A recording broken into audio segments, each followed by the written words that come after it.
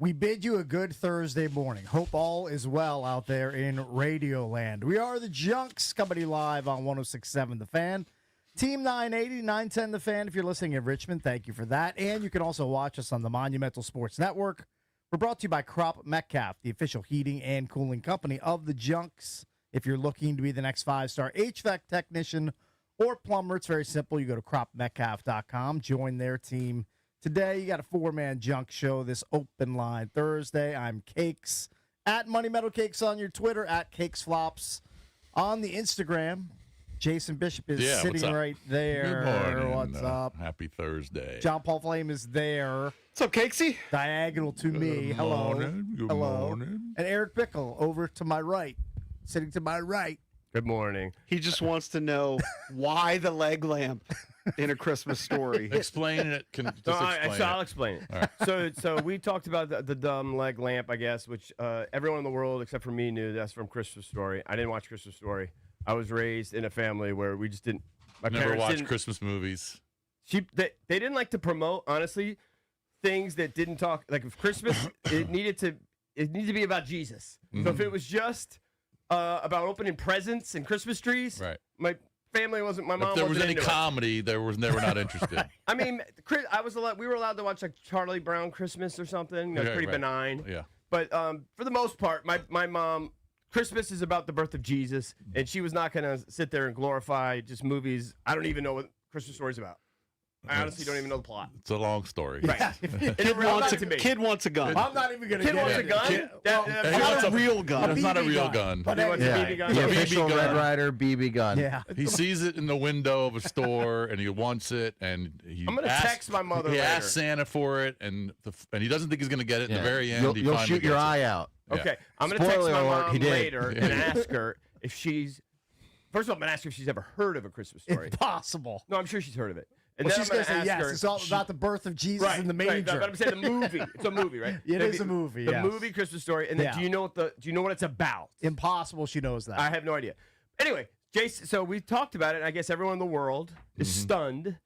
Like literally everyone in the world, 6 billion people all know except for me, and that's fair. Right. That the leg lamp is a major part or a subplot or whatever this movie, a little side joke, Yeah. running joke. I Yeah. get it. Yeah. And so Jason sends a picture of his house because he had said he had a leg lamp, and I was like, "What's a leg lamp?" Yeah. He had no idea. So then Jason sends us a picture in a group text Yep. of his house all lit up, looks beautiful. It's got all kinds of trinkets. I looked at it for about 2 seconds, but I'm looking at it and I go, I don't see a leg lamp. I'm looking for, I don't see anything. He didn't see it. Right. And then Jason, What were you looking for it in the bushes? I was kind of looking around. Need a kind of But a he- centered like around picture. the house. He didn't know You where to understand? look I for don't it. even know what I'm looking for. I know, but Because in the movie, it's in the front window Right. of So the house. I'm looking at like your porch. Yeah. I'm looking at just what I could see. And the Jason came in this morning. I go, by the way, you sent the picture and and he didn't know where house to look. looks great, but I don't see a leg lamp. He said, zoom in on the window above. So I zoom in. Oh, obvious leg lamp. Leg Great, lamp. I see it. Leg lamp. Why a leg lamp? And Not he a foot tries lamp, to- a leg lamp. A leg lamp. Then he Yeah, tries to you keep explain. calling it a foot lamp before Well, I the see show. the foot. I see the heel. That's what jumps out at me, the heel. Right. Okay, leg lamp. I see the leg lamp. Yes, you do. I ask the obvious question. Why a leg lamp? Cakes tries to explain. Oh, it's a gag. The dad wanted at work or whatever. The wife horrified by it. This is what I gathered from it 20 seconds ago. Right. Wife horrified by it, but the husband's proud of it because he wanted it at work. And it becomes some sort of running bit on this movie, I guess. Yeah, or it's at least for a moment. It's a major award. Okay. I just obviously ask. I understand it's a bit. I understand it's being goofy. Why did work give him a leg lamp? Was he a track star? Was he a postman? Was he a surgeon? Well, then we figured out Did that he sell shoes? he didn't win it at work. He won it through, shocker, a wacky radio He won it promotion. through a radio promotion. Oh, That makes because it more wasn't an sense. award from work; it was radio. Yeah, Okay. Award from radio station. Okay. Why did the radio station? There has to be someone that knows because to me that's a major loophole in the writing of the story. I understand it's fictitious. Mhm. Why? How do they justify giving? What's the guy's name? That won the award. The dad's What is name. his Is name? it I don't know his Griswold or name. something? No. It's That's, never movie? that's vacation. Yeah. You're getting Okay. your movies mixed He'll- up. Valdez Another can movie I look it didn't up. see.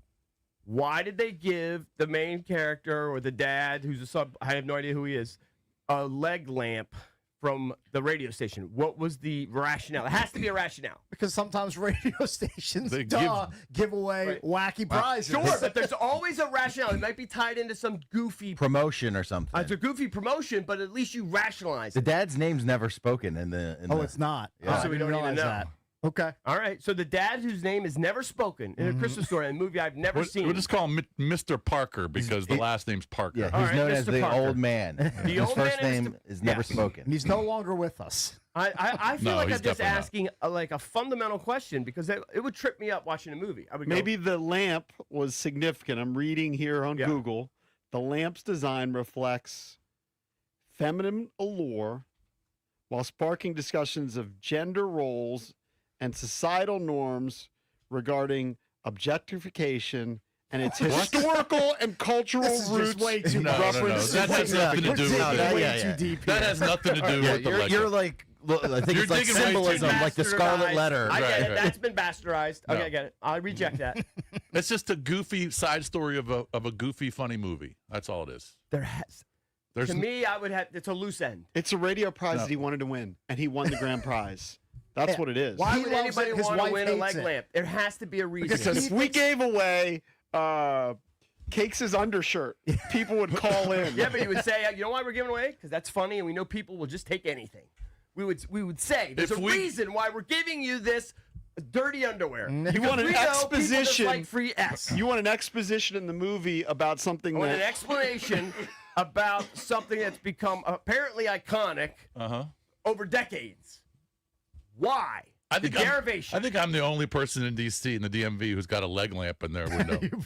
There's probably a few others. And by the way, there's definitely one in my neighborhood. there is. I received it Yeah. from you on Christmas Eve. Okay. Okay. Yeah. My uncle did this Okay, years ago yeah. in my old house, not in the current house. I received it on Christmas Eve in a box that said fragile/fragile Right. It's a good bit. from a UPS guy. It's a good long running bit. Yeah. Anyway, Mr. Bickle, you don't Anyway, have to dive too deep. now I know what a leg lamp is. Now you know. Now I know you're how aware. to get it. I'll always know leg lamp. That's a reference to a movie I didn't see called The Christmas Story, which I've heard of. Yep. No chance Mrs. Bickle's seen it. No chance he knows about the bunny suit. No. No, I mean, he just doesn't know. The pink bunny we suit. don't need to go down that wormhole now.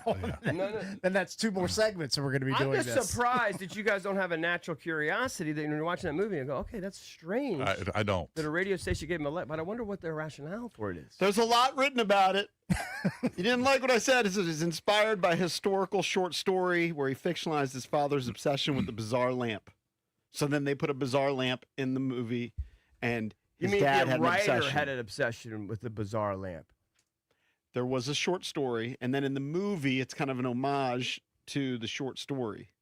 Okay. Nobody would know that. It's a Nobody cares. Yeah. Just saying, in the movie, they never discussed why the radio stations, the wacky prize was a leg. Like I would With a just lamp wonder on why- it. I understand it's a wacky prize. They're being wacky. It's a radio. Radio's wacky. Right. But That's everything why. we've ever given away, there's at least some. We'll give you a rationale why we gave away the Cakes book where he ripped the pages off. Why did you give away a book with the pages ripped off? Well, because he's stupid and he left There it in you the go. car. And it I got did, rained on. I did and do it- that. Yeah, I mean, there's a reason. There's well, you can go down a rabbit hole of no one would why dig the that leg deep. lamp. No one would dig that deep. Just be amused that I there's also can't. be amused that there's a lamp with a leg and a high heel on it in my window. Yes. In my window. I can't open. I can't even. I'm so flustered. I can't even open my password. I Your don't know what brain's in a password is. pretzel. Yeah. He blew a fuse trying to plug it in. Do you need my laptop again? No, Okay. password incorrect. Did they change passwords? I can't. I can't see. You could have to call it. Oh, Some you're people sure- want to chime in about yeah, it. because I can't see anything. I can't. Are you trying to get in on the Tell me the names. camera? You punch them up. I can't. Don't know what my password is, or it's not working, or someone changed it. This is Andy in Arlington. Andy, what's up, buddy? Hey guys, just calling to give you some inside scoop on the leg lamp. All right, Thank go ahead. you. So, Lurch, you're not the only one that has one. I've got one in my front window. I'm proud to display it. Oh, cool. But I went to the actual Christmas Story house in Cleveland last year and toured the house. So Yeah, I got it's to a see the museum. actual. It's like a museum the now, movie? right? Yeah. Yeah, it's pretty cool. But he wins the leg lamp through a newspaper contest. He does the crossword puzzles. Okay. So he wins the major award through that. It's All not. right, I don't but think it's a why do radio. they get? Why contest. is it a Yeah. leg? That's my question. I understand it's a wacky prize, but why is it a leg? No It's a one major ever has award. asked that Uh, question. Yeah. It's You just have to accept yeah, it. No, I can't It's an accept that. award that It's somebody an wants. obvious hole that you guys just don't know the answer to, and you're window. trying to deflect it and say that it's a dumb question. It's an obvious Yeah, it's question. electric sex. It's in the window. I've never heard the question before. Why the leg lamp? I've never heard that, so I don't even know how to I heard answer it. either. Like, what if it was a basketball? You'd be would okay go with like- it. You'd be, why a basketball? Of course I would. I would go, why are they giving me a basketball?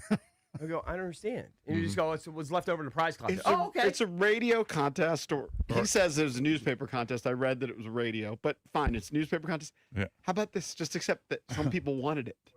It's a prize that some people wanted it, including the Why? father who wanted it Why? because they thought it was cool. Well, Just no, like he- Jason thinks it's cool. Yeah.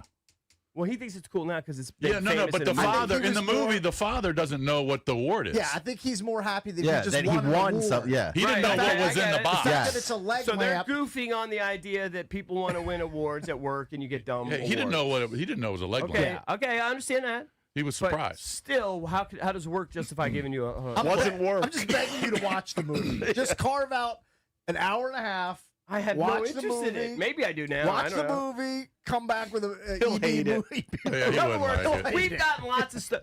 We got It's like, on 24 hours a day when On TBS on or TBS TNT. both, I think. We've TBS and gotten TNT. awards that for service, right? You might get a little crystal, like or fake crystal or something, right? It says 10 years of service, 15 years of service. Mhm. So people might give us something for ratings or something, but there's a rationale. That's all. I've it makes sense. I've never seen phones light up this much about our There leg must be lamp. an answer. I think everyone don't has have their answers. People have their own answers. I'd Can we love to go hear. them when we come back? We go to them when we come We back. go to one more right here. There's Eric. Hey, Valdez, can you pull up the audio of the scene of when he receives the leg lamp? Can you do that? So Yeah, Bickle can hear it. Go to Eric first. All right, Eric's on the line. Eric, you're on with the Junks. Good morning. Hey guys, what's up? What's Good up? morning. What's up?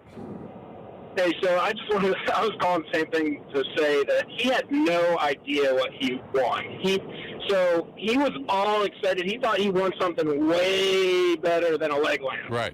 Okay, so when he opened the leg lamp and his wife was there and she was like all excited too, like, oh, what did you win? What did you win? He had to play it off like he won something awesome. Mhm. So he pretended that the leg lamp was like this great prize. Yeah. So anyway, Yeah, he had no okay, idea. I That wanted- Makes So sense. they're goofing on And he the was- idea that you get an award that's terrible, Yeah. Pretty but much, it's something yeah. that you want. But he was proud. Here it is. I understand. Go buy a hammer, Ralphie. Fragile. It must be Italian. Well, I think that says fragile, honey. Oh, yeah. There we go. It's in there. It's got to be in there.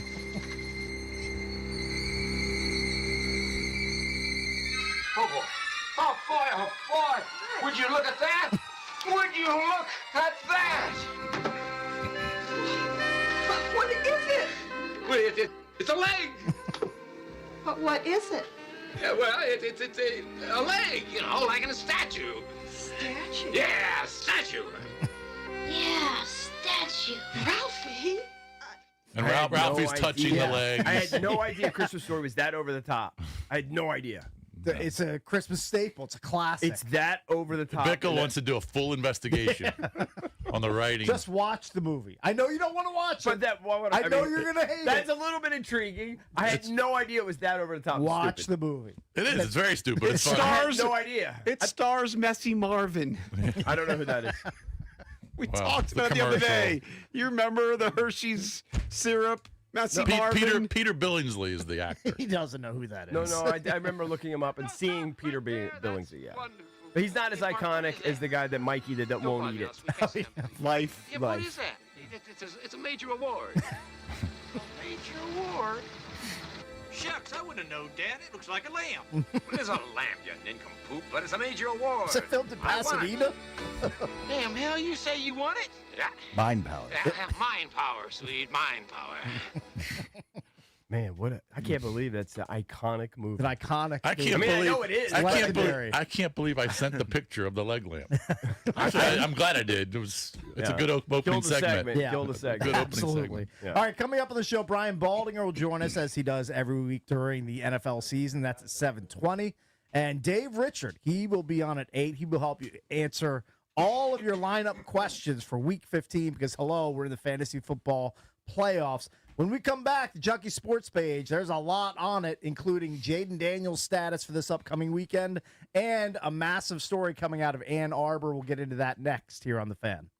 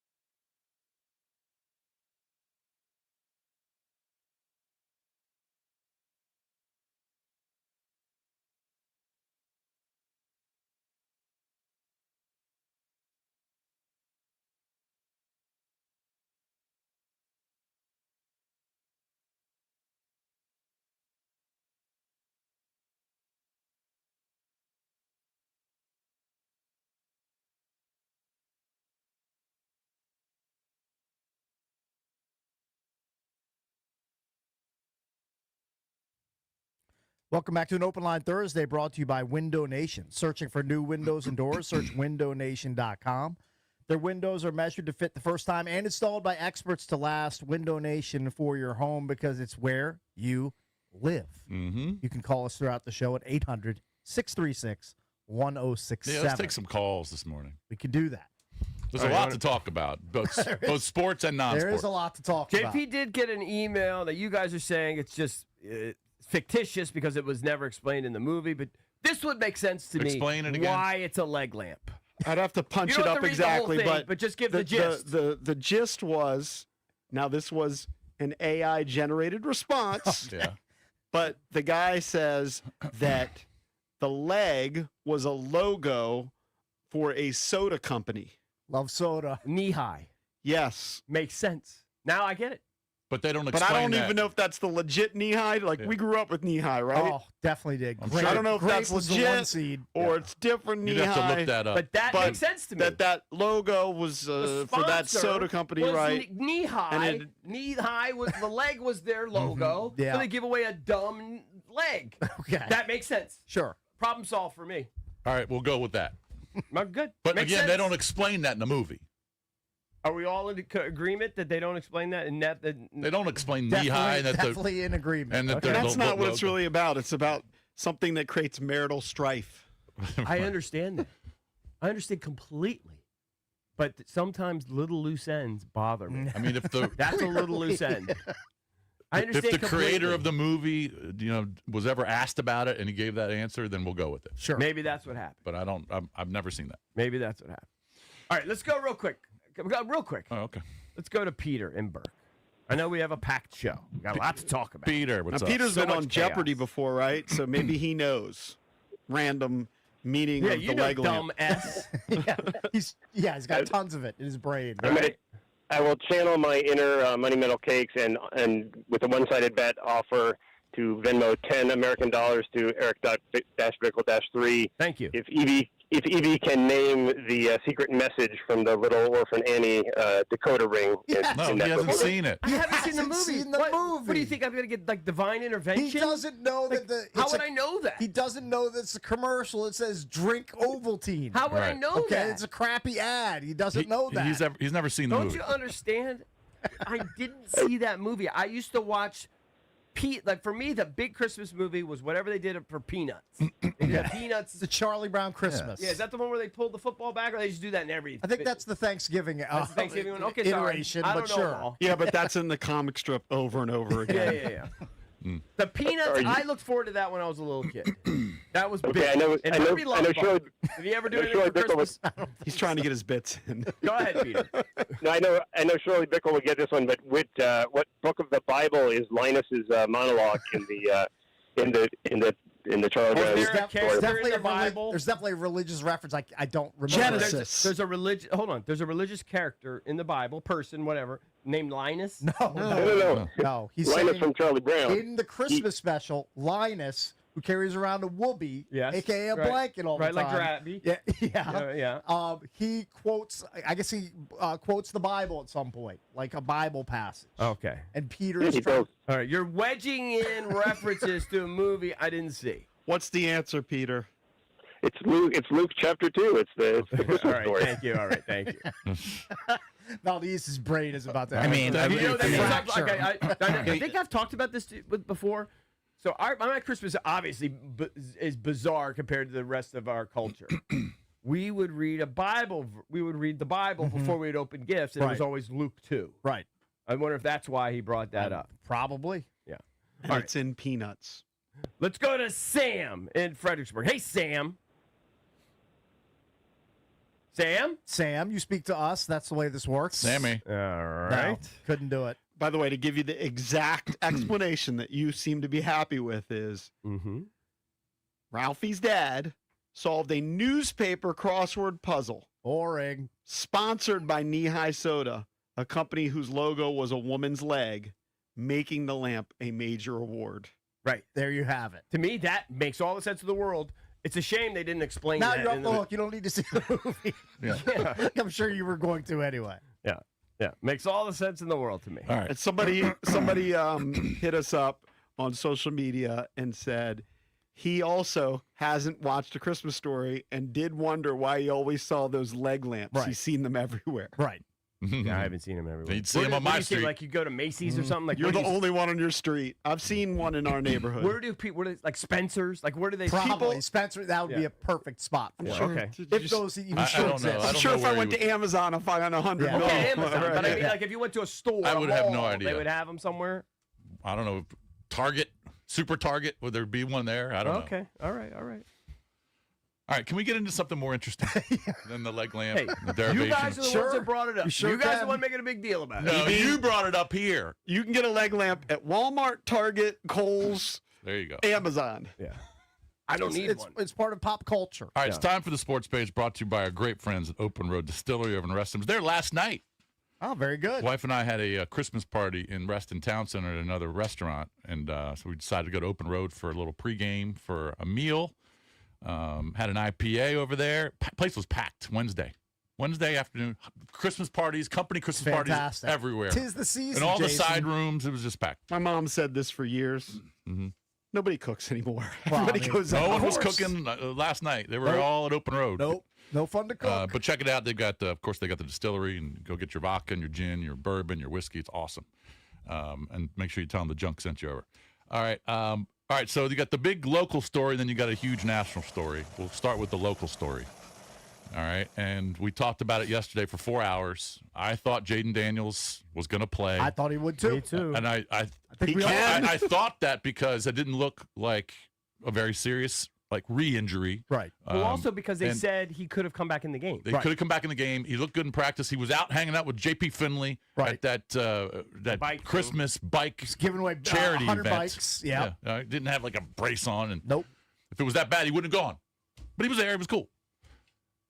And so I thought yesterday, I said he's going to play. I think we all agreed he was going to play. I was pretty convinced he was I going thought to that play. there was a chance that they would pull some shenanigans. All right. I did think that. Well, maybe they did because they announced last night that he is not going to play. That did surprise me. It was very disappointing, by the way. It's very disappointing. I'm considering having some sort of boycott.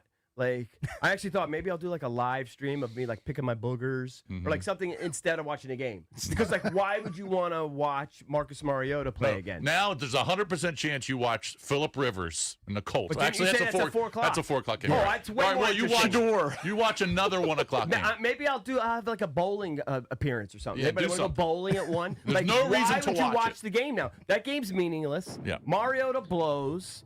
Those poor guys out there grinding. I'm root for them, but I mean, here's what they're doing. They're holding Jaden hostage. Please, I want to come out with T-shirts. Free JD5. Free Jaden Daniels. This kid's desperate to play. The mom wants him to play. And all they do is hold him back. He tweaks his hammy a little bit. They hold him out forever. He tweaks his knee a little bit. They hold him out forever. Now he tweaks his left meaningless elbow. Play the clip of Jay Gruden. Do you have it? Jay Gruden did another podcast. We played him from Grant and Danny. Play the clip where Jay must be. He and I share the same brain. Give me a sec. Okay. I think you should play. Jay and I share the same brain. Well, let me finish my rant.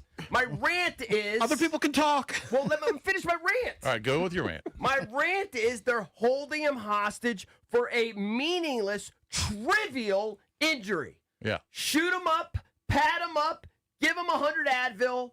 Not going to hurt him for one game.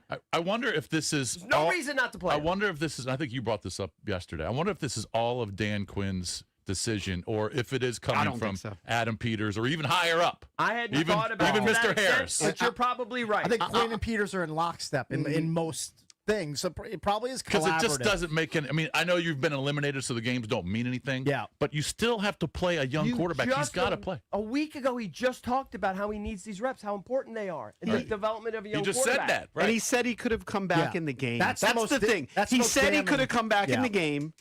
We saw a video yesterday of Jaden looking loosey-goosey, throwing the ball around at practice. Mm-hmm. This is a decision, I think, that comes from higher up than Dan Quinn. And I think the most telling response yesterday, and we'll play some of the audio, was when Scott Abraham flipped the question. Because everybody asks, what are the benefits of playing? Do you want to get Jaden back on the field? And he's been used to answering that question, like, we want him on the field. So Scott Abraham flipped it and said, what are the benefits of holding him out? And I'm telling you, Dan Quinn stumbled and bumbled. He didn't You know could what this listen to was. it, and it felt like he was held hostage. Like he doesn't want to have to answer that question. I don't think Dan Quinn's a puss. I think he's far a from tough it. Jersey boy. He Yeah. he wants to win games even though they don't matter. He wants to play his best player. I just don't think this is all Dan Quinn. He doesn't want to get that's probably fired fair. either, which I don't think is going to happen. But if you lose 12 games in a row, Oh, yeah. which the runway is there, It's possible. It's possible you lose 12 games in a row. An owner could say, you know what? Maybe we need to make a move. So he does want to get wins, in my opinion. Hell yeah. And he would want to play Jaden Daniels, in my opinion. I felt like everything yesterday was coming from But he's going to take the brunt of this. Yeah. Dan Quinn's going to That's take his the job. brunt. Right. He's He the has head to. coach. He's He's the the one who guy. makes the He announcement. has to appear like he's in sync. Even with if those it's guys. not I all buy it. him. I buy it. I buy it. He's So- got to be the focal point. Just like he took the brunt when he was in the Seahawks game late. Yeah. But as I was sitting at home or whatever, when I saw this news, I think I was driving back from the golf course or something, and I saw it, and I was just scratching my head. I'm trying to figure out the rationale. What could they possibly think to justify this? It's the left elbow. Literally meaningless. Okay? It's meaningless. Yeah. They said, and they acknowledged, he said 100 times, there's no structural damage to it. Right? So it's perfectly fine. Maybe it's a bruise. The only thing I can think of is they don't want to go through the rigmarole of if every time he's thrown to the turf, it is going to hurt. Yeah.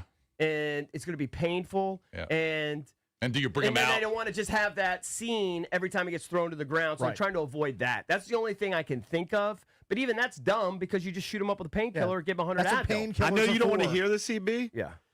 Because there's a lot of people that were happy to hear this news. You know, the whole shut them down crowd. I mean, it was almost 50-50 when we did a Junkies poll.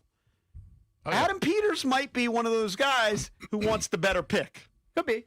I don't. And I felt like this shut him down, and I'm telling It you, could be a slight tanking move. We'll play the Scott Abraham clip in a moment of Dan Quinn responding to also the got- no, question. he's got- also got I know the Jay that. You can Gruden play clip. that first.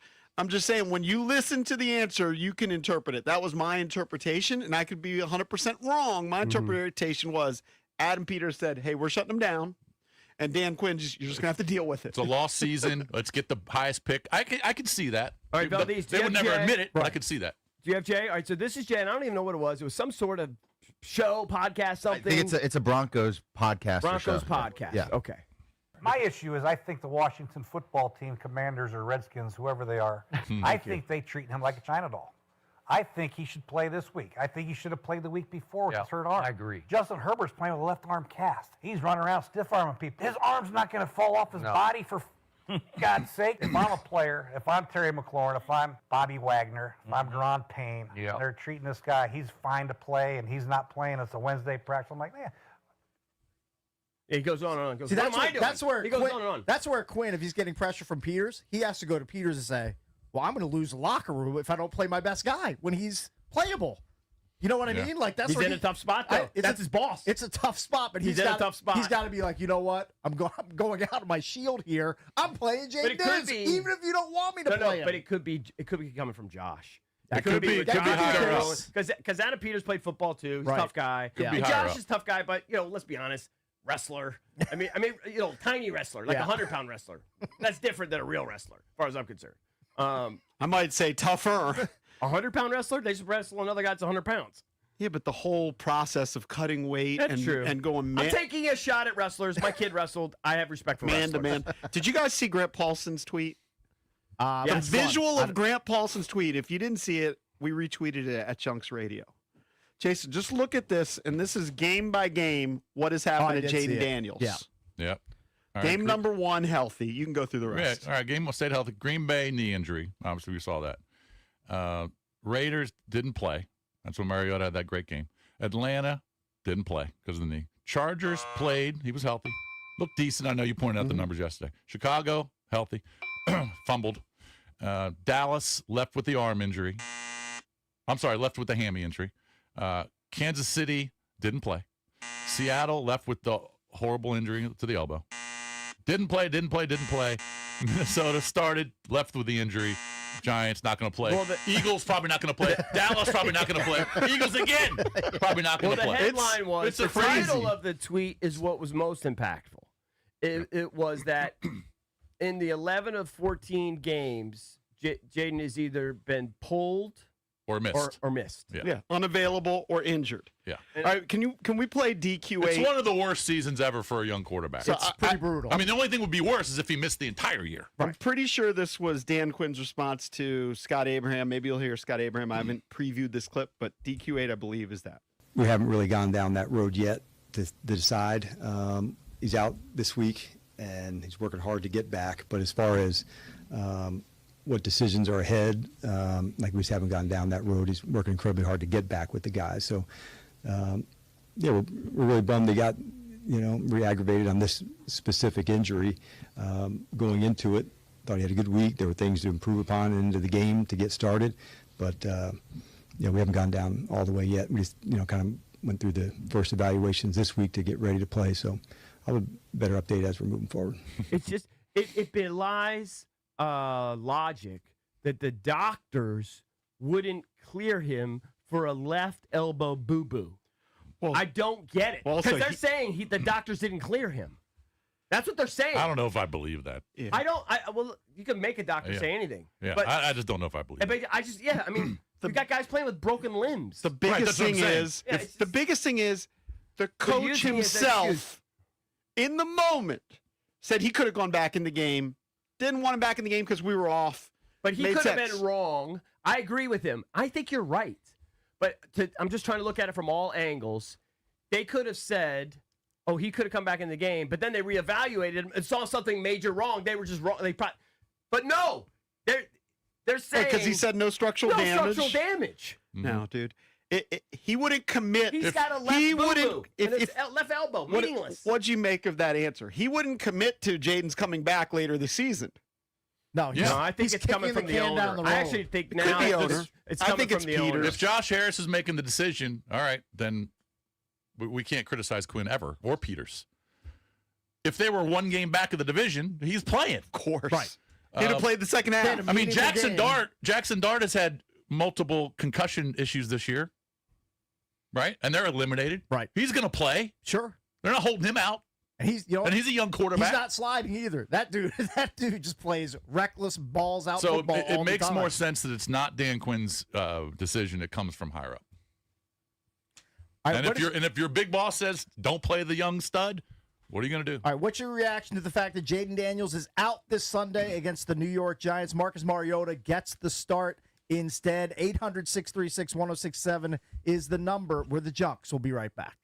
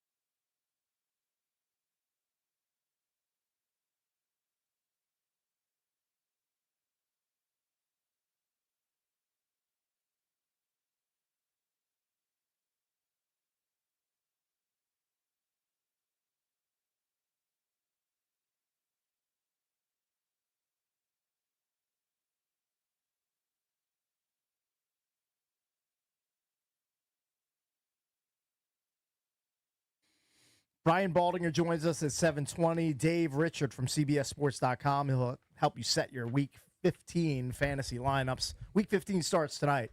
Bucks Falcons is your Thursday night game.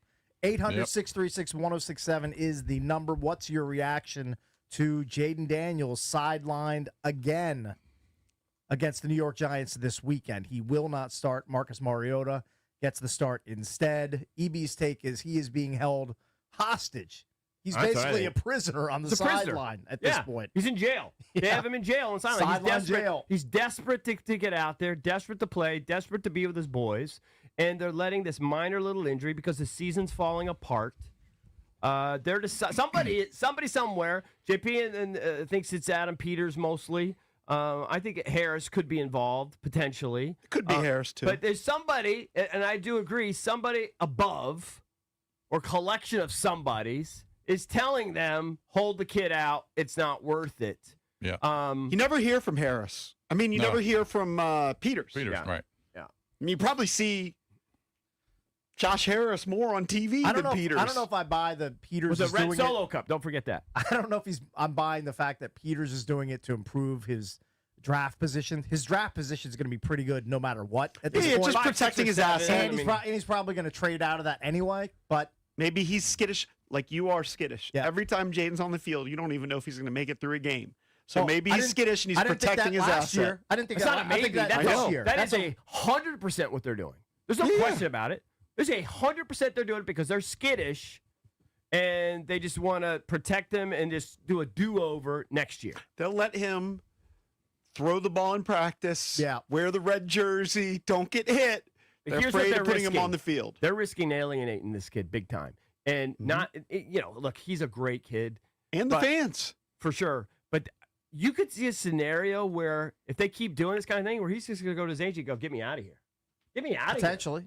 Like, they won't even let me play. Do you want to disgruntle this kid? I know. Now, it's not- there's a balance because you want to protect him. Yeah. But we're talking, I agree with Jay Gruden, like you wouldn't believe, and I said it first. I actually think Jay stole it from me. It's his left friggin' elbow. Meaningless. Yeah, he can play. No doubt. Can we play clip number 2 from Dan Quinn yesterday when he was asked if he believes Daniels returns to the field? Now, remember, he said he could have played in the second half. Now you're talking a 4-game runway, and he's asked, listen to this. He's going to be out this week of practice as we're going in a limited fashion. But let's see where we're at next week. We're always going to make the best decisions, John, for him, for the team, what the medical, opinions are. So we kind of just wanted to give you that information today, and then we can work into next week. He's got nothing. Let's see where he's at next week. If he's let's give benefit of the He's doubt. just Let's say gonna- the doctor He's said, just waiting for Harris to talk to him next week. Let's say the doctor said, okay, he took a fall. There's no structural damage, but it's a little swollen. Right. Well, you know that's going to go away in a week. Well, what you do in that case is you just, whatever you deal with the swelling, you pat him up. It's his Right. left elbow. It means nothing. In fact, even if he gets thrown to the turf again and he falls over like a baby, he runs to the sideline, you hold him out for a play, and then you throw him right back out there. Yeah. I'd like to hear from Jaden.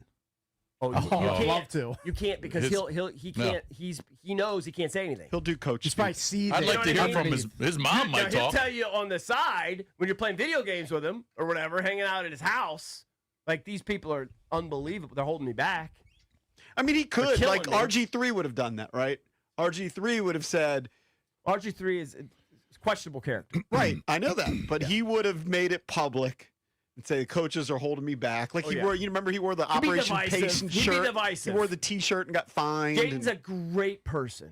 He's He's not going to ruffle feathers. He's being That's a company guy. That's not his But personality. it could get to a point, if this continues, it could get to a point where he says, get me out of here. By the way, this is not good Don't even for let me play Jaden football. Daniels' development, which Quinn talks about. Can we play clip 7? Because that he addressed. Yeah, any player, it's really important. And at quarterback, the reps, are significant because there's like so many things that happen, on a play, where it can go, what's the check, what's the look. It's different than maybe a technique at another spot. So I think most quarterbacks would say that there's a lot of value in the reps that they get and what they do. And some are practice, some aren't. It's the scramble to, keep my eyes downfield. It's this coverage that I can go to a certain look. So all of those are valuable for sure. Obvious.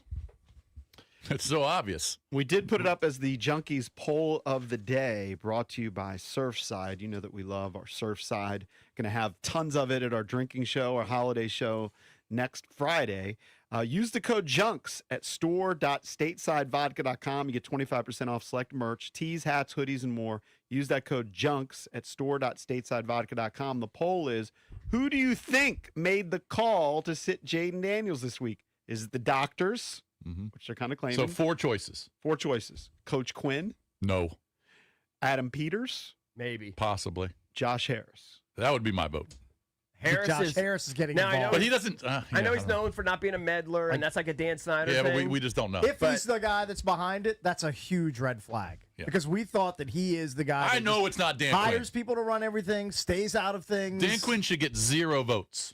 Right now, the leader in the clubhouse, 39% Adam Peters, 27% Coach Quinn, No. 23% doctors, 11% Josh Harris. But it's only been I up know for a they're couple minutes. saying doctors, but those guys can be bought. You know what I mean? Like they do what the team wants. What about Jaden? I didn't. I was going to put that as a 5th Here- choice, but I You know don't what think. Jaden should do? Here's what he should. He won't do it because he's a good teammate. He's a good Well, guy. if- He should refuse to show up for the game. That would send a message to, Well, the, I'll to say this. everybody. And I'll say it. I don't think I'm outing it at all. JP Finley said, without questioning me the other day, Jaden wants to play. His mom wants him to play. Right. Yeah. They're frustrated. Most competitors want to play. Yeah. Philip Rivers is playing. He Yeah. wants to play. Yeah. He looked fat. Did you watch the? Did you watch any of the interview? I did. He got asked about his weight. He's like, I don't know. It's not Yeah. the same. Yeah, I can't believe it. Cakes had actually picked him up in a fantasy I league. have to. I'm desperate. He's got to play him. I'm a desperate man. That's how It's a desperate he is. 2-quarterback league. Everybody else is gone. He might be slinging it. I have to play him. I They're got no calling him other- an emergency. I He's got no still other technically on the options. practice squad. I think he's playing. Sounds like it. I'm gonna talk to CK. Free JD5 T-shirts or something, burgundy and gold. There you go. Let's get them out there. Christmas I'd stocking be a stuffers. big hot seller. Free JD5. It's a big stocking free stuffer. I don't know. Some of you guys that are smart, figure it out. Free Jaden Daniels, free JD5, something like that. All right, we'll come back and take your calls. The phone lines are lighting up on an open line Thursday. Get it behind 800-636-1067. Brian Baldinger coming up at 7:20, but we'll take more of your reaction to Jaden Daniels not starting again this weekend against the New York Giants. We'll be right back.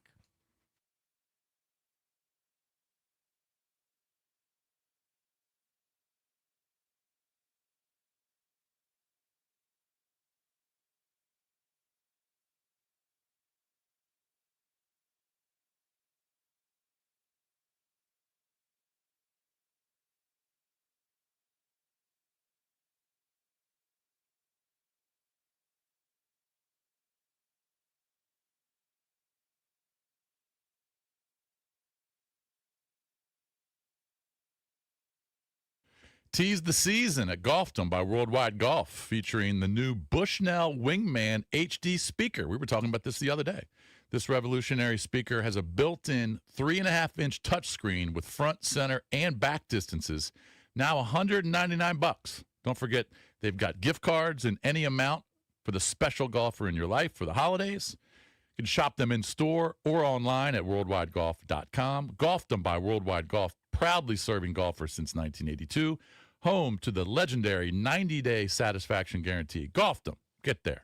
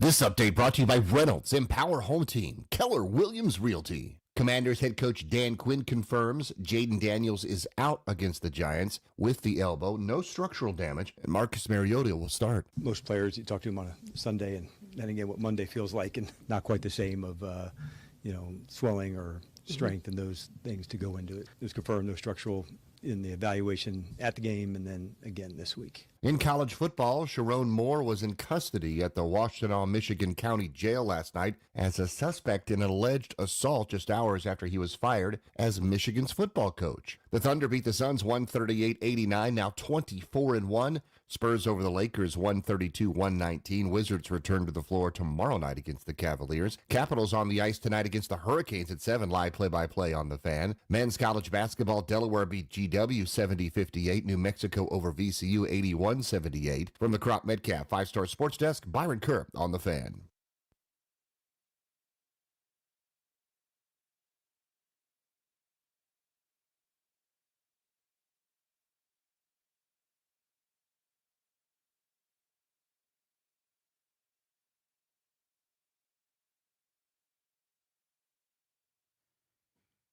All right, if you're listening right now, get your phone out, put this on your computer, jot it down on a piece of paper, whatever you have to do. You're going to join us at Hyde Social in Clarendon, December 19th for our annual holiday show. We'll be broadcasting live. Doors are open at 6 a.m. for everybody to join in on the fun, the hijinks, the holiday shenanigans. Start your holiday early with us, the Junks, at Hyde Social, Clarendon, next Friday. We expect to see you there. All right, we're taking your calls right now at 800-636-1067 on an open line Thursday. The top topic would be, obviously, Jaden Daniels not getting the start this weekend against the New York Giants. Is he being babied? Is he being coddled? Is he being held hostage? And who do you blame? Yes, yes, and yes. Yeah, I guess yes is the answer to all of those questions. I don't know. It's a great question. I do think it might be a bunch of people. I just don't think it's Dan Quinn. It could be like Mitch Rails who said something to Josh. He's in his ear. And then Mark Hines saying something, and some other investor we don't even know. I know that Adam Peters works for Josh Harris. And all Adam those people Peters you is in mentioned, the office but there or suite with him. I want to hope that even if Harris, suggested that Jaden shut down for the year, he's like, hey, I'm the football operations guy. That's why you hired me. You don't make those decisions. I make those in concert with Dan Quinn. You try to have that conversation. I know. Put yourself be John Allville. I think Adam Peters is probably secure enough in his job. Could you do that? Let's say you were sitting down there with the general manager, the owner of Odyssey, whoever that is. And he's at the Christmas party. Okay. And he makes some comment about some directive. Yeah. Do you think you have the balls to stand up with the owner of Odyssey? I don't know. Yeah. It's a good question. I think it's a big assumption. I don't think it's coming from Josh. Josh is a delegator. Yeah. He's even delegated most of the business stuff to Klaus. Josh bounces around as he comes to games, but he's dealing with a bunch of teams. I don't think it's coming from Josh. I think it's coming from Adam Peters and the front office. We just say it's a group decision, and maybe Dan Quinn's part of that conversation. He might be a My little sense skittish, from too. everything yesterday, hearing Dan Quinn stumble and bumble, is that this surprised him. He's being told. This surprised him, and he's just having to go out there and paint a certain picture. I think if Adam Peters went to Dan and went, 100% your decision, play him or sit him, I think Dan Quinn's playing. Yeah, because as you said, Dan needs to win games. Yeah, because it's preposterous he's a coach. he's in this position, He's a but he needs to football win coach. So games. does And his Peters. player wants to play. Peters needs to win games too. Like he can't just be like, yeah, you shut him down. I'm good. I'm good for 5 or 6 years here. Like he's got to win games too. Yeah, but his job is leeway. his job is more big picture. He could say, True, I gave but you if the his- but if- franchise quarterback and you ruined But him. if his quarterback doesn't develop, isn't out on the field, doesn't get the reps that he needs to become what you drafted him to be, that's going to reflect poorly on Adam Peters too. No, but Adam But he Peters can probably blame the still has. coaches. He can Adam blame the Peters. coaches. They Yeah, but ruined him. Well, he blamed brought- the injuries. He brought Yeah. Dan Quinn in. That was his guy. Yeah, but I would think that Adam Peters has full confidence in Jaden Daniels. He saw it last year, saw it in playoff victories. Right? I do. I think most people should. I have full confidence in his ability. So he's just looking big picture that he wants him 100% Mm-hmm. good to go next year. He's focused on off season already. He's Right. a little bit like the callers who want to just shut him down. Like I think my guess is, again, could be 100% wrong, is there's probably a little tension right now between Adam Peters and the front office and Dan Quinn. because I think Dan Quinn wants to play him. I do too. Dan Quinn played it super safe in the You can second sell half, me on that. but he said, hey, he could have played if he wanted to. So he expected him to play. So that's why when Scott Abraham asked him that question, he was stumbling and bumbling because he's not ready to sell that soap. Quinn never should have said that. He could have gone back in the game if we wanted him to. Because now everybody's like, Right. well, he's good. Exactly. Nothing worse happened to him. Why isn't he playing this week? Right. What's going on? The worst excuse ever is it hurts. Yeah, it's For sore. left elbow, who It's cares? sore. Like, I mean, not That's- that we're all tough guys, but these guys are football players. They are tough. Yeah. Every player on the They're all roster is hurt. Yeah. Tress and Way is probably They banged go up a little through bit. pain, and they go, oh, that hurts. All right, I'm ready, coach. Right. I'm All right, ready, coach. Let's take some calls to see where these people are. All right. Or Let's go to vibing. Dave in College Park. Dave, what's up? Hey, good morning, guys. Hey, Dave. Hey, I kind of agree with EB there. I spoke to Ben earlier. My problem is everything's going on. He can become disgruntled, and when it comes time for him to sign a new contract, it's going to be very difficult. If Well, that's a long years ways that's a long away. ways away. I mean, but that's it could, 2 years away. But imagine next year. They're in the third year, and he has I don't know, he sprains an ankle or something, and they just keep holding him out. That's what I was saying earlier this Well, week. I think it depends on where they stand in the division and the playoff race. At some point, If you they're gotta just play eliminated the from the playoff race in week 10 and he's got a sprained ankle, they'll probably hold I him know. out. I still want to know. Like, let's play him and see if he can get to a freaking game. And Quinn's acknowledged, even in the clips we just played, that playing is valuable. It is. He wants his guys to play, to gain experience. If it was an injury where he couldn't protect himself, fine. You threw out the stiff arm thing the other day. All right, you had me for a half an hour. Okay, maybe he can't stiff arm someone. When was the last time Jaden Daniels stiff armed somebody? He just runs away from Well, he people. did that. He actually did that in the Viking game. He did? When he was running out of Okay, bounds, he used so his it left happens arm. a couple times. Yeah.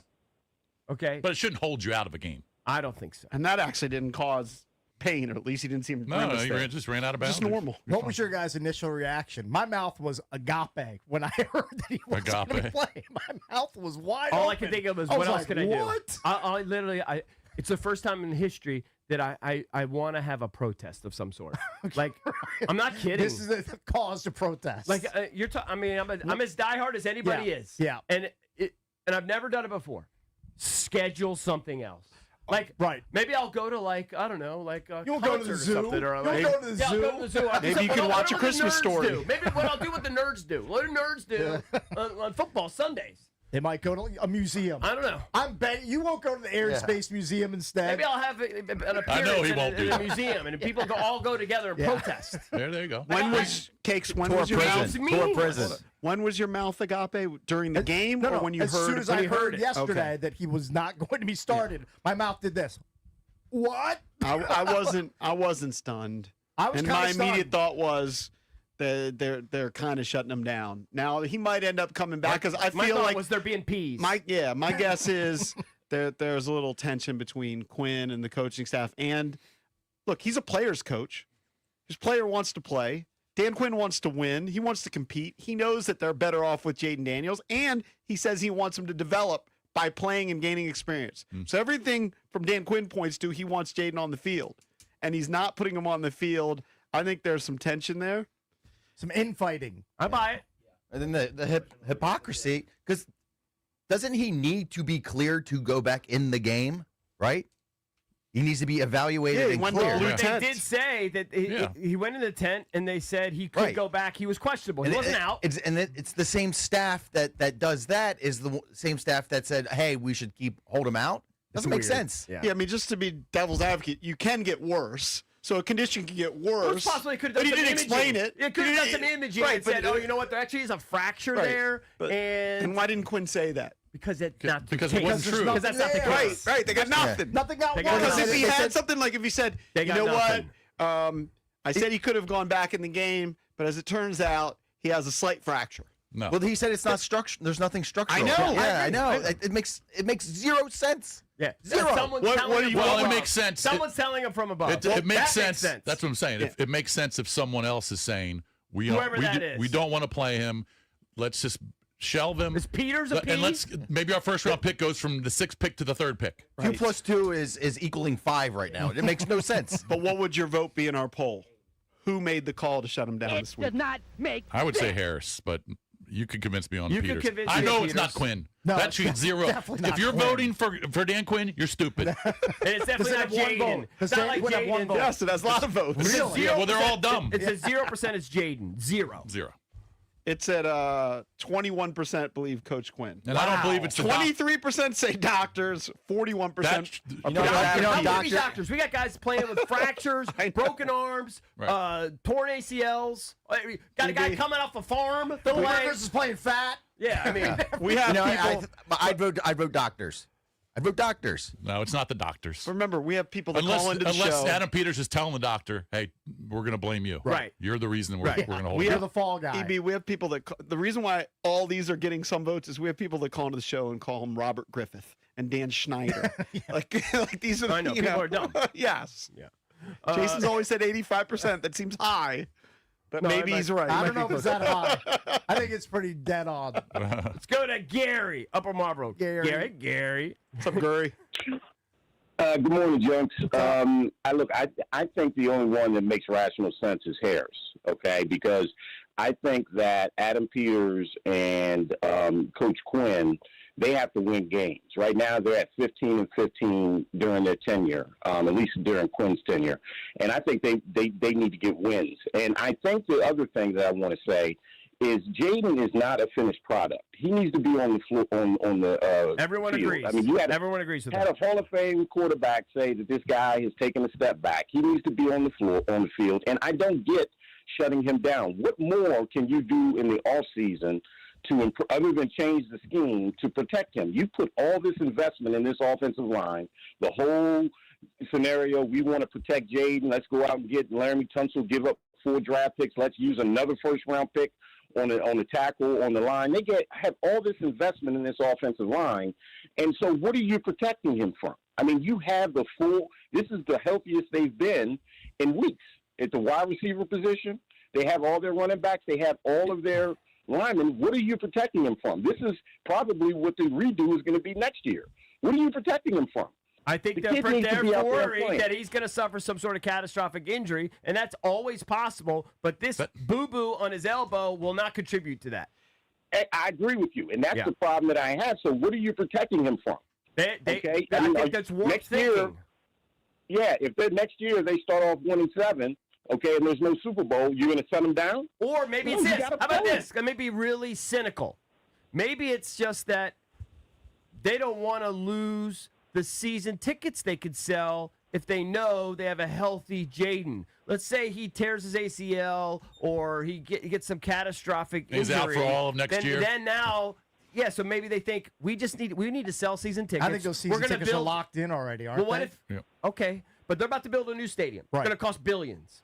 What if their guy, who we all have assumed prior to about 6 weeks ago, was the guy for the next 10 years? Yep. Now with everything, we don't know if he's going to be here. We don't know what's going to happen with the guy. Yeah. If he's hurt and they can't sell tickets, now they don't. Now he's already spent $6 billion on his I team. think It's just that he's looking at maybe it from some an of that investment perspective. Maybe some of that matters. I don't know. I just think the common sense tells you they're eliminated from the playoffs. They've got no chance. He's been injured. They just don't want to risk him getting injured again. But what would you care if he got injured and again? I know it's not Dan Quinn making that decision. I know. I agree with you. What if he got injured again, but he'd be fine in a couple months. No big deal. He'll be fine in September of next year. I just think that's the warped thinking of whoever's making the decision. Let me throw in another name. And the poll could only fit Thanks for the 4 call, buddy. choices. You can vote at Junks Radio. Bob Myers, NBA guy, He is an NBA has guy. moved up in the front office with the Commanders, right? I don't know what his job title is, but Bob Myers is pretty omnipresent and an ear in Josh Harris's head, right? Yeah, he's always sitting next to him in the suite. NBA guys are big on load management.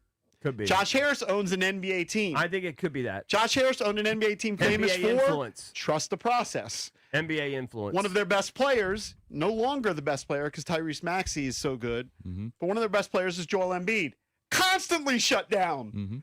Constantly. Yeah. Probably has missed more games than he's played. Well, then that could belies be- your other Yeah, theory. I'm starting to move Now you're up going to Jason's. Harris. Yeah, but I know it's above Quinn.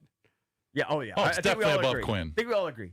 Quinn was Definitely not Quinn. trending towards playing him this week, and then all of a sudden the rug got pulled up from underneath him. Yeah. I think you were right when you said Quinn probably would have played him the second half, but for the previous game when he played him too long. Oh, 100%. He would have Like his inclination was to play Jaden in a game that they were getting smashed by the Seahawks. Exactly. Of course. So that eliminates That was Quinn. kind of a clown move. Let's all be honest. Quinn, Like, you're he right, should've should have been in zero that I lane. think at that time, Yeah, but that though- tells you where his mind is. Yeah. He wants his best player, especially his young player, out Right. there learning. He's a football coach. Remember, man. just to defend him in that instance, if I remember the details correctly, that was like an incredibly long drive where he got hurt. So it You wasn't mean with like the elbow? Yeah, so Yeah, yeah. yeah. So there was like maybe 14 minutes left or whatever it was, and it was a long drive. Then it was 7 minutes. So it looked really bad at the time he got hurt. He said he was going to take him out after that drive. Yeah, it's just one drive too many. Yeah. All right, coming up next, we can continue to talk about Jaden Daniels and more things NFL with Brian Baldinger, Odyssey NFL Insider. He will join us next. Every great team has a game plan. Coaches spend hours breaking down film, calling the right plays, and staying prepared for every possible scenario. But here's the question. Do you have a game plan for your retirement?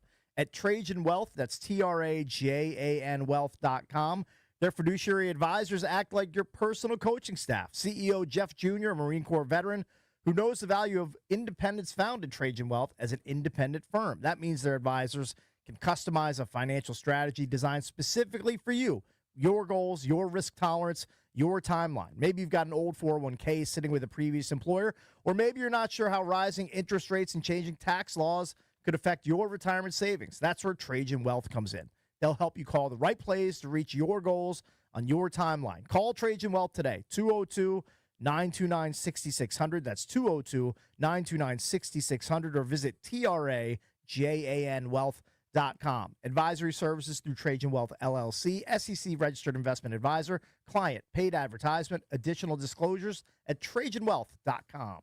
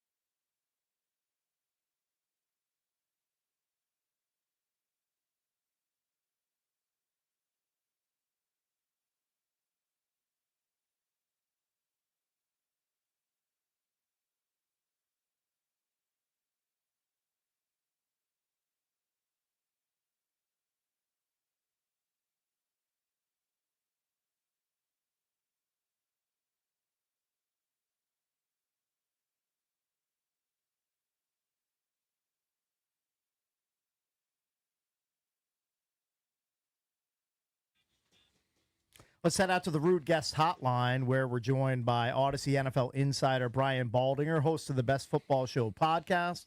Insider calls are brought to you by Nationwide for your insurance and financial needs.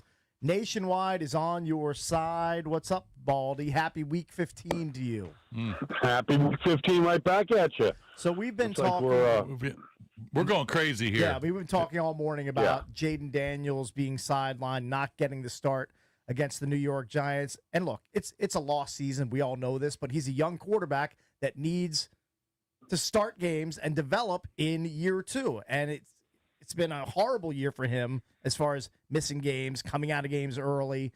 What's your take on him being sidelined heading into this weekend? Sidelined, and maybe more specific, and Baldy knows this, but with like a left elbow, all right? Unless he's like a classically trained celloist, he doesn't need the left elbow. I see your fingers going 100 different directions when I see you on TV. You know that you played with pain. These guys play with pain. Somebody is telling DQ, in our opinion, not to play him, and we know Jaden wants to play.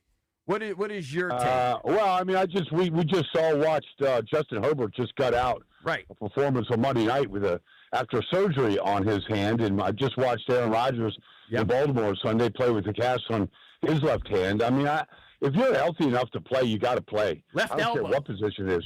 Left elbow. Left elbow. I mean, how look, useless you is that? can't- Well, it's not useless, but at the same time, I mean, guys play through this stuff all the time. Yeah. And so I believe if you're healthy, I mean, you saw Joe Burrow, answer a bunch of questions over Thanksgiving, like, why are you coming back to play? He's like, I love to play, and this is what I do, and I want to be out there with my teammates. And so I think Jaden wants, so I don't know where the directive is coming from, but, I mean, I would fight it with everything I had. We all can, like, talk about the things that we played with, but that's why every offensive lineman has some brace on his elbow, because they've all been hyperextended and jammed and everything else. And so I think it's something that you can play with, and I think that all players, I don't care how young you are, have to play. There's nothing better than winning a football game and helping your team win a football game, and then you just need the experience. You have to kind of try to get a win and get that feeling back before this season all ends right now. Baldy, if you had to guess, given that Dan Quinn said that Jaden could have come back in the game this past week, where do you think the directive came from? Is that coming from a GM? Is that coming from the owner?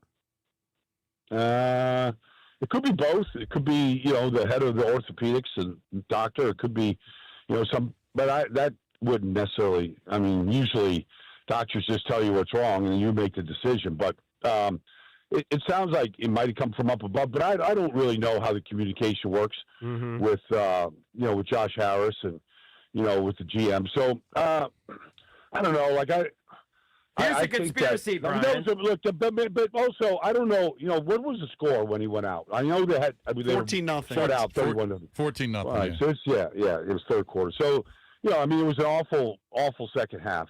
I mean, all they did was turn the ball over. But that's all the more reason to play.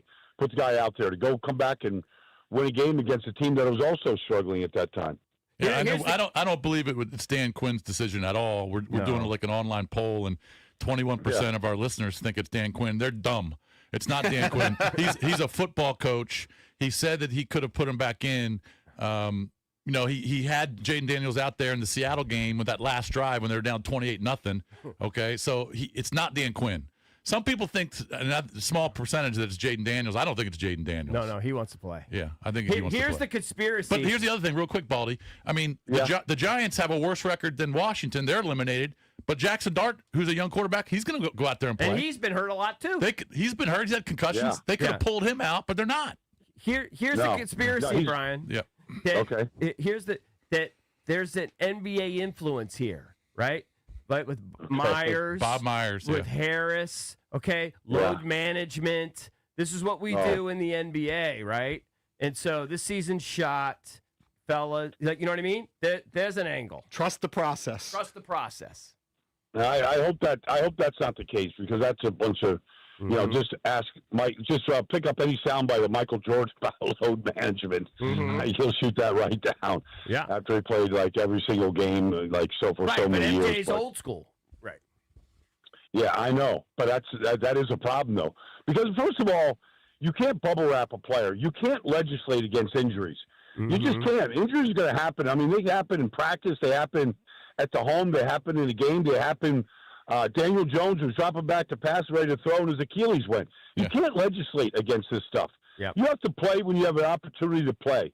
Like, that's what I believe. Now, that's old school, but I mean, at the same time, unless you're putting a player in peril, where he could be further damaged, then you certainly don't put him out there.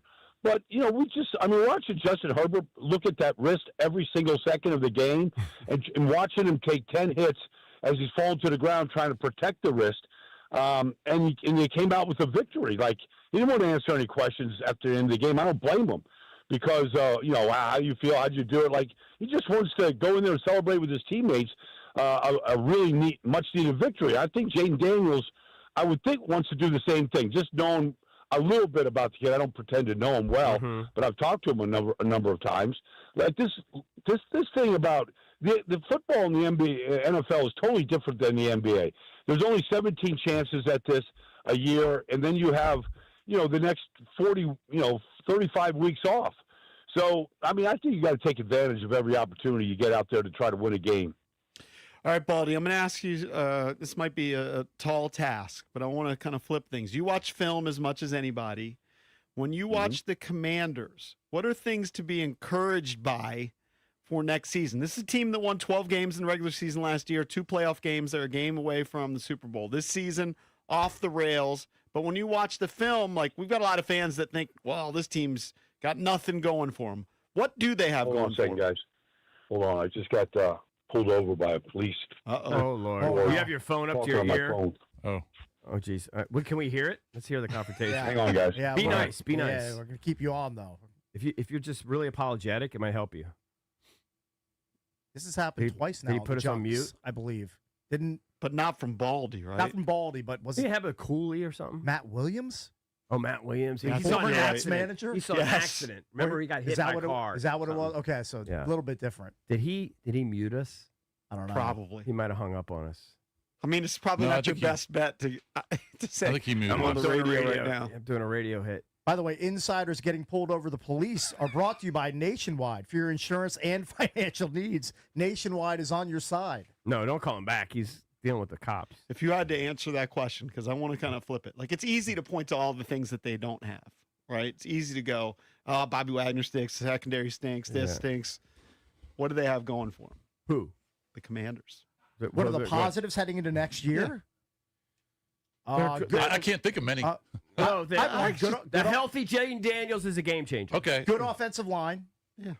Solid running game when the pieces are right. They need to get a better running game. I think next year, going into next year, depending on what happens off Isn't season, it like second in the NFL? I know, but that's I think you're going to think running about backs for. you know how we thought about the offense before the season? Yeah. I think that's what you'll think about, that's possible for next Right. season. Is he back? I believe Oh, Baldy Baldy's may be back. All right, All right, Baldy. Did you get out of it? No, it was they're doing this construction on the road, and they didn't want us to go through. Oh, okay. And the car in front of me went through, so I was just like going through. Oh, okay. But anyways, no, I'm good. I'm good right now. Okay. Well, Cool. So the question that I asked you was kind of like flipping it, because right now, you know Yeah, it how was talk, about what do I see good from the Commanders? yeah, because you know how talk radio works. We focus on the negative, and everybody Yeah. calls in and says the defense sucks, Cliff Kingsbury sucks. That you know how it goes. So I just Yeah. kind of want to flip the script. Yeah, no, I think like you had a young guy like Chris Paul has played well at left guard. Tunsil's been good. Yeah. I mean, I think the offensive line, Biotish is a good player. I think the offensive line is pretty good. Yeah. The rookie is had his ups and downs, but all rookies do at right tackle. But I think for the most part, the offensive line has played real well. Right. I don't think that's the reason. They've had a lot of injuries at at both the running back and at the receiver position throughout the year. So guys have been in and out of the lineup. Obviously, Terry McLaurin from the very beginning. I don't know what role, honestly, Debo really plays. He's kind of a gadget player more than somebody I think that you can build around at this point. It's I know Adam knew him from San Francisco and knows what kind of guy he is, but I don't know if that's receiver number 1 or number 2. I think they got to figure that stuff out. Obviously, losing Zach the other day was painful. But defensively, they got to get some pass rushers. They got to get younger. Bobby Wagner's a great player, but they got to get younger and faster. And the secondary really fell apart. They did not play well, in the corner position. They got to kind of figure that stuff out. Marshawn did not come through for them. And it looks like they've got, to watch J.J. McCarthy throw one throw after another after the struggles that he had. I mean, he looked like he was going to the Pro Bowl the way he played against them the other night. Yep. All right, a bunch of big stories this weekend, kind of starting tonight. I mean, the Falcons are obviously out of it, but the Bucs have lost 4 of 5, trying to hold off the Panthers. The Panthers are going to play in New Orleans, so that's a big game, obviously, for the Panthers. So you got the Bucs game tonight. You've got the Bears in a must win over the Browns. Ravens, Bengals, big game. Chargers, Chiefs, big game, obviously, for Kansas City. Bills, Patriots, huge. What game kind of stands out in your mind this week? There's a bunch of them. I mean, Green Bay's going to Denver. You didn't mention that one, but that game, Green Bay has won 4 in a row right now. They just won basically a playoff game against Chicago. It was a great game. And Green Bay's favored for some reason. Denver's got this 10-game win streak, and that quarterback is really, really good. That whole class looks good right now. Bo Nix has played very well. I mean, don't look at the stats. Just watch the way he plays. That guy is very elusive. And last week they played a ball control game. They had the ball for 40 minutes against the Raiders. They played a different style, but they can play any style. I mean, they ran it pretty good with the rookie R.J. Harvey last week. That's going to be a good game. Really good game, because Denver can basically clinch the division for the most part. I mean, they still have to play the Chargers, but they can really get themselves. But if Green Bay goes in there, Green Bay might be the team to beat in the NFC if they go in there and beat Denver like that with that win streak that they have. That's going to be a great one. I think Buffalo and New England. New England went to Buffalo and won probably 2 months ago. Yep. Probably their signature win of the whole season. So let's just say they're coming off a bye. Let's see just how good they are. I mean, Josh Allen put the whole team on his back last week and was amazing in what he did. And so, Josh Allen could be, he was the MVP last year. He looked like the MVP of the league the way he played last week. And he's probably going to have to do the same thing this week up in Buffalo as New England comes to town. I think those games really stand out. I'm going to be in Kansas City for the Chargers in Kansas City, and this is it for Kansas City. Right. They lose to the Chargers this week, then you can definitely count them out, and they're going to be out of the playoffs. And the questions are going to be asked, is the dynasty over? For sure, because right now they can't get explosive plays in the passing game, and they've had a revolving door at left tackle. They got a real weakness there, and the receivers drop way too many passes.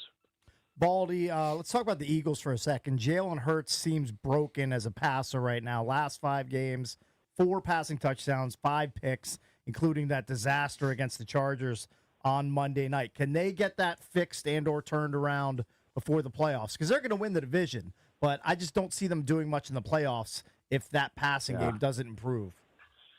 It's funny. Obviously, you can look at the stats and look at the interceptions, and that's real, especially the last one in overtime that happened on first down. And they ran the exact same play in the first half, and he completed the pass to the tight end, Dallas Goedert. And then he threw that ball into that window, and it's just to Jahan Dotson, and it just didn't look right. Like, it's not a throw that he makes. He doesn't even attempt that throw for the money. He's very, very cautious about the throws that he makes. So it's really not him. But there were some other plays in that game that he threw the ball really well, and throws that he hadn't been making, throws with anticipation, throws into some zone windows that he's been reluctant to throw, and he made those throws, and he looked really good when he did it.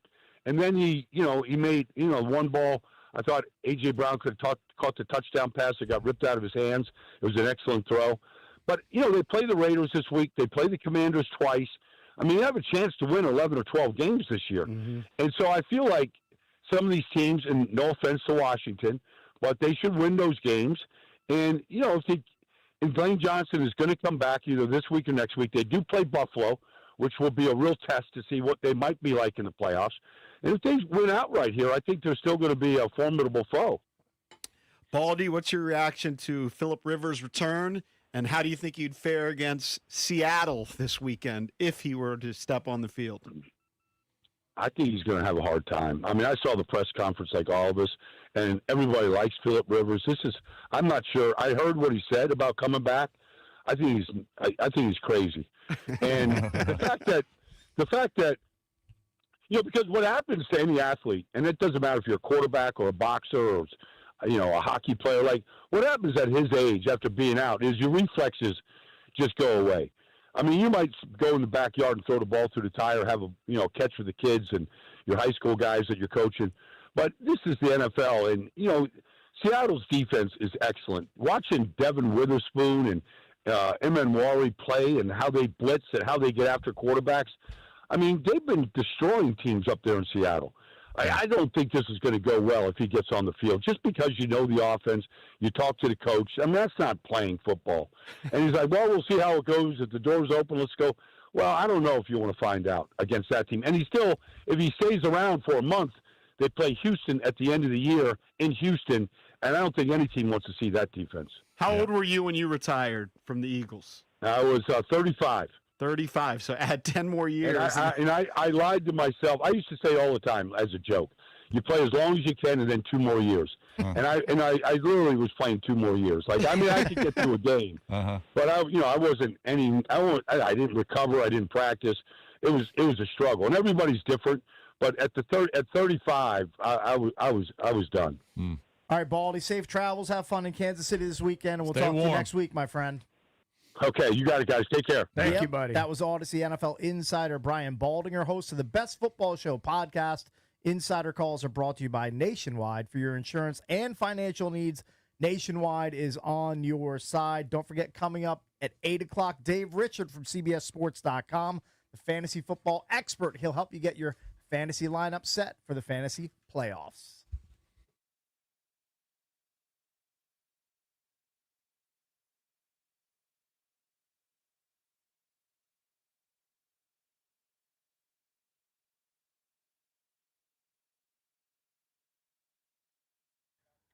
All right, guys. BMW of Fairfax has no interest in charging you interest. That's right.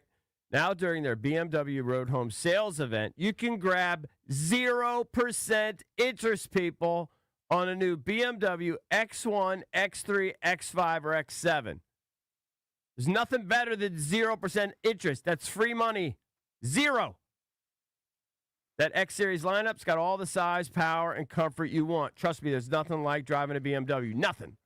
The way it brakes, the way it steers. Don't wait. Hit up my girl Miriam over at BMW Fairfax. She's got no interest in charging you interest. For the ultimate buying experience on your ultimate driving machine, hit up BMW Fairfax. Check them out at bmwfairfax.com.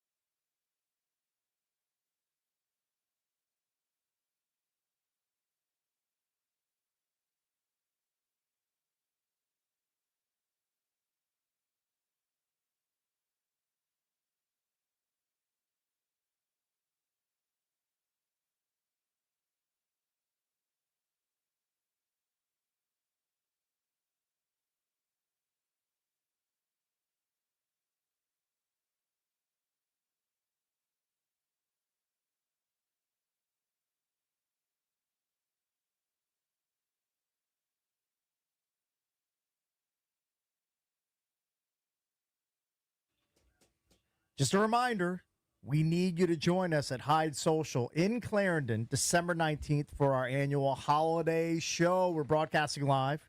Doors will be open at 6 a.m. bright and early for everybody to join in on the fun. Start your holiday early with us, the Junks, at Hyde Social. Not this Friday, next Friday, December 19th. They'll be there. Put it in your phone. Write it on a Post-it note. Put it on your computer. Do whatever you have to do. Remind yourself. Yeah. Please do. All right, 800-636-1067 is the number. At some point, it is an open line Thursday. At some point, I know that JD5 is a big story not playing, but we got to talk about Sharon Moore at some point. Talk about him now. Well, Anytime you want. You got the blitz on the outline. I don't know if you want to do that, but yeah. That's a wild situation. It is wild. And who knows what to believe because you're hearing all these rumors, but I think there's some things we can kind of agree on appear to be true. Yeah. That he appeared to have a relationship with a staffer, and then obviously the school found out, and then there was some sort of altercation or confrontation between his wife and the staffer where the police were involved. Yeah. Right. And the rumor is that he had a knife to his throat. Yes. That he was threatening to commit suicide. And then he went over to his girlfriend's or the staffer's house and broke in and did the same thing. That's just a rumor. Right, that's a rumor at this point, but it's unfounded. Of course, but there's all kinds of stories out there. And then they found him at a church. Who knows what to believe? That's where they arrested him, apparently. Well, because I think the police came and he rolled out. He rolled out. Yeah. So it's just a tragedy all the way around. And it's self-inflicted. It's nuts. It's so nuts. I hate to even use that word tragedy. It's a disaster all the way around. It's a huge scandal. And this guy, so obviously indiscretion, do terrible things. That's between he and his wife, whatever.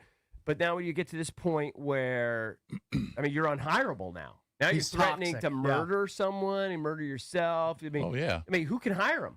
He was making $5 million a year. No one can hire you. He has 3 young daughters, all under the age of 10. No, he ruined. Think about that. He ruined his life, his family's life, and his career in one fell swoop. Yeah. Is what he did. I wonder if he's got CTE and it's just crazy. I don't know. But if that is true about everything that you're reading about the holding a knife to your throat and threatening suicide, there's something wrong with your brain. You're not right. Now, if he sounds like he's unhinged from like his life is falling apart. Sure, like it's just terrible. It's a terrible situation. And again, this is a long investigation that Michigan was doing. It wasn't just they didn't just find out about it yesterday. Right. They were investigating this. But it's, and who knows what they're going to do at head coach now. Are they saying this is Michigan? This is a big time program. Everyone's saying that it's going to be the Alabama guy, DeBoer, however you say his name. His name is thrown out there. Everyone's been saying like he doesn't like the pressure of Alabama. That's kind of been the rumor for a while. Like he's looking for an excuse to get out of if he doesn't like the pressure of I don't Alabama, know if why I would you believe take that. that job in the first place? That's the rumor. It's tremendous That's pressure. the rumor that I've heard for weeks, actually. Does he think there's no pressure at Michigan? No, but maybe just the particular pressure of replacing Nick Saban, different than I don't. replacing. We've always said you don't want to be the guy replacing the guy. Yeah. You want to be that next guy. Aren't they notorious for wanting Michigan just won a men? national championship a couple of years ago. You're not replacing Harbaugh. You're replacing. Let's be honest.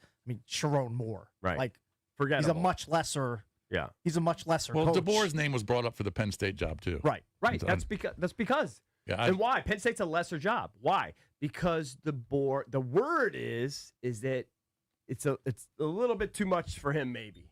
What his personality style, what he's used to. I think that's the. I would be surprised. Why would you leave Alabama for Penn State? You wouldn't. Right. But there's pressure at all of these schools. I agree. of course. course. There's pressure on Mike Loxley. But there's different levels of pressure. Maybe. I don't think it'll be DeBoer, but who knows who's going to be. I would love it to be Gruden. And I know that Gruden's become almost like a farce now because he's so entertaining on social media now with what he does with Barstool. I would love it to be Gruden. I doubt it would be. But this story with Moore is just nuts. If you're gonna have an affair, you can't do it with a staffer that works for you. It's just wrong on so many levels. It's wrong on every level, Kay. There's no justifying That's it. the problem. Yeah. So you run into Yeah. all of them are bad. They're all bad. Having an affair is bad. It's not.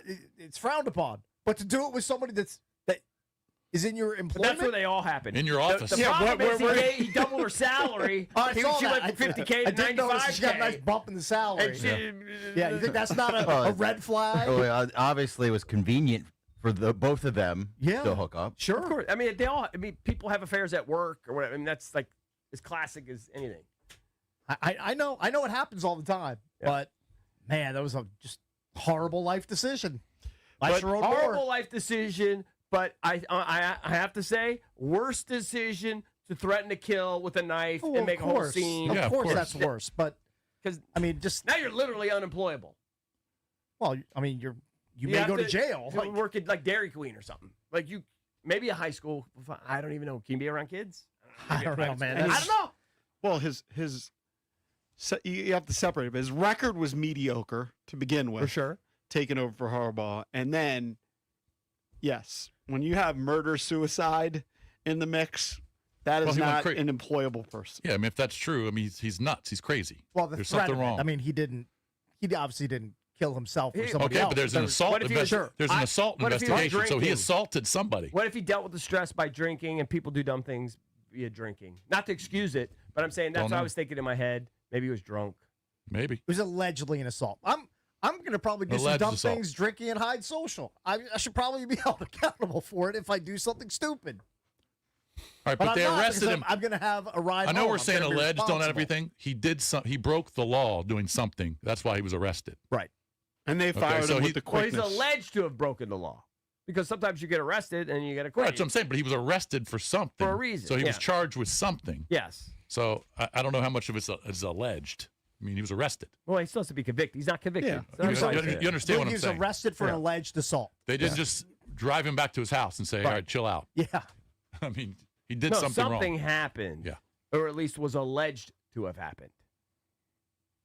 What happened? Yeah. All right, let's go Well, to Michigan's going to have to find somebody, and it's not great timing. I know I'm going to be betting because on Texas against Michigan in get the it. bowl game. Is the transfer portal open? Because every school is probably looking at Michigan's Well, players right now. Well, it will be. I mean, if it's Yeah. not officially open, I'm not sure if it's officially open, but it will be, and it'll be a lot of guys. I mean, if kids just don't know who the coach is going to be, they're out. But it is Michigan. I mean, it's a huge program. Huge. And they're going to hire somebody. They'll hire a big name. I would think. Let's go to Garrett in Arlington. Garrett, what's up? Good morning, boys. What's going on? You got me? Hey, Yeah, what's what's up, up? man? So yeah, tragedy, awful. Saw it last night. You never want to see this kind of thing happen to a program. As I think one of you guys said, dude destroyed a lot in a little bit of time. But as they do say, the clock keeps ticking. Michigan needs a new head coach, and they've had one Harbaugh who did a hell of a job for him. I think we got another one up here What's in yours, Valdez? Baltimore. We got another one up here in Baltimore who I think could use a change of scenery. And I'll drive to Thurgood Marshall Airport myself and put him on a plane to Ann Arbor. Wow. So he can get on out of Baltimore and head So up you're to a Michigan. Ravens fan. And, So you want him out of Yeah. Baltimore. You're not a Michigan fan. You just want him out of Baltimore. No, I couldn't get John Harbaugh out of Baltimore fast enough. And if he goes to Michigan, Why? and why not? I mean, I think he's had a pretty ridiculously great run there. But why are you so desperate? to move Ridiculously on? great run is great, but look at the team this year, man. I mean, 18 years, been here since 08, had a Super Bowl, rode on the coattails of a couple Hall of Famers, had a couple good years, brought Lamar in 2018, had 5 years before that of no playoffs, had a few years of success, couldn't win in the big games. Everyone's blamed everybody except for the head coach, and I think the message gets stale after 18 years, and I think it's about time for him to head on out, and I think it couldn't be a better opportunity than to go and take over where his brother was for the last couple of years and see if he can't All get right, another I like the championship in Michigan. idea. We I can't don't know. wait. I don't know. We I can't know that wait. Ravens fans feel the way you do. I know that some do. I know that that's true.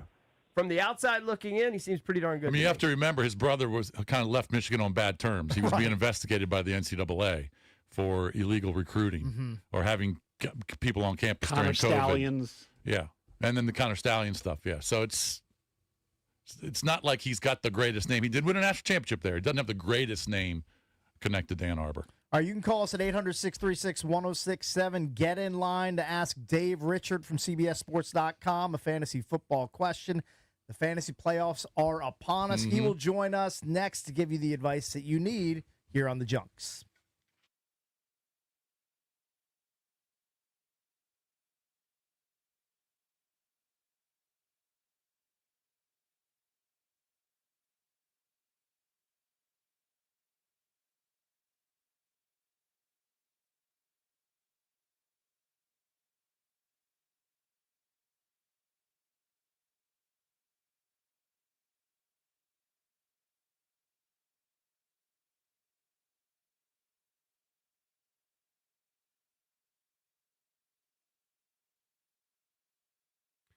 All right, guys. If you're trying to sell your home, choosing the right agent is everything. You're not just hiring someone to list a house, you're hiring someone to protect your equity, fight for your bottom line, guide you in what's probably the biggest financial move you'll make all year. That's why sellers go with my friends, the Realtor Rockstars, Debbie, Sarah Reynolds, and Power Room team with Keller Williams. While the average agent throws your home online and hopes someone just notices, and Power Room team launches a full-blown marketing campaign. We're talking digital ads, buyer matching technology, high-impact visuals, and messaging that creates a real buzz around your home. That's why listings handled by the Power Room team don't just sit there. They sell fast. And not just fast, they sell for top dollar. Time and time again, their clients walk away with higher net proceeds and less stress. They're so confident in their abilities that if your home doesn't sell, what are they going to do? Debbie and Sarah will buy it at a price you agree upon. That's their guarantee. You understand that? You have nothing to lose. So call Debbie, Sarah Reynolds, and Power Team right now. Find out more about this guarantee and others. 844-654-SOLD. Memorize it. 844-654-SOLD, or check them out at WSBuyers.com.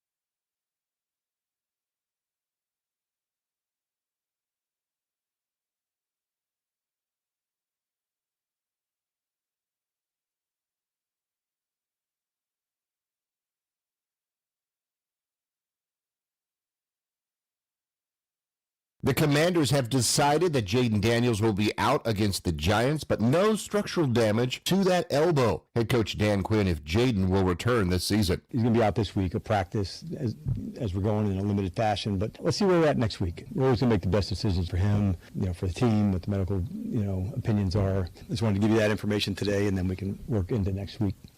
Shocking news from Michigan football. Sharon Moore was in custody in a county jail in Michigan last night, a suspect in an alleged assault just hours after he was fired for cause as Michigan's football coach. The NBA Cup had Thunder beating the Suns 138-89. They're now 24-1. Spurs over the Lakers 132-119, and the Wizards take on the Cavaliers tomorrow night. Capitals hockey against the Hurricanes tonight. Live play-by-play at 7 right here on The Fan. A shocker in Foggy Bottom. Delaware beat GW 70-58. The Nationals take 6 players in the minor league phase of the Rule 5 draft. From the Crop Metcalf 5-star Sports Desk, Byron Kerr on The Fan.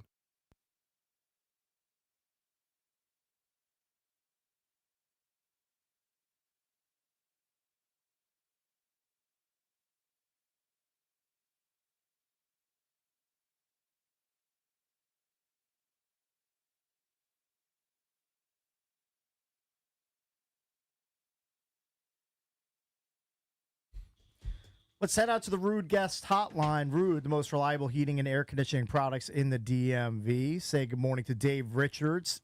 Dave Richard, no S there, fantasy expert for CBSSports.com. As always, Dave Richard is delivered by our friends at Metropolitan Moving and Storage. Fantasy moves? Ask Dave. For all of your other moves, let Metropolitan Moving and Storage do the heavy lifting and take it to the house. Check them out at DCMetropolitanMoving.com. Hello, Dave. Good morning. Good morning, gentlemen, and welcome to the fantasy playoffs. For most leagues, this is when it begins. Week 15, the first round, and there is no shortage of people freaking out about their fantasy lineups because nobody wants to lose this time of year. But it's exciting. It's cool if you made it this far because now you've got a chance to beat all your friends, maybe win a little bit of cash, and have some bragging rights along the way. Dave, I have a quarterback conundrum. Oh, he's in a big one. This is actually not a playoff matchup, but this is heading into the playoffs. I just want to make the right call here because there's a little side action on every week. You know what I'm saying? Yeah. Hey, all right. Jacoby Brissett, Herbert, or Mariota? Would you believe that the answer is Marcus Mariota? I would believe it. I'm getting pushback from some of my league mates, but they do know that I have the final call. I am the personnel guy. They're just the money guys. I'm the personnel guy. I'm the overseer. So I am normally the answer is Jacoby Brissett. He's been running hot. He's been playing well. The numbers have been good. The matchup is at Houston. And really one of the reasons why Brissett had been playing so well is because his offensive line did an okay job protecting him. He would keep plays alive. A lot of the pass rushes that he went up against weren't really that dominant, and he was able to put together some good numbers based on volume. Now he's without his left tackle potentially for the rest of the year, certainly for this game. He's already lost 3 other linemen along the way, starting linemen along the way. Some of the backups have played okay, some of them have not. But I think losing his starting left tackle, a former first-round pick, is going to be a big problem against the Texans, who are not going to have to blitz him maybe at all and still get pressure on him while dropping 7 into coverage. And he really has just the 2 targets to go to. I'm okay with Michael Wilson and Trey McBride as fantasy starters. But I think you can do better than Jacoby Brissett. He does not have the same type of upside. And it's not like Marcus Mariota has a ton of upside either, but he's taking on the Giants. That's a really favorable matchup. His offensive line is good enough. He runs a little bit. That always helps things. And Terry McLaurin appears to be fully healthy. And so with McLaurin, Debo, I actually think they upgrade in terms of athleticism with Sinnott playing more in the Zach Ertz role. Yeah, I could see Marcus Mariota having maybe 20 to 22 points.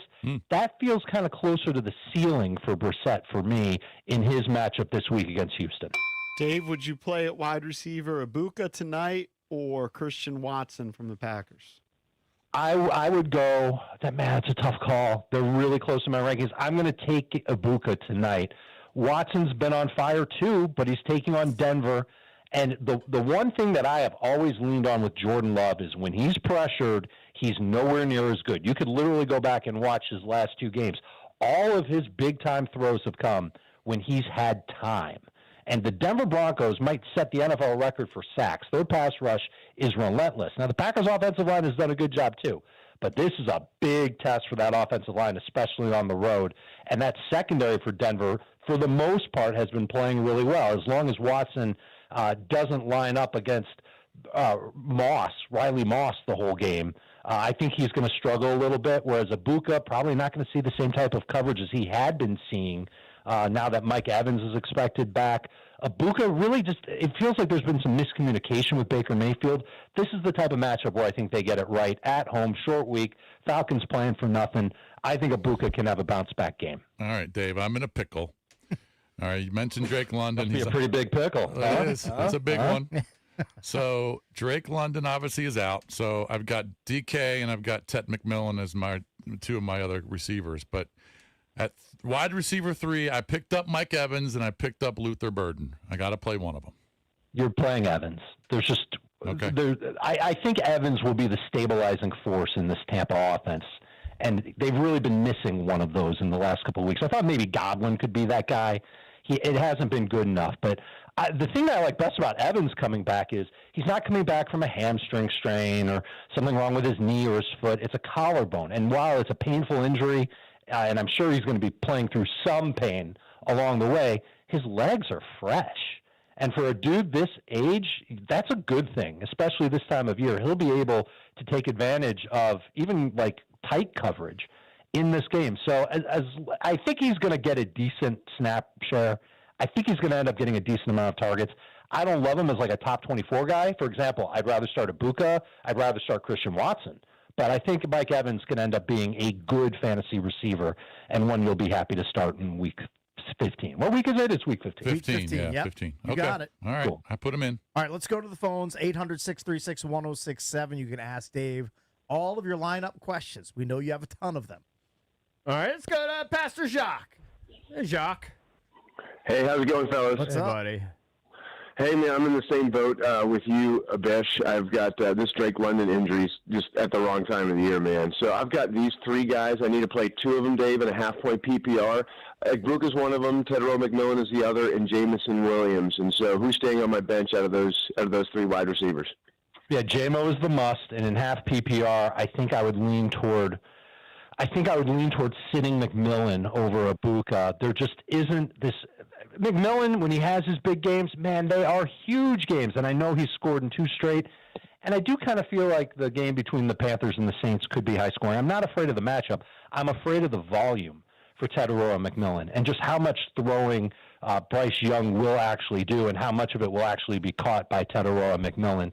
So I would lean Ibuka, but it's very close, and I wouldn't blame you for going against me and starting McMillan. Good luck. Thank you, Dave. All right, thanks, buddy. Let's go to Todd. Todd, you're on with Dave Richard. Hey, what's going on? What's up? I got a lot of riches here. I just need 3. I could do 2 tight ends in the flex between Bowers, Fannin, Watson, and McConkey. So you got to play. Would you believe that the guy I'm going to tell you to sit is Lad McConkey? Wow. I believe Like, it. of all the believe it. things that I believe it's crazy, but it has everything to do with what's going on with the Chargers offense. They're a team that's waylaid by injuries on the offensive line with their quarterback. Their offense just doesn't seem the same. And now they're going into Kansas City to take on the Chiefs. This is a tough spot for the Chargers to be in, and I'm nervous to do it, but I just think that there's more upside with all of the other players that you've got compared to Lad McConkey, given the matchup and given the situation with the rest of his offense. It's really nothing that McConkey's doing. It has everything else to do with his teammates, the fact that there's other receivers that might be easier for Justin Herbert to lean on. They've been spreading the ball around a little bit more. I would be very, very nervous to go with McConkey this week. There you All go. right, let's go to John in McLean. John, you're on with Dave Richard. Hello, fellas. Half point PPR. Need 1. Kareem Hunt, Harold Fannin, or Ricky Pearsall. I love that you've got Fannin because the situation as it stands now is that David Njoku not expected to play for Cleveland. That's one less mouth to feed in the offense. Shedeur Sanders took a step forward last week. Think about this. It was the Titans, okay, so they don't have a big pass rush, but it was a little snowy in Cleveland and certainly cold and windy. And Shedeur Sanders really, you saw signs of improvement with his accuracy, with how he handled the pocket, how he avoided pass rush pressure. I was really impressed with Shedeur Sanders and how he's developed as a rookie quarterback. And now he's taking on Chicago. Going to be cold conditions again. That shouldn't bother him, but that's a team that doesn't get pressure on the quarterback. So I think that there's going to be room for Fannin to see a lot of volume. And, man, he's such an athletic talent. He's who I would start with. He is a top 5 fantasy tight end for me this week. Look at that. Clarified air. There you go. Thank you. Yep. All right, thanks, buddy. Let's go to Oscar, Germantown. Oscar, you're on with Dave Richard. Hey, buddy. Hey, good morning. I have a point PPR. Chris Godwin or Jerry Jeudy? I'm going to double check my rankings on this one because I definitely did the research on both of them. But off the top of my head, I don't remember which one I had higher. Oh, and this is why. They're back-to-back in my rankings. Godwin 1 spot ahead of Jerry Jeudy. Everything that I said about Shedeur Sanders about 90 seconds ago, it applies to Jeudy as well, but I don't think he's going to be the primary target getter, and I don't think that the matchup is as good for him this week as it was last week because the secondary for Chicago is pretty good. They should be able to stay step for step with Jeudy on those deep throws. I will take my chances with Godwin and say that he'll get just enough volume to have a decent game. I don't love either one of them. In fact, if you can go to your waiver wire, see if Luther Burden III is available. I would start Luther Burden over both of those guys this week. All right, thank you, buddy. Don't Let's try go to scoop him up. Leo, Capitol Heights. You're on with Dave Richard. Hey, what's going on? Hey, I buddy. got a 2-part question. I'm looking for a wide receiver to start. I have Robertson and Jigba, Sutton, Pittman, and Wilson. I mean, Smith and Jigba starts every year. You got to start him. Absolutely. No reason to question Jackson Smith and Jigba as the top guy at wide receiver in fantasy. I'd start him with one leg. Let's go to Andre, Temple Hills. Andre, you're on with Dave Richard. Hey, good morning. What's up? So I got I need a flex half-point PPR. I got Pittman Jr. or Zay Flowers, or should I put Dallas Goedert in there? I wouldn't start Goddard. I like Zay Flowers the best. And this ties into what I've seen from Lamar Jackson. He has also started to impress more and more as a thrower over the last 2 games, not just last week. Now he's taking on Cincinnati again, just played them on Thanksgiving night. This is not a good Bengals defense. And I know Zay Flowers will get matched up against the top corner for Cincinnati. It doesn't bother me. I think Zay Flowers has timing down with Lamar. The way that Lamar's been playing makes me encouraged to start Zay Flowers as a top 24 wide receiver. All right, good luck. It's speed round time. I hope the listeners are ready. No small talk, no pleasantries, no dumb questions, no trade questions allowed. Absolutely no Bluetooth or speakerphones, and don't argue with Dave. Those are the rules. All right, let's go to Shane. Speed round, go. Josh Allen or Matt Stafford? Allen is my top quarterback this week. Go to Lou. Speed round, go. Flex half-point PPR, need 1. Flowers, Evans, Metcalf, or Swift? Flowers. Go to Michael. Vienna. Speed round, go. Burrow or Jackson? Burrow, but they're back-to-back, so it's close. They are. Let's go to Kirk. Speed round, go. Non-PPR, Burrow or Mahomes? Well, it's non-PPR. No, I'm kidding. Burrow is the answer. Jimmy. Or London. Speed round, go. Rodriguez or Dowd? Dowdle. Jake. Speed round, go. Half-point PPR, Debo, Alec Pierce, Kayshon Boutte, Romeo Dobbs. Need to start 2. I would go with Debo, and I think I have Boutte over Pierce. Let's go to Dave. Speed round, go. Half-point PPR, Shedeur Sanders or Marcus Mariota? Mariota over Shedeur. And for the prior question, I do have Pierce ranked higher than Boutte. Yes, you do. Yeah, I was going to. Yeah, so I should probably say Pierce there. 8 spots higher. New rule, you don't need to mention non-PPR, half PPR when you're talking about quarterbacks. Proceed. Ooh. It's a new rule. All right, Chris. Speed round, go.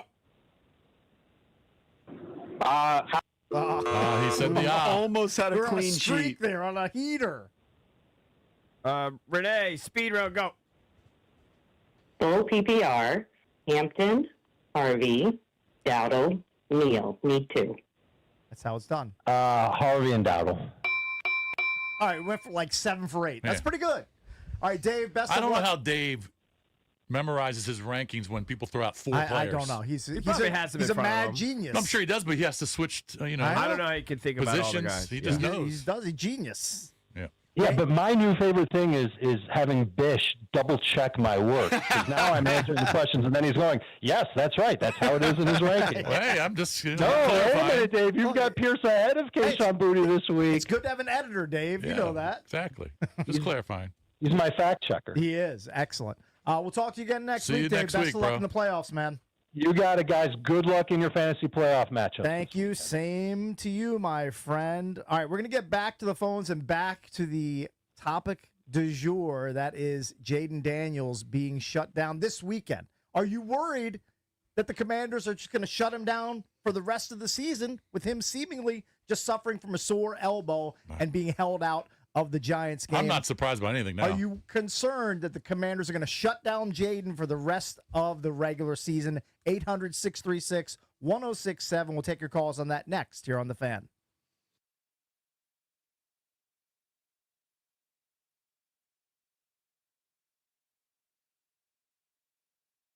Want your office to wow all your clients and fire up your team? With PVI Office Furniture, style meets function like a perfect touchdown celebration. They've got designers who will come to you to help create a space that screams your company's vibe and workspace like a champ. Plus, they handle everything. Fast delivery, expert installation, and support every step of the way. And here's your bonus play. Mention us, the Junkies, and you score 15% off your purchase. Visit PVI.com because business grows with PVI.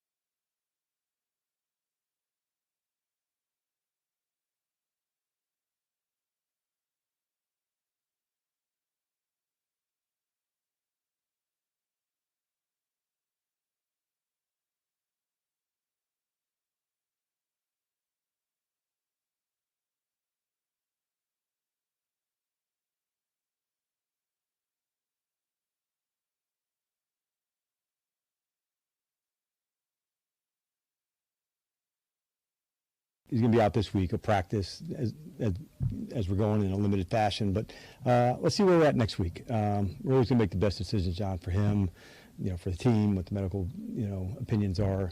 So we kind of just wanted to give you that information today, and then we can work into next week. That's Commanders head coach Dan Quinn commenting on Jaden Daniels' status for the Giants game this weekend, and pretty nebulous about him going forward. I said it earlier. I think we got to free Jaden Daniels. I feel like he's being held hostage. Dan Quinn sounds like he's being held hostage. Yeah, that's what like I told you, man. When I heard him answer Scott Abraham's question, I was like, he doesn't want this.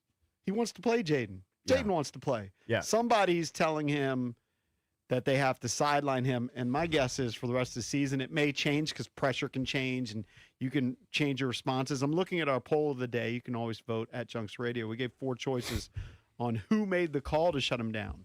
Doctors, Coach Quinn, Adam Peters, and Josh Harris. Jason, be happy to know that Coach Quinn is now in last place. Good. They're listening to me. But is the it number one choice, single digits percentage? No, he's still at 19.7%. That's still way too high. Adam Peters is the number 1, and Doctors is number 2. Nah, I agree Doctors with is Baldy BS.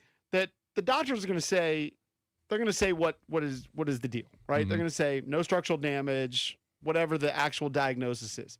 And then they decide what to do with it. Yeah. They decide. I mean, there's sometimes doctors will shut you down, but then the coaches, the management, it feels like they shut it down. But I wanted to bring up something that we were talking about yesterday. And we were anticipating Jaden playing and having to figure this out. And what we were talking about is he putting himself in harm's way too often? And we talked about the statistics that the Ringer brought up, which had to do with the percentage of time that he scrambles, which this year it's up 3%, and the percentage of time that he the percentage of times he slides compared to other quarterbacks in the league.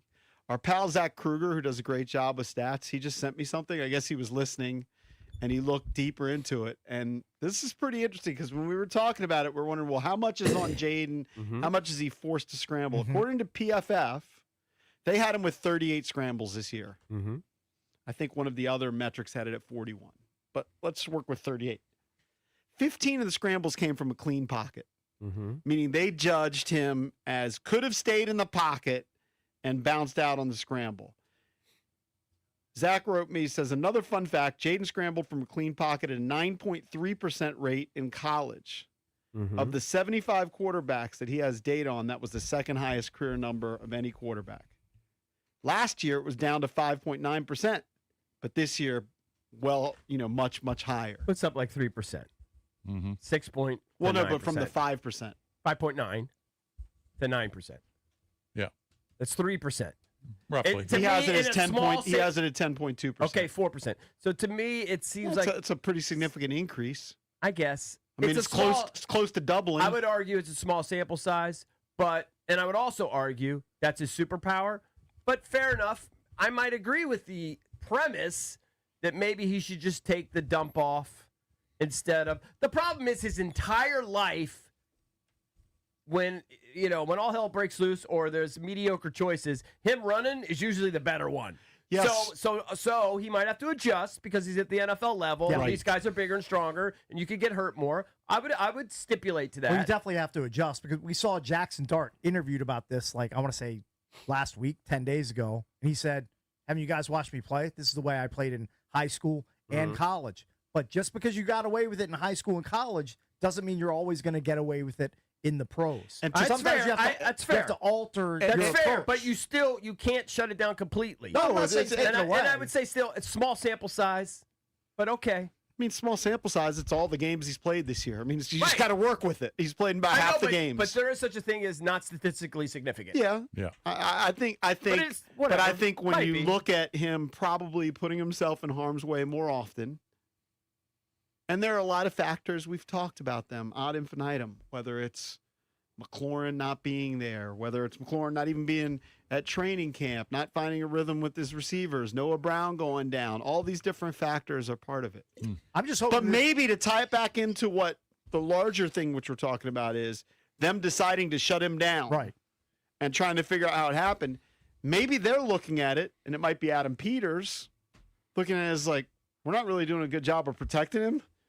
He's putting himself in harm's way a little more often, so we got to just shut him down. Until they adjust for next year. Is that what you're saying? They adjust and they add to I it? hope they haven't made that decision already with the I month disagree left to with go the in the first part. season. They're protecting him. It has to be a week-by-week thing. It can't be, okay, there's a month left. The protection isn't where it needs to be.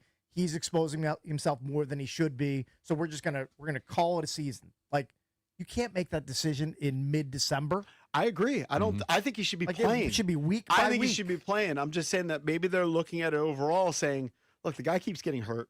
We got to just put him in bubble wrap right now." And part of it is on him. It's part on him that right now he's putting himself in harm's way. That's what the statistics are telling you. That this year, and you can minimize it and say, "Well, it's not enough reps. It's not enough time. It's only 41 scrambles, whatever." He's putting himself in harm's way more, and he's been injured more. So they're being extra cautious. I would just say also he wasn't injured last week. He didn't finish the game. They just pulled him. He hurt himself. I understand, He was but- in pain. He wasn't injured. It was not an injury. He was in pain. We of went a previous injury. We went through Grant Paulson's tweet. It was a previous And injury. in It 11 wasn't a new injury. In 11 of 14 games, he hasn't finished a game. I agree. He should have finished last week. Many of them he hasn't played at all, but think about that. In 11 out of 14 games, he hasn't finished a game. Correct. It's been a complete poop show. He would tell you. He would tell you, and it might be wrong because they might have been right. He would tell you he should have finished the hamstring game. He wanted to finish the hamstring game, and I think he actually did finish that one. And then what was the other one? He had a knee injury. The knee wanted, game. Look, he wanted to play finish- a week before this. Yes. Right? Yes. He wanted to play a week ago. Yeah. I mean, it's just, look, keeping it simple, Dan Quinn said he could have played in the second half, and now they shut him down. It's not, I'm with you, Jason, it's not Dan Quinn. It's not. My initial read was it's Peters. I don't think it would be Josh Harris, but. And we know it's not Jaden. We know Jaden wants to be out of the field. Of and course, to he's a play. competitor. He's being held back. He's being held out. Most athletes want to play. Right.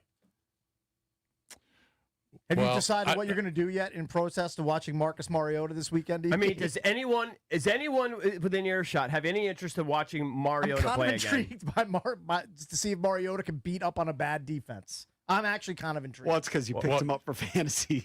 Yeah, You have money for it has to have I might fantasy not even implications. start him. I don't know. Like I don't know. I have no interest in seeing Mariota play again.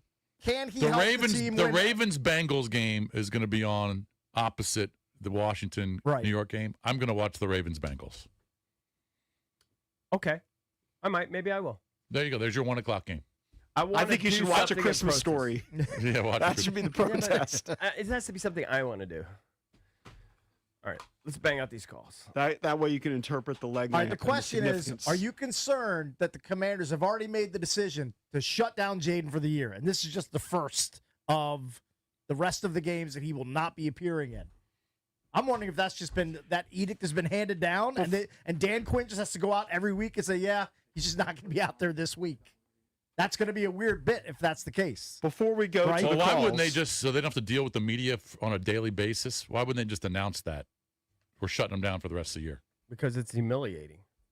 Right, but if they're going to do it, at least you get it out there and you don't have to deal with it every day for 3 more weeks. They might next week, but I think it is humiliating. Mm-hmm. Now, if they could say doctors 1 more week, doctors still haven't cleared him, then they could say, it's just 2 games left. We're just going to shut him down. Right. So they might go that route. Cowardly, but they might go that route. Before we go to the calls, let's play clip number 9. When Quinn was asked if it's important for Daniels to return. Yeah, there's so much to gain from playing, and I think Howard was saying that earlier about reps. And at that point, we were probably talking about 30% of the season to go and to gain experience. And so all of that matters in your development. Like we're looking to keep developing him for a really long time. And so if there was a chance to improve over these next, games ahead, like we were going to go after that as hard as we could, knowing that it would pay dividends in the future. And so when you have a setback like that happen, obviously, we're bummed for him, we're bummed for us. And, that's the one thing you didn't want to happen, happened. So now we'll move into this week. Marcus will be the starter, but we're pleased with where it was going into the game. Him coming back and being ready. Valdez, do me a favor, if you can. Can you find clips of Dan Quinn during Week 15 of last year and play them next to clips of Dan Quinn from Week 15 of this year? Because I'm going to guess you're going to hear a markedly different tone from Dan Quinn. He's a beaten down man. Yeah, he sounds like he has had his life force drained out from him. But does it sound like a guy who is in charge of sitting down Jaden Daniels, or does it sound a guy who has to come up with something and was told not to play Jaden Daniels? I think the latter. Probably the latter. Yeah. I think he wants to play. Jaden wants to play. Somebody's telling him he can't play, and it's BS. And he's even when he threw in that percentage, because now the percentage when it gets to 3 games left is going to be a lot lower, right? I'm not going to be surprised than what by it anything. was. So it's almost like they're holding off so they can just say it's irrelevant. He's planting a few seeds right there, and that answer is planting a few seeds. Like, well, when he came back in this game, there was 30% of the season left, Right. and now things have changed. Now That's he's missing exactly this right. game. Now what's the math on 3 out of 17? I don't know, but now they'll Let's be say it's 23%, like whatever. 18%, whatever the heck it is. Yeah, they're planting the seeds to shut him down. Yeah. Yeah. They're And being- maybe they're- they, they're being maybe they're cowards. doing this too. They're going to see what the fan reaction is like. Oh, It could they- change. They do that. and things could they change. definitely do that. They know what the fan reaction is going to be. The fans are going to be outraged. That No. it changes. Well, no, You know, that's a not lot true. of fans are because like it. 50% want them shut down for the rest of the year. They're idiots. I That agree. 50% I are agree. idiots. Yeah, but if that's the what they same want. as the tanking crowd, and you're part of that crowd usually. I am a part of that crowd for the Wizards specifically, not for the Commanders, for whatever reason. NBA's different than the NFL when it comes to Look, draft they could picks. still lose games That's and play Jaden. I believe they still would lose these games. even They've if Jaden- mostly lost this year. right. Games So with them. they could still be tanking, but still trying to develop their young quarterback. I would argue just to be a jerk and just Yeah, just be a jerk. Well, just to nitpick that I think the offensive line has actually on the whole been pretty good. Yes. But they could convince me that the weapons have been so bad and nobody's been getting open or whatever that's hurting them. Well, they don't have weapons, EB. Well, we're down That's one to of your tent poles. right. I kind of wave the white flag when you have Robbie Chosen and Chris Moore and those guys. Right. I do kind of wave the I wave the white flag there. Ben so I sent don't it to the rescue this weekend. Ben I'm Sinnott. waiting for it. You know what? That's kind of why I want to watch. Ben Sinnott can do something with Zach Ertz sideline. It's weird. It's perverse. I understand, but it's kind of what I look for. All right, let's bang out these calls because I believe we have Dewey joining us from the Washington Capitals in the next segment. Ah, okay. Oh, we got Brandon Dewey. Duhaime. I haven't talked to him in a while. All right, let's get Dewey on. All right, let's go to Dick. That's his name. Dickie. Dick from Dunkirk. Is it Dick or Dickie? Dick. Dick with a crackly phone. Dick in Dunkirk. What's up? Hey guys, how are you? Hey. All right. Good. Hey, I'm not concerned about shutting JD5 down for the simple fact that we're not putting good product out on the field. He's still feeling the need to rush a lot. He's still leaving himself open to get hit. He's still making ill-advised plays. All right, the even phone's though too I see crackly. that I'm sorry. Your I just phone's can't. cracking I up, mean, buddy. Sorry. We have other people. See, that there you can- go. Yeah, but if he's making ill-advised plays, Yeah. I mean, it's just a different philosophy, right? Wouldn't you want him on the field to To work learn. and You gotta say correct out it. of that? That's Yeah, right. of I'm saying. course. These These people- ideas that you could do it in high Right. school, with Or a do it in teenager, February. It's so dumb. That's People are like, so- he's making ill-advised plays. Take him off the field. Yeah. No. No, they got to correct it. Yeah.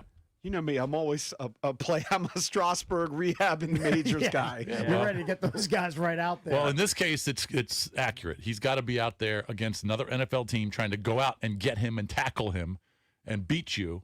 That's how you learn. You don't learn in February when you're throwing against nobody. Right. People who think you that literally learn are nothing. dum-dums. You learn nothing. Yeah. Go to Rick. Rick, what's up? Yes.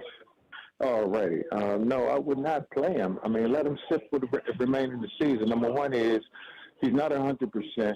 How he's, when he's out there, the style of offense, he's out of the pocket, he's running for more yardage, and then he's going to be thinking about protecting that left elbow. how he's going to tuck the ball when he got to run for extra yardage. Somebody might knock the ball out of his hand. So he's hurting the team more by letting him play. And then number two is, why let Mariota and Josh Johnson play? We already know what they can do in the league. Right. Oh, Josh So who do you want? Hartman? Who do you want to play? I mean, what are we doing? Who do you want to play? I mean, before you hang up on me, Yeah. let Hartman play because why? He's trash. I got news for you. He's trash. All right, so you want a tank? Is that a tank? Well, No, if you no, play no, no. Hartman, that's Or do you actually think Hartman could prove something? No, he doesn't want to tank. Okay. He wants Jaden to be 100% to play. Right. It's not going to happen. They're never 100%. I hope. I mean, if you missed the Baldy interview, he gave his perspective as an ex-player. If you missed it, grab the podcast, Apple, Spotify, wherever you listen to your podcasts, right? Guys aren't going to be 100% and they're going to play. And he pointed to players this week that played, prominent players. A He bunch brought it of up them. this week, Bunch of including Justin Herbert, and Aaron Rodgers. Well, just think Daniel about- Jones been playing with a broken leg. Well, just think about the young quarterbacks who have had injuries. I've already pointed them out. Jackson Dart, J.J. McCarthy.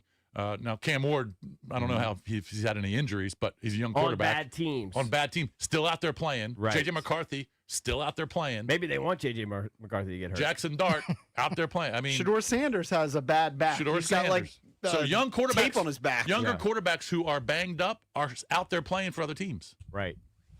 Play Jaden. Right. It's honestly cowardly. It's cowardly what they're doing.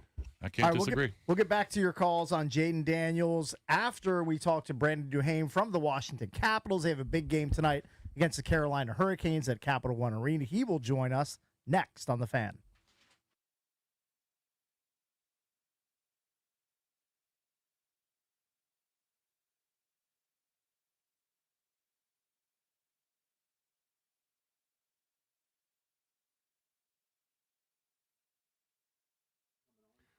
All right, guys. EB here. Every NFL Thursday is your chance to hit the jackpot on FanDuel, because with FanDuel's Thursday Touchdown Jackpot, you can win a share of $2 million in bonus bets each week. And to get in on this Thursday's action, all you have to do is place an anytime touchdown score bet before the game kicks off.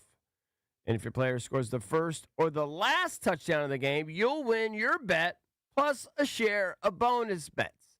Just visit FanDuel.com/EB to take a shot at the jackpot. That's FanDuel.com/EB for your chance to win a share of $2 million in bonus bets. Play your game with FanDuel, an official sports betting partner of the NFL. FanDuel Sportsbook is the official sportsbook of 106.7 The Fan. You must be 18 and over. Present in D.C. Opt-in required. Must apply profit boost token on select market. Prize pool to be split equally among all eligible participants who made the correct first or last touchdown pick. Bonus issued as non-withdrawable bonus bets, which expire 21 days after receipt. Restrictions apply. See terms at sportsbook.fanduel.com. Gambling problem? Call, text 1-800-GAMBLER.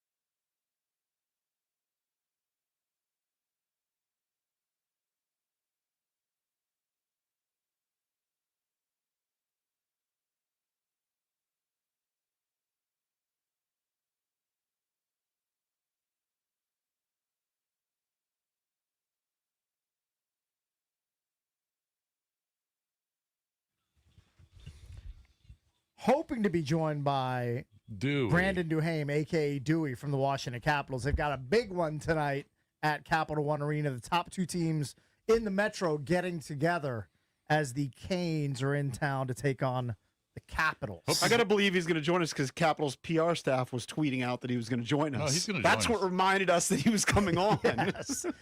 Sometimes Yeah, that but happens. They might have just had it on schedule and not confirmed with him. That's true. Possible. Well, we're Right. A lot of possibilities. All right. hope you boys are hungry. There's a breakfast buffet downstairs I've in the heard lobby. there's an omelet station, which, I mean, though that's for breakfast. I just had a PBJ. To me, that's the one seed, is No, an they got omelet omelets station. downstairs. Did you not hear? I came in there and I told you guys. Yeah. Plan accordingly.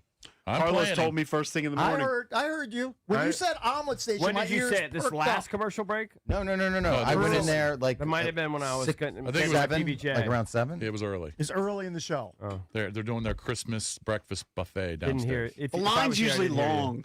The I line, don't even know if we we'll be gotta able to send do it Mike during the Marr commercial down there. break. the We gotta line send- is probably like the line at Raising Cane's in College Park. We just opened. It was halfway down Route 1. Now, are you now with me on the Canes I've never had it, bandwagon? but I'm just telling you that it's good. wildly popular. There's a reason. I should try it. It's good. Is it in the spot that used to be Ratsie's? Yes. Ratsie's, then Oh, it became R.I.P. something else. Ratsie's, Then it man. became, That was my what was it spot. most recently? It was the chicken place, the Peri Peri. Oh. The, How's that There was big enough? Nando's. Nando's, yeah. How's that big enough? Ratsie's are small. Okay. No, the Nando's was a pretty big Maybe they footprint. expanded. Maybe they expanded. Yeah, maybe. Ratsie's was small back in the day. The Maybe pizza they- was maybe so. they had a lot in the I back- remember that backroom pizza from space. back in the day. It was so greasy, but you were hammered. So Yeah, you what- didn't care. You The didn't grease care. tastes good. You To couldn't me- have cared less. Yeah, To to me, me, it it was was epic. To me, it was expensive. Ratsie's was expensive. but you they know- had a place called Purple But Pizza JP, across the street. After, Oh, I remember Purple JP, Pizza. after stumbling out of the cellar and being in there for 4 hours and drinking quarter pitchers or whatever the special was, you didn't care how expensive it was. I did. You dug into your I went to pocket. I went to Purple. And you gave him $4 Did I for tell a you? slice. Did I ever tell you this story? I really listen. I have a lot of flaws. I'm a flawed human being, but I really wasn't much of a thief. Unlike Cakes, just total thief. That was criminal. back in the day. I've reformed myself. I did one time go though. I did. It You've was told the story. the Little most Tavern.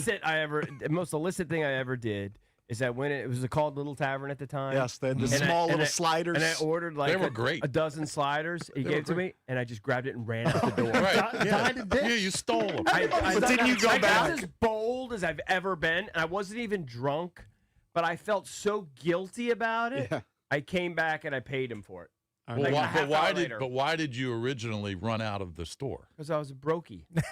You just Probably didn't, impatient too. you didn't have any money to pay for it. I think I just wanted to. What, Opportunity. you wanted to prove it? I don't. I don't know, Nobody- maybe, nobody's- maybe I like the challenge of it. Nobody I is don't know. proud of dining It and was ditching, an, but you know what? It was a crime of opportunity. yeah. Okay. It was a crime of opportunity. But my But you guilt, went because I back. was raised properly, I went back to the house. I ate my burgers, and I said, you know what? That really was not. Did a they cool move. recognize you when you went back in? I don't really remember. No chance. Hamburger. So you just said, "Here's some money. I It was stole like- burgers from you. Here's some money for it." Yes. There's so many opportunities you can do that. But I Yesterday, felt bad. I went to a place and there were like 3 construction workers ahead of me, and they gave me the food. And the guy in the line, it was a Peruvian chicken place. Yeah. The guy in the line goes, "You can just pay me after." Yeah. I guarantee 10 minutes after I'm eating there because I'll eat in the spot. So I'm eating there, having my rice and chicken. I could have just left. Right. Like he was hooking up other people in the line. Yeah. What's But also, I was raised popular and I paid. Mm-hmm. But You opportunities guys are inferring sometimes. that I was Opportunities are raised sometimes properly. are Sometimes you have staring. that devil. You Yeah, know, of You still course. have that devil on your shoulder telling you, It was- yeah, you hey, can get it. it- Just go. Let me just say, go. it was not my parents' fault that I was had some sticky fingers during my college you were years. just saying the words. You said you were raised right. You just rebelled against it. I just hey, had we some- weren't taking shots at your parents. I just had some issues. I we wasn't were even taking trying to shots take at a your shot of parents. cakes, but Yeah. you also. The point is that there are always opportunities. Sure, of you course. just probably took advantage of the opportunities Well, more. I mean, I needed Stouffer's French bread pizzas and like Hustler magazines, like back in my, So great. back in Hustler my You know what? magazines. You've stolen 2 different types of adult content. True. This is true. You've stolen Videotape VHS tape and magazines. and magazines. Shows how old you I were a am. horny youth. Very horny. Oh, he was. He's multimedia horny. Now, there was no Pornhub back then. Now the EB. videotape caper, that was probably my That's crowning bold. achievement. That's bold. That was my crowning Can you tell achievement. that one more time? Sure. I was living in Houston, Texas, selling cotton candy over the summer. That's bold. And I was, And you were stealing that too. Everything was. Is he good now? Yeah, but tell the story quick. Come on, we gotta know. We got Dewey. Look at the time. We, gotta go We to only have Dewey. 3 minutes All right, with so Dewey. can you do it at 9 o'clock? Are you talking about stealing the porn? Sure, why Yeah, not? I all can right. do that. All All right, let's go to the Rude Guest Or Hotline. 9:20. We welcome in Brandon Duhame, a.k.a. Dewey from the Washington Capitals. What's up, Dewey? Good morning. How are we doing, guys? Hey, bud. You're doing well. Hey, nice job out on that West Coast swing. You guys go 2-0-1. You know what? I'll even throw in the win against the Islanders. 3-0-1, though that's clearly not on the West Coast. That was a really fruitful trip for you guys. Talk about how you guys got through that with just the overtime loss to the Ducks at the end.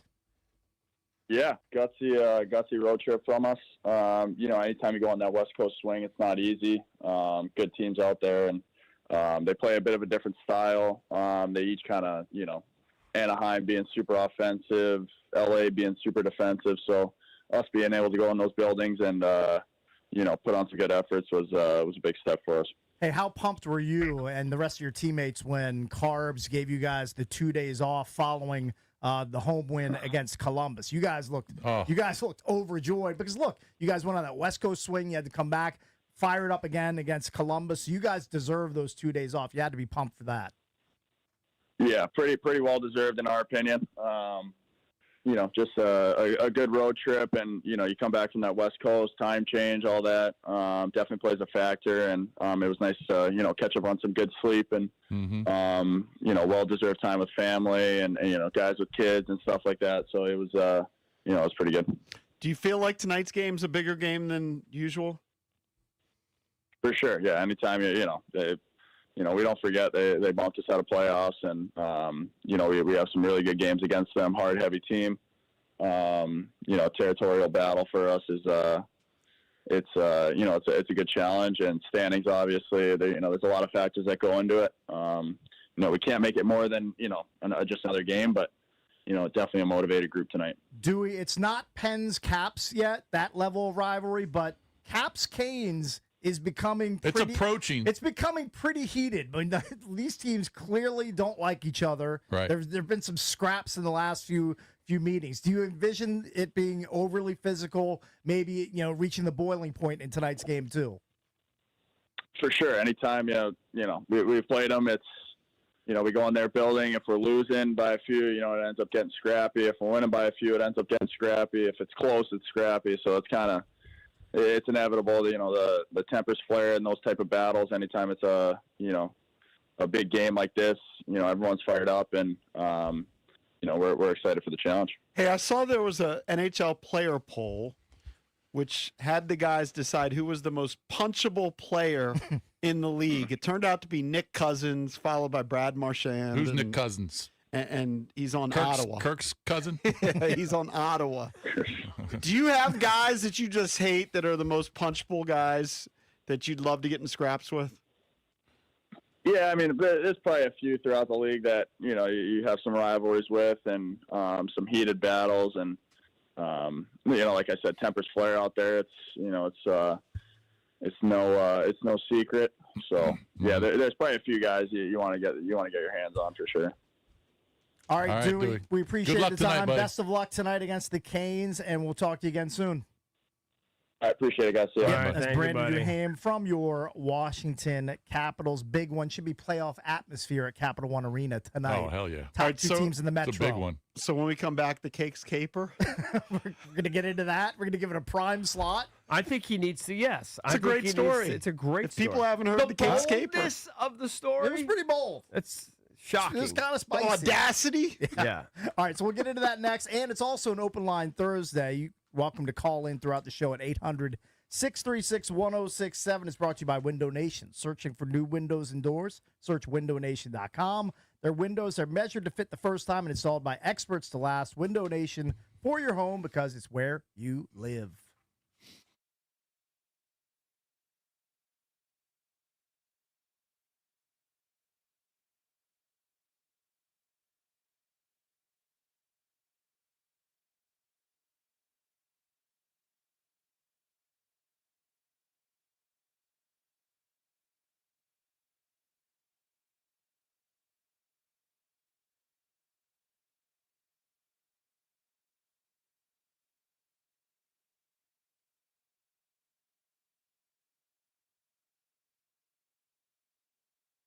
Picture your retirement for a minute. What do you see? Maybe it's finally booking that dream trip to Europe that you've been putting off, or buying season tickets so you never miss a game for your favorite team, or maybe it's spoiling the grandkids every chance you get. Whatever your vision looks like, one thing is certain. No two retirement plans are the same. That's why at Trajan Wealth, spelled TRAJAN Wealth.com, their fiduciary advisors take time to understand your unique goals. They'll build a strategy designed around your lifestyle, your comfort level with risk, and your timeline. And here's the best part. Trajan Wealth keeps you focused on the big picture, not the daily headlines, because markets shift, laws change, inflation happens.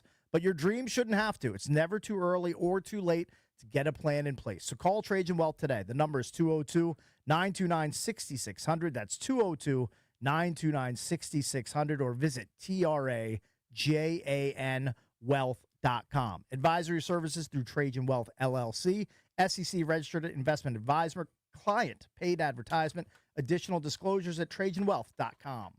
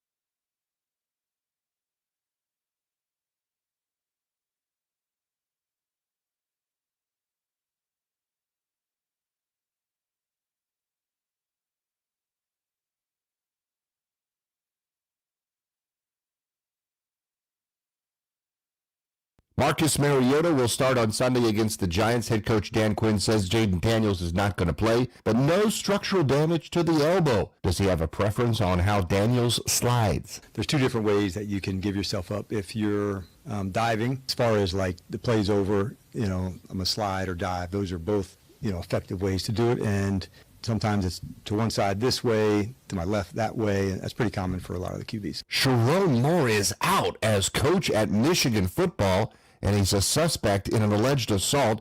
Thunder over the Suns, 138-89, now 24-1. The Spurs beat the Lakers 132-119, and the Wizards and Cavaliers will play tomorrow night. Capitals at Capital One tonight against the Hurricanes at 7 on the Fan. Delaware beat GW 70-58. New Mexico over VCU 81-78. The Nationals take 6 players in the minor league phase of the Rule 5 draft. From the Crop Metcalf 5-Star Sports Desk, Byron Kerr on the Fan.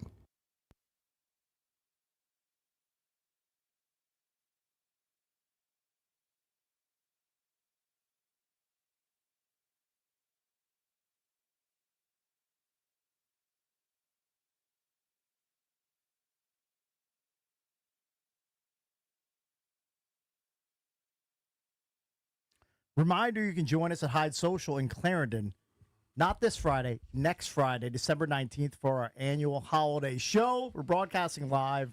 Doors open at 6 a.m. Everybody is welcome to join in on the fun. Start your holiday early with us, the Junks. December 19th, Hyde Social in Clarendon. Mike Marr is going to be pissed if you don't show up. Yep. So please come out and hang out with us. You're not going to be? Well, I am too, but Mike Marr is like, he's the top flag waver for Hyde Social. He's been there 500 times. And the party doesn't end at 10. It doesn't. Oh, it continues. No, that's basically when my party just starts. Mike Marr is big on extending the day, the drinking day. I've noticed that about him on several occasions. So this is not an outlier for him. All right, so that is next Friday, December 19th. Take us back to 1989 or 1990. What year were you in Houston? Hold on. This is more recent than that, JP. This is probably, I think this is summer of 92. Okay, 92. I think it's summer of 92 or summer of 91. So I was working for a friend who was running a cotton candy operation out of Astro World in Houston, Texas. That was a Six Flags park. I met him at Wild World here in D.C. or Largo, whatever you want to call it, and he hired me to be part of his operation in Houston. So I mean, you were a manager at Wild World. Well, I was management material. Cakes was my boss. I was upward bound. Because you were there for 2 years, right? Correct. So I moved to Houston for the summer, and I slung cotton candy at an amusement park. It's actually a great job. It's good money, and I lost a ton of weight because all you're doing You're is sweating. You're just walking around the In hottest place on the earth, Right. Houston, Texas, in the middle of summer. Mm-hmm. Dead summer, selling cotton candy at $4 a pop to 5-year-olds. It's actually a pretty good gig. That's the same summer you had a hot chick in a hot tub and nothing happened. I shot my shot and it didn't Like go late at night. It didn't go exactly the way I wanted it to, but it was fine. Okay. Like you're in a hot tub, you're in college, hot chick, you're drinking. How hot was she? I mean, for cakes, at 20. Maybe, yeah. Anybody for cakes. So anyway, we never seen her. It never got to where I wanted it to get to, but it went okay. Hey, she had a vagina. I mean, so anyway, aside from that, we're just establishing the time establishing frame. the setup. Yeah. So we lived in condos in Houston that were 10 or 15 minutes away from the Six Flags park. Uh-huh. So we lived, like, there were 8 or 12 of us. I can't remember how many, but there was groups, say 8 or 12 that lived there. So I was working 6 days a week. But on the 7th day, if I was had some time to myself, like, I'm 20-some years old, 21. You had your own VHS? Well, I mean, we did in the condo that we're in. Oh, jeez. Public room, I didn't have family it, like, room? I didn't have it like in my own All right, bedroom. But you needed to find So you time by had to be- yourself. you had to be right? careful, like Right. who's working Okay. when, who's coming in and out of the. You know what I'm saying? Yeah. But in 1991 or 92, you had a VHS. VHS. So 2 minutes away from where we live, there's a strip plaza. And there's a mom and pop video store at said strip plaza. So I Did it have the double doors so that It you did would not. look? It did not. So I sauntered in one day, probably after picking up like takeout or something, and I noticed that behind the counter they had all of the movies, the PGs, the Rs, and then over in one section they had all of the saucy adult fare. So you all could blocked see, off. like on the box, No, but And this is like 1991. They didn't have box covers. They were clear videotapes, but you knew where the good stuff was. Okay. Okay. So Now, you didn't see like a picture of Amber Lynn or something get fired no. up. I mean, because this is a public establishment, JP. They couldn't just have that out in the open. But you knew where the good tapes were. Okay. And this is a mom and pop shop owned by like an old Asian family, and they're working the whole thing. And I walked in, and I was like, do I really want to rent one of these tapes? No. The answer to that is a clear no. I was like, not going to rent one. That's embarrassing. I said, but I might just take one. Man, the balls. Right? So I looked around the establishment. I'm like, okay, there's like a 75-year-old woman working the cash register. There's like a 16-year-old kid like putting the tapes on the wall. And I waited for the woman to be distracted by another customer. There were like, I don't know, a handful of people in the store. And when she was ringing this person up, she's 20 feet away down the aisle. Yeah. I mean, she's 20 feet away in broad daylight. You just reached over. You do. The tapes are like where this monitor is. I just reached my arm, Yeah. my non-Kevin over Durant the like whole arm, thing. and I reached and I just grabbed the tape like this with these two fingers, and I slipped it out. And you only got one tape. Just one. One was enough, and I stuffed it in my Were you pants. And I trembling? Were walked you out. nervous or not even nervous? I was a little bit nervous, but not nervous enough to not do it. He had experience at Towson at the 7-Eleven. Yeah, so then I stuffed it He in was my experienced. pants, and then I walked out, and then How long till you watched it? Immediately. 5 seconds. But in the family room? I got. So you watched it in the family room. Well, what else am I gonna do? Anybody could have just walked right in.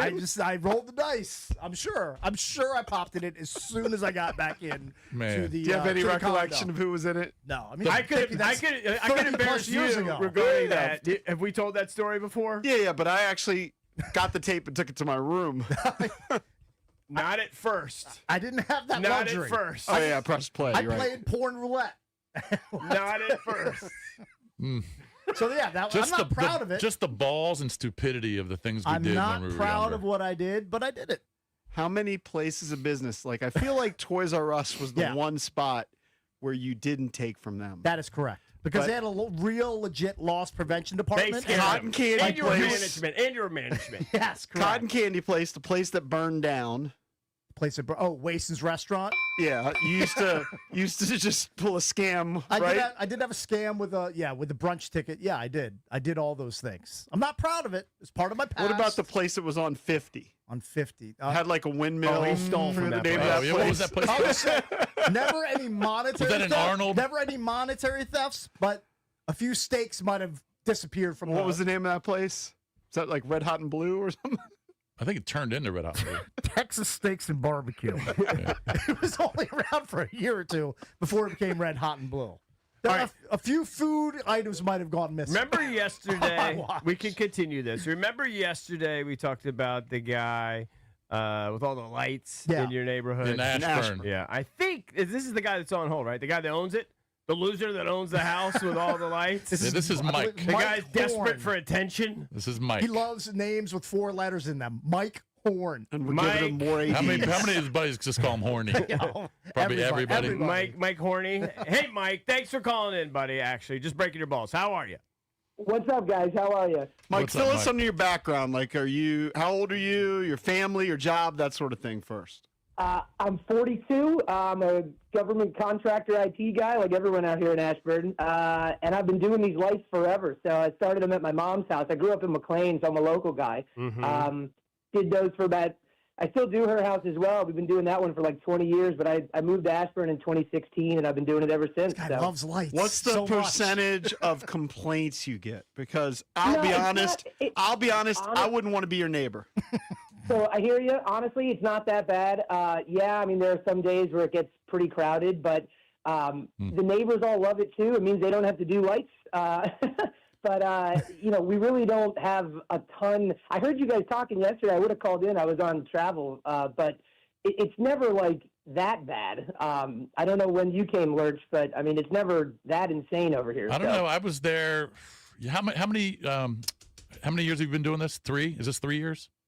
So with the music sync up, Yeah. probably since 2021. I started that during COVID, Yeah, but yeah. before that, it was just kind of like the inflatables and all that old school stuff. It was, I don't know. There was 10 or 12 cars, and they pull over Okay. on the side, and they're out taking pictures, and I'm sure you deal with that Yeah. all the time. But it's We're trying to get people to park up the street and walk down. So Right. the music doesn't just play. There's a button you got to push, and then people can push on it, and it plays for 30, 40 seconds. But What's your we try to cost keep it outlay? friendly. That's what a lot of people are wanting, not just the electricity. Well, give us the time that it takes to set everything up, and then your cost outlay. he's got to have a company that does it. You got to have a company. No. The only thing I have help with is my roof is those big panels. They're just basically PVC frames with lights attached to them. I can't carry those things up there, so I've got some buddies that are roofer guys that help me carry those things up there. But I'm up on the roof all the time doing that. Once they're up there, I got to position them and get the computers all set up. But everything else is all me. So I start in October usually. We do a Halloween display, but it's real little. And once the Halloween display goes up, the Christmas stuff just starts going behind it. So, but it takes a long time, and I don't do it all in one shot. It's all a day here, an hour here, at night here. I mean, it takes a long time. And do you So start the lights on the same day every Christmas holiday, or does it? I try to do it like a couple days after Thanksgiving. Okay. You guys didn't mention it. So JP, you mentioned yesterday, they're getting all this run, and the reason we're getting all this run is because we're going to be on this reality TV show tonight on ABC that they filmed last year. It's called The Great Christmas Light Fight. Right. But that airs tonight at 10 o'clock on ABC. So give me I have no the- idea what it looks like, but Give me the cost outlay. oh man, I can't go into that. Come on, Well, that's but a lot brutal. of people want to know, like, how much are you paying in electricity? Oh, electricity bill. Honest, I got my electricity bill yesterday for the last 30 days. It was $250. It's not that bad. What's The normal bill- electricity? I don't even know. Oh, I mean, in the summertime, if we're running AC, it can be over $400, $450. It's crazy. All right, so out what here. is it normal? I guess you don't even know. What is it normal in the winter if you're not? Oh, I don't know because I've done these lights forever, so I have no idea. Yeah. I don't know, man. Do your neighbors complain? Did you ask them that? No, he said said the neighbors love neighbors it. like it. So when we filmed this show, the neighbors were all involved.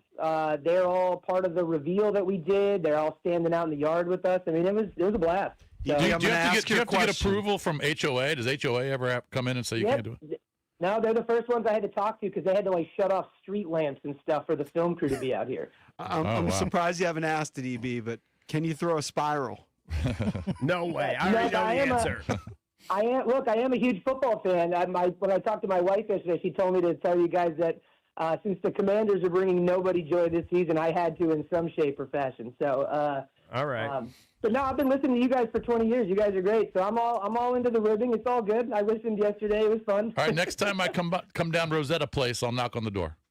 You come see me in EB, and if you want help with your decorations, you call me, man. You got my number, okay? You'd be the last guy I would call, to be honest. All right. Thank you, Mike. I appreciate it. Thanks for being a good sport. Thanks, guys. Have a good one. All right, buddy. Mike Horn. I guess you can watch him tonight at 10 p.m. Sure. Horny Mike. What did he say was on? YouTube? Did he say ABC. YouTube? Oh, ABC. I'm sure we're going to watch Unbelievable. that instead of Thursday Night Football. Come on. Well, I don't know. Since Caps you game. talked to him, you might just check in and see what's. Probably won't. Probably not. Let's be I'm just being honest. I give it a minute. I'll forget. I'll forget that. I it's need on. to watch Flip Mike, over during a commercial need break. to watch Mike Evans more. I Let's need, be yeah, honest. not Mike Horn. You need Mike Not Evans. Mike Horn. I need Mike Evans greater than Mike Horn. You got halftime. You got commercial breaks. Yeah. Just being honest. He doesn't. Yeah, he doesn't Probably seem not too going to check interested. in on Mike Horn. Probably the last time I'm going to talk to that person. All right, when we come back. I don't have an omelet in front of me. Well, sounds like a you problem. That's a you. Sounds like you need to go down to I the might have lobby. to and go. get I one. guarantee done. the It might lot. be No, it goes 9 to 11. I think the line's going to be 75 to 100 I'm deep. sure it will be. It will be. It's going to be an issue. All right, when we come back, we will take more of your calls on an open line Thursday, 800-636-1067. We have to get back into Jaden Daniels missing the Giants game this weekend. Is there a health downgrade on his elbow? Not that we know of. It's just sore, but he's still being held out of the upcoming game against the Giants. Are you for or against him being held out of the game this upcoming weekend? We'll take your calls on that next here on The Fan.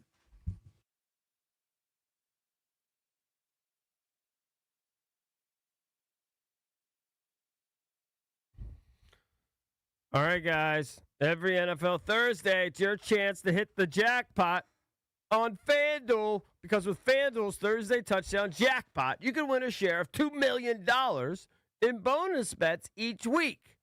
To get in on this Thursday's action, all you got to do, place an anytime touchdown scorer bet before the game kicks off. And if your player scores the first or the last touchdown of the game, you'll win your bet plus a share of bonus bets. All you have to do, visit FanDuel.com/EB to take a shot at the jackpot. That's FanDuel.com/EB for your chance to win a share of $2 million in bonus bets. Play your game with FanDuel, an official sports betting partner of the NFL. FanDuel Sportsbook is the official sportsbook of 106.7 The Fan. You must be 18 and over. Present in D.C. Opt-in required. Must apply profit boost token on select market. Prize pool to be split equally among all eligible participants who made the correct first or last touchdown pick. Bonus issued as non-withdrawable bonus bets, which expire 21 days after receipt. Restrictions apply. See terms at sportsbook.fanduel.com. Gambling problem? Call, text 1-800-GAMBLER.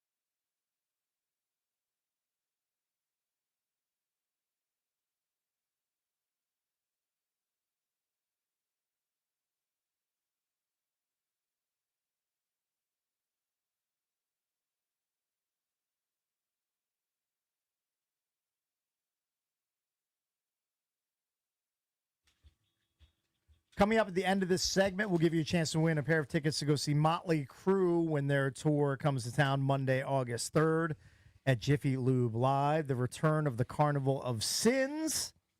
So keep listening for your chance to win those tickets. 800-636-1067 is the number. Wanted to get back into Jaden Daniels missing the game against the Giants this weekend. He is being held out. Marcus Mariota gets the start.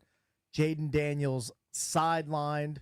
EB's coming up with some sort of protest, something he's going to do rather than watch the Commanders game and Marcus Mariota. Well, Cakes, at you 1 said you were p.m. floored. You said your mouth was agape, that It you was. heard that Jaden wasn't playing. I wasn't. I was pretty surprised. I mean, I expected him to play. I think he wants to play. I think Dan Quinn wants him to play. But I'm not totally surprised that, in my mind, and we don't know, that front office has shut him down. Right. But the question is he going to be shut down the rest of the year? It's trending in that direction. It looks like it is. It's trending in that direction. Yeah. Because they're going to lay the groundwork. They'll probably say, yeah, the doctors still haven't cleared him. Yeah. And then they'll say, oh, there's only 2 weeks left, really, at this point. Yeah, what's the point? We're just going to evaluate the young players. Yep. And, yeah. It's kind of it's trending in It's that kind of an embarrassing look, I think. And I for think the that's team. going to hurt him. I think not playing for the majority of the year this year, I think Right. that is going to hurt him next year. See, where I could see him playing is if he starts creating a little noise. And that's not his style. It's not. But if there's some noise and there's some tension from Jaden, like, well, what's going on here? And if the players are kind of upset, his teammates. Because, look, it was a 10-second clip that I watched, but he looked like he was throwing fine, loosey-goosey with play. Like, he's... No, he could have gone Well, back I mean, in that game. guys can do that on sideline drills, like, all the time. No That's matter what their true. injuries are, like, that's not a real barometer of whether they're ready to go or not. Right, but Yeah, oftentimes but he they're didn't not look- practicing. But- How many weeks this season, because he's missed so many games, would we go into a Wednesday and wonder, well, we'll find out more today if he's practicing. Yeah. And then on Wednesday, Dan Quinn would go to the podium and go, yeah, he was practicing, but we're going to make a decision by Friday. This time they shut him down already. The biggest red flag was the fact that Dan Quinn said he could have gone back into the game against Minnesota. If he could have gone back into the game against Minnesota and there's no further setback, then he should 1,000% be starting this weekend Correct. against the Giants. And they said there's no structural issue. The only thing that they could weasel their way out of it is they could say, he did re-aggravate the bruise a little bit, and we just don't want to go through the embarrassment sort of him every time he falls down, having to pick him up because it's so painful. Yeah. That's the only thing I could possibly. And believe me, if that's the case, it's lame because, hello, everybody lame. that's playing NFL football right now has a bruise or a contusion or a slight fracture or something that's hampering them. It's cowardly is what it is. Let's play clip Coward, number 8 of Quinn again. I thought Scott Abraham did a good job, and he kind of flipped the script, and he wanted to hear Dan Quinn say, well, what would the benefits be of him not playing? Because everybody's always asking him, is he going to be back on the field? And Dan's always saying, we want him, the reps and all this stuff. So he flipped the script, and I thought this was a tell, because to me, he's just stumbling and bumbling for an answer. We haven't really gone down that road yet to decide.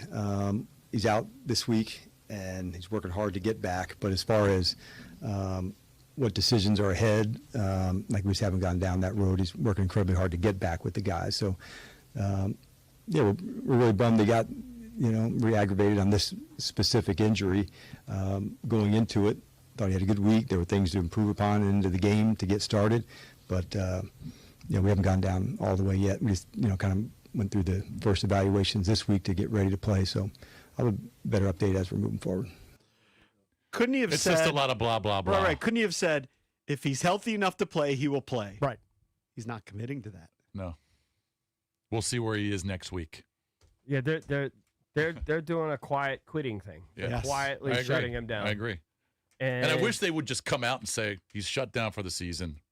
That's all we have to say. Right. He's shut down instead of dealing with it. Does Dan Quinn want to deal with the media next week? Talking about the same 'Cause S? everybody's going to ask him the same exact Same question exact questions. every week for a month. Yeah. Just shut I him say, down. No, it's not a good look in the locker room. If you're going to shut down, shut him down. Jaden doesn't want it. They're risking alienating their superstar. Don't get it twisted. He's their superstar. Yeah. He also wants to win. I don't think he's on the hot seat.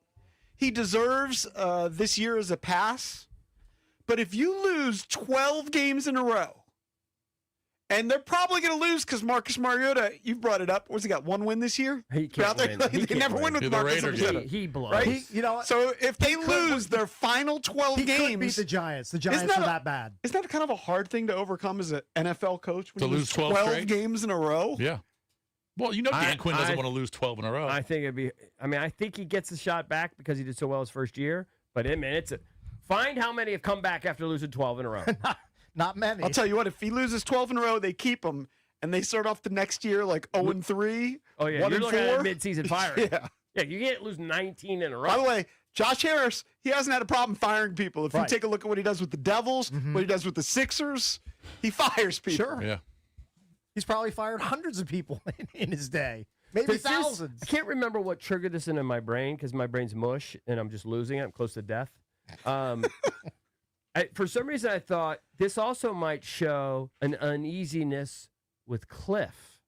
So here's another angle that, okay, it's one thing that we got guys that are injured and everything, but we just don't like the system for him, turns out. And even if we tell, like, the same things keep happening and Cliff keeps exposing him the same way. So I'm not just protecting him from himself, I'm protecting him from Cliff. That's a maybe. theory. Yeah, maybe. And this could portend. Although Dan Quinn could say, Cliff, all right, we're switching things up here. We're not doing this, and this. We're Right, but going to Cliff run the has ball. a system. Give Rodriguez the ball freaking 25 times. I know, but Cliff has his system. And the way his system is, he's maybe just utilizes him running so much or being vulnerable, not having enough protection, 5 receivers, whatever. Mm-hmm. This could be a sign that they're going to move on from Cliff, too. Possibly. So that they're not only shutting him down because they don't want him to get hurt, they're shutting him down because they think Cliff keeps exposing him, and turns out this offense maybe is not a great fit with Cliff. All right. So I'm just thinking off the top of my head. A lot of fans think it's a good move. I know there's a couple on hold right now, so let's talk to some of these people. All right, let's go to Ed, Massachusetts. He bailed. Let's go to Scott, Silver Spring. Scott, what's up, buddy? Hey, fellas, how y'all doing? What's up? What's up, Scotty? I agree. I agree with a lot of what y'all said when you started the segment. The one thing is we only really know what they tell us. We don't really know what's going on behind the scenes.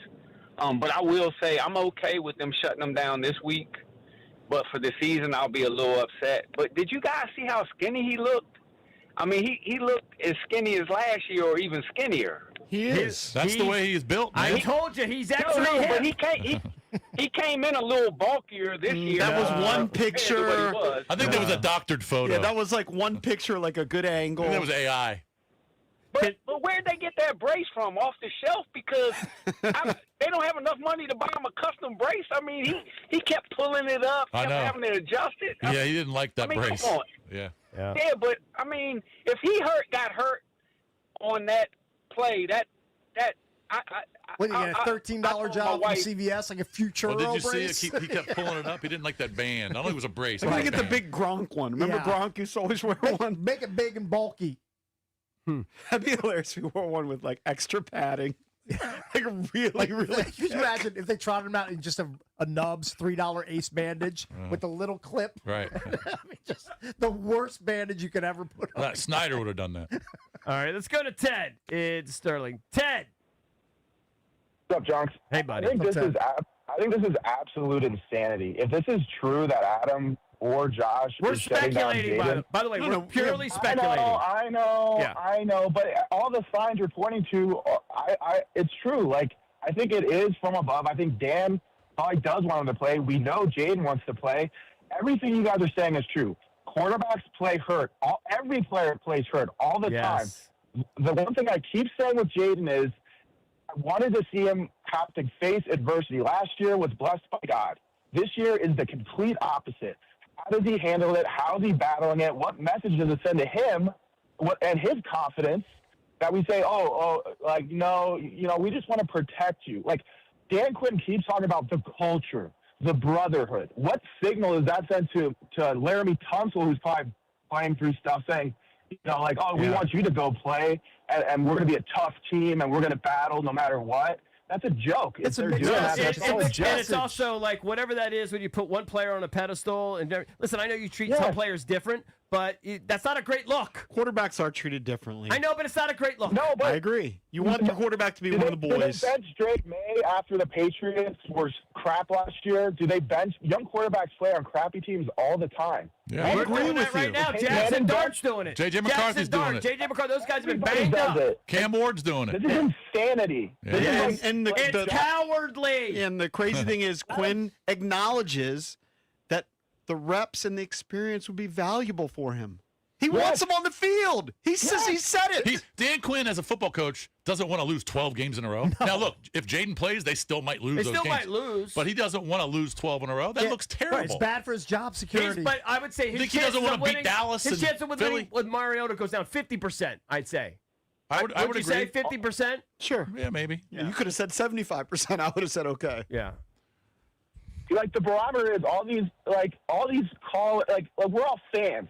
All these fans calling in saying all the tankers and all the people saying rest them. That's not reality. That's not real football. That's not what happens in professional football. It doesn't. It's like we live in a fan world. This is fan world stuff. I know. You know what's going to be? Totally agree. Thanks, man. Thank you, buddy. I don't think this happens with this regime, but it'll be interesting to see if there'll be some leaks in the next couple of days as people look into it to find out what who's happened. shutting them down. Because if you think about it, last year to get shut down, he broke his ribs. Yeah. He wasn't practicing. Now, the season was different. Yeah, they were winning. The season wasn't lost. But I'm telling you, it's all NBA, of us, NBA influence. All of us feel like maybe Ben Johnson was onto something. NBA influence. Not trusting Got the a bunch of NBA guys. all of us feel like Quinn wants him to play. He did say that. And he He wants did. to play. Yep. I told you, man. Bob Myers shut down, trust the process. Maybe Magic is chiming in. Bob Myers is Magic's chiming. not a shut him down guy, though. Good He for doesn't him. like load management. Good for him. At least that's what he says. Let me check his latest tweet.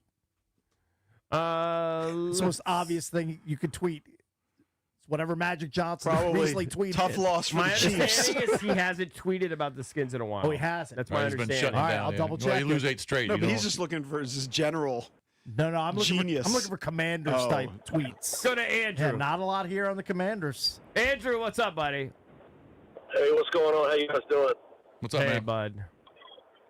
Hey, so the first thing for me is what I think is most important is I hope they start getting a hold of this. It's starting to seem dysfunctional again, the way they're handling the media, and I really want them to get a handle on that first and foremost. I really wanted him to play initially, and I wanted to see him take some hits and just figure out what do we have going into next season. But I think he doesn't have the right cast around him, and I don't know how much we would actually learn if he plays these last few games with Noah Brown and Burks and all these people.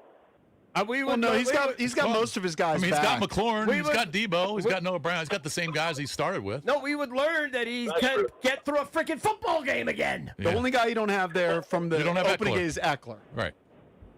Yeah, I also do hate it. I hate going into an off season with so many questions after what happened last year. Oh, A lot of question marks this offseason. Yeah. No doubt it's about gonna, that. It's going to No be a shortage very of those. much What different than what do last you think year. of my theory that maybe this is more of a reflection on Cliff's offense and somebody stepping in and going, you know what? Turns out this is not a great mix, and I just don't want him playing. I just don't want him running that offense anymore. Oh, Yeah, you know, I hadn't thought about that. I actually think that's very valid. He's probably on his way out one way or the other, and they probably feel like he's Not sure about putting him into too many running situations. And maybe, I don't know like about Jay that. said last week, he didn't love the pass protection schemes. I mean, Jay knows football better than me, so I defer to him. Jay said it on Yeah, but the any Great Danny offensive Show. coordinator, they can't control him bouncing out of the pocket and True, running. True, can't but they control could that. protect him better. They could have an offense where it's a little more difficult to take off and run, maybe. That's what I've been saying. The whole read option thing invites him to run. All right, well, I mean, Dan Quinn could tell Cliff, we're not running that play anymore. He's the coach. I know, but he's kind of It's a one. hard. Cliff's kind of a one-trick pony. No, these guys can alter that. I don't think that's it. Hopefully he can pivot. Hopefully he's got more Right up now, his sleeve. 45% on our poll, you can vote at yeah, what are Junks they Radio, saying? are saying Adam Peters is the guy who made the call to What's sit Quinn Jaden down to? Daniels. Quinn's at 19.6%, Josh Harris 16.2%, and Doctors 19.2%. The doctors are just doing what's told. All right, we're going to hook up caller number 10 right now at 800-636-1067. You're going to win 2 tickets to Motley Crue, the return of the Carnival of Sins, Monday, August 3rd at Jiffy Lube Live. Tickets are on sale now. For tickets and more event info, Go to thefandc.com/events. So 10th caller right now wins those tickets. When we come back, we'll give you a chance to win 2 pair of tickets to go see Maryland as they take on Michigan at College Park. So keep listening for your chance to win. We'll be right back.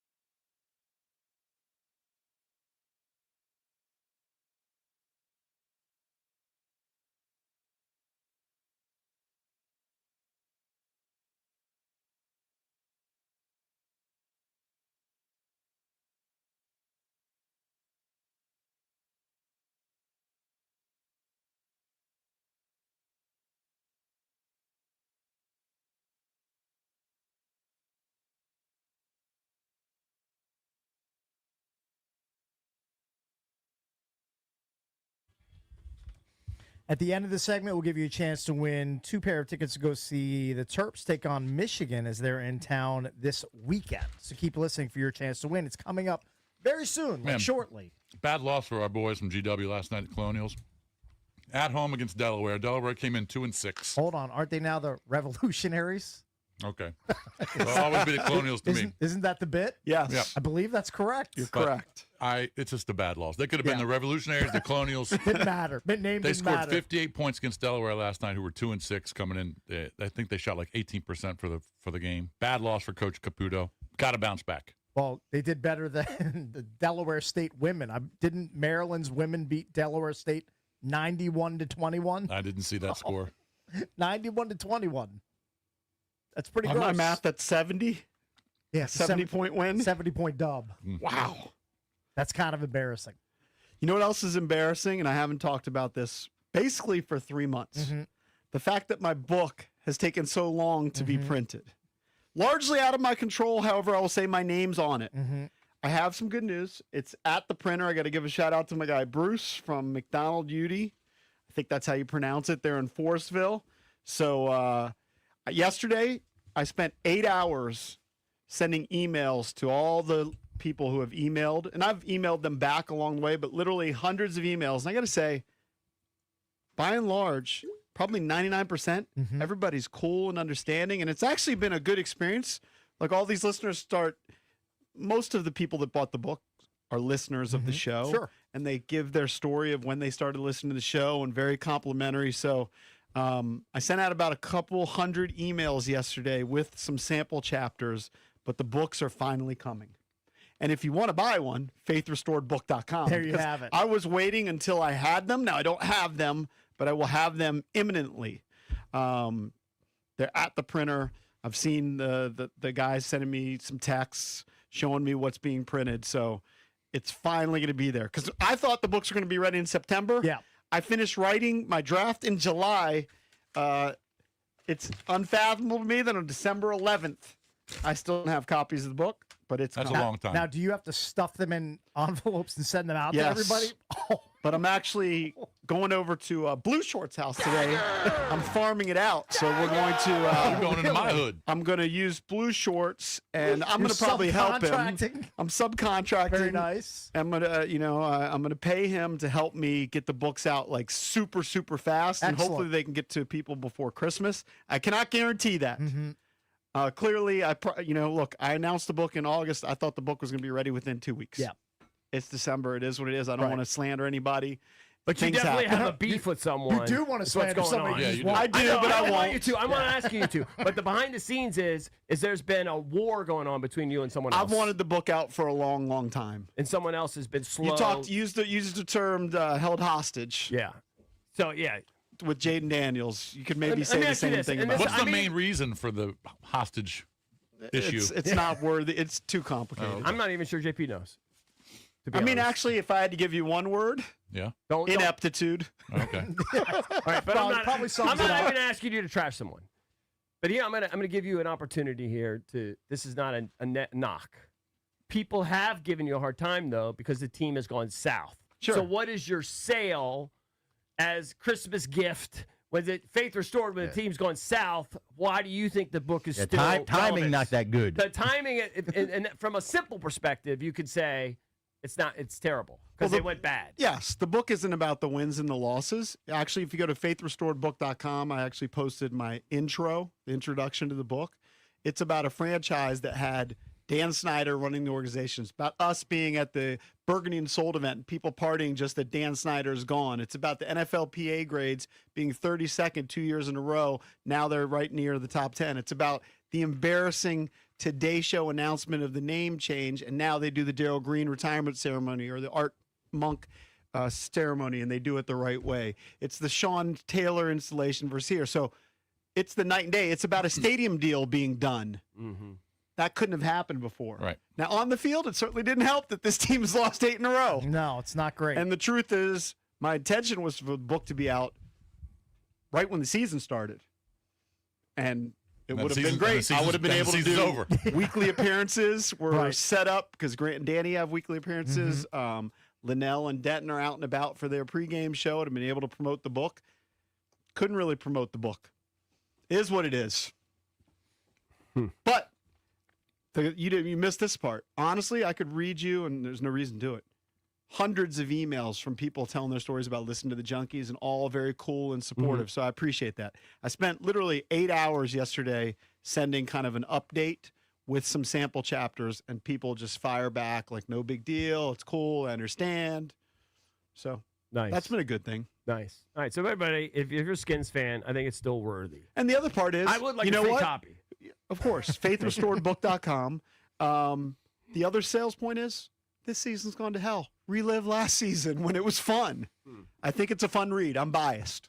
You're going to have fun watching Marcus Mariota at 1 p.m. this weekend. I'm telling you, I want to do a bit. where I Bickle's not do- going to watch. Where I do something opposite. Antiquing. Hey, why don't you should go why don't you antiquing. live tweet the Ravens Bengals game? Could do that. I mean, I could. I actually don't mind watching I'm going to the watch that. Ravens. It's just I mean, so I'll check annoying. in with the Commander game, but I'm not watching it. Because aren't you living and dying and tweeting along with every single play during Commanders game? I typically do that with the Skins, yeah. Yeah, do that You'd be with like, "Ooh, Ravens. say I just don't have the Say same. Flowers, I just don't have big the same. I mean, I catch. could be a bit. I just don't have the same passion. I don't even know 3/4 of the players. Like, ooh, Mike, I mean, Mike Gesicki with a good route. I mean, I don't know the guys. Burrow. Yeah. Clutch. Period. Yeah. Yeah. I mean, Wow. T. Higgins. Ooh. Cakes, you said you would rather watch the Thursday night game tonight 100%. because then the Then the Christmas light. Christmas light fight, whatever it is, with horny Mike Horn. Yeah, but you didn't even mention the Caps. Caps, I'm definitely going to be watching that tonight. I'm going to be double screening it. I was going to say Caps Carolina. That's bigger than Falcons Bucks. That's the lead. It's just getting back to like doing something else. It's the first time in a long time. I guess that Callahan run, but it's the first time in a long time I'd rather do anything than watch Marcus Mariota play again. You're so over Just do what you Mariota. normally do. Here's what you do. Watch a game with no Okay? passion. No. Go hit balls, take a picture, tweet it. Then, like at halftime, go in your sauna, take a picture, Yeah. tweet it, and rake leaves, and just say, "Well, he doesn't do that." I know. Yeah, That's the I point. wouldn't do that. I don't know, man. Hey, Does anybody else feel the same way could- I do? you could like no come- interest in the game? I just You told could come play pickleball with me and Squirrel and the Bluff and Bowmans. We're playing at 11:30. Then we're doing lunch, and we'll watch the 1 o'clocks. And we'll tell everybody at Norbeck, To change the channel. Don't even put the Commanders Giants game on. Put every other game on the screen. You can do that bit. Maybe I would watch the Christmas Story. I think that would be hysterical. Yeah, I have never At watched it. 1 o'clock, you hit play and then live tweet the Live. Christmas story. Yeah, I'll put my my meta glasses on. You're gonna you guys hate, can watch with me. If you do that, you are gonna hate that movie's guts. You're not gonna like it. I don't think You're not going to laugh one time. I mean, when did that movie come out? Hey, that, 1983. hey, that Yeah. Farkas character's that pretty right? cool. Yeah. I thought it came out in like the 50s. That's how. No, little that's I the know. setting. It's set in the 50s. Okay. Yeah. But it Supposed came to- out. It looks like the 50s, Yeah. but it came out in the 80s. Uh-huh. Do they have? Okay, we've asked this before. Famous actors in it. If you consider Peter Billingsley famous, He's the most yes. famous one. He's the most Yes. famous Yes. one. Okay. He's the guy. I know who he is. Yeah. After googling him. Mm-hmm. Messi Marvin. Right. All right. Do you want me to go to these calls real Can't- quick? There's you no wanna way do it again? the Maybe guy go who to plays one. the guy who plays Flick. There's no way he's famous. No. I don't even know the guy's name. EB's Farkas. He's a bully. Let's go to Toothpick. Hey, Toothpick, real quick, buddy. Real quick, I think the person that needs to be put back on double secret probation is Cliff, because you're telling me you can't design a offense when you run the ball with good running backs this year who all have great averages to protect your quarterback from running. So, Cliff, yeah, he's the one that needs to be added and put back on probation. Thanks. I appreciate Thank you, talking buddy. to my Thank call. Thank you, Toothpick. buddy. Thank you. Good hearing from you, my friend. All right, we're going to hook up Yes, callers number 10 and 11 right now at 800-636-1067. You're going to score 2 tickets to the University of Maryland men's basketball game Saturday, December 13th, as they host Michigan. For tickets and more event info, visit thefandc.com/contest. Oh, by the way, you think the Terp students are going to be grilling Sharon Moore during that game? Oh, there'll be a lot of You think signs. that's not going to be front and center for the Terps student section? They just better not get drilled on the court like That could happen. like Villanova We don't know. did. All right, B. Mitch and Finley, they're coming up next. We'll see you tomorrow.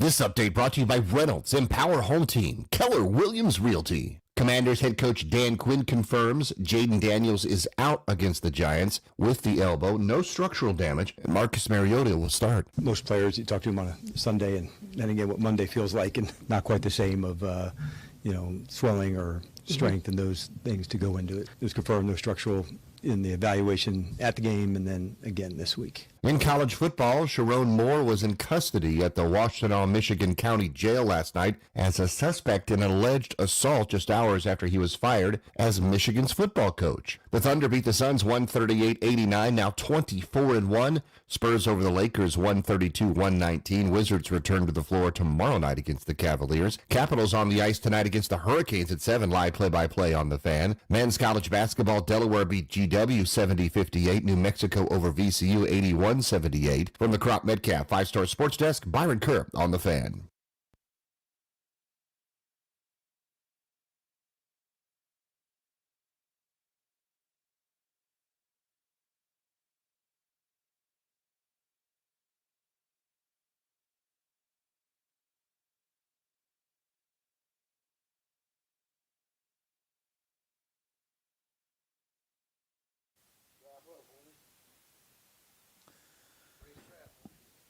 What up, everybody? It is 10 a.m. in the District of Columbia. Points north, south, east, and west.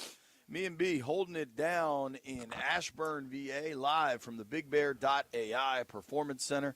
You can catch us on the YouTube stream, 106.7 The Fan YouTube page. You can watch us on Monumental Sports Network. You can listen to us wherever you may be throughout the DMV. And, Brian, it's cold, dog. Not as bad as it was yesterday. I think today is colder. You and I have odd temperature gauges. Dude, the sun's out today. The wind is windier. That I saw you taking a picture of the flag. The flag was howling. The flag is howling, but the temperature overall is not what it was. Yesterday, it felt like it was 25. Yesterday, my phone will ever load. That's what it said. Yo, it's colder. Today is 33, feels like 16. I'm going to see if you know what you're talking about.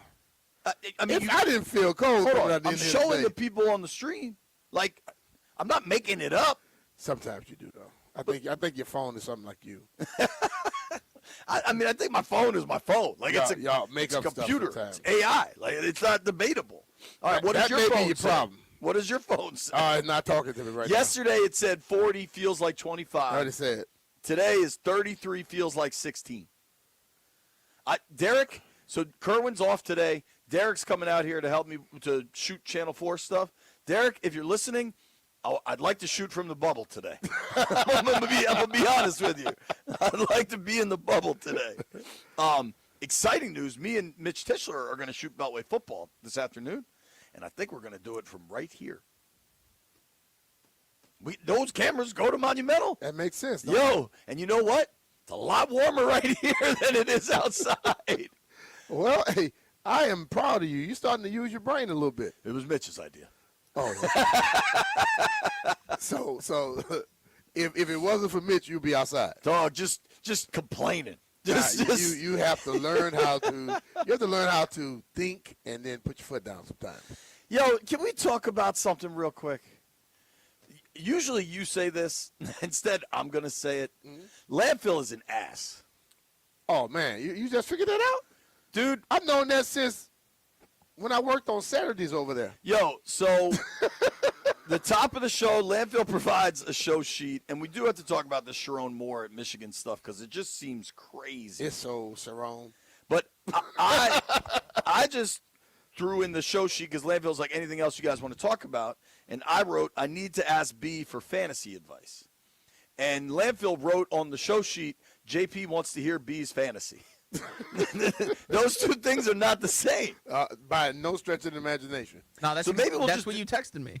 You wanted to hear about B. Mitch's look at the text. I saw the text. The text said, I need to ask B for fantasy advice. Yes, that's fair. And that doesn't have anything to do with ask B about his fantasy. Yeah, that's what he's asking you.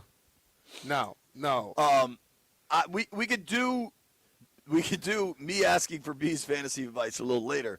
But for people, there are people out there that will say B doesn't play fantasy. Here's what I'll say to you. Last year, going into the fantasy season, we all were kind of talking about who should be the number one fantasy pick. And everybody back then was talking about Breece Hall and Jonathan Taylor, all these other players. And last year, B was like, man, y'all are crazy. Saquon. And we were like, Saquon? And you were like, yeah, he just signed with a new team, wants to prove to the world he's right. And you know what? If you had Saquon and he had last that year, damn offensive line. He went for 2,000 yards. So based on that, I am in the playoffs in all 3 leagues. I was listening to Dave Richard on the Junks this morning. I'm in 3 leagues, 3 playoffs. I have one good team. I'm the 3rd seed in one league. The other leagues, I barely got in, but whatever, I got in. And I got quarterback trouble because I've been playing quarterback kind of waiver wire all season. I got Daniel Jones, who was hot for a while. Then now he's hurt. Cole. I picked up Jacoby Brissett about a month ago, who's been very good. But Jake is playing the Texans this week. I don't think I'm rolling those dice. Nah, because Jake don't move. No. He sits in one spot, and those dudes hunt. Yeah. And if you're sitting in one spot, they will find you. So we got to talk. I got quarterback trouble. Obviously, the biggest story out here in Ashburn is the quarterback situation.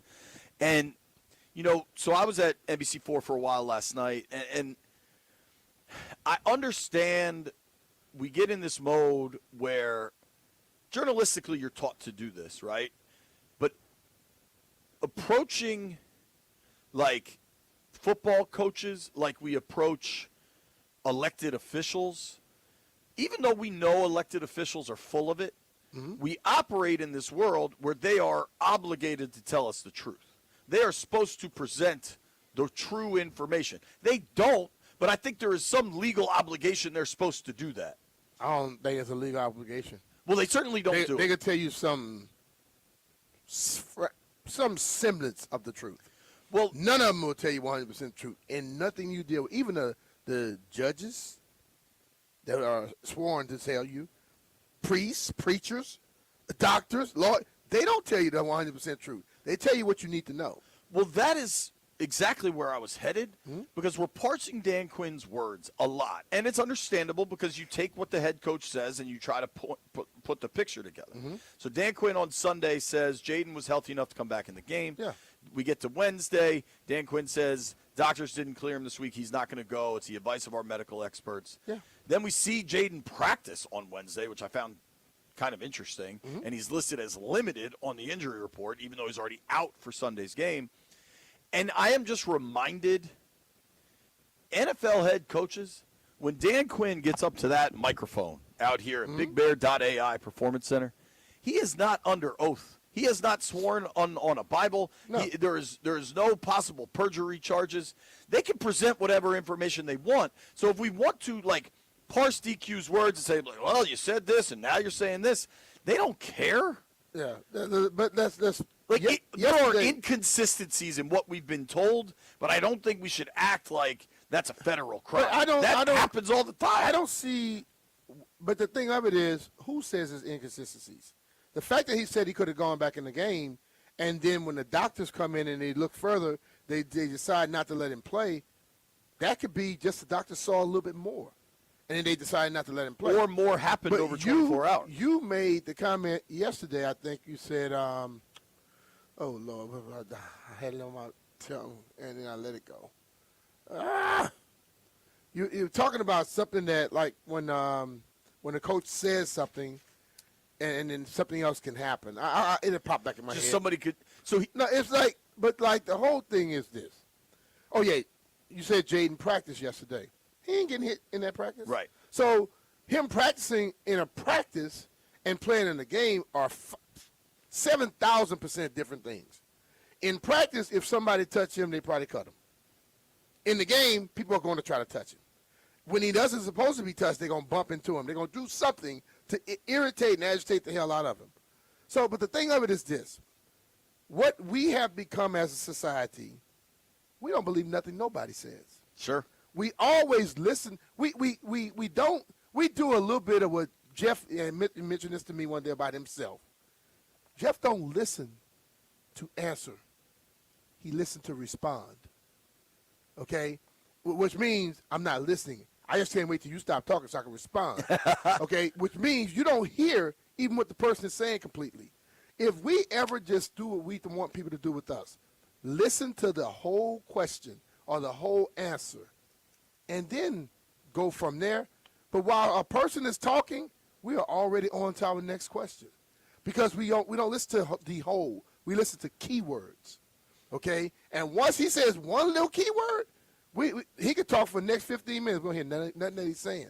So I have learned very much to stay in it, because when they say a person could go back in the game, I've seen those situations.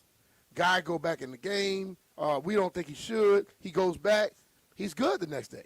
Seen guys not go back in the game, and then the next day, damn, he can't move. You see what I'm saying? Yeah. But he could have gone back that night because that adrenaline was flowing.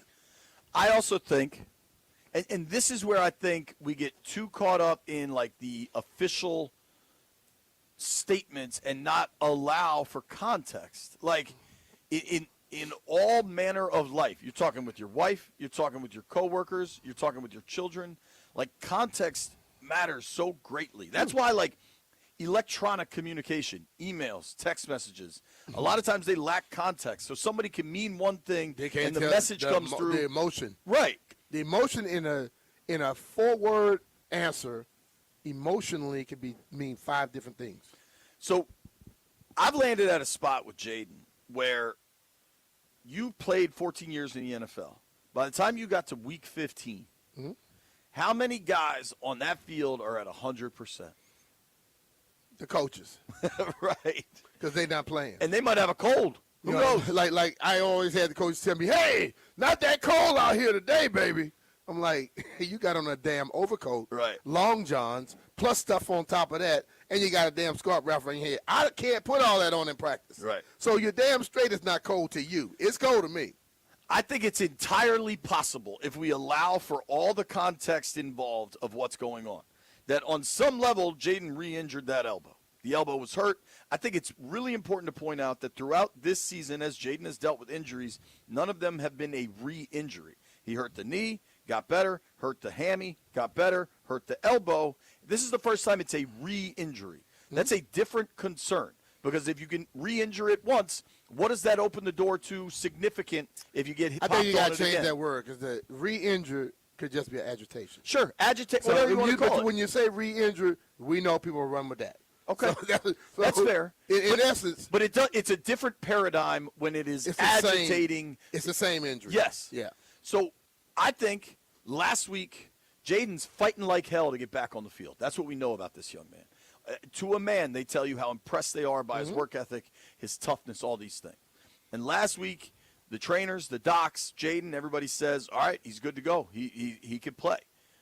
This week, is that Jeff's response? I saw No. it. I know what that one is. Ooh, you saw it? Yeah. I'm not gonna say that. I'm gonna answer. No, I didn't. But you know, if some of them like that, all right, in your profession. Last week, Jaden meets with the trainers, the medical staff, the coaches, and they're like, "Coach, he's good to go. We could clear him. He's ready to rock." This week, it's entirely possible that the coaching staff or the front office or perhaps even ownership is like, yo, unless he's 100%, he's not cleared this week. The bar can change for what we need to see the young man be. And last week they could say, all right, 80% of Jaden we believe is a higher ceiling than other players. We see this all the time. Yeah. Bobby Wagner last week missed 2 days of practice and was questionable on Friday. But they know what they've got in Bobby, even if he is not fully himself.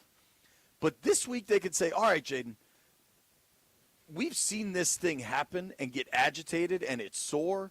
We need you 99% to get on the field. To protect yourself better. Right. And you know what? The trainers could be like, all right, coach, all right, Adam Peters, all right, whoever they're talking with, he's not fully at 98%, whatever it is. So the bar for what they are clearing him for can change. And that can be a decision made by lots of parties with lots of different input, and that could take the context of a 3-10 season coming off of the worst performance this team has had in 2 years into it. Yeah. So, like, people that want to be dismissive of this being a medical decision, I think you're missing the boat.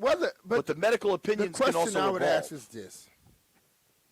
if it's a medical decision or if it's the person who has that as an investment decide to make a decision, what damn difference does it really make? Okay, listen, if I go out and buy, I'm going to just use a car, Bugatti, and there's a professional driver that wants to drive my car, I don't have a damn problem with it one bit or the other. But if you say, let me go take it for a spin, I might say something wrong with the tire. It's probably a lie. It's not a mechanical decision, but it's an investment decision because I don't think you can handle that car.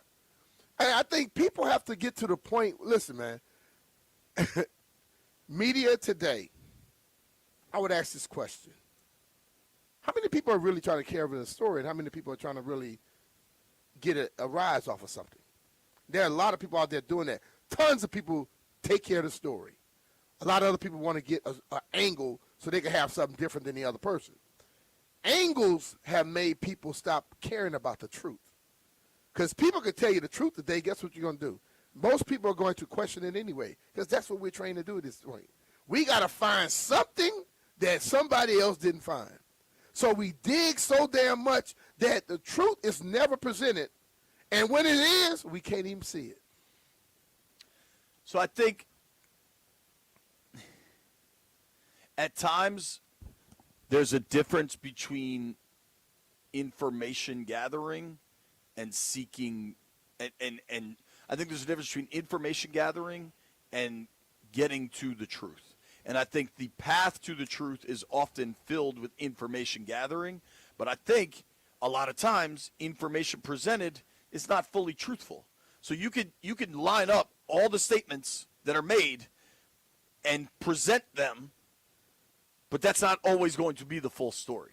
But the information provided does not look completely linear.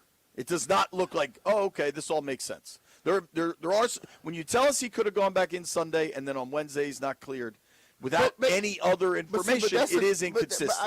That's where I'm lost. I don't think they care, though. No, I don't know if they care or not, but it makes sense to me. I don't know why it don't make sense to everybody else. It makes sense to me because I've been through it and I've seen it. But this is the thing about it. Nobody cares about that. But the person that's asking the question today, they feel like they are the judge and jury. They know everything you're thinking and what you're trying to say and what you should be trying to say. But the person that's telling you it has happened over and over again. This has happened in the past when things were totally different. So I don't understand why it seems so odd, because the problem is so many people today write stories before the story is presented. They're trying to finish up something. They just need you to say one word to help them now release it. And when you don't, then now they have, oh, damn, I got to write another story. By Dan saying he could have gone in the game, I believe him. And then by him not going this week, I think doctor said there, and like I told you, when you know it too, you said all the time, when that adrenaline dies, that pain threshold is different.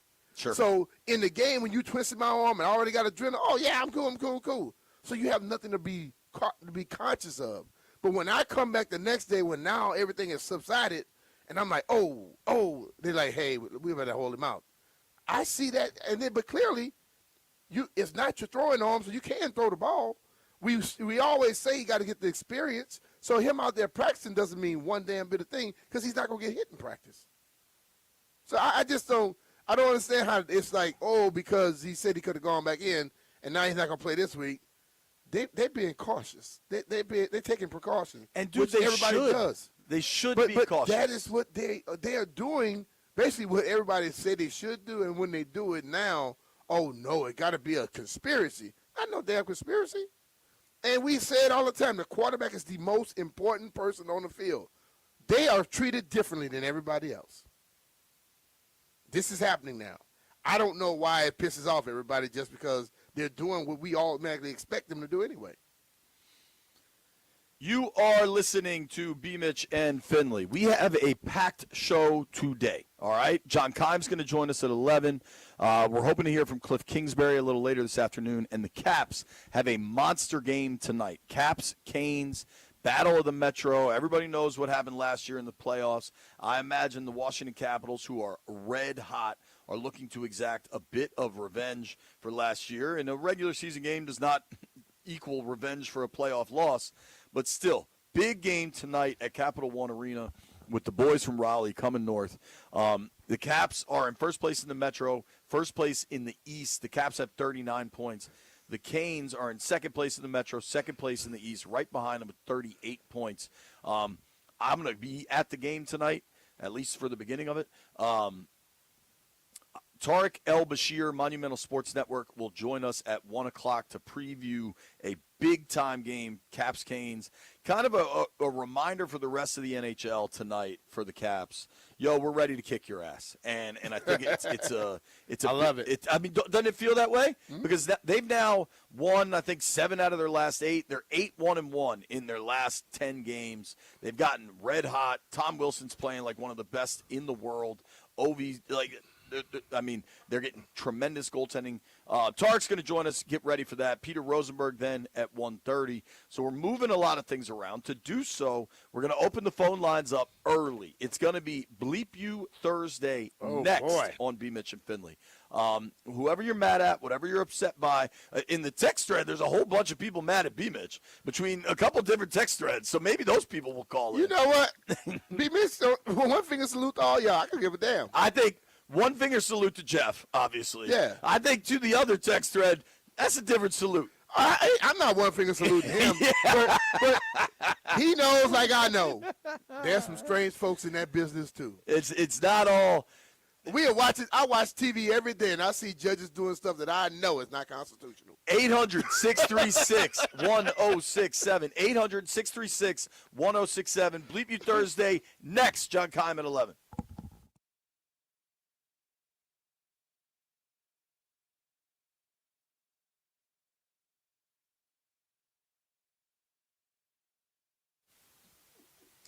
JP Finley here, and nobody takes care of 106.7 The Fan listeners like Paisanos. Right now, you can score 30% off any order of $30 or more with promo code FAN30. Pizza, wings, pastas, salads, wings are really good. Whatever it is you want, Paisanos is perfect for game day, late night, or when those holiday leftovers finally lose steam. Just hit paisanospizza.com, load up the cart, and watch the total drop with FAN30. If you're feeding the whole crew, use the code CREW20 for 20% off a custom catering order.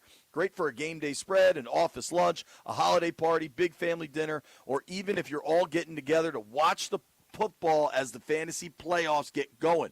Paisanos has seriously tasty options. I love the chicken Philly cheesesteak. It is phenomenal. They've also got pre-planned catering packages with the discount already baked in. 2 ways to score: FAN30 for any order or CREW20 for the whole crew. Paisanos, not just pizza, but something for everyone. Order now at paisanospizza.com.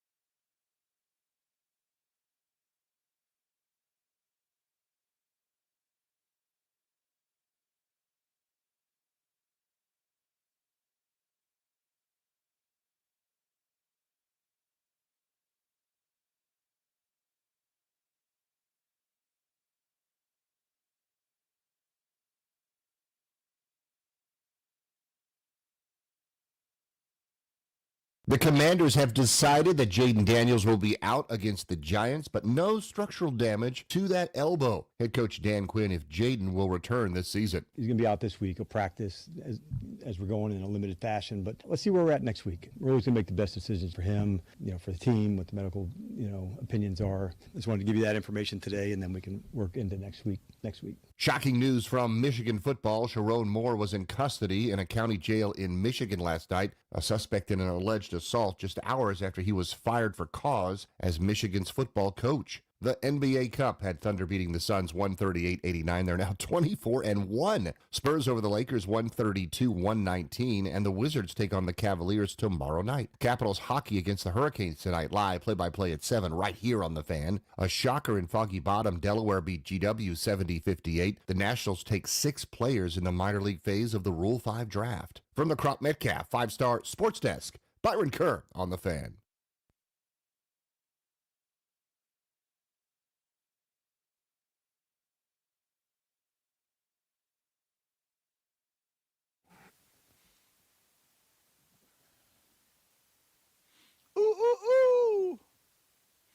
All right, folks, it is a Bleep You Thursday, and there's plenty to be upset about even in this Christmas season. Or maybe you're just upbeat, whatever it is. I think Jeff's mad at lots of things.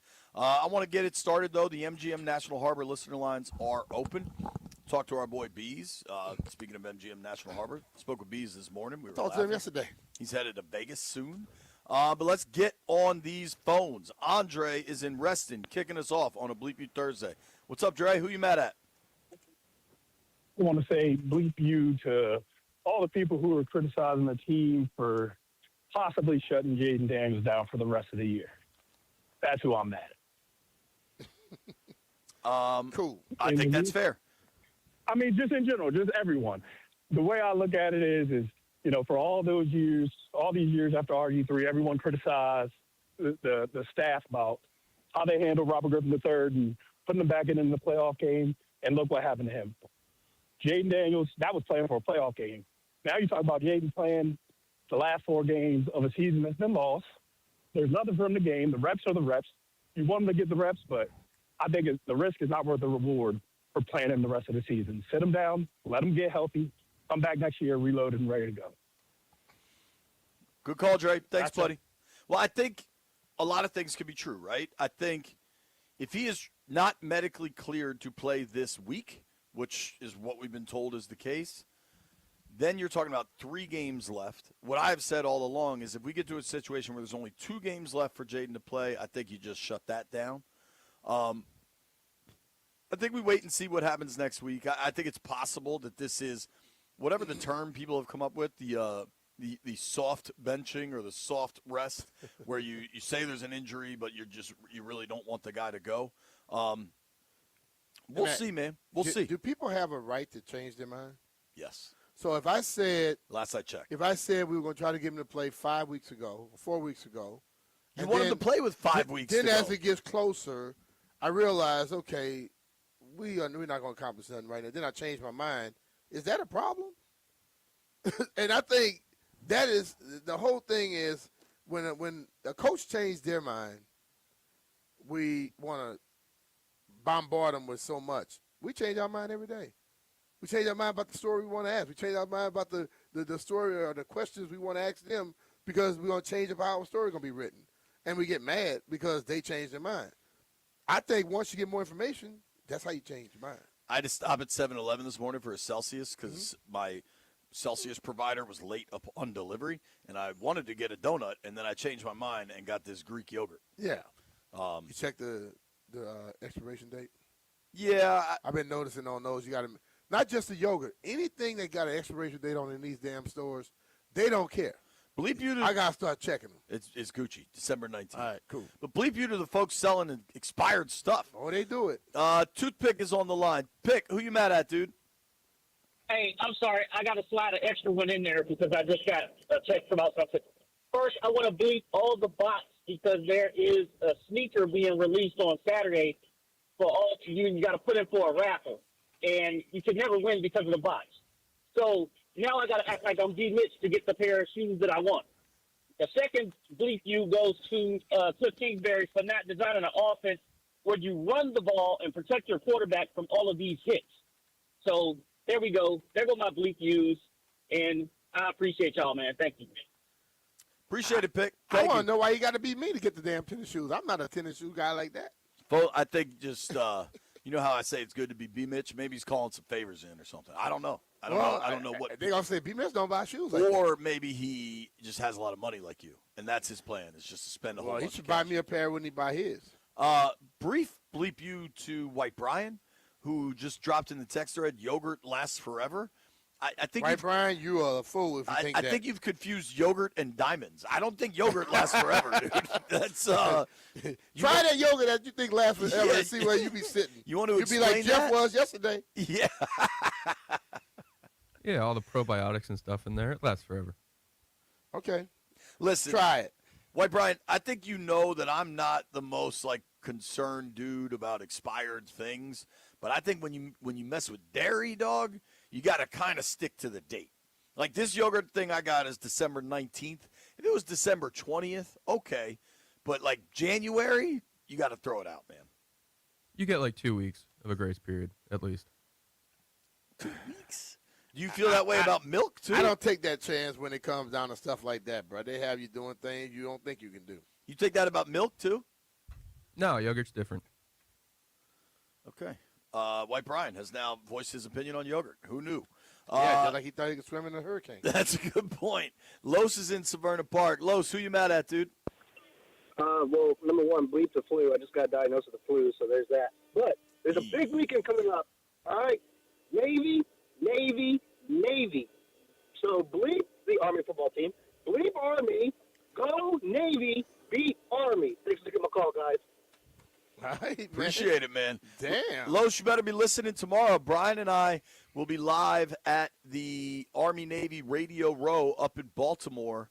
It should be a lot of fun, man. We did it last year, and it was in Arlington at Arlington Cemetery. Yeah, and it was was really cool. Do you know the location for tomorrow, B? It's at the convention center. The Baltimore Convention Center. Yeah. Okay. I know where that is. I'm looking forward to tomorrow. Should be cool. We got a bunch of cool guests lined up. Trying to lock it all in right now. Landfill, I'll send you that list once I get it. Let's go to our boy Drew Cohen is on the line. What up, Drew? How you doing, buddy? Hey, JP. Hey, B. Mitch. So I have two related bleep yous.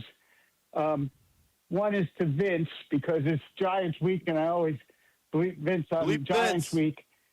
And the second is to the defense because this is the first time in over 25 years that I'm going to miss a Giants-Redskin game.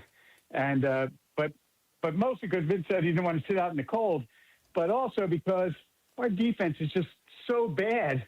I didn't want to see the Giants run all over and pass all over the team. I mean, I do think that's been the problem with the season.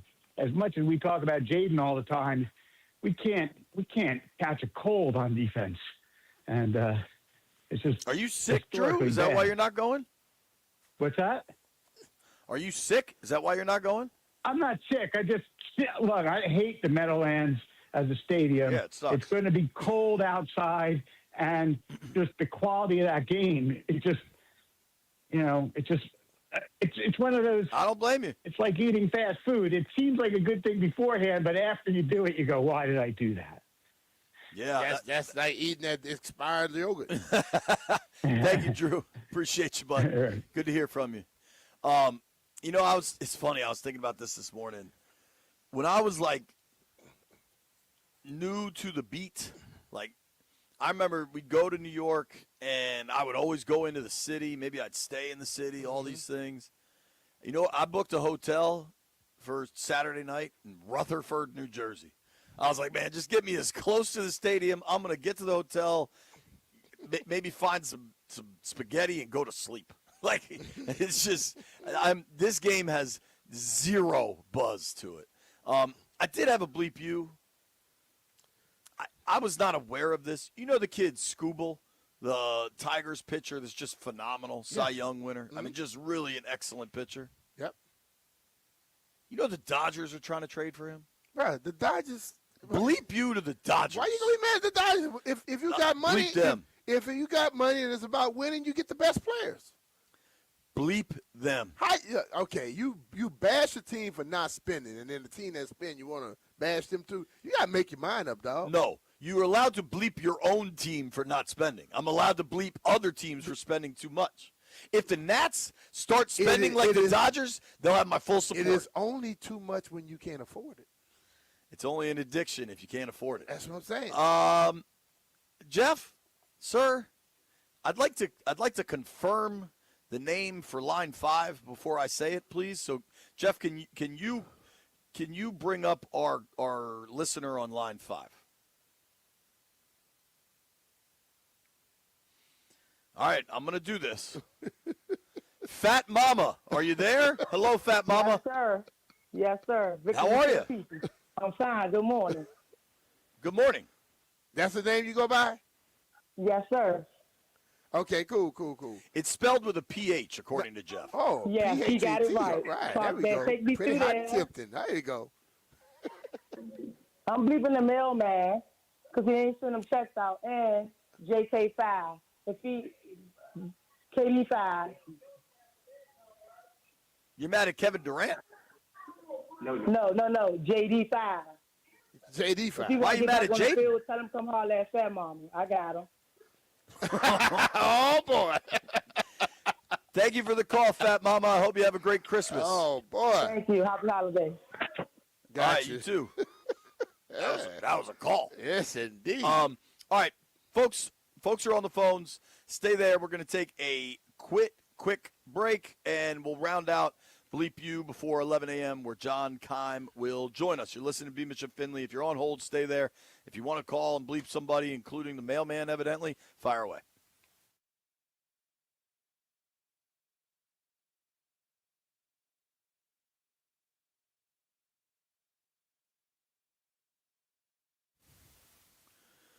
Hey, it's JP Finley here from my friends at Better Services. Listen, you have exactly 2 weeks until Christmas. Today is the 11th. Christmas is the 25th. That's 14 days.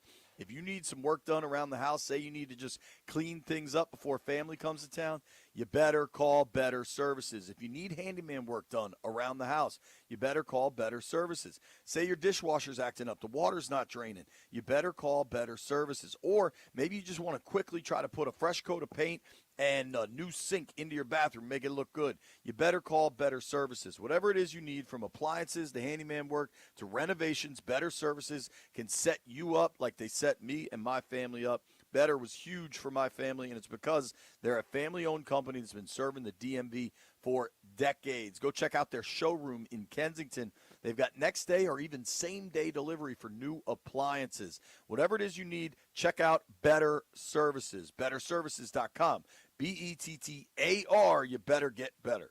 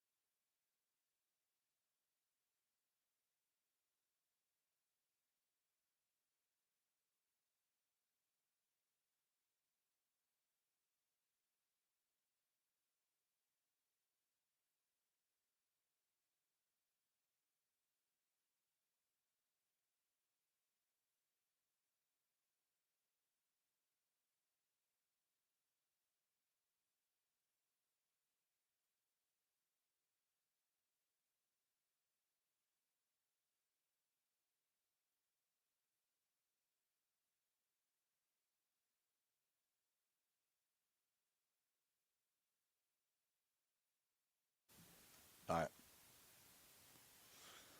So come give me a hug. All right, it's B. Mitch and Finley. We're doing an early version of Bleep You Thursday as we get ready for what is going to be a very busy day for the Washington football team. We're going to hear from Cliff Kingsbury here shortly. Right now, though, we're going to hear from Dave in Raleigh on the MGM National Harbor listener lines. Dave, who you mad at? What's up, Dave? I'm actually mad at the LA Lakers, man. I had one of my classic White Brian 50-cent bets. They cost me a 19-leg parlay last night, man. Like $850. I'm trying to scramble up this Christmas cash. And the Lakers, they didn't do it for me last night. So bleep the LA Lakers. Hold on. You had a 19-leg parlay that 18 legs hit? And the Lakers 18 missed? legs. Lakers missed last night, man. The worst part was I actually had 2 college games at the same time. So I'm really just hunting for a buyout at this time, you know. And both the college games need to go over. At the same time as they were just going over, the Lakers went on that, like, they let the Spurs go on like a 10-0 run in the second quarter. So the buyout went down to like $40. And I said, you know what? For $900, I'll let it ride. Damn, and the bet was for real 50 cents? 50 cents, yes, sir. I don't do a lot of big bets. I do this crazy White Brian. Hey, you were taking that 40, man. You had to come up. I mean, seriously, 50 cents to $40 from a percentage is well, 400% or something. You know, like, man, it could have been 900 if LeBron would have did something. You know, Luka has that fourth quarter match, but he didn't have it last night. And also, Jay, I want to help you with your dairy issue, bro. I was a dairy manager for like 20 years. And the date that's printed on your product, your yogurt, is not the use-by date. It is the company's sell-by date. So the USDA actually gives you 7 days past that date in order to consume the product. Okay, but White Brian's talking about 2-3 weeks. I think that's incorrect. No, he's crazy. They give you 7 to 10 days is always my recommendation. Just keep it cold, man. And see, what you just stated, I figured that out a while ago with White Brian. You're a smart man, Mitch. You're a smart man, brother. He's a Looney Tune. What was the Lakers line last night? The Lakers, I took them just the money line, man. It was like, I think they were favored too. I think they were like minus 220 or something like that. And like I said, it was 7.5. Damn, Yeah, dog. 7.5. I am sorry. Yeah, it was I'm terrible, sorry, man. I That was so mad sucks. last night. I appreciate it, All man. right, brother. Good luck on the next 19-leg parlay. Now, Brian, I would argue 19-leg parlay is kind of a long shot, man. Maybe you take the $40. It's a long shot. Yes, indeed. But anybody gets in that position, they all do the same thing. Man, I could get this 900. Damn, that's tough, dude. I think Jeff's still answering calls. I do think Jeff was mad about some stuff. You got any bleep views? Anybody in the aquarium? Anybody mad? Nah, I'm trying to be nice these days. I don't bleep people. I paid my bus ticket, my bus lane parking ticket. I saw the story last night. Did you pay the price that they sent, or you missed it a couple times? No. I got it done. Okay. I had it till the 19th. I paid it last night. All right. All right, we got some bleep views in here. Oh. Yeah. Pardon me. The first one go to you, What's up? JP. How you gonna? I've done nothing. How you gonna ask us? Do we have any bleep views? And as soon as White Brian and myself go to crack the mic, you start talking about yourself. Because, dog, I can't see you. I didn't know you were going to talk to Mike. I thought you might still be answering phones or whatever. You could have said, I got to bleep you, JP. Yeah. As soon as you said, I got to bleep you, I said, okay, fire away. Yeah, but as soon as we were about to say, I gotta bleep you, you started talking. So bleep Also, you. often you put in the text thread, I got to bleep you. Then I'm aware of it. Hey. We not switching this to me and what I do. You started talking, it's on you. White Brian, what's your bleep you, brother? Yeah, bleep David Stearns and the New York Mets. I've lost Edwin Diaz and Pete Alonso in back-to-back days. This is the most I've liked the Mets in a long time. The Orioles spending money. The Orioles have one of the richest owners in the world. If my man, listen, nobody can compete with Steve Cohen on a dollar-for-dollar basis, but Rubenstein with the Orioles can spend. Let's spend. Get a pitcher. Bleep the Dodgers. Go get Scoople. Because I'm going to be honest, for DMV baseball fans, this ain't going to be the Nats year, okay? LA. They might be building for the long haul. Think about it. L.A. Baltimore in the summer, that crab smell, Boog's barbecue. Do you see the people walking up and down Rodeo Drive? Have you seen the people hanging out at the Inner Harbor? Yeah, that's why I ain't going to go to Rodeo Drive. I don't know what happened to the Inner Harbor, dog. For a long stretch of time, it was like a hot spot, and now it is It's a concerning place to hang out. Nah, when it was a hot spot, you were just a psychopath. Nah, yeah, you it didn't was like a mind. spot for families. You and become stuff. you become a dad, a dad now who acts like a granddad. So everything scares you a little bit. When you were wild, Hold Jay, on. you were When's the around last some- time you were walking around the Inner Harbor? It's I a was ghost town. just there like 2-3 weeks ago. I don't know, man. When we were going out to bars, we were going to like Fells and Federal Hill. All right, the boys in the aquarium have lots more bleeps. Pardon me, fellas. Jeffrey, what do you got? I would like to bleep the callers that call in and they're not listening to what we are actually talking about on air. Bleep them because we clearly done had like 6 bleep you calls and the guy calls and say, I got a quick question for B Mitch. That's tomorrow, dude. Hey man, I see this is what I'm saying. They've been doing that for years. It's not the first time. People they listen, they just do what they want to do. They don't care. Jeff, do you know? Jeff, I know what that guy's question was for B Mitch. Do you want to know it? Nah, I'll wait till tomorrow for Ask B Mitch anything. And bleep Well, you. here it is. He would have said, "Yo, B, do you remember when we met at Sports Authority in Reston in 1997?" Yeah, I do. Yeah. You cool, man. All right, what's your other one? You Joe? owe me $50. My last one is bleep you to White Brian. I mean, it's Giants week. I mean, I know it's nothing to play for. We got Mariota coming in. Let's go. Let's whoop these Giants. All right. I'm in on that. I'm in on that. Trick. Oh, get him, B.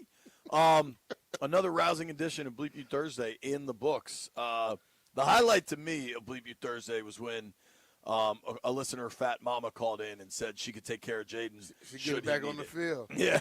Yeah. If we get that happening, then we know what to say to everybody. Hey, instead of Dr. James Andrews, you go visit Fat Mama. Nobody go anywhere. John Keim will join us next.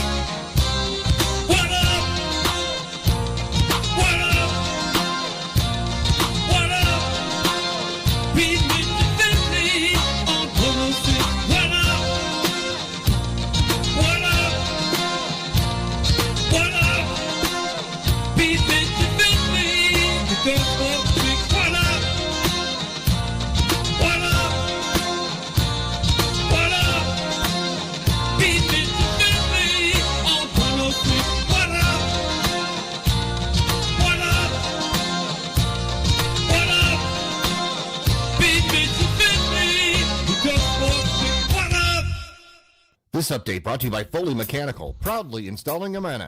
Commanders Dan Quinn announced yesterday Jaden Daniels is out against the Giants, so it'll be Marcus Mariota against the New York Giants Sunday. Win on the benefits of shutting him down.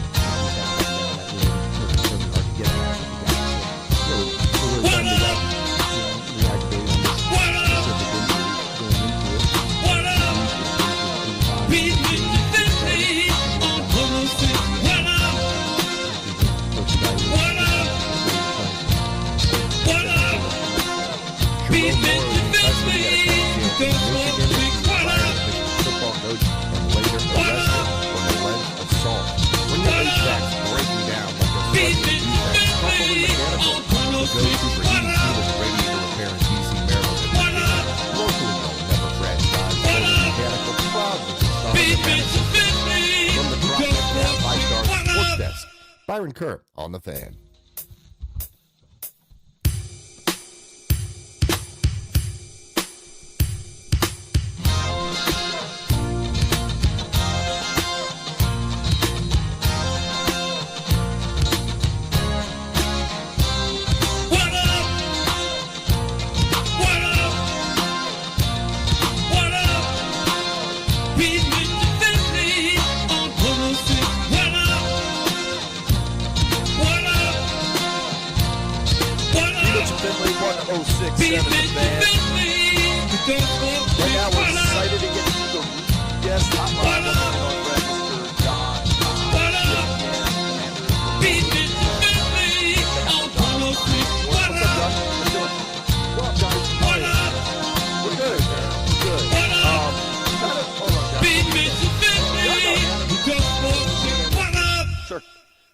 Told me I had a big ass head. She's right. No, man. I asked for the bottle opening and she said, "You got some hats thinking the 50 minutes." I love it, man. I thought Anna was the nicest person in the world. Now she's in my phone. Trying to write a story on her. Discriminating against big head. Discriminating against big head. Yeah, you mad at that.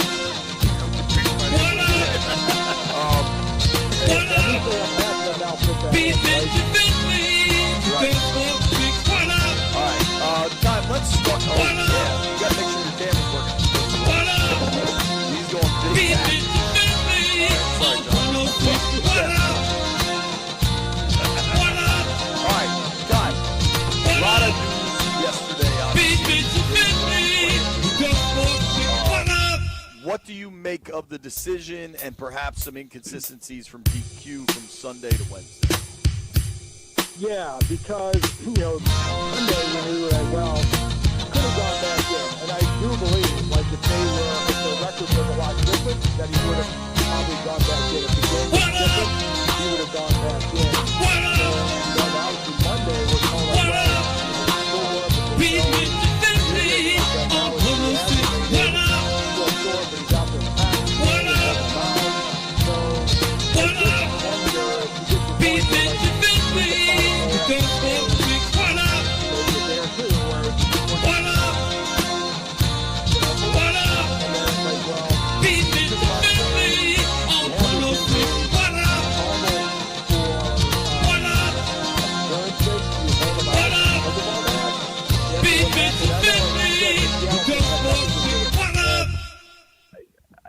for me, it would be hard to separate some of that just because, like, the situation, right?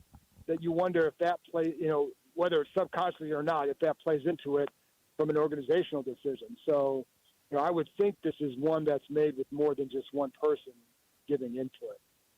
I would think. And I would think so, too. Mm-hmm. And, John, I think that's okay. I think it's okay to change your mind. I think it is entirely possible Jaden's feeling differently on Monday or Tuesday than he did Sunday when he maybe could have gone back in the game. Like, I think on some level, fans, media, analysts, whoever get a little too into like gotcha mode about, hey man, you said this Sunday and now you're saying this now. Like things can change. Listen, man, John, you've been around since I was young. All right. Yeah. And that's not a knock.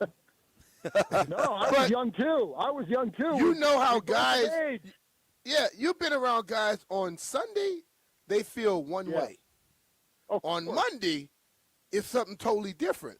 And I can understand that because, like, what I was telling JP is this: the doctor go to check him on Sunday when he get hurt in the game. He's like, yeah, it's a little sore, but I could go because that adrenaline is flowing. Right. You go home and you lay down for a little bit and you wake up, then all of a sudden you're like, oh, hell, this is hurting. Now the doctor touched the same spot he touched yesterday where you did not make a reaction, you make a reaction today. And with it being Jaden Daniels, I think they go, okay, we're going to err on the side of caution here. Let's hold him out this game. For sure. And like that, I was going to say that too, the same exact thing that I've been around enough players where like, okay, on Sunday there's an injury report. And then Monday there's a new addition. It's like, well, why is that? Because of exactly what you said, that, you know, guys play through things because adrenaline kicks in and you just don't feel it the same way as you do the next day or even the day after sometimes. And so like and I think with Daniels, if there's any doubt, and especially because, like I said, what happened, again, whether or not they base it on Seattle at all, and if they don't, they don't. But, like, I think it's hard to – I think it's a similar situation where it's like, okay, you're 3-10. There's, like, you know, what's the value of bringing him back in a week after he left the game? And then, you know, maybe there's soreness. So, like, what's the value in that compared to the benefit? And that's where I think they're at with it. So, you know, but yeah, and things, I don't like everybody wants 100% consistency, but sometimes in this thing it does change. And again, maybe sometimes like you think about it more too. It's like, you know, just like the last one against Seattle, Quinn was like after the game, didn't think about pulling him the next day. It's like, yeah, I should have done it, because you think about it more. Like they're in game mode too. So I don't see this as I think if you're inconsistent all over the place with your messaging and all that, I think that can be different. But I think with the player injury, especially one of Daniel's importance to the organization, like you're going to err on he's left the last 3 games with something. Like you're going to err on the side of caution at this point. Mm-hmm. Right. I agree with you. Talking with our friend John Keim here on the Ruud Guest Hotline. Ruud makes the most dependable HVAC equipment in the DMV. RUUD. Check them out. You can follow John at John_Keim, Keim. Check out the John Keim Report. All of his work for ESPN.com, including all these ESPN app TikToks Keim is making these days. There you go. Dude, so what's funny is it's almost like lost in the sauce here. There is a game this weekend, a division game against the Giants team that hasn't been favored in over a year, and they're favored this weekend. Like, it's been that what long do we since they've make? been favored? Yeah, dude. We talked to a Giants reporter yesterday, Dan Duggan from The Athletic. He doesn't think they've been favored since like October of 24. Wow. Yeah. What do you make of this game and where Washington's season is? Well, there's a couple of things. One, and B-Mitch, maybe you remember this. There was a game, remember in Philadelphia one time, like, well, they used to have the sign guy in the old Vet Stadium, and he would make these signs every week. And there was one time, I think the Eagles and the Redskins were both like 0-5 or 0-6, and the sign was, may the worst team lose, which I always thought was kind of funny. I think we're back to that. You know, I think this team needs to get another win. And I know, like, in terms of draft and all that, but I think for the psyche of these guys, and then I think after Sunday, it's like, all right, then you got Philly, Dallas, Philly, and you may not get another one. So this might be the last chance for both teams.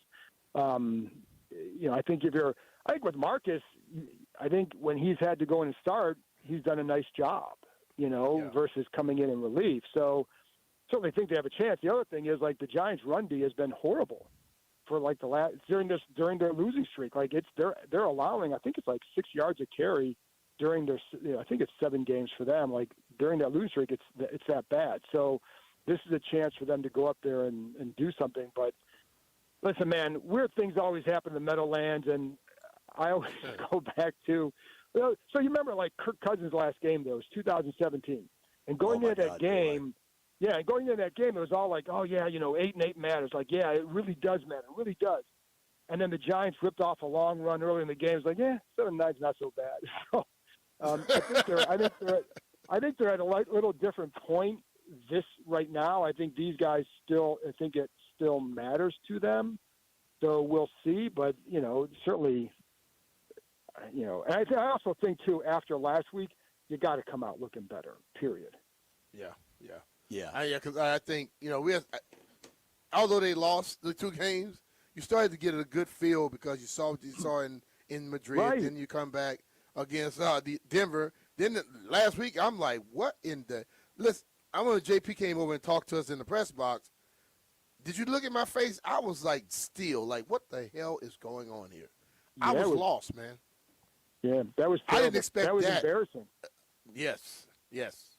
Yeah, no, it was, and so especially, and that's why because Minnesota's defense is really good, but they were playing poorly, and their offense was really bad, and they allowed them to get out. They allowed them to gain confidence right away, and so yeah, it was pretty bad.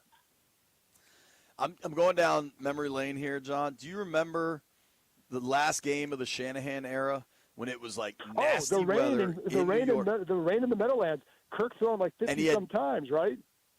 Kirk was 19 of 49. He just kept throwing it, dude. That was unbelievable. And like when we talk about low points, the low point, this is a low point for the new administration, for the Harris ownership group, for Adam Peters, for Dan Quinn, undeniably. None of these low points touched the previous low points because the structure is in place to build it the right way. Mm-hmm. Maybe AP, everybody wants to say all these bust draft picks. I think it's premature to say that. Maybe you're right. But you know what will happen? In 3 years, they'll hire a new general manager who gets to run everything. Like, it does not compare to how it used to be. Oh, well, and also all those general manager end of be the in place season. of the owner? Yeah, well, yeah, and like all those other disastrous seasons usually were accompanied by change. And, like that's – and the other years did not have the level of injuries that they've had this year. So, like, that's a factor. But I would always say it doesn't explain everything. And I would agree with anybody saying, like, yeah, those – like the day 2 picks in 2024, the rounds 2 and 3, like they got to produce more. Like we know that. Can they? Like I think we'll get a good look at Sinnott over the last month, and it'll be a different look than they have with Ertz. But what does it look like then? So there's a lot to look at with it. But one really good year and one really bad year. That's where we're at. And again, and I would say, like I said, I will always say the injuries are a massive impact. But if you just think it's all about injuries, then you're not going to improve. And I don't think they'll view it that way. I would hope not. But I think if you do, then you're doing yourself a disservice. And think, if you're healthy, because they definitely need. And I think they're smart enough to know that there are areas, even despite the injuries, that weren't good enough. Totally. Specific to Jaden, regardless of him, whether he is actually shut down or not, if we see him again this season is a debatable question. Right. But with Jaden, he has not been as impressive this year as he was last year, period. There's been a ton of injuries around him. There are lots of factors. What is your concern level about this season compared to last season with Jaden? It's really hard because, like, it's hard to get an accurate assessment on his game because if they had been healthy and they look like garbage, that's different. You know what I mean? Like, and that's not what happened. So, and then like I also, and again, you don't want to, you're walking that line between explaining and excusing, and you don't want to overlook everything because I think there are definitely some things you can learn from it. Like,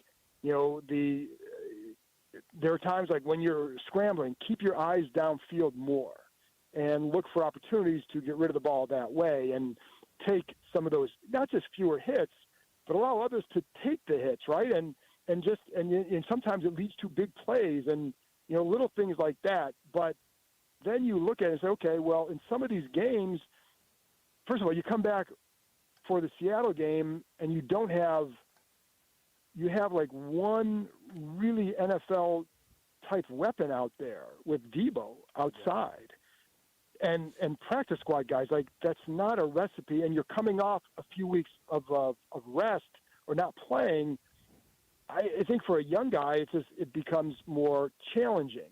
And you don't want to like just write it off to that. But I just think it's hard to assess that season given a lot of that. But but again, you don't dismiss it all to that because like there are still some times where regardless of who's in there, this is where you go with the ball. Regardless of who's in there, this is how you handle this situation. And there are some of those areas where you can say, yeah, he could definitely learn there. But when he the Bears game outside of the turnovers, he did a nice job. The Chargers game, good job, right? So the Giants game, they moved the ball. They just didn't. They could have scored more, but has it?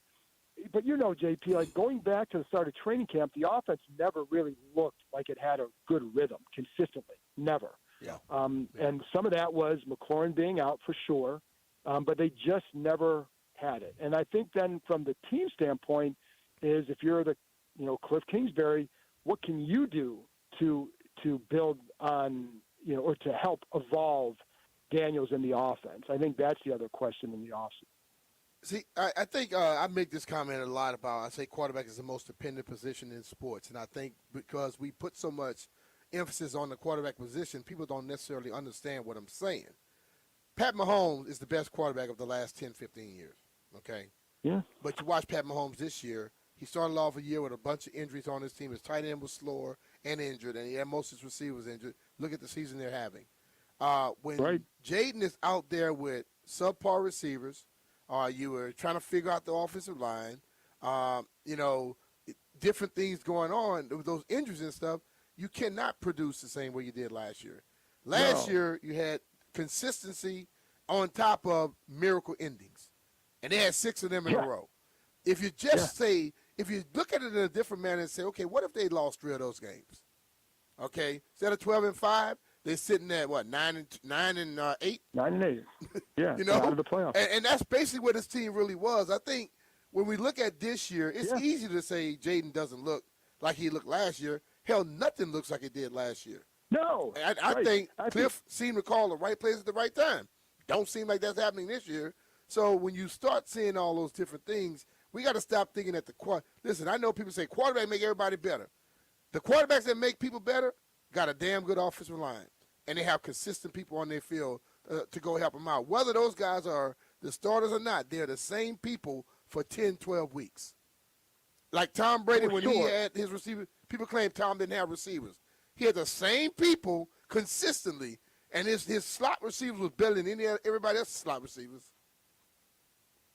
And you know what would also, because that's the thing, like, especially at times, you're throwing with trust and not just trust as far as like they're going to catch it, but they're going to run the right routes to the right depth, et cetera, right? And the consistency of that. Like when Pierre Garçon was here, they knew he wasn't always going to run the routes to a certain depth, but they knew he was going to be consistent in how he ran that particular route. So, like, you could trust that. And so I think, like, that makes a big difference. And we saw that last year with him. So, but yeah, and I think not having McLaurin in camp did not help because, like, one of the things was the big plays down the field with him. Well, we didn't see that the first couple weeks. There just was no timing or rhythm between the two. And, like, they had great chemistry last year, but you don't just wake up out of bed and roll out of bed and just like, hey, here it is. So, I think the consistency part of it you can start to work with, but when he's in and out of the lineup too, you're losing practice time and you're losing game time. Like those are both valuable for him. And so like that's why I say it's really hard to fully gauge where, I would hesitate to call it like, a sophomore slump, because again, if he was in there consistently and he looked bad and Terry's out there and Debo's out there and Noah Brown or whomever's out there, then you say, okay, wow, that was a regression. I just don't know that you can say that this year. Like there are parts of his game that's like, yeah, this you can't do this next year. But if everybody's healthy, is he doing that? I don't know. And so I think that is a hard part. And again, I would always say, like, there's still things he can learn, still ways. Like, I know the protecting himself is a big deal. And again, keeping your eyes up when you start to scramble and, looking for plays down the field is always going to be something they're going to stress. But he did a good job with that last year. And I also wonder at times, and again, like, you don't want to, you're towing the line between excuse and explaining and trying to analyze. But there are times where, like, if you're not in the game all the time, what is it that you lose? Like, you know what I mean? Like, do you revert to certain habits that you got yourself out of because, like, you haven't been in there for 3 or 4 weeks? I don't know. I have never played the position in the NFL, so I don't know what that's like. But there has to be an impact on a young player in a negative way with all of that. Last thing for me, John. You excited to see Jackson Dart at all? I want to see the kid in person just because it's – I don't know. He's been really good, but you wonder – If that's what I'm getting excited about for this game, man, that's how far the season has sunk. So, I don't know. Agreed. Yeah, we got to go up there and watch. We might as well be looking forward to something. Yeah, the pregame spread, baby. I don't know. I don't know. I think it's really hard to sell me on, like, hey, at least you go get to see Jackson Dart. I hear you. I don't know, Giant man. Stadium has that rice pudding. That's always good. I guess in a sad way, like, I'm more excited to see what does Ben Sinnott do. Like, that's where we're at. That's fair. Put that on I mean, we're at the stage where we got to come up with reasons. John, thank you for the time. We'll see you in a minute. Appreciate you, brother. Thanks, guys. It's our friend John Keim. You can follow him at John_Keim, Keim. We're going around the NFL, maybe trying to figure out some international games in 2026. Nobody go anywhere.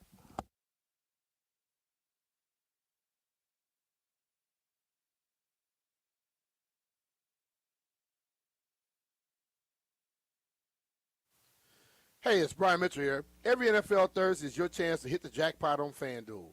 Because with FanDuel's Thursday Touchdown Jackpot, you can win a share of $2 million in bonus bets each week. To get on this Thursday's action, all you have to do is place an anytime touchdown score bet before the game kicks off. And if your player scores the first or last touchdown of the game, you'll win your bet plus a share of bonus bets. Just visit FanDuel.com/Brian to take a shot at the jackpot. That's FanDuel.com/Brian for your chance to win a share of $2 million in bonus bets.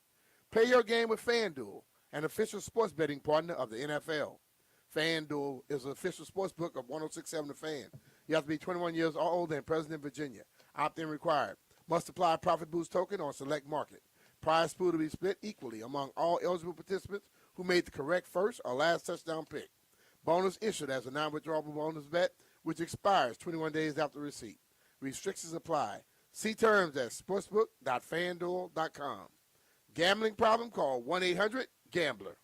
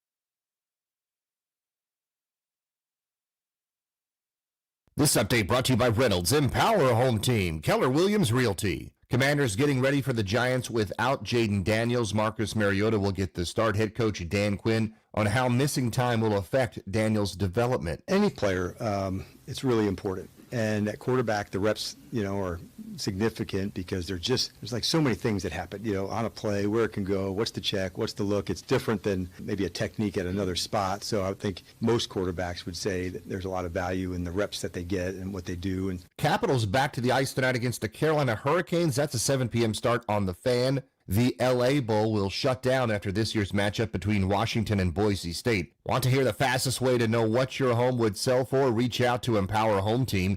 Simply text your address to 800-763-3000. No phone call, just text your address to 800-763-3000. That's 800-763-3000. From the Crop Metcalf 5-Star Sports Desk, Byron Kerr on the Fan.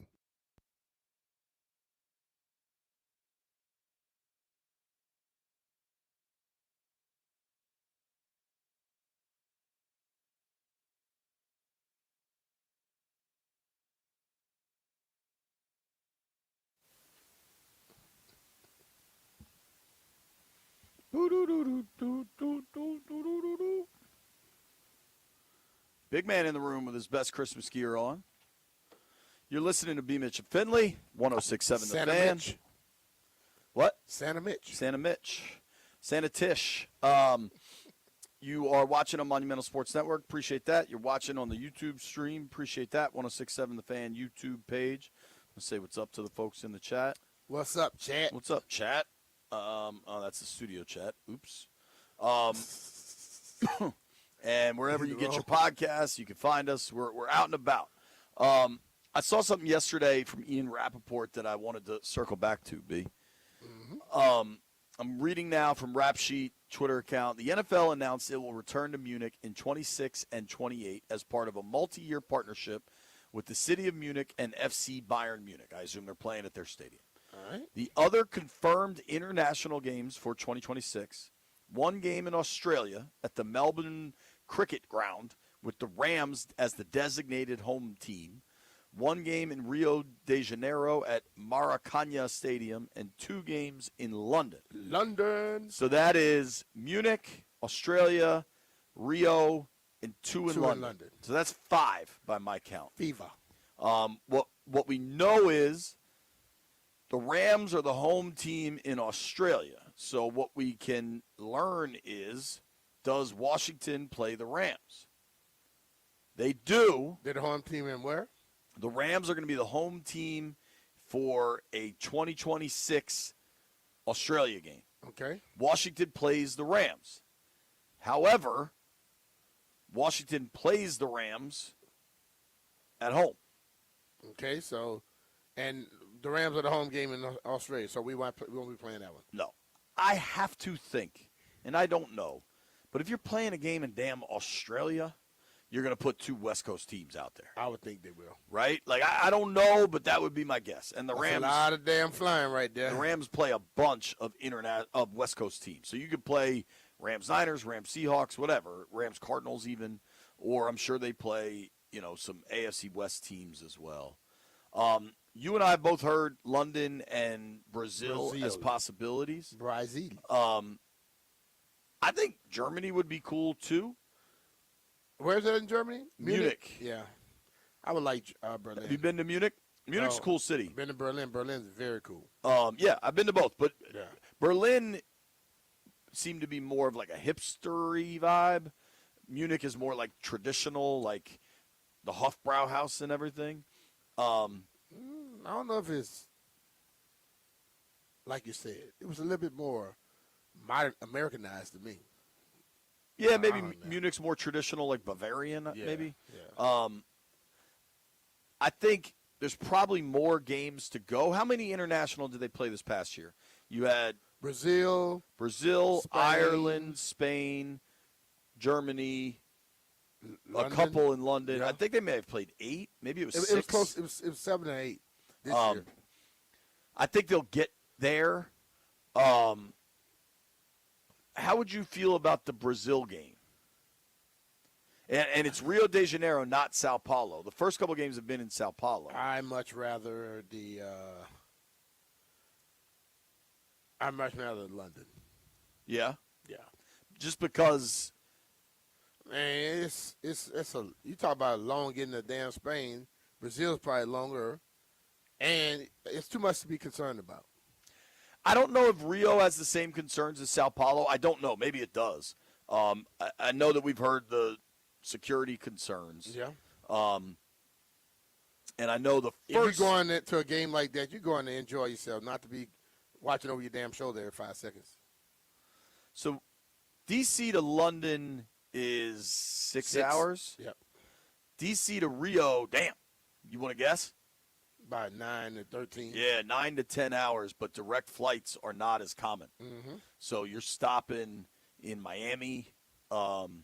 That's pretty significant travel. Mm-hmm. Whereas I bet there's 10 daily flights to London from Dulles a day. Yeah. And then I bet there's dailies from BWI. I think that's too far for DCA to have London direct flights. But the travel to London is a lot easier. I do think, though, you don't have the same time zone issues. Like you did in Spain? Like you do in London or Spain. Spain was 6, wasn't it? Spain's 6 hours ahead. I think London's 5 hours ahead. Although this looks like Brazil is 2 hours ahead. I just looked it up. Ahead? Yeah, it's 1:30 in the afternoon in Brazil right now. It's 11:30 for us. Jeff, you made the trip to Madrid. Where would you want to go if you got to pick on the next international trip? London for sure. I haven't been there yet. Okay. London is dope. I've been there a bunch. I would like to do Brazil. I also think I think all of them are really cool. I think it's a cool opportunity to just see something different. What we know is we think Washington's going to be the home team based on the reporting and the fact that they were the away team this past year. So I don't know. Harris owns a soccer team in London, right? Is it London? Yeah. Doesn't he own Crystal Palace? I believe. Yeah, they own Crystal Palace. So HBSC owns it, rather. So the ownership group of the Commanders is different than HBSC. HBSC owns the Sixers, the Devils, Crystal Palace. They have the deal with Joe Gibbs Racing. Like, they own a lot of different stuff. The Commanders is a bit of a different ownership group. But Crystal Palace is a London-based club, I believe. I can see that leading towards that. Yeah, so Crystal Palace is in London. They play at a place called Selhurst Park Stadium. I don't know that will matter. But they're not playing at Wembley. So they're playing at what's the stadium? Two games. It looks like the two games are at Tottenham. Tottenham, okay. Which, when we were there when the Skins played in London against the Bengals, they were building that Tottenham stadium, and I remember doing a tour. Me and the big man did a tour of it, and Clinton Portis was there too. It was kind of a wild situation.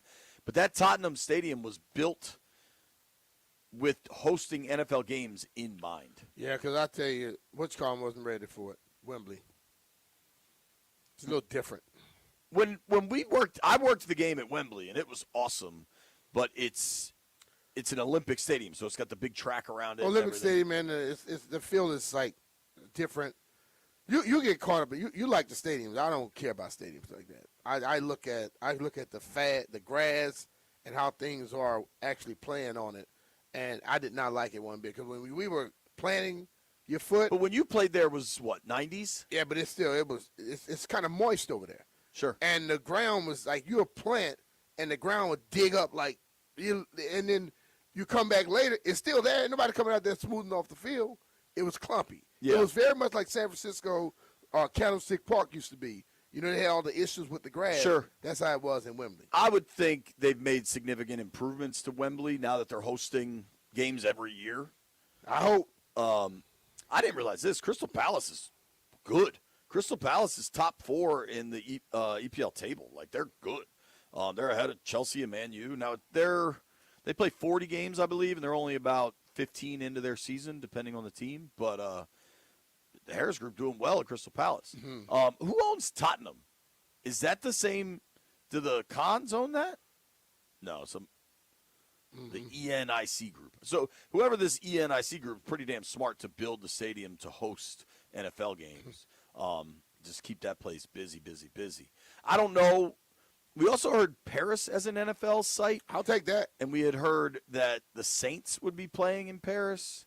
But that doesn't seem to be official. If little nephew's still there, he could be my tour guide. It's been reported the Saints are expected to play the NFL's first ever game in Paris as early as the 26th season. I don't know how definitive that is. If you look at the Commanders' upcoming schedule for 2026, they do not play the Saints. They do not play the NFC. They could play an NFC South team, but it'd be a home game. So that actually could no, because they're saying the Saints are going to be the home team. So that doesn't add up.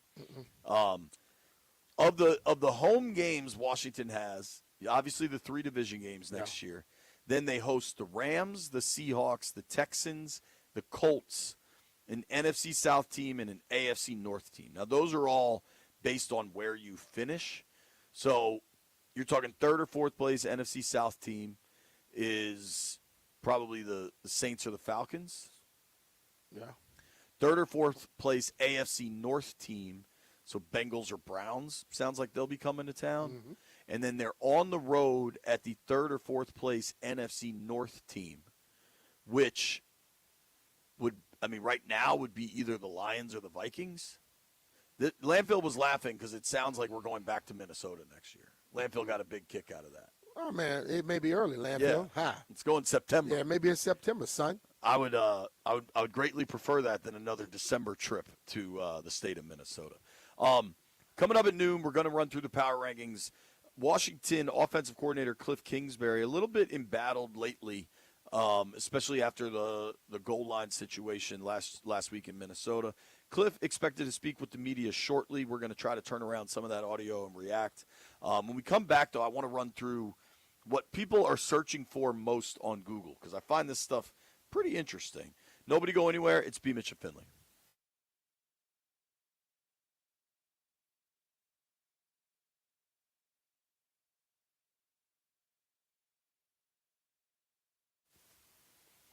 You've heard B. Mitch and I talk about how much we love our gear from Collars & Co. The stuff is fresh. The polos will change your life. The collar does not flop. You can wear a Collars & Co. polo shirt with a blazer, and it looks like you're wearing a dress shirt. Seriously, they are a different breed. The collar is so crisp that it always looks good. You don't have to worry about ironing it. You don't have to worry about dry cleaning it. Just put it on a hanger and then put it on your back.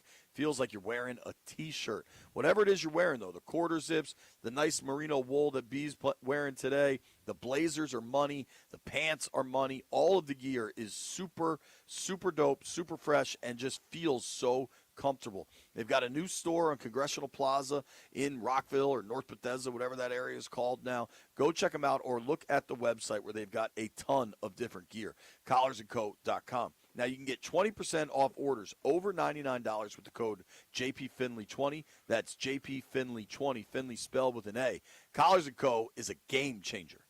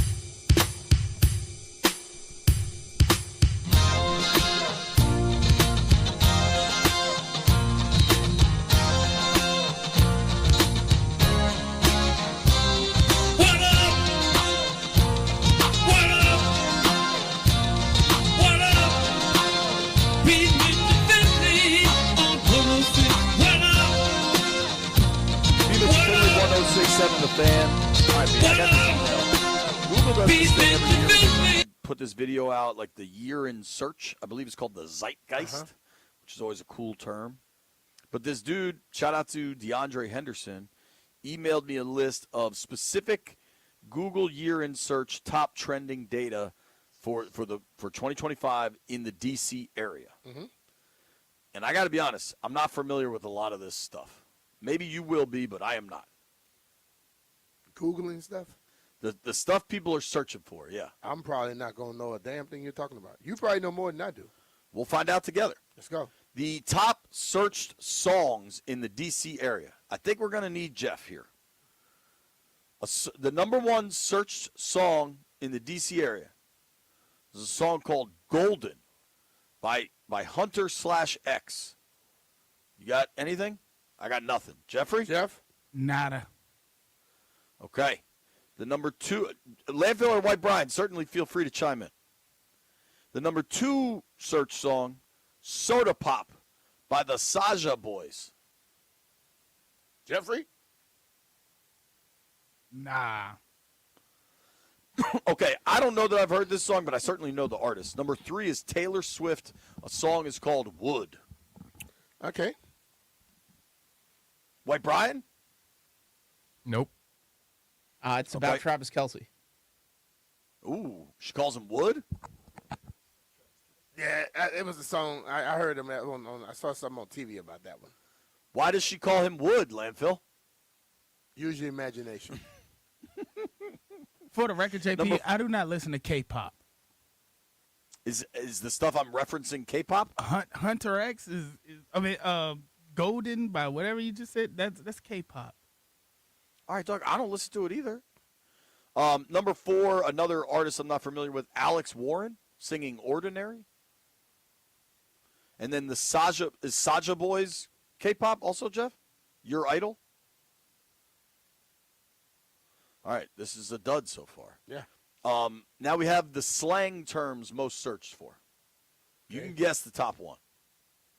What? 6'7". Which I still can't get an explanation what it is. Jeff, that thing got so big that 6'7". One of the burger stores, they stop.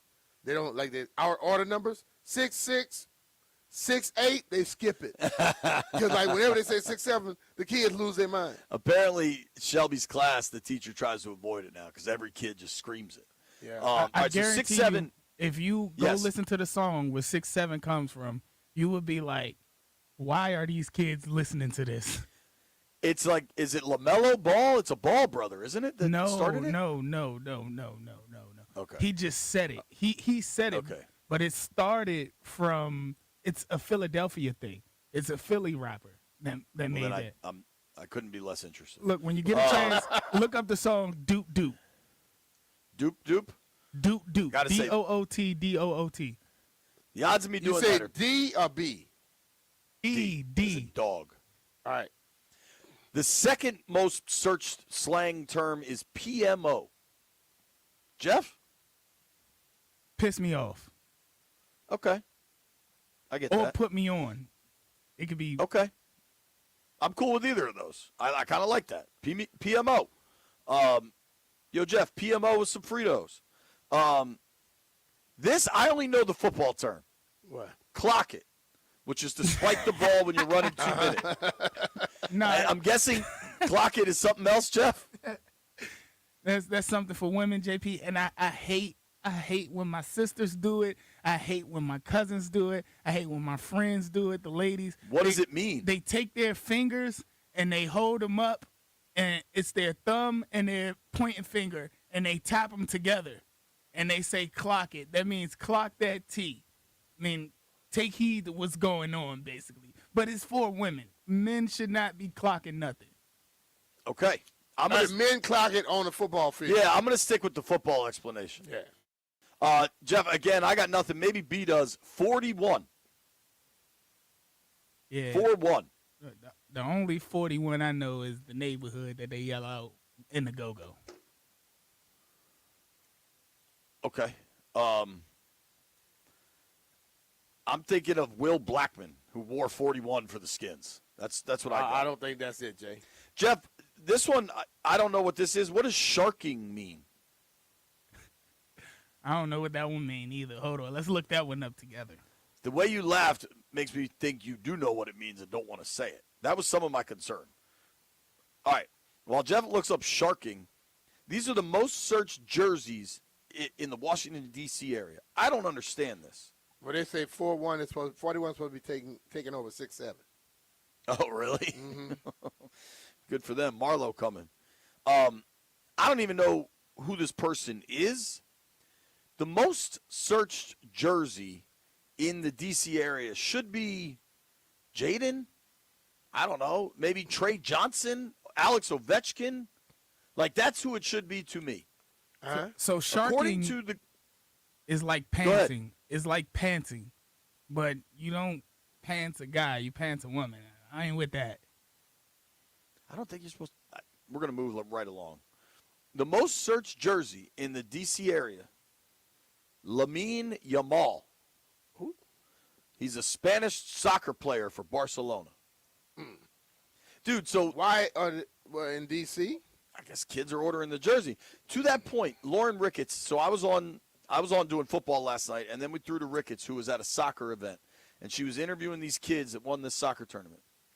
These are kids in Maryland. She asked them all, who are you rooting for to win the World Cup? Guess who these kids all said? France. Mbappe. Shouldn't you root for America? Well, kids root for what wins. So, I mean, you're thinking logically. Kids think just like we do. We normally cheer for things that are good. I was getting on the airplane. They were all Ravens to go to Minnesota. Yeah. And the kid walked on, and the flight attendant was talking to him about his jersey, and she said, "I love Mbappe," and that's the jersey he had on. And they started talking. These kids, they don't. Who excites them right now? The young kid, I think Freeman's son is starting to get some hype. It has to be a young, excited guy, but these guys are internationally known already. The number 2 most searched jersey in the D.C. area, according to this Google information, Drake May. Really? Number 3, Jeff, I don't know what this means. Breezy Bowl X Brown. Chris Brown selling jerseys Chris now? Brown, he did his thing. The over Breezy there. Bowl. Yeah. We're talking about the everybody singer, right? Yeah. Yeah. Who else is Chris Brown that you know? If it was on last year, I don't think it would have been this way. No, I knew Chris Brown, the singer. I didn't know he was selling jerseys now. Oh yeah, that merch from the concerts. Top searched athletes in the United States this past year. Guess number 1. We have done our best to not talk about this young man on our program. But he is a national lightning rod. Who? Shador. Oh, wow. Well, I can see that. I can see that because, let's be real, Shador, when he's constantly in the news. Right. He does his own a podcast and all that stuff, too. And when he was at Colorado, he and, built the damn following, dog. And how could you not love Coach Prime, son? How could you not love Coach Prime, son? I did it now. Top My boy's about to do athletes searches in the United States. Shador Sanders, Terrence Crawford, Cooper Flagg, Cam Scattaboo, Micah Parsons, Jackson Dart, Sophie Cunningham, Shiloh Sanders, Jalen Carter, and Justin Rose. Justin Rose being on that list seems pretty damn random. Justin Rose? I assume that's the golfer, unless there's another Justin Rose. Must be another one. And hold on, and Shiloh? Shiloh, What the number hell? 8. What the hell Shiloh does? Maybe a podcast? Hey, Coach Prime, why are people searching for Shiloh? They're searching to see if the Browns gonna bring Shiloh with Shador. That was your most searched data. It was a big thing where it was Thanksgiving and they were praying at the table and Shiloh was saying grace and he was like, I pray that Shador could pull some strings for me and give me, I forgot whatever Cam Ward number was, and Shador interrupted the prayer and was like, man, that's Cam Ward number. You can't take the franchise player number. Well, Landfill sent a text about what the Taylor Swift song is about. That's fairly graphic, Landfill. Nobody go anywhere. We plan to hear from Cliff Kingsbury when we return.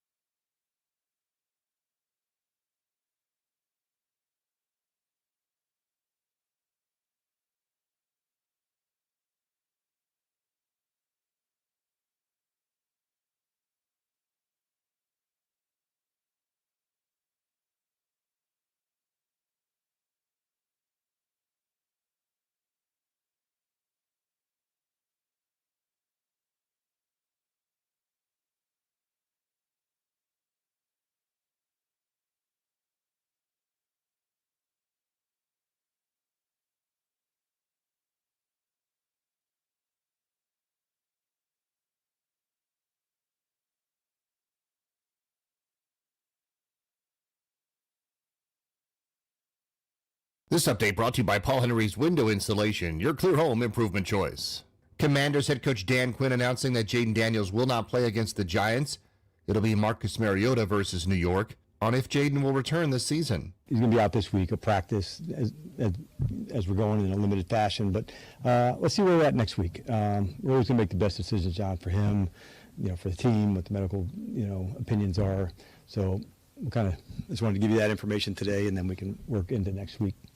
Sharon Moore is still in custody in a county jail in Michigan. He is a suspect in an alleged assault. Hours before that, he was fired as Michigan's football coach. This December only, score 10% off windows with a 5-window minimum and 10% off doors at Paul Henry's Window Installation. And through December 29th, get an additional 5% off Vitec windows. PaulHenry'sWindows.com, your clear home improvement choice. From the Crop Metcalf 5-Star Sports Desk, Byron Kerr on the Fan.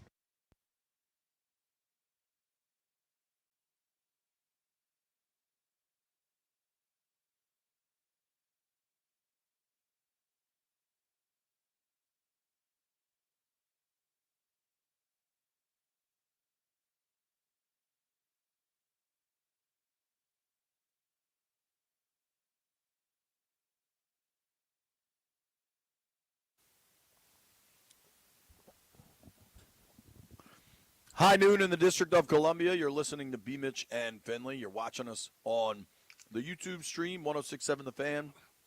Listen to us wherever you get your podcasts. Listen to us on all the different apps, Odyssey, iHeart, whatever. Or you can watch us on Monumental Sports Network. Appreciate wherever you get the content. Yeah. Get the content. We're hearing from Cliff Kingsbury now. We're hoping to turn around some of that audio so we can have a bit of a discussion on Mr. Kingsbury. We weren't able to do this yesterday, so I did kind of want to go through the power rankings, B, as we always do. Eric Edholm from NFL.com is where we go in an effort to not get too hot takey. We just use the consistent same place, same week. Who do you think the best team in football is, Brian? They're going to go with the Patriots. Rams. Rams? How you feeling about the Rams? 10-3. Season ended today. They'd be the 1 seed in the NFL. Didn't they lose the last game they played? No, they just beat the hell out of the. They lost the game prior to that. They lost the game prior. They lost to the Panthers. That's when a lot of people maybe had some questions. See, that right there is like, but I think the Panthers are better than people give them credit for. But that's understandable. But still, if the Rams are the team they're supposed to be, they're not supposed to lose to the Panthers. All right. So you still don't have them at 1? Nah. Would you have the Pats at 1 on your list? Yeah. All right. They go Rams, then Seahawks. Okay. Now, the Rams and Seahawks play each other maybe next week. I mean, that should be a serious ball game, man, because right now, the Rams are in 1st and the Seahawks are in 5th, but they have the same record, and if Seattle can win the rematch, all of a sudden that'll flip-flop. They'll be in 1st and the Rams go to 5th. Yeah. The Seahawks' only losses on the year are to Tampa, San Fran, and the Rams. So they haven't dropped one to a questionable opponent like L.A. has. The Rams, especially because when they lost to the Niners to open, and they lost to the Bucs in Week 5. Tampa was playing outrageous football early in the year before a number of injuries came up. Seattle has won 5 of their last 6, the only loss coming on a 2-point loss on the road to their division rival. And they've been kind of flogging people lately. 37-9 last week to Atlanta, 26-0 2 weeks ago to Minnesota. Seattle gets Indy this week. Still, when I look at the Rams, I would go with their quarterback. I believe in him. When I go to Seattle, I think that quarterback's going to falter. What do you think of Indianapolis' quarterback this week? Which one? The old man or the young man? Presumably Phil Rivers. Well, I think they said he was going to be backing up the other guy, right? And I guess hoping the other guy messes up. Look, man, Phillip Rivers, they say he can still throw it around the yard. He did a lot for them to sign him. I don't think they signed him if he can't play. I mean, if they can't do what they need. I believe it's going to be a heavy dose of Jonathan Taylor. and he's gonna play off of that. I don't think he comes out there and they're gonna just drop him back and have him tossing the ball all day. The same way they were winning with Daniel Jones. Right, I agree with that. Have a great running game and then let Daniel do what he want to do off of that. And Fields not gonna be as athletic as Dan. No. So did you hear Rivers got asked about his playing weight? And he said, "Well, I'm not the same I was last time I was on the field, but I never ran away from anybody anyway." Well, hey, they don't care as long as he can let this fly. He's always had that weird motion too. Yeah. Did you hear Cam Newton's response to Phillip Rivers getting signed by Indy? What did he have to say? He said he considers it a slap in the face that he wasn't called first. Cam, you said you've done the point where they're not going to call you, and I think he knows that. How much of their willingness to call Phil Rivers? There's obviously familiarity with the staffs, but like, how much of it also is that they know he could come in?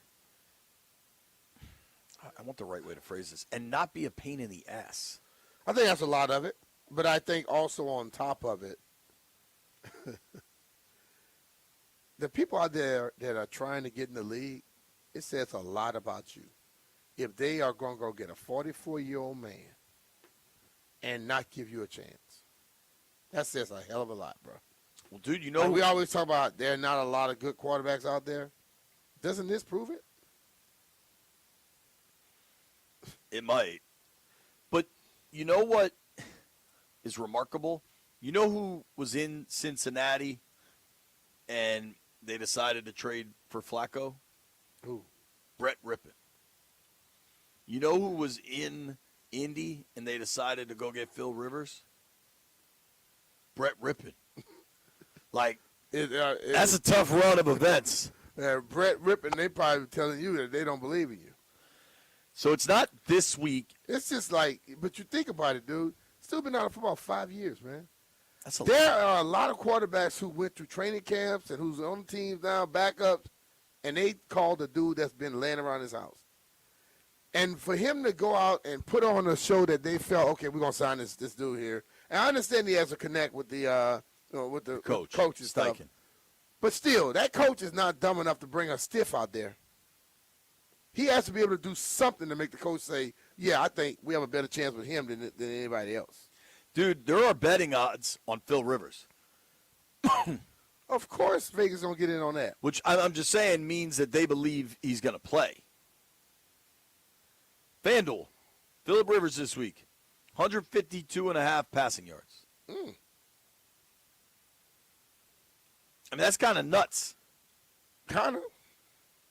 It's not that it's a lot of yardage, but just that the numbers exist. Hey, man. 16.5 completions is the over-under, 27.5 attempts. If they went and signed him, they expected him to help at least some. I just think he's going to play some. They're probably wishing this other guy just falters. Do you know what the odds are if you want to bet a Phillip Rivers anytime touchdown? So not a passing touchdown, but a rushing or receiving touchdown? Plus 2,000. Plus 2,700. Damn. I think maybe the game of the NFC season is going to be next week and it's a Thursday night. Damn. Seattle's hosting the Rams next Thursday night. But specific to the power ranks, NFL.com goes Rams, Seahawks, then the Broncos, then the Patriots. They put the Broncos. Well, yeah, if you look at the schedule, and I think back now, the Patriots have not. They beat a lot of people that are not very good. The Broncos have a better record than it. I mean, better schedule against it. People that they've beaten than the Patriots. The Patriots have beaten. Totally. I mean, just if you look at the Broncos division, like it's significantly harder to beat the Chiefs and the Chargers than it is to beat the Jets, the Jets and the Dolphins. New England's going to be really interesting when we get to the playoffs and they're playing good teams because they seem to me like a good team. They've won 10 in a row. All you can do is beat the teams on your schedule. Yeah, that's true. The Broncos and the Pats have the best record in the NFL at 11-2. I think there are legitimate questions about Denver's offense. Just if they're good enough to put up points against really good defenses. But as we've talked about, Denver wins all these narrow games. They have started to open it up a bit. They are plus 73 point differential now. I got a crazy one for you. The Chiefs are now 6-7. I haven't even looked where they are in the power ranks. The Chiefs have a plus 63 point differential, and they're one game under 500. Dang. Whereas the Chargers just won that gutty game the other night against the Eagles. Chargers are 9-4, but only plus 28. That's weird. Right? Well, I mean, the thing, right, when the Chiefs beat you, they beat you. When they lose close ones. Right. I think the Rams and the Seahawks, by a wide margin, have the best win differential in the NFL. Seattle's at plus 160. The Rams are at plus 150. Next up is New England at 110. So that's a pretty significant delta. Definitely. I think there's a lot of questions about all these top teams. To me, if you look at these top 4 teams, the 4 best records in the NFL, the Pats, who have they played? Is this young quarterback really ready for all this? Yeah. The Broncos, I don't know if their offense is good enough. They do a lot of short stuff. Drake May is let's see if you could do this in the playoffs, but Drake May in the regular season has been fantastic. Yeah. Bo Nix has not. That is a true team. The defense is really good. Nix does enough to win. Is that a formula? He does his part. Is that a formula for February, though? That the Seahawks, the real question is Darnold. Like we saw Darnold live up to it. turn into a pumpkin week 18 last year and then in the playoff game. The Rams, I don't think you have that big question. Yeah, Stafford, he's done it. I mean, at the beginning of the year, we thought his back was hurt. I did say then, I just don't think he wants to go to camp. Yeah. I listen, man, when you got a veteran player, you know what those guys are capable of. You can understand. You can do stuff like that. Younger people, you got to get them into it. Till they, every player on this team keeps saying when the veterans tell them to find a routine. When your guy has a routine, you could probably take chances like that. If he doesn't have a routine, you better get him in there and begin to mold him into what you want him to be. I think that's fair. I think that's why people lean towards the Rams in any sort of discussion of power ranks. And what's great about the NFL, unlike college football, is the rankings don't matter. These teams are going to get into the playoffs and it'll work itself out. They got to play each other. But the Rams of these teams are the only one that's won one. They've won a Super Bowl with this quarterback coach combination. And that matters a lot. Now, granted, that team that won it had the greatest defensive player of his generation on the field. These guys don't, but they still have a really good D-line. Green Bay, by getting that win over Chicago, has entered a very different conversation, I would say, because they have been uneven, but all of a sudden the Pack's playing pretty well and pretty consistently. The Packers at 9-3-1, if the season started today, would be the 2 seed in the NFC. That bumps Chicago all the way down to 7. Yeah, that bumps the Lions out of the playoffs. I'm really, really curious to watch how the AFC North plays out. Green Bay has now won 4 in a row and just seems like kind of peaking at the right time, which is arguably as important as – it's important to be good, but it's also really important when you're good. Yeah. What you do early makes no difference if you're going to falter late. Right. Like the Colts. Yeah. The Colts were 6-0, 7-0. They were flying. Some big games, obviously, this weekend. I'm almost surprised it's a Sunday 1 o'clock, but the Bills go to New England. All right. I mean, you talk about the level of statement the Patriots can make. They can make a hell of a statement right now because if they beat Buffalo, they'll be the best team they're beating and they're probably one of the top because, the people they've been beating have been mediocre. Their best win so far this year is they went to Buffalo and won. They have to beat them. If they beat them again, then people are going to say, okay, they're doing something. If they beat them again, I believe they lock up the AFC East. It's over. They've won it. interestingly, the Bills are favored in that game. Now it's basically a pick 'em. It's a point and a half, depending where you're looking. But that is a massive, massive game. Like if you're looking to plan honestly, tonight's game is big for the Bucks. Tampa's hosting Atlanta tonight, and the Panthers are on their heels, dude. That division race is. Ain't Kirk up for it? I don't know. Do you think Kirk's up for it? Nope. I mean, they are tied at 7-6. I think right now Tampa has the About the tiebreaker. process, Jay. About the process. Damn, listen to this, Brian. Looking at the numbers. The NFC South, Tampa, Carolina, Atlanta, New Orleans. Who do you think has the best point differential in that group?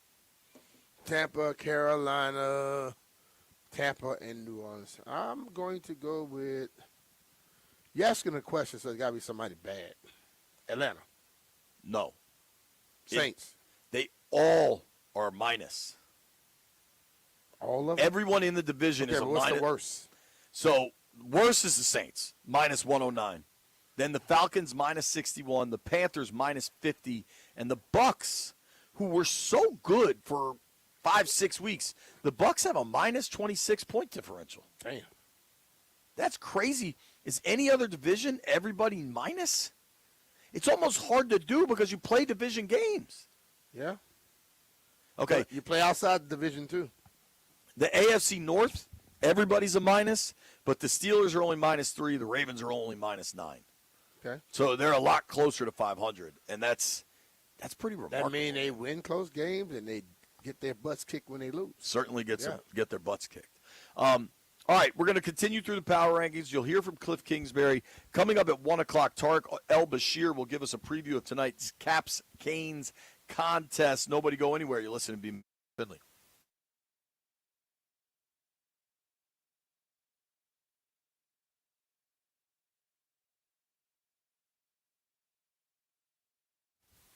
Hey, it's B. Mitch and JP here. If you want confident convenience wherever life takes you, then you need to turn to Rude.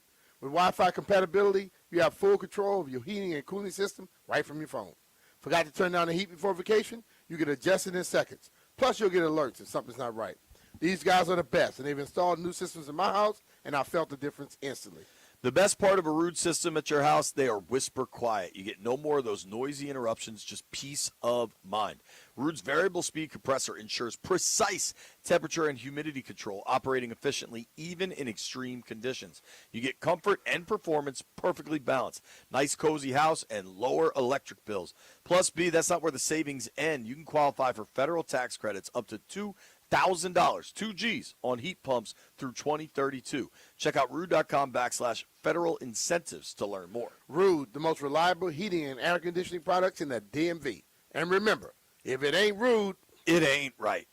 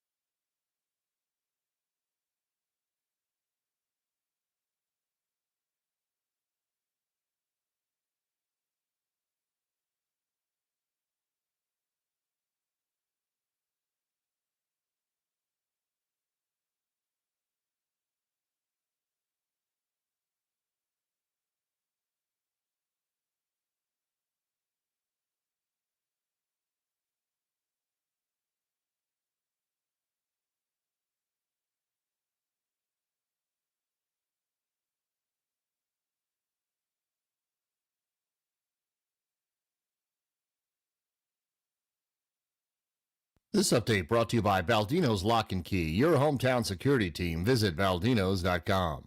Offensive coordinator Cliff Kingsbury today saying there's 30 plays in that game I wish I'd called something differently. There weren't a lot of great play calls in that game, and like I said, that's on me, and I've got to get better. The 31-0 loss stings for the Commanders against the Vikings, and now they try to turn the page against the Giants with Marcus Mariota at quarterback. Sharon Moore remains in custody in a county jail in Michigan as a suspect in an alleged assault just hours yesterday after he was fired as Michigan's football coach for having what the school said was an inappropriate relationship with a staff member. Baldino's Lock and Key is your hometown security team for auto keys and fobs.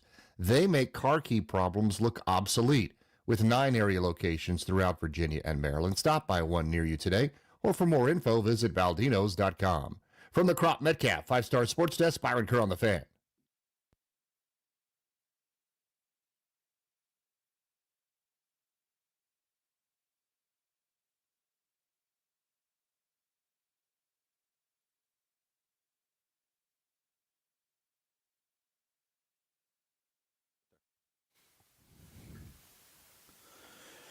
B. Mitch and Finley, 106.7 The Fan. 12:28 p.m. on the East Coast. Fired up to watch Canes Caps tonight.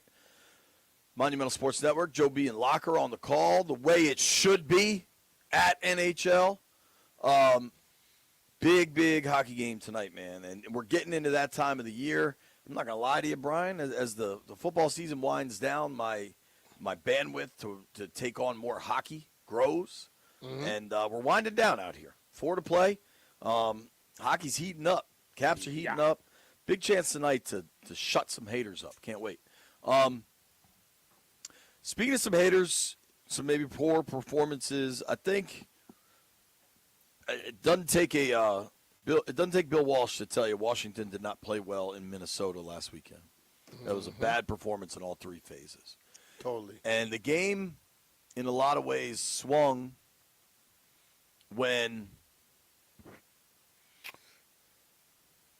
the Commanders' defense let J.J. McCarthy go down the field on the first drive and get a touchdown. Okay, 7-0. We got this. Washington gets the ball, takes the kickoff, goes back down the field with a really good drive to respond. And then at the goal line, first to goal from the 4, 1 run, 3 passes, they're unable to score on that drive. And then, again, the defense doesn't have to give up a 19-play, 98-yard drive, but they do. All of a sudden, what seemed like 7-7 is now 14-0, and everything was out of control from there.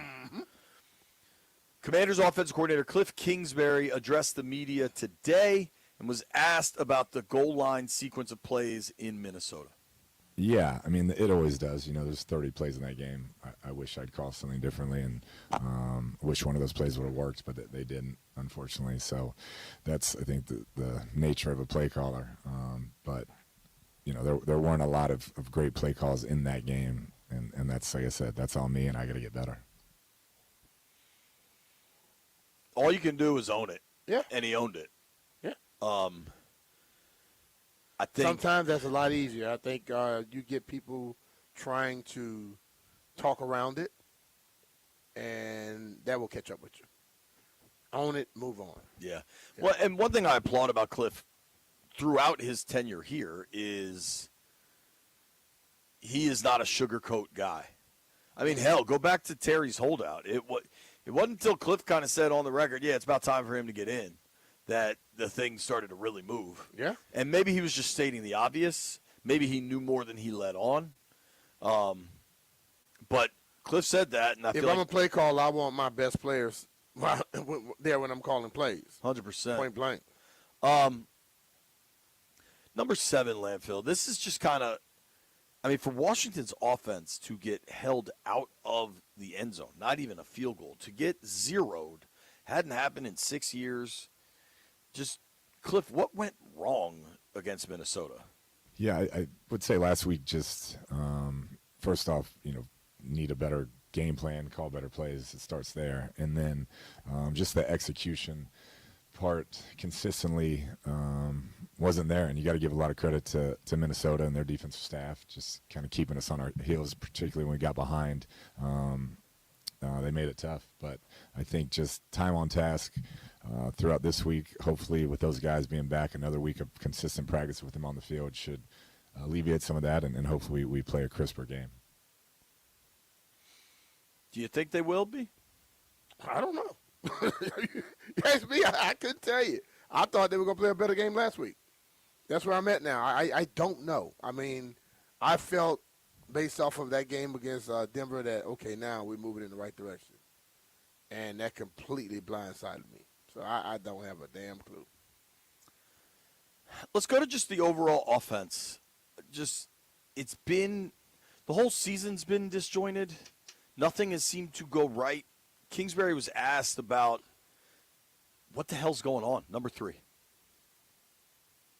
Yeah, I would just say offensively with him, really from the spring on through training camp, just we were never able to get into a rhythm with everybody. Enough practices strung together, enough games strung together, just practicing consistently. It just wasn't able to happen. And so I think it's hard to really assess what that looked like based on just we never had consistent practice or rhythm or anything of that nature, whether he was banged up or, other guys were out. That is true, and he's asked a question, so it's not like he's making excuses. Yeah. How real is that? Because I know I almost want to pull up the box score. I think it was your second year in Philly when you guys had 3 or 4 different quarterbacks and kind of just didn't the backup get hurt, and then you went to Coy, and how real is that? You keep having injuries. It's very real, but the thing of it, you had Donovan there already, had been playing for a long time. Coy has been the backup for a long time, knew everything about it, and A.J. Feely was a young guy. Donovan, I think, played the first 6. Donovan started. Look at you dropping 6-7. 6 or 7 weeks. Donovan started 10 games. 10 games. A.J. Feely played 5. Coy played 1. Well, Coy came in after Donovan. He got hurt that first game he came in against the 49ers. Then A.J. went in. But you got to look at the fact of it is the same receivers, same O-line, same running backs were basically there most of that whole year. Donovan got hurt after 10 weeks, so you already had a consistency. Coy had been that. Coy is very much like Marcus Mariota, a guy who knows the offense, been there, so when you drop him in, you had no problems. A.J. Feely was the wild card. So when he went in, we didn't know what the hell to expect. But I think A.J. came in with the mindset, listen, and I was there telling him because I was next. Get the ball into the hands of the playmakers. You don't need to go out there and try to overly do anything and prove anything to anybody. And the offense that Andy set up there for him helped that out. It wasn't that he had to go out there and read and do everything. They made it to where he could just get the ball. And even when Coy got in, it was simplified more than it was for Donovan. You know what I mean?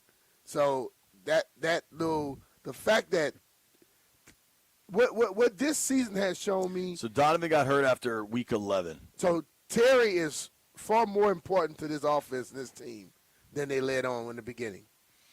In hindsight, now, and we could split it 50-50 blame, whatever we want to say. Mm-hmm. How much did they mess up not getting the Terry thing done earlier? A lot. That's what I'm saying. It's like when you look at everything right now, you have it lets you know how important he was to the success of this team. And they tried to play it whatever way that they want, and that's what the league does. But now when you look at it, it proves he was vitally important. So 100%, man. 100%. Back to Cliff, though. A big topic has become letting Jaden run the ball and design runs. And how much design runs should be called. Is he taking too many hits, etc.? Cliff talking about design runs for the quarterback, Jaden Daniels. Yeah, we were going to be smart in some areas and try to limit any exposure if we could. But unfortunately, part of the game, and that ended up happening. Not a lot of answer there. I mean, You can say a lot of things about Cliff coming out of that Vikings game. Jaden getting hurt again is not one of them. He didn't get hurt running the ball. He got hurt trying to make a football play. Chasing down a pick. Yeah, so and I think people have to understand that because I've listened all week to a bunch of talking heads about this, and everyone wants to keep talking about him running the football. He didn't get hurt running the football, people. So, and I hear him talk about the other thing. He didn't run. He wasn't outside the pocket when he got hit in the other one. So some things can happen fluky, but we can't constantly just, talk about the same thing over and over and over again as if something changed. It didn't change.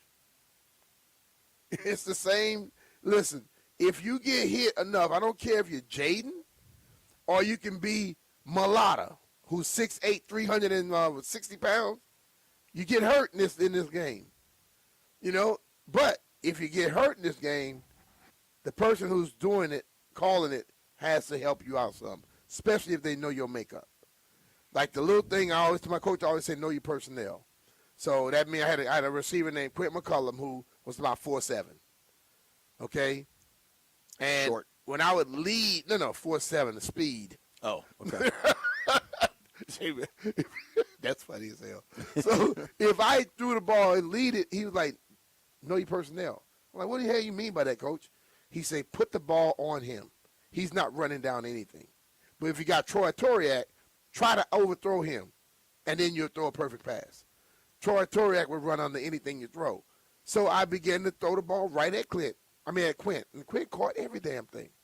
He was always open, slow as molasses, but he was always open. Okay. And I wouldn't lead him anymore. So in this situation, you got to know your personnel.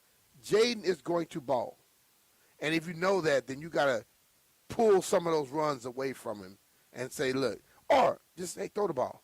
Hit 5 and let it fly. Well, let's be real. There was not a single designed run in the Minnesota game. And you can argue that's too little too late. You should have dialed back the design stuff earlier, months ago, whatever you want to say. I don't know that it's that simple. Listen, I don't think it's been Cliff's best year, but I don't think it's been anybody's best year. No, I've said that from the beginning. Everybody has, like Coach Gibbs always say, everybody playing a part in this. It's no one side, that. Everybody has played a part in this thing. Kingsbury's motivation going to the Meadowlands this weekend, number 9, Landy.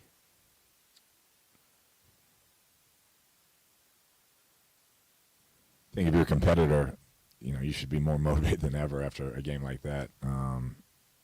Scoring 0 points shouldn't happen in the NFL. And for us to go out there and do that, I think all of us are chomping at the bit to get back out there and show that that's not who we are. It's just, was a bad game. And I think that is the sentiment of the offense. And so I'm excited to see how we attack the rest of the week and attack Sunday. B, you were on good teams. You were on some bad ones, too. Yeah. What was your mindset going into late season two bad team games? I want to make sure that when coach look at the film, they're looking at me and say, okay, B. Mitchell's out there balling. He's not quitting. He's not making mistakes. Listen, you can go out in a game and an individual can be as perfect as they can be, and the overall team loses. But in the end, when they look, they're not judging you based off of what the team did. They're gonna judge you based off of what you're doing. If they can see in the plays where you're missing stuff on plays, you're giving up on plays, you're blowing assignments, you got a problem. And that my mindset was in the confines of the offense or the special teams, I didn't want to get outside of that.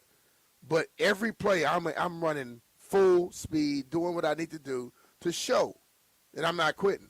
Because my mindset was, I always felt at any time I can do something to help us win. But I'm damn sure wasn't trying to pack it up and go any damn where. No. I saw the Cardinals like that. We playing them late in the season, and they had U-Hauls on the back of their trucks and stuff. They were ready to go. So you come to the game with your U-Haul stuff on the back, you've already given up. You're gone. I've seen it here. I've seen teams that are done before the season's done, and they just want to get the hell out. Yeah. Yesterday, I couldn't help but notice reading a vibe is not always a prophetic move, but like those dudes still seem locked in. Yeah. They were all because when the locker room is dead, people are kind of mulling about leaving. It's not much going on. But when there's energy in there, that energy is a real thing. Yeah. Yesterday they were playing country music, which rarely happens. And what happens is one of the white dudes steals the aux, puts on a country song. Other guys start yelling because they're What do you like, think was the white dude? Could have been Percy. He like country. it could have been Percy. I know who it was, and it wasn't Percy. But, like, then that becomes a thing, and then they all just started playing Christmas music. And at various times, listen, I'm just going to be real. Christmas just ain't Christmas. The Paul McCartney Christmas song is terrible. That came on. That prompted a big discussion. There are good Christmas songs. Which Paul McCartney Christmas song? You want me to sing it? No, I want you to just tell me the name of it. I don't know the name of it. Simply having a wonderful Christmas time. That's enough. That song stinks. Tariq El-Bashir, 1 o'clock.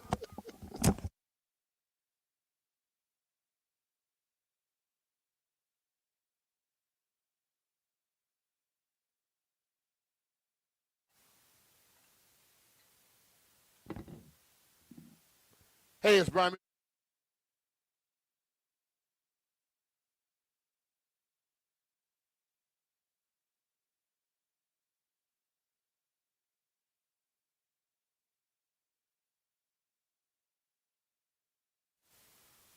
Hey, it's Brian Mitchell here. Every NFL Thursday is your chance to hit the jackpot on FanDuel. Because with FanDuel's Thursday Touchdown Jackpot, you can win a share of $2 million in bonus bets each week. To get in on this Thursday's action, all you have to do is place an anytime touchdown score bet before the game kicks off. And if your player scores the first or last touchdown of the game, you'll win your bet plus a share of bonus bets. Just visit FanDuel.com/Brian to take a shot at the jackpot. That's FanDuel.com/Brian for your chance to win a share of $2 million in bonus bets. Play your game with FanDuel, an official sports betting partner of the NFL. FanDuel, official sportsbook of 106.7 The Fan. You have to be 21 years or older and present in Virginia. Opt-in required. Must apply a profit boost token on select market. Prize pool to be split equally among all eligible participants who made the correct first or last touchdown pick. Bonus issued as a non-withdrawable bonus bet which expires 21 days after receipt. Restrictions apply. See terms at sportsbook.fanduel.com. Gambling problem? Call 1-800-GAMBLER.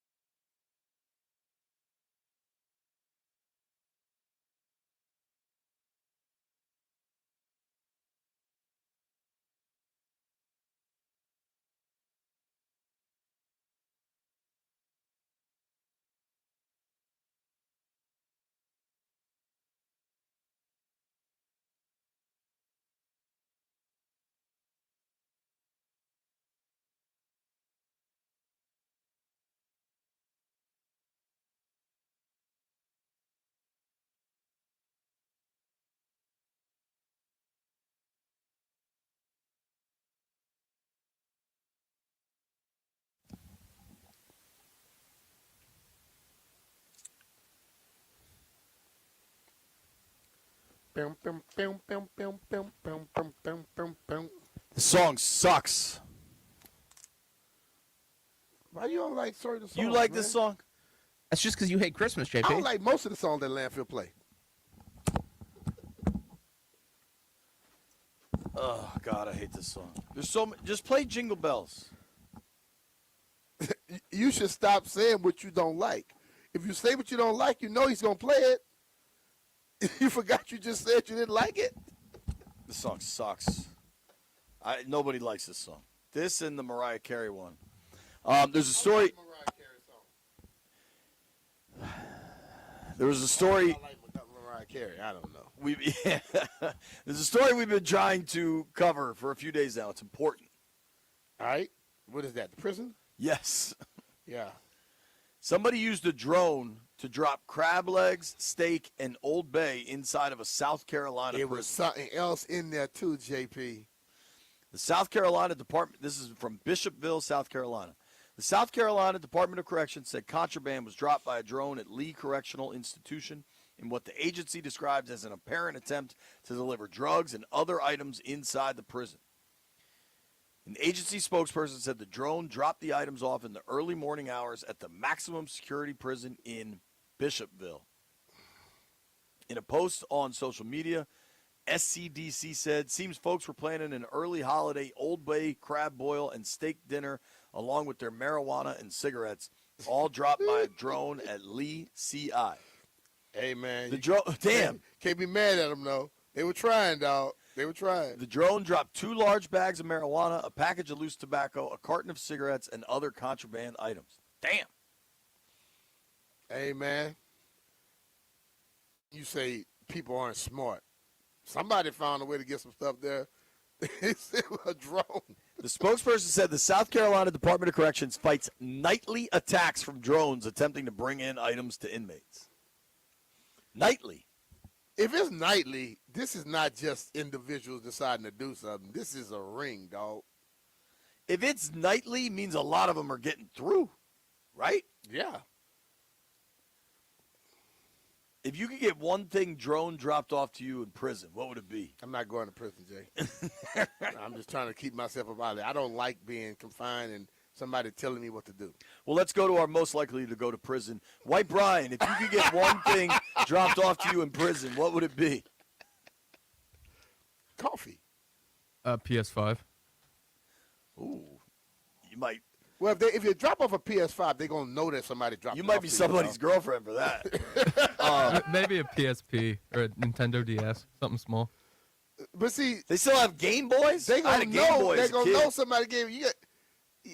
You got a TV in your cell. You saying? Do you get it? Well, Where if you you gonna get play it the at? Where you DS, gonna- you can just play it on the portable. Okay. I got a question. If you're getting steak dropped off, how do you cook it? Do you have your own oven? They Haven't find you a ever way, seen dog. Goodfellas? Hey, if they Those guys were living If in they prison. getting steak, they probably working another way to get somebody else in trouble too by saying, "Hey, man, I can drop you off some steak if you let this here stuff come through." You see what I'm saying? Why doesn't the prison just put up a net if they're facing nightly attacks? Because some of the people probably guards in there probably enjoying the stuff as well. That's probably true. Jeffrey, you get one thing in prison. What is it? If I'm in there for life, what is it called? Conjugal visits? What is it called? Something visit? Yeah, I think you nailed it. Conjugal Hey, visits. man, That's if what I I get need. one thing, I'm in prison. You know what I want to do? Get out. I want a judge. I want a judge to say, "Hey, he has been released." That's what I want. See, I'm just thinking like in the context of this question, I'm in jail for life. I need something. Yeah, just let a lady be able to visit me once a week. I don't know that your lady's getting dropped off with a drone, Jeff. I think she's Depending on how allowed to big walk she in the is. front door. Hey, you may have a big enough drone. That's a big drone. That's a helicopter for a human. I don't know what the answer is. I'm with landfill. Put a net up. Man, they don't want to put no. They do have specialized passenger drones. We may be on to something. For people? But they ain't gonna just drop them off. They gonna be hurt. So you talking about conjugal visit? You gonna be up there trying to nurse somebody back to health? Nah, they drop them. They float down. Zzz, she get what we came for, and then she zzz, right back on up. On that note, I have much better news than boy. prison drones. Caller number 10 right now, 800-636-1067. You win a $50 Paisanos gift card. No one appreciates fan listeners more than Paisanos. Now score 30% off any order of $30 or more with promo code FAN30. Pizzas, wings, pasta, salads, and more. Add it all to the cart and use promo code FAN30. Order now at Paisanospizza.com.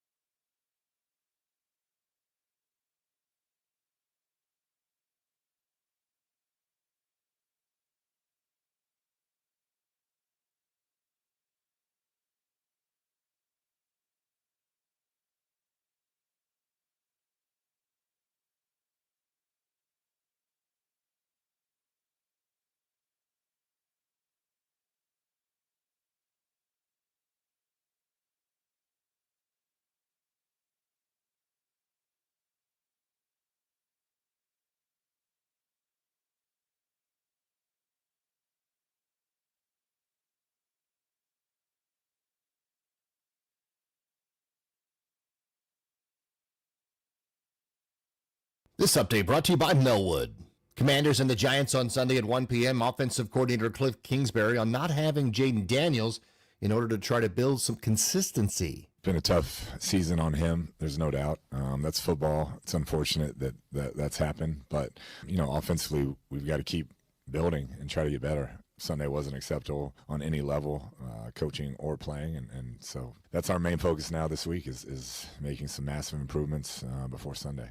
Capitals are back home tonight against the Carolina Hurricanes, and they have an update today on Ryan Leonard. Leonard sustained a shoulder injury during the game December 5th in Anaheim. Based on the injury and the expected course of rehab, his projected recovery time is 3 to 4 weeks. Support people with disabilities in your community by donating your unwanted vehicle to Melwood.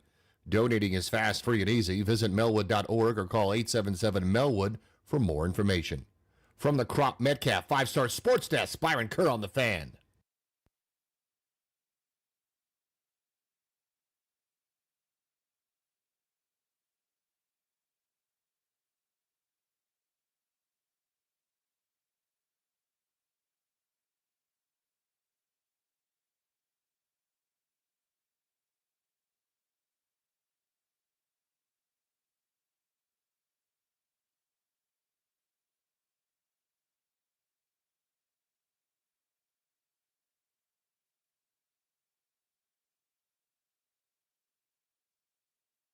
Tariq.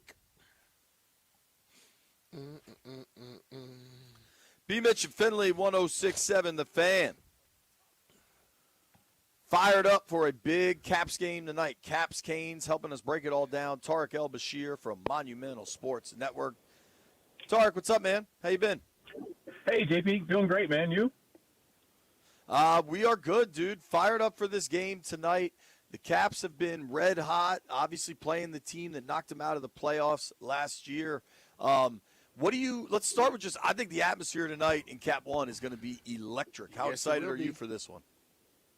Yeah, this is a big game. I mean, in a season with 82 games, there's a lot, right? But there's a handful. There's I would say 15 to 20 games that really mean a lot.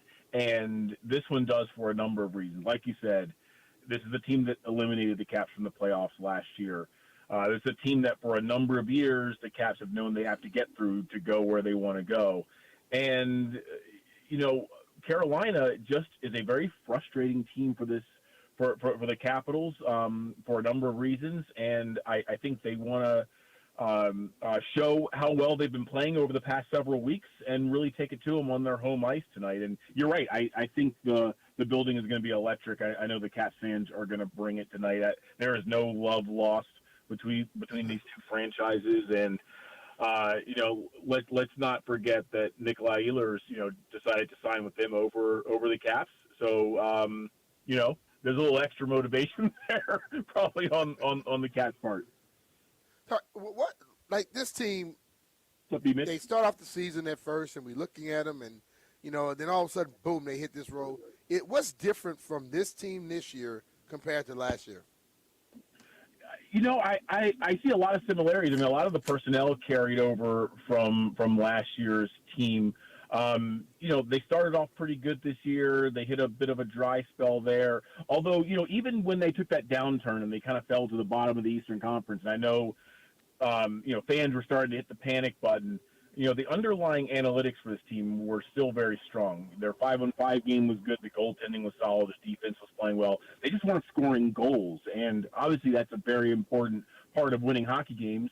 But there's a little bit of puck luck involved, and other things that are hard to predict on a night-to-night basis, and they just weren't getting any of that for a large stretch there. And the challenge for a team when they're going through a stretch like that is to kind of stick to the script, right? To keep buying into what the coach is selling and continue to buy in, and they did. And the puck luck turned around like it always does for good teams, and the goals kept coming, and once they started coming, they kept coming, and they're 10-1-1 in their last 12 games. During that stretch, they've scored more goals than anyone in the NHL, and it's not really all that close. a lot of players who were maybe a little cold, a little snake bitten, call it whatever you want. They're starting to kind of find their confidence and their swagger. And, to me, this Capitals team right now is looking a lot like the team that won the Eastern Conference in the regular season last year. All right, you talk about the similarities, and this is where I'm at now. So this team played great, but as the season went on and it got into the playoffs, they seemed to play a little slower. Like, they started to catch up with them. What do they do to make sure they have that energy at the end? Yeah, there was a lot going on last year, B-Mitch. You remember there was the Obi chase, and I don't think people outside of the organization realized how much that took out of the players. I mean, yeah, they were playing great. They were winning down the stretch, but all of the interviews and attention and, when is Obi going to get it? Maybe even forcing plays to him to help him get to, past Wayne Gretzky. The celebration afterwards. I mean, there was a lot going on right there at the end of the year, and I feel like that little bit of extra energy that was expended there. And look, it was a great thing. No one regrets, how that last month went.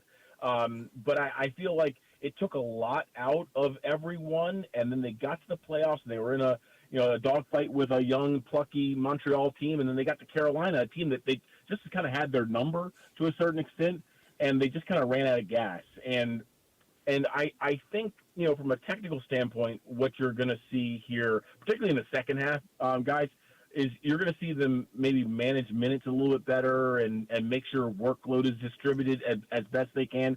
So when they do get into the postseason, older players like Obi and John Carlson, they're going to have more juice. They're going to have more energy because, like I said at the start of this, 82 games is a long, long year over 7 months. Then you get to the important part of the year, and your body is, a little banged up. Your mind's a little fatigued. The team is going to do their absolute best to keep guys as fresh as they can. I think the Olympic break is going to help this team in a lot of ways.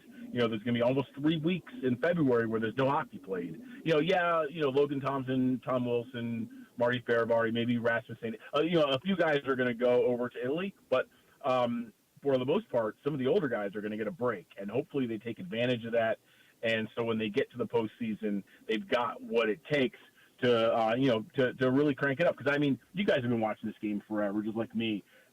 I'm not sure there is a sport out there where the playoffs don't look anything like the regular season. I mean, the intensity in the NHL playoffs goes up, I don't know, 25%, 30%. I mean, it's just a different game from an intensity standpoint, from a physicality standpoint, from every single break in the game matters standpoint. It's just different.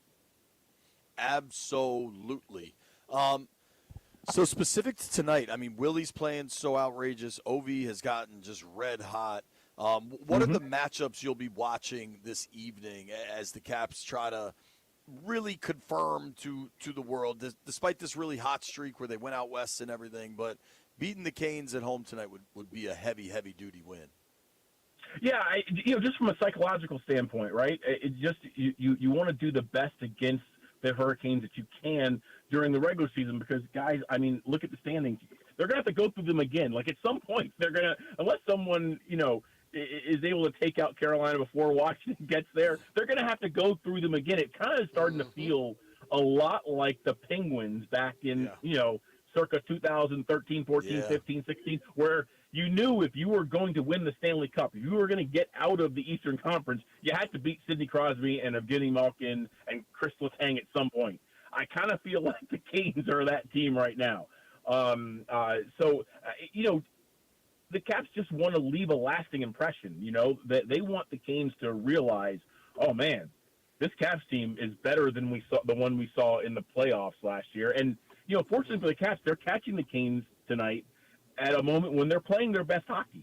They're going to get John Carlson back in the lineup most likely. Ryan Leonard's out for, about a month with a shoulder injury. Pierre-Luc Dubois is out, still long-term, but he'll be back at some point in the second half of the season. But they're playing great right now. I mean, I looked at the numbers last night.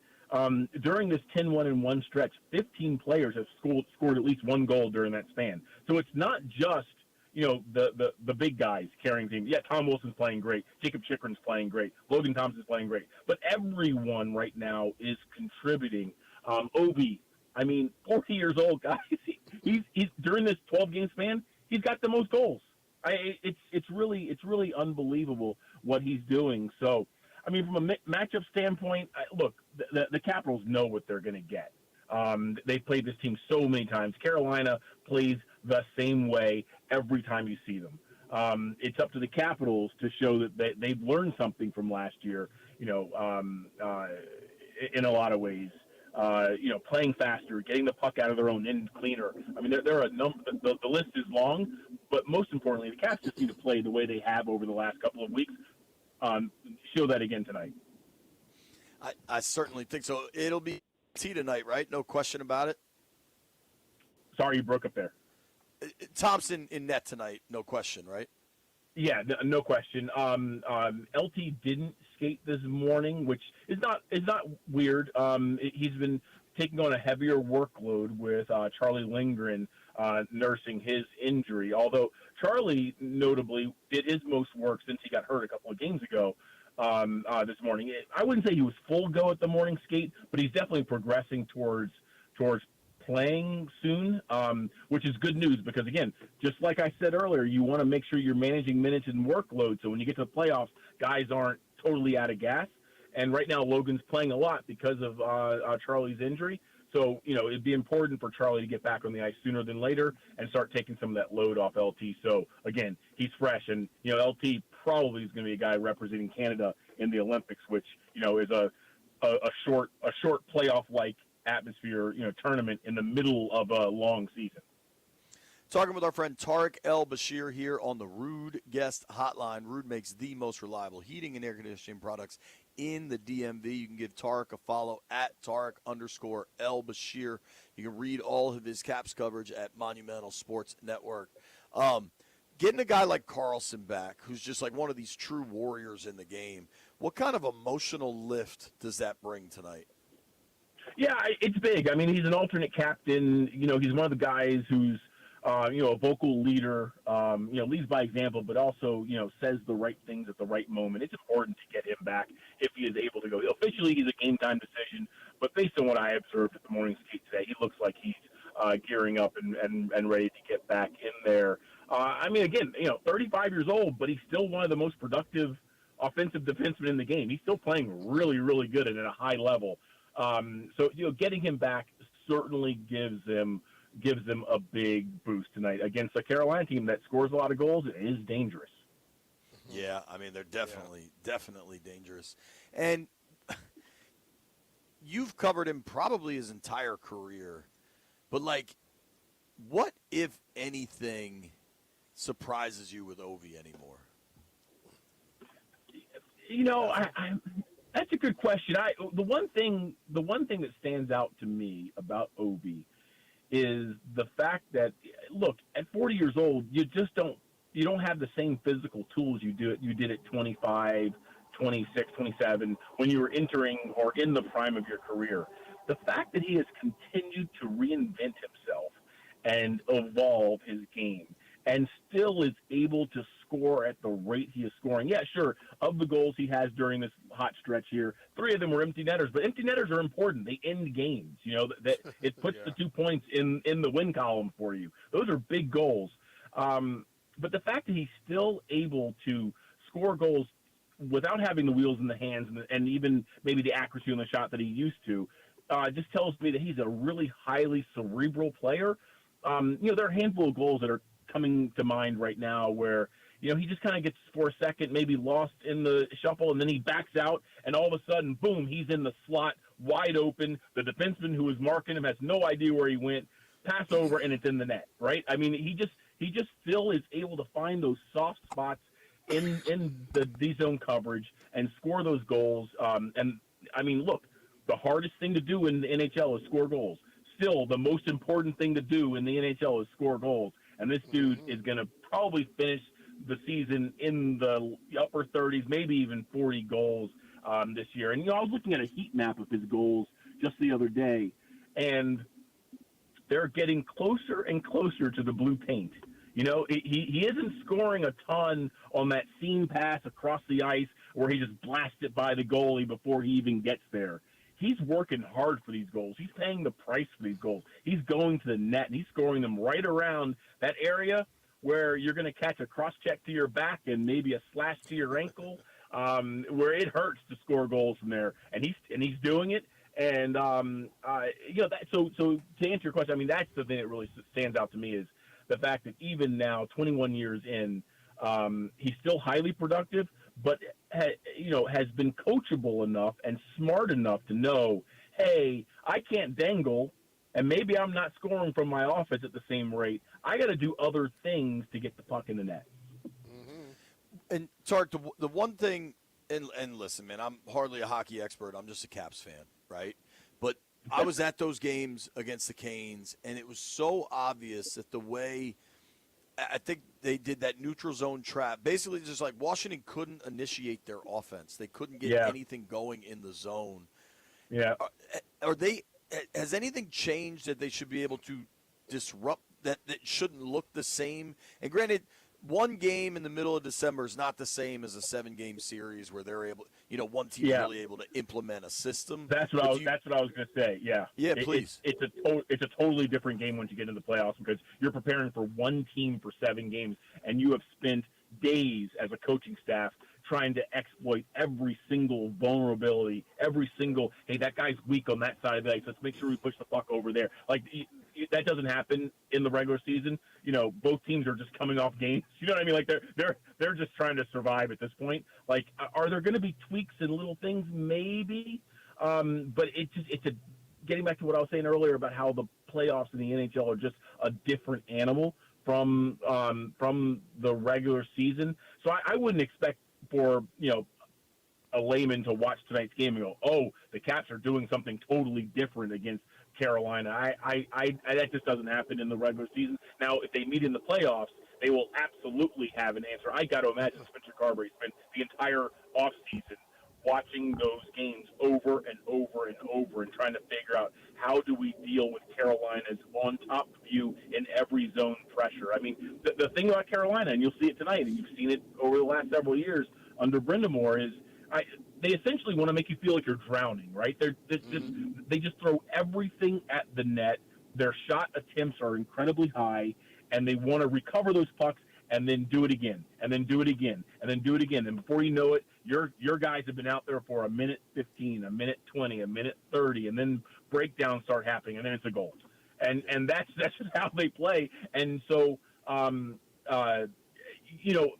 you're going to see that again tonight because that's just their style of play. But once you get into the playoffs, I got to imagine the Capitals are going to have their own X's and O's changed up to be able to counteract what the Canes do so well.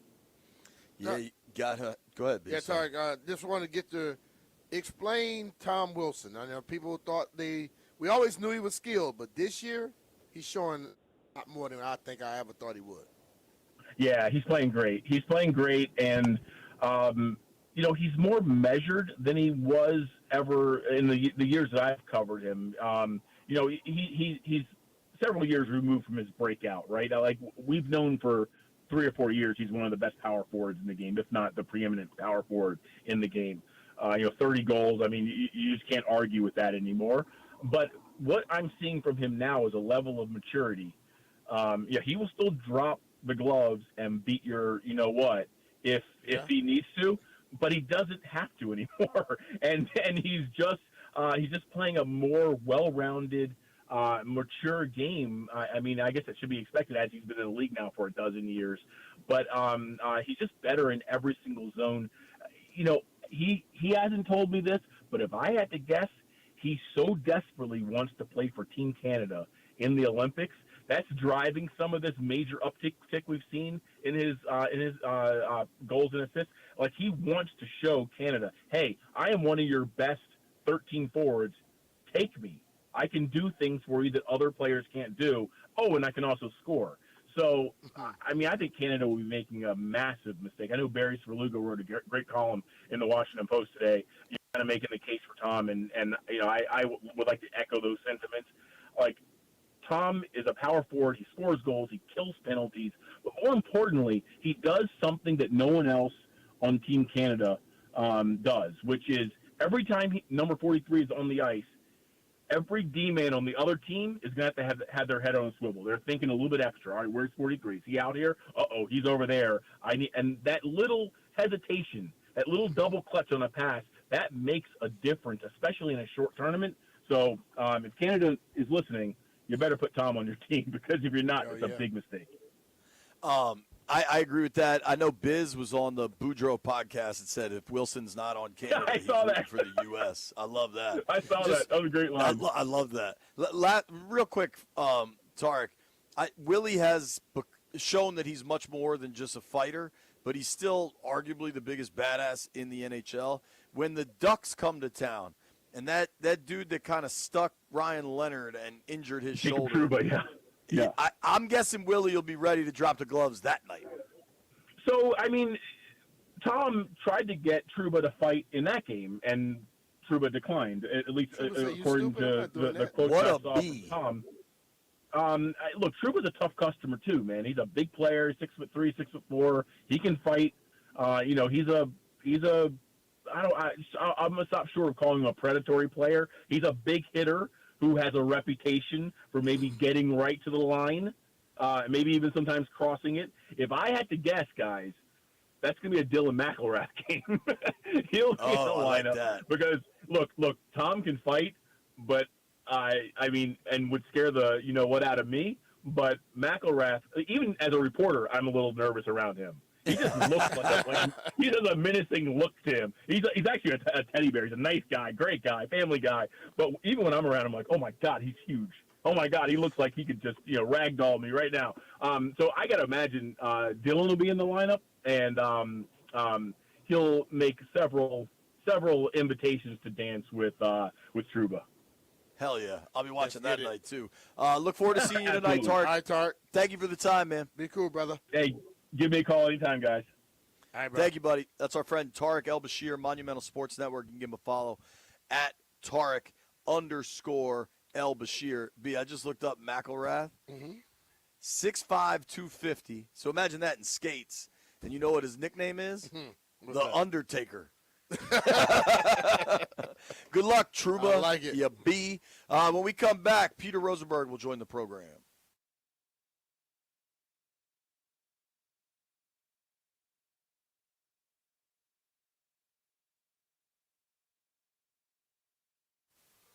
Hey, JP Finley here. I want to tell you about my friends over at Paul Henry's Window Installation. They've done a tremendous job for me and my family. It's cold outside, it's windy outside, but my house stays nice and cozy thanks to all new windows and doors from Paul Henry's Window Installation. No more drafts, just really, really warm temperatures and lower utility bills. If you call in December, you can get 10% off windows with a 5-window minimum and 10% off doors at Paul Henry's Window Installation. Plus, if you order Vitex windows, you can get an additional 5% off through December 29th. Yep, and Paul came over, he did all my windows and doors, but he did one thing for me, and I was noticing it yesterday. I was taking a picture of some stuff my daughter had decorated, and I remember when Paul came in, he had a regular just open a door you open close, but he put a sliding door with all glass in the back, which kind of invited the light into the house. I noticed how light the kitchen can get right now, where it looks even bigger. Paul came in and he told me, hey man, we could do this, this, and this, and it'll invite more of that sunlight in, and you can when you have like a summer day, you can just walk outside. I'm not walking outside right now, but I thought about that when I was looking at it, and it looks absolutely amazing. He did a great job of it. And I think he could do the same thing for you. So call Paul right now. Get 10% off windows with the 5-window minimum and 10% off doors. And through December 29th, score an additional 5% off Vitex windows. Contact Paul Henry's Window Installation today and tell him B. Mitchell Finley sent you. PaulHenry'sWindows.com, your clear home improvement choice.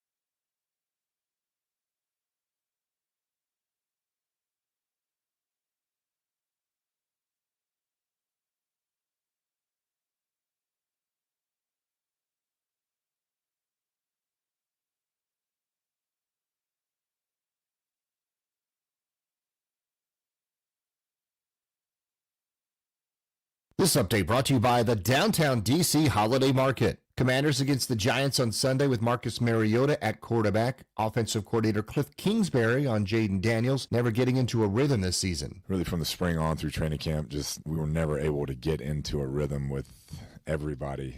Enough practices strung together, enough games strung together, just practicing consistently. It just wasn't able to happen. Steelers star TJ Watt is at a local hospital for evaluation of his lung after experiencing discomfort at the practice facility on Wednesday. Capitals and Hurricanes tonight at 7 p.m. on The Fan. The team has an update on Ryan Leonard. He has a shoulder injury from the Anaheim game. He's expected to be out 3 to 4 weeks. It's back, DC. The Downtown Holiday Market runs November 21st to December 23rd.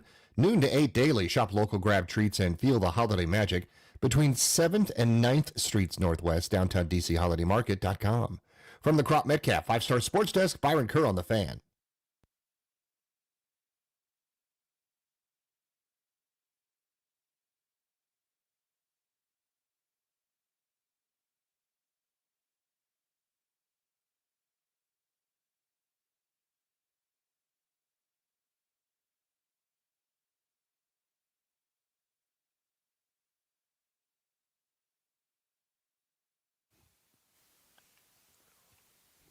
Hustle, pay the price.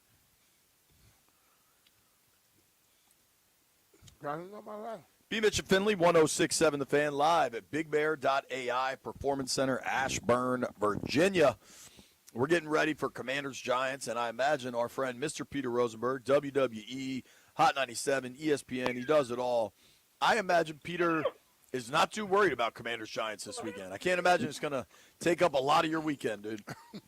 You are very right. It is not super high priority this weekend. Got a lot going on this weekend. I'm in D.C. for You're WWE coming home, on right? Saturday. Yeah. I got 24 hours in D.C. to say goodbye to John Cena. And then I got to come back up for a Hanukkah party on Sunday. I was going to attend the Hanukkah party of your guy's guy, the governor, Wes Moore. That's cool. But now I have a competing Hanukkah party that involves my daughter, so I got to come back to New York for that. But yeah, I got to tell you guys, not super dialed in. I'm sure I'm going to torture myself and watch because it's what I do, but yeah, not a high priority. So we got to talk. The Gov's supposed to join us tomorrow. I just saw a picture of the Gov working with Kim Kardashian. We got to ask the Gov about that. I'll let him know. Saw that. I saw that you had to bail on his Hanukkah party, though. Yes, will you please let him know? I'm going to reach out to his people and tell them. But will you tell him I'm legitimately saddened by this? But I felt like as much as I want to see the Gov, I got to see my daughter's first Hanukkah celebration. I think he will understand that, honestly. Dude, so I actually knew this weekend WWE's coming to town. And so one of my dear friends, my boy Greg Papa, his two sons are massive wrestling fans. And he has spent a lot of money to go to this thing. And I was like, damn, those tickets are expensive. And he explained this could be John Cena's last match. Help us understand kind of the magnitude of this event. Well, yeah, and it's not a could be. It is John Cena's last match. Official. Official. This is it. You'll definitely see him. He will come around again for sure. But he has promised over and over he is not like everyone else. This is his last wrestling match. He spent a year and change building to it. They've made the entire thing about his retirement tour. And yeah, this is it. It's very random and funny and cool for the DMV that it turns out to be in D.C. Like it just kind of fell this way. And I guess Capital One made the right bid and got it. As you alluded to, the price of those tickets, it is good money for everyone down there, except for maybe those having to buy the tickets. But, it's pretty cool for me. For me personally, I'm super stoked because in the almost 10 years on and off I've been with WWE, there has never been a pay-per-view or premium live event in D.C. So this is my first time. This is my first time getting to work for WWE at home. I've never set foot in Capital One in any capacity except to sit in horrible seats for a Wizards or Caps game when I was younger. when I brilliantly had season tickets to the Wiz the year before Jordan came back. So, yeah, it's going to be a very cool night, man. Like they're going to, I think it's going to be super special, and I think people will sort of be amazed if you're not like into it and unaware at how much attention Saturday night gets, because WWE is very hot right now, and John Cena is John Cena. You know, he's one of the greats of all time. So it's going to be a cool night. John has transcended. You know, he's done all types of things, so he'll draw people that are not just wrestling fans. B, I just looked this up. So, Peter, earlier in the week, we looked up tickets for Commanders-Giants in the Meadowlands, and you can get in the building, into MetLife, for as low as $26. B-Mitch, what do you think the low you can get into the building Saturday night Capital One Arena is for John Cena's last match? $150. No. $450. Wow.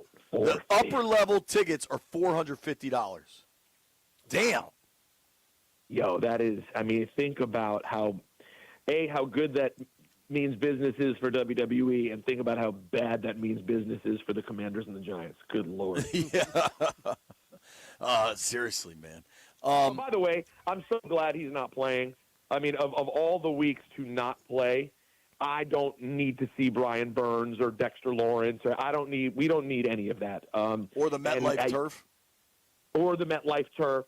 Guys, we talked last week, and we've now talked many times, and I'm sure you guys have talked every day about should he or shouldn't he. I don't know where you guys have landed this week, but I think the only reasonable place to land at this point is he should not set foot on the field again this year.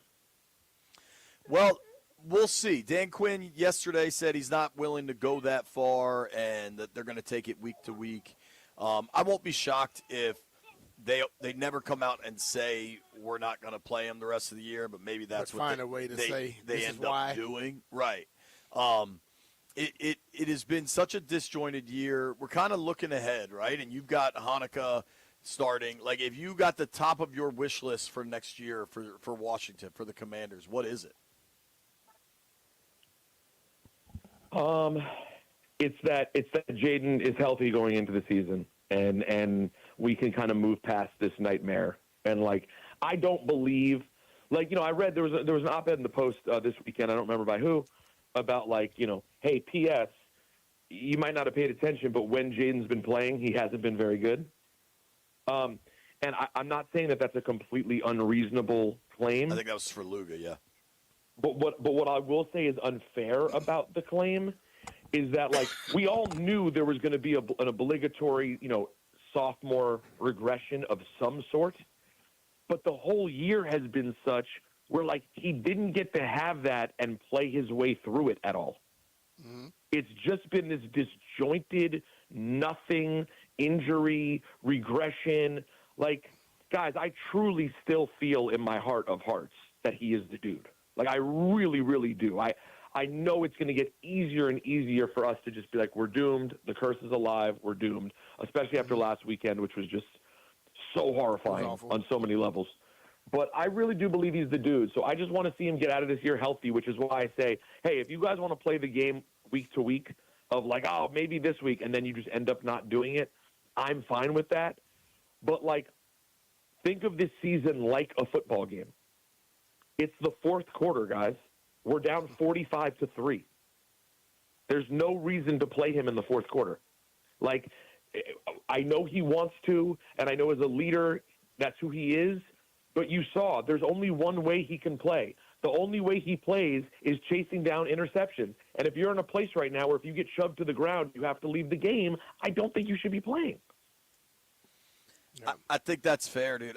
I don't know that they are – I know that Jaden only has one speed, and he wants to play all the time. That's just how he's wired. He's super tough. I had multiple people tell me that on the sideline in Minnesota when I was just kind of asking around, like, how's he look? How's he feel? And they're like, this kid is super tough. Think back to last year playing through the broken ribs, all those things.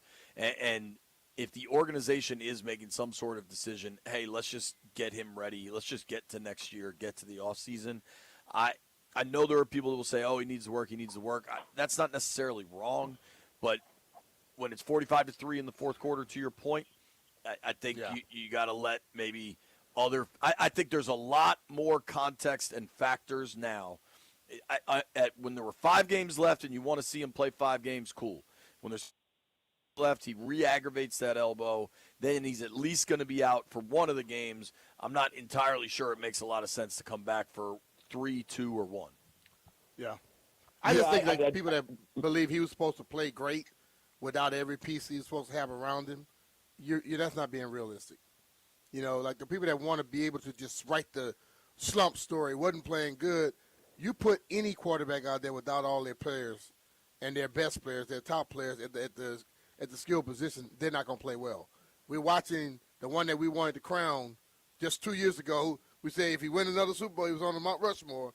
We're watching him this year falter because he doesn't have everything around him. So we got to understand that Jaden may have played bad, but he's playing bad because everything around him is bad too. Totally. I think it's a really hard year to gauge much on Jaden.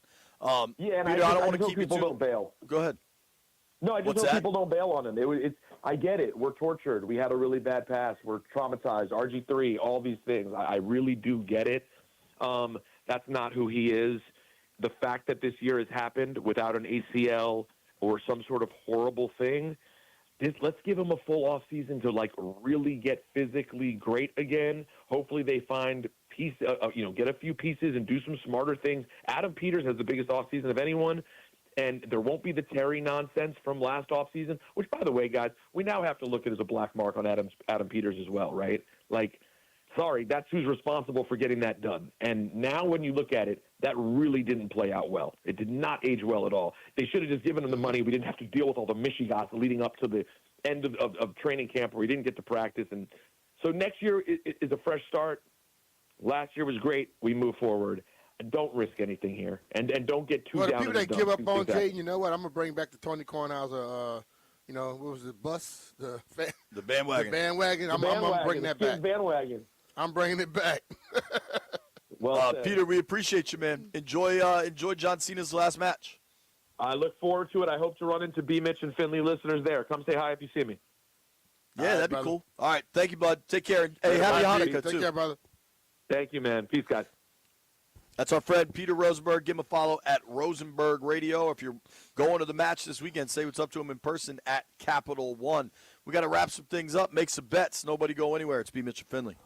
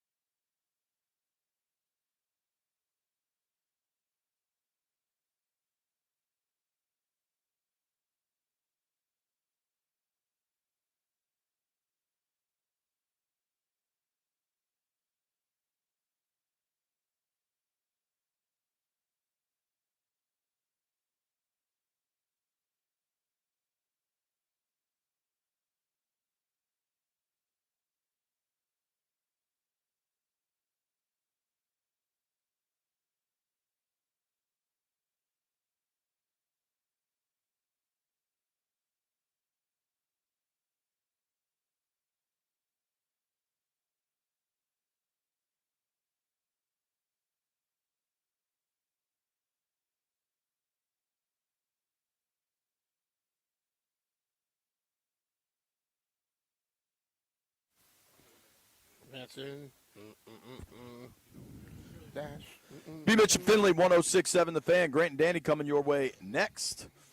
I think the boys are in studio. I would wager heavily that Grant is going to Canes Caps tonight. That's a big game. Grant's a big hockey fan. I bet he'll be there. I'm going to go. Are you going? I know we talked about it. Nah, I don't know. B. Mitch on the fence. You know what's not on the fence? The B. Mitch and Finley poll question of the day. Do you like it when the Commanders play international games? The AAA poll of the day brought to you by AAA. Level up with the new AAA Commanders MVP membership. Get all the benefits of AAA plus exclusive experiences, discounts, and tickets. If you're already a AAA member, upgrade for free or join today at AAA.com/Commanders. I'm going to vote yes. I think you're a yes. I'm a yes. I like it. I mean, it's the lay of the land now. I mean, and then people, you're going to get that when you start getting more popular and things like that. People around the world want to see you. This is and crazy. You get those chances. I am surprised by these results. After an hour, 78% of people say no, 21% of people say yes. Yeah, but then again, we don't know who's voting sometimes.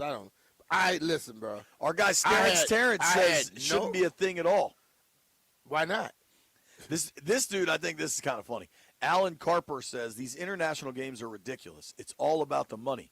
All of this is about the money. I mean, see, first of all, this is my thing about that. Excuse me, by a dumb statement like that. Everything you do is about the money. When you try to go to your job, you don't go to a job that's not paying you money. You don't try to acquire money by something that's you try to find something to make more money off of. You try to better yourself to make more money. Why is it a problem when somebody else do it? That makes no damn sense to me. So you know what? Don't go play international games. Just charge everybody here like him more money. Let's make some bets. That'll be better? I don't know. What I got to say, you was heard it here first. Gather round, gather round. All right, B, how we doing? Everybody lost yesterday. Hold on, I took 40 points. I had Jackson State plus 40. They didn't cover? When you took that? Yesterday. They were playing Houston. No, that's not the game you took, dog. Yeah, it is. White Brian, that's the game I took. They lost by what do you have them at? I had Jackson State, I think, plus 41.5. Yeah, they lost by 42. That's messed up. I had you Maybe at it was 40 and a half. 42 and a half. Ah, So no, it don't was try to 42. change it now. 38-80. Man, I took that on principle. No team going to. Damn. 38-80. Damn. That is bad, dog. All right. Oh, my Lord. Who's leading the week? Me? I I'm am. 2-2. You what? By the way, Grant is going to the game. Landfill is 100. That was lock of the year. Bucks minus 5.5. Who? Bucks. Tampa Bay Bucks. Oh, okay. Buccaneers. I'm taking the Capitals money line, baby. I like that, Landfill. Celtics plus 5.5. I'm hanging out with Landfill on that. Yeah, give me the Caps. CAPS. Caps. We're going to be in the building. It's going to be fun. Thank you to everybody that listened to the show. Thank you to John Kime for joining us. Thank you to Tarek El Bashir for joining us. Thank you to Peter Rosenberg for joining us. If you see him Saturday night at Cap One, say what's up. Grant and Danny coming your way next. Thanks for listening. You made it this far. I owe you a Brussels sprout.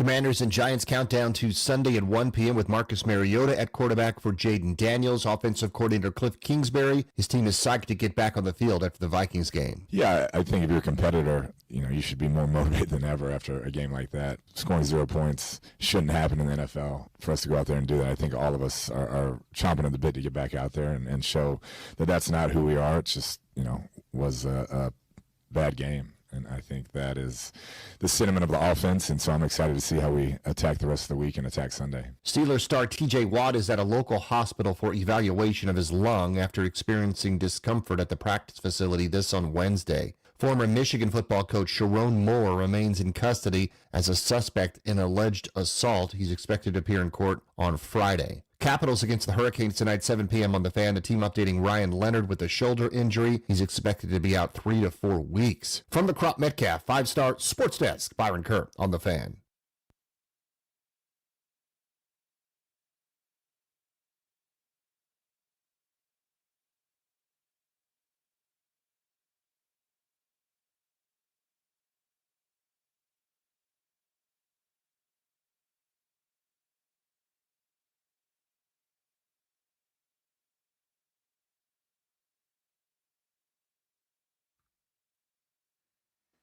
What's up and welcome in. We're Grant and Danny. This is The Fan. We will be live with you from 2 to 6:30 from D.C. in the Navy Yard in our Half Street studios. That's 4.5 hours of fun today. We're excited. We got a good show planned, including when we are giving away tickets to a Caps game 9 days from now. If you want to win those tickets, Caps Red Wings, you better be listening ahead of the Beltway Blitz at 4 o'clock. Ladies and gentlemen, Danny Rouillet. Hey, buddy. I thought I was going to be able to come in and talk about a triumph today. I got 96, 97% of the way there, and then it all came crashing down. I'll tell you what happened. I bought a row machine. It was one of those like Amazon Black Friday sales. Long and short, you don't care at all. I promise you. You don't care at all. Most people listening don't care at all. I need to do cardio, which is miserable. It's the worst part. It's the hard part. And I can't just go running around. Like everything hurts now. I'm 46. Knees hurt. Everything hurts for days after I do anything.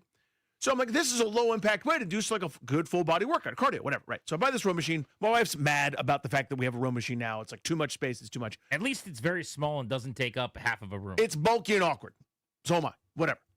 Point of dude's story is I assembled this thing by myself. Wow. I'm fitting Schnuglet B into eyelet A and screw this and washer that. I'm cooking with grease. 30 minutes. I'm in. I'm out. I got it done. The final step is you're supposed to put a pin. It's like a safety pin. Not like a safety pin for like clothing, like the little sharp thing, but like I don't know how to describe it better than a pull pin. It's supposed to go through hole, then space, and then a hole on the other side to prevent the whole thing from just falling apart. I fought with this stupid pin for 2 hours today. 2 hours of me I took the whole thing apart to put it back together again to see if there's a different angle. I did, okay, maybe it's the wrong hole, so I put a different screws in it. I fought this stupid pull pin, push pin, pull. I don't even know what it is for 2 hours, and I left it unfinished. I'm not a man. I'm not. I thought I was. The hard part about it, Grant, is I thought I was. If it's more than an IKEA end table, it's just not something that I have the patience or the skill to complete. Sometimes, this time of year, there's some building that has to be done. Yeah, there's some assembly required. I'm going to need some help. I'll help, but I'm not going to be the person in charge of the mission. Every single job on site has, like, the master of ceremonies. Totally, yeah. You're the site manager. I'm never going to be the project manager of any of these building endeavors. You want me to hand you something? No problem. Allen wrench, sure. Glass of water? I'll get you something. What do you need, babe? I'm just not going to be the guy because I'm not a guy. Not that or guy, something Paul. like that. Yeah. I thought I was. Well, good for you. You almost did it. Oh, so frustrating. Call a grown-up, have them come over, finish it for you, and then get your rowing in. Why not? 3 o'clock, 55 minutes from right now. I am so excited to talk to this guy. His name is Steve Trout. This is not Mike Trout. This is not Mike Trout's dad, best of my knowledge. His name is Steve Trout, and he is the director of In-Season Hard Knocks, who is slicing together the episodes that we are watching. Beyond that, he has directed shows like Quarterback on Netflix. He has directed the awesome WWE show where they went behind the scenes and showed you how the sausage is made. The stuff that I care about, the stuff that I want to watch, the types of shows that give you the access and peel back the curtain, figuratively, although with wrestling it was pretty literal. He directs these programs. I've got a lot of questions, and we're excited to talk to him at 3 o'clock today. He basically goes, how do I make entertainment for Grant and Danny? Yeah. What should I do? What's my next project? And then he does it. Caps have a huge game tonight. Happy Caps Canes Day, Daniel. Die. We can't, in this town, make up for the embarrassment of being pantsed in the playoffs by Carolina. That's not going to happen today. But you can try to win a regular season game against those very same Hurricanes. And that is the plan tonight at Capital One Arena. I am headed that way. I will see many of you there. Let's high five. Let's watch a hockey win. 7 o'clock start time tonight. John Walton joins us a couple hours before that at 5 to discuss the game and the Caps being the best team in the Eastern Conference right now, certainly the hottest team in the NHL. So that's all coming up on the show. But let's get going with Dan Quinn, shall we? Let's start with Jayden Daniels, the big story in town this week. We react in real time as best we can to press conferences, to audio, to the clips that everybody else is hearing. Oftentimes, we're hearing them at the same time on the air. Yesterday, we had the luxury of hearing DQ's presser in the afternoon, an hour or two before we talked about it on the show. So you get to do a little bit of thinking of how you want to discuss what he said. But last night, because I'm one of these people whose work is also my fun, is also my pleasure, is also my passion. I love sports. I love DC sport. Commanders are the team I care about. I find myself rewatching the presser and looking for body language and things. And I find myself always thinking more and more about what he said, how he said it. I don't think Dan Quinn's making the decision that Jayden Daniels shouldn't be playing. And when I came to that realization, I thought, does that just seem too conspiracy theory-ish? Should I not go hard in the paint with that on air? Does that seem like I'm just looking for something? Because you always have that voice in the back of your head of what the one guy is going to yell from Section 314. Sure. I can't get past the fact that every single time Dan Quinn has talked about playing Jayden Daniels, he has referenced how important it is for him to be out there, and he has said that he's going to be out there. And then all of a sudden yesterday, the tone completely changed. I think it's either Peters or ownership, but somebody above Dan Quinn basically going, I'll be the adult in the room, stepped in and said, he's not playing. And I'm not even saying Dan Quinn fights them on it or has an issue with it or that he's being held hostage to have to go out and have the press conference. I just think because of them having been eliminated maybe, because now you're 3-10, because he came back and he left another game with a problem, because you're once again in the training room now with this elbow, I think they're taking the decision out of the coach's hands and it's going up the ladder, which I'm not even saying if that's happening is a problem, by the way, but I do think that is taking place.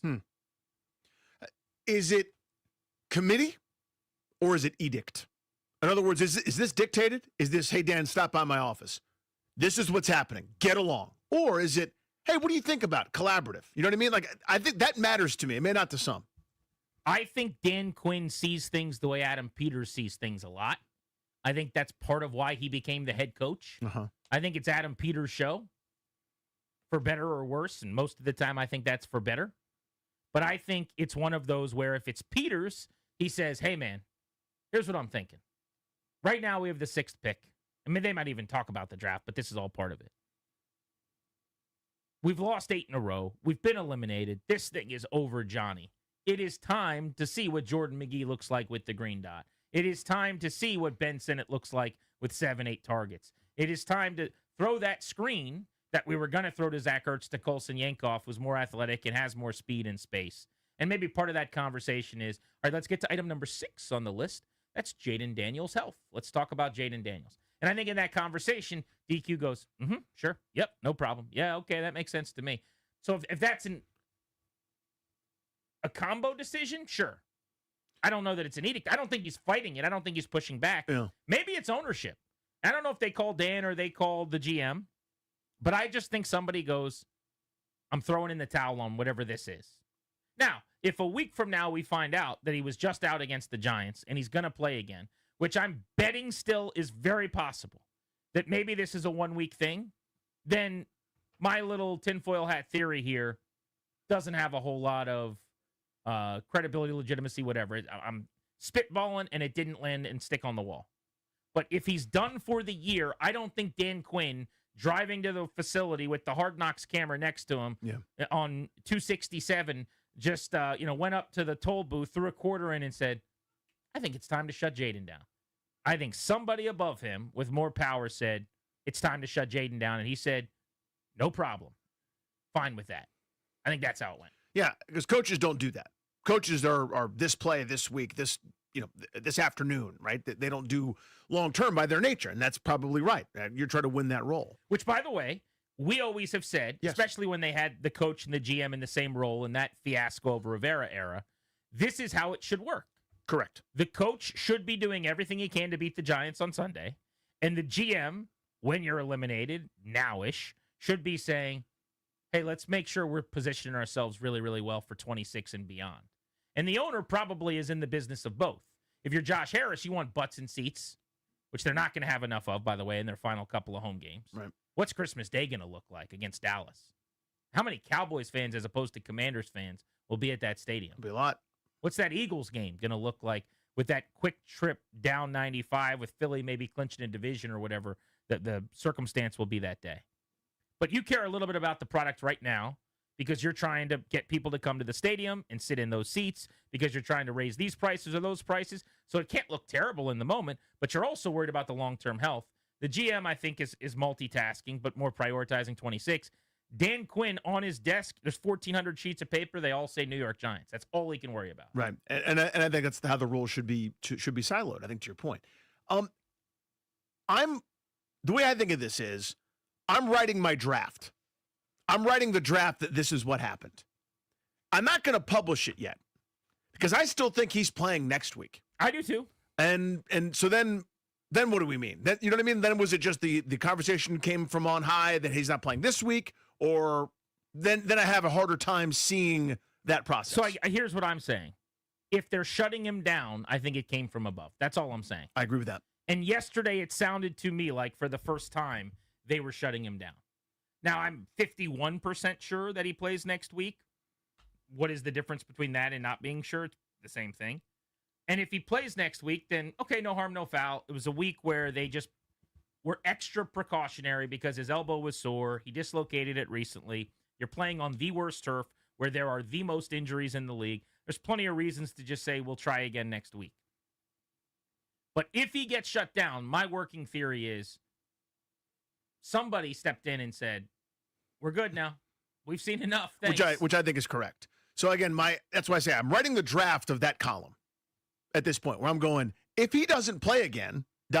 it was a, whatever you want to call it, adult in the room, a higher power stepped in and said, no more. I don't care about what should be. Here's what is. He's getting hurt every time he plays. We got to figure something else out. Whoever that's on, our whole new process. We need a whole new process. He can't handle it. We can't handle it. You can't handle it. No one, it's not about blame right now. But the fact is it's happening. We can't do this anymore for a lost season.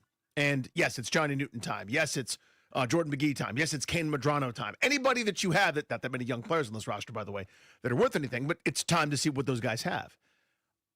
I think that's the most reasonable explanation.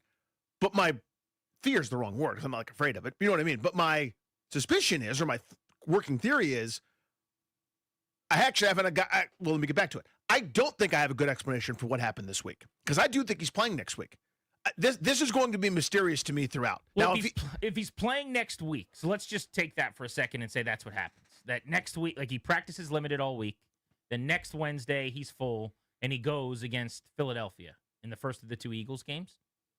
Then I think what happened when we look back will be he was sore, and they decided based on that soreness, based on the turf, whatever else there is with the Meadowlands. But the elbow is the priority here. The fact that people want to use re-aggravated, re-injured, to me, if you re-aggravate a dislocated elbow, it means you dislocated it again. So it's all semantics, but you landed really hard on a thing that got hurt, and it's sore right now. You know who else is really sore? Justin Herbert. Yeah, the football players are. Everybody's sore who's dealing with pain. Baker Mayfield, barely playing through a shoulder injury, super sore. They're all going to go play because these are important games. Like, I do believe, knowing nothing, but based on just reading the transcripts and watching the press conferences and guessing as best I can, I believe that if they were playing for a playoff spot on Sunday, Jaden Daniels would play. I think this is we're 3-10. He's sore. There's not much more needed than that. It's not like a new sore, by the way. It's not like his toe is sore. It's he landed funny on blank, yeah. Because the thing that we were so worried about for a month, we're now a little worried about again. But I don't think he hurt versus injured is the words that we use. Uh-huh. He's in pain, which is hurt. He's not injured again. And so that's what I think is happening.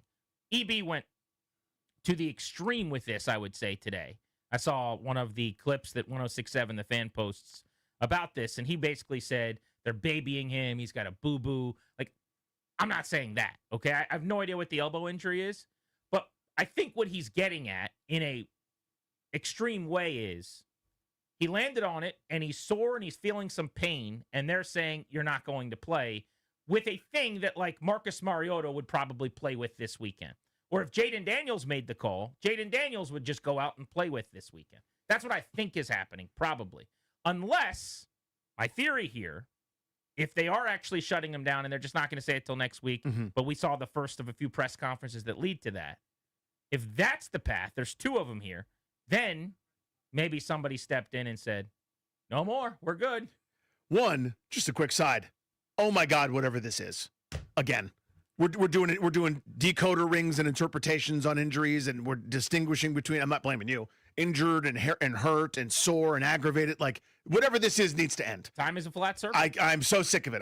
I'm re-sick of 2012 again. What's annoying more so than that we did this in 2012 is that we've been doing it for 13 weeks this year. Yeah, enough. What people outside of this market don't understand about how exhausting and terrible this year has been, in addition to the fact that they're 3-10 and they've lost 8 in a row. His first injury was in week 2. Yeah. And it was like a soft week 2. It was Thursday Night Football. So this was, by the way, 4 days after the season opener that he got hurt for the first time and was getting MRIs, and everyone's screaming at us because we're talking about that he's probably going to miss time and we're crazy. And then he missed some time. That was week 2, like days before the second Sunday of the season. Since that moment, this routine, this dog and pony show, this hamster wheel, we've been on this damn thing all year. Yeah. So if you're ready to get off of it, you ain't wrong. Right. I'm really ready to get off. I'm ready to end this ride. Where's that guy with a mustache and a mullet that's running the ride? Just shut it off, buddy. Let me walk out of these teacups. In the parking lot of a mall. Yeah. So that's number one. That's a quick side. But number two, I guess where I was trying to go with this is there's still some mystery about this to me. If we're doing the if he plays next week scenario, right? Where it went from he could have gone back into the game and we said no to we're ruling him out right now to, yeah, he's fine. Good to go. In a short matter of time, and it's about this week, which I think still is strange. Because that doesn't match the rhetoric of anybody, anytime, anywhere, whatever, it doesn't matter. These games are so important. You go from that to, that turf up there is nasty. Like, that doesn't feel like them. Feels like me. I could talk about that. Like, but they don't live in my world. That's not Dan Quinn. Right. That's not Dan Quinn. That's not the way he's done it all year. It's not their rhetoric. So there's anybody, anytime, anywhere, unless you have some pain in your elbow and you're playing on turf where people have gotten hurt. Yeah, and we're 3-10, and everything's a disappointment. If he doesn't play next week, I'll go, oh, I got it. They had a conversation. They went, yeah, this is empty. This doesn't matter. He can't stay healthy, period. If he does play next week, this week's going to be the head scratcher for me as to how we got here. If he's still sore and bothered Friday, can't practice in full, can't do all the things, I go, oh, yeah, I get that. We got a lot of experience at dealing with key player injuries and asking for updates and not really getting them and reading the tea leaves. But this was a ruled out, the first chance we could rule him out, not even leaving it up to recovery or debate. This is not happening this week, period, end of story, when the last data point we had was, yeah, he could have played. And then he plays next week, that won't jive with me. That won't square is the way I'd phrase it. Let me be clear. If ownership said, I don't want him to play anymore this year, I don't have a big problem with that. It's their team and their player, and they are doing something to protect the investment big picture, right? This is not like them telling Dan Quinn he's got to start a certain quarterback. I don't think it's the same thing. They're saying, you're so close to this, I'm further back, and I can see that you've lost sight of something that I can see. Now, I don't even agree with the take that he shouldn't play again, but I wouldn't have a problem if that's what happened. similarly with not Josh Harris, but with Adam Peters, the GM level, if he's doing this from above and saying, hey, I've seen enough, throwing in the towel here, let's make sure he's ready for the offseason. Again, I disagree with that logic. I have no problem with that. That's just like the owner has a role. That's his job. He's supposed to do that. If Dan Quinn is advocating that he should play because he needs the reps because he's not playing well enough and he needs more time with his teammates on the field, I have no problem with that. That's the coach's job. I don't think anybody's doing anything wrong. I'm just saying the observation that I don't know that I made strong enough yesterday when I go back and read and listen to everything is for him to have changed so suddenly, so intensely, so severely, the way he's talking about whether or not he plays is so strange to me that it seems like it came from a different place. It just seemed like somebody else is involved. Yeah, there's a before and after. There's an intervention. Again, it sounds like we're talking about an addict. I don't even mean it that way, but there's a moment where here's the course we're on. You stop that course. What stopped it? Was it Peters? Was it Harris? Was it a combination therein? Was it, a discussion among the other coaches? I have no idea, right? Where we go, we can't keep doing this. And then that clearly moved to hey, we're not doing it this week. And now, again, the next week, the proof will be in the pudding. Because if it's now multiple weeks, I go, okay, to be pretty clear now, there's an intervention. They're shutting him down. But if he plays next week, then, again, that's harder for me to sort of reconcile. So 2 questions. We'll open up the phones for you guys and take your temperature to kick off the show next. The first of those questions at 800-636-1067 is, do you think that we've seen the beginning of a movement toward actually shutting him down? Or are you not seeing it that way? Do you think this was just a decision based on this week because he's sore, they're 3-10, and there's no reason to play him? 800-636-1067. And then the second, and I think the more interesting question today, did somebody get involved above Dan Quinn, in your opinion? Why the difference in tone in yesterday's press conference? Or was it as simple as he played in another game, he left another game, you got eliminated from the playoffs, all in that intermediary time? 800-636-1067, at Grant H. Paulson, at Funny Danny. You want to join us there? You're listening to The Fan.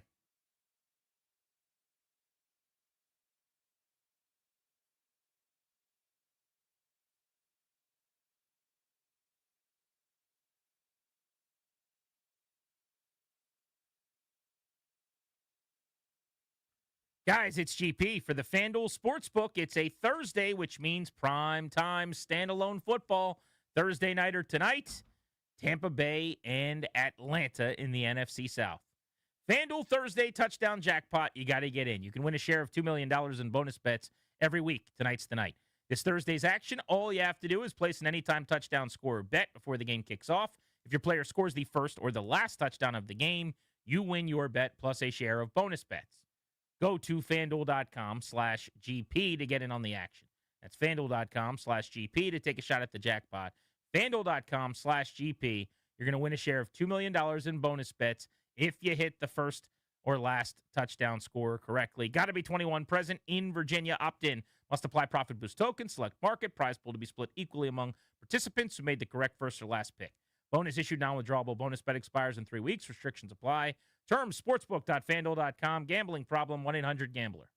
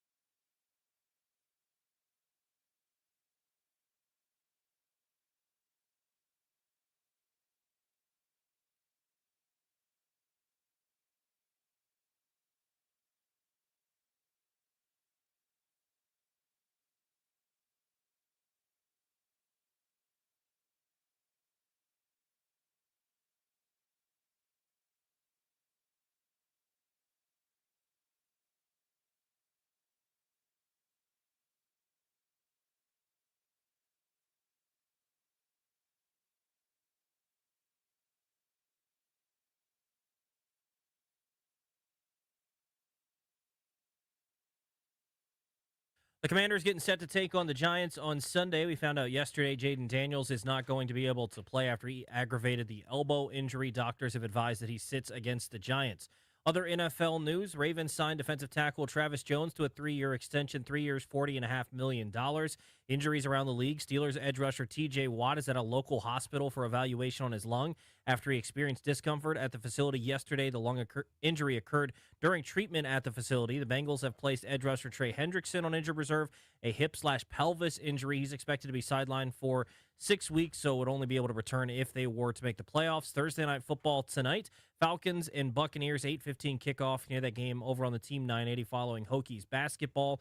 The Falcons wide receiver Drake London is going to be out tonight. Buccaneers wide receivers Mike Evans and Jalen McMillan are back tonight. Hockey, the Capitals back in action tonight, taking on the Hurricanes at Capital One Arena. 7 o'clock puck drop. Can hear the game right here on The Fan.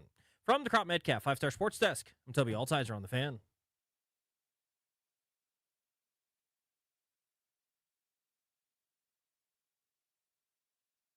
We haven't really gone down that road yet to decide.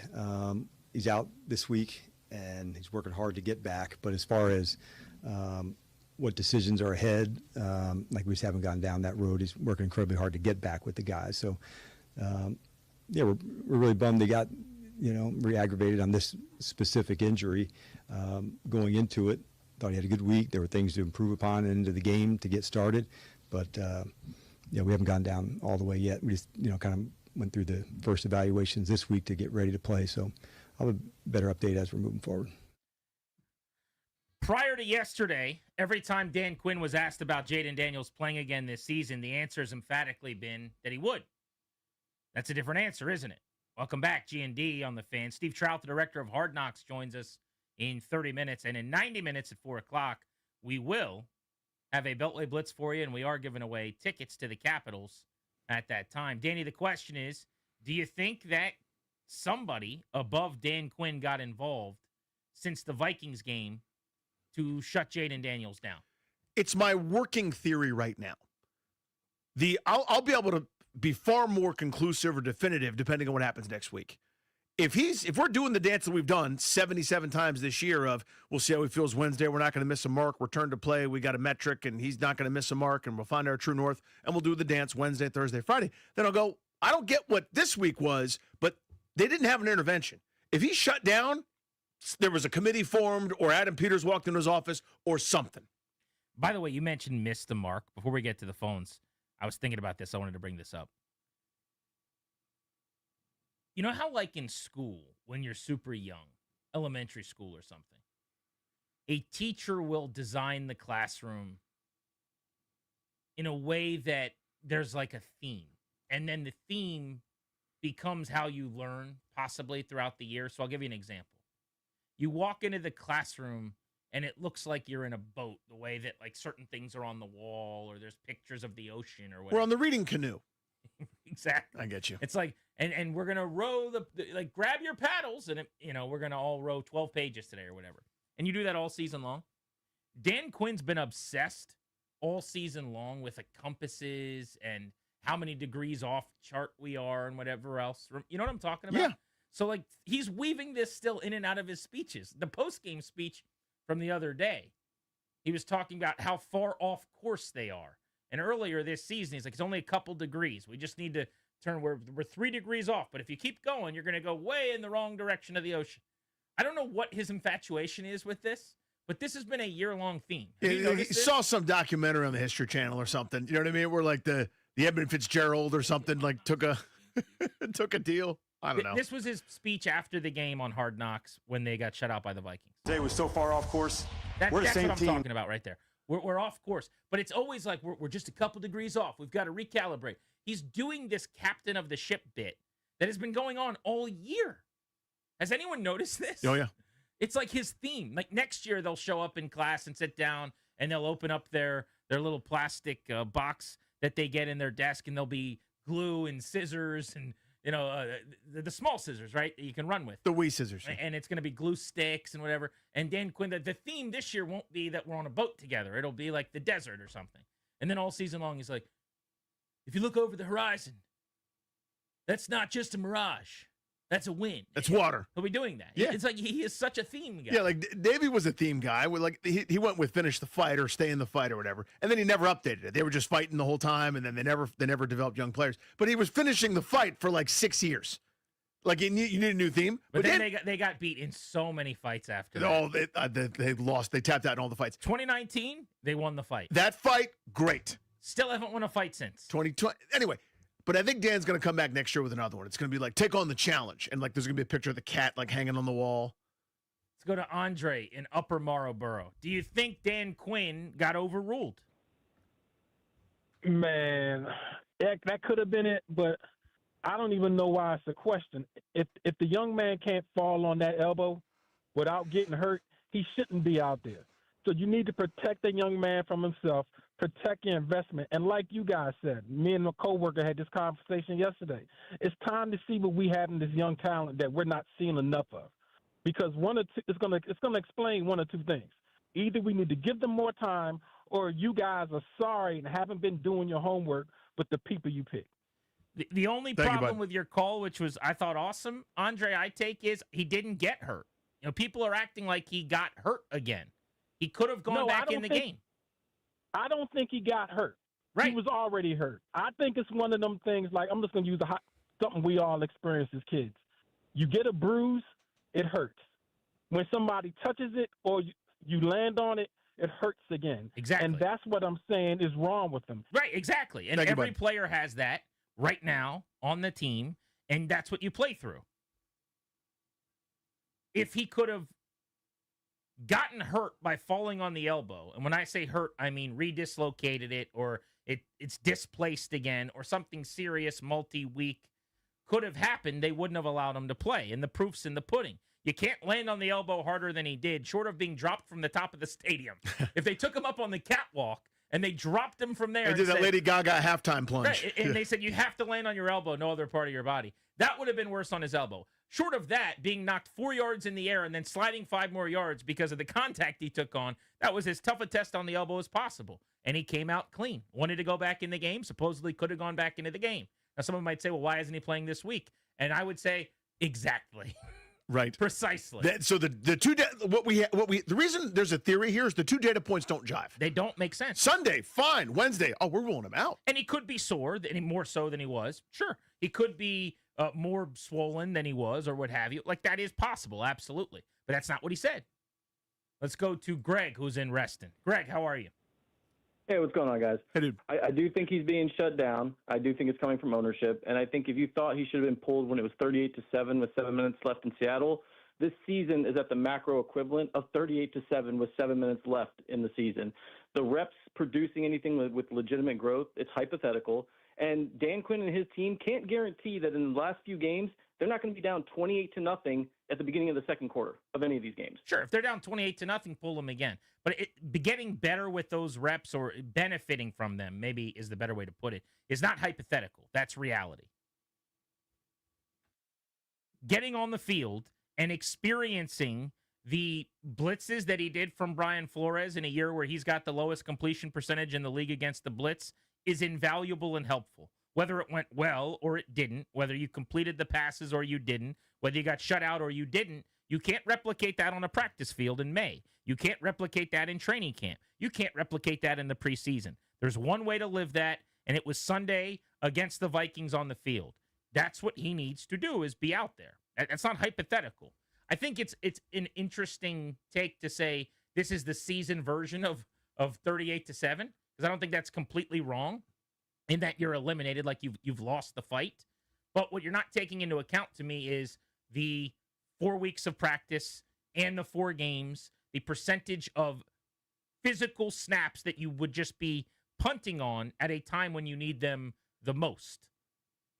That day, yeah, call off the dogs. 50% of the time they're getting home, they're hitting you. This is not worth it. This game is lost. But for 4 weeks, you're going to say, no practices, no time on the grass, no games. I don't think that's the same at all. Let's go to Ben in Manassas. What's up, Ben? How are you? What's up, guys? How you guys doing? Good, buddy. So I definitely think it came from Upper, and I agree with you guys that he gains nothing from sitting on his couch or sitting on the bench watching the guys. They'll go out there and play. he's just sitting there. Like, he needs to be on the field. He needs to learn how to play football with these big guys, take those hits, be able to land on that elbow again. And the problem is he didn't hurt it during the game. That's the issue. I agree, we're losing, you take him out, that's fine. But to say on Wednesday that he's not ready to go on Sunday, I mean, that's kind of like, what's going on there? And This is my question. Yeah. And to Ben's point, because I can just picture it. Somebody's in their car banging the steering wheel going, what do you mean he didn't get hurt? He laid down on the field, and then he ran off, and they treated him, and he went into the blue tent, and he's not going to play this week. Of course he got hurt. The coach has said he wanted to go back into the game and could have. We held him out as a precaution. What he has said is, if that's Marcus Mariota, he goes back in the game. Pick another quarterback you're watching this weekend, Shedeur Sanders, or tonight Baker Mayfield or Kirk Cousins or whoever. If that's them, they go back out there. We protected him. By the way, we're all glad they did, right? We agree? They should have done that? Yes. Yeah. Okay. So you do that. Now you get to this week, and there's 4 games left. Last week you said, we got 29% of our season left. This matters. Now it's 23%. Is there a line of demarcation in there? We're at 25%. Yeah, if you get sub 24, then you can shut someone down. It doesn't jive. Like, that's the part I can't get past. Is it? And again, if he plays next week, this will be so mysterious to me. What happened in those 2.5 days? If he plays next week, it will be more strange. Yeah, it will be more impossible to figure out what is going on. How we went from, because either one of the 2 occasions a fib was told, or a misdiagnosis, which or something happens all the time. Which of course it does. And coaches are allowed to do. Sure, but it will be proof of that. But if he doesn't play next week, then at least we know they changed their mind. Yes, he didn't want to say it yet. I don't know why you wouldn't. There's no benefit, by the way. Zero, zippy, none, to not coming out this past Wednesday when he said he wasn't going to play against the Giants and just say right then and there, we're shutting him down for the season. Just pull off the Band-Aid. If you're actually doing it, if that's the plan, if that's what you're doing next week, if they announce early next week after this game he's not playing again this season, I don't think you're going to kick the can down the road again. I don't think you're going to say, you can't come out early next week and say, he's not playing against the Eagles. Are you shutting him down? We haven't really thought about that yet. Like, I don't think you could do that again. So early next week, You're either shutting him down or he's going to practice and play against the Eagles. If he does, to your point, this made no sense. If he doesn't, then we'll know whether someone intervened or not. I think they did. Mm-hmm. That happened, and they just weren't really ready to tell us about it yet. 800-636-1067. Trying to read the tea leaves with you here on The Fan.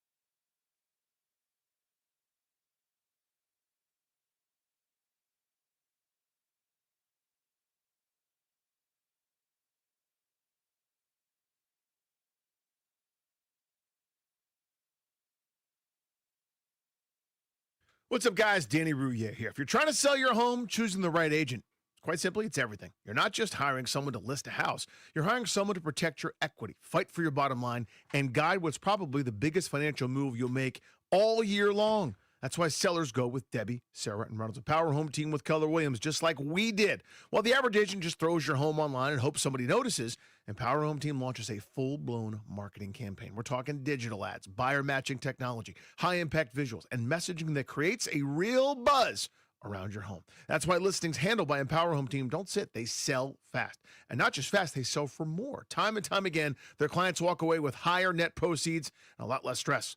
They're so confident in their abilities that for some reason, if your home doesn't sell, Debbie and Sarah will buy it at a price you agree on. That is their guarantee.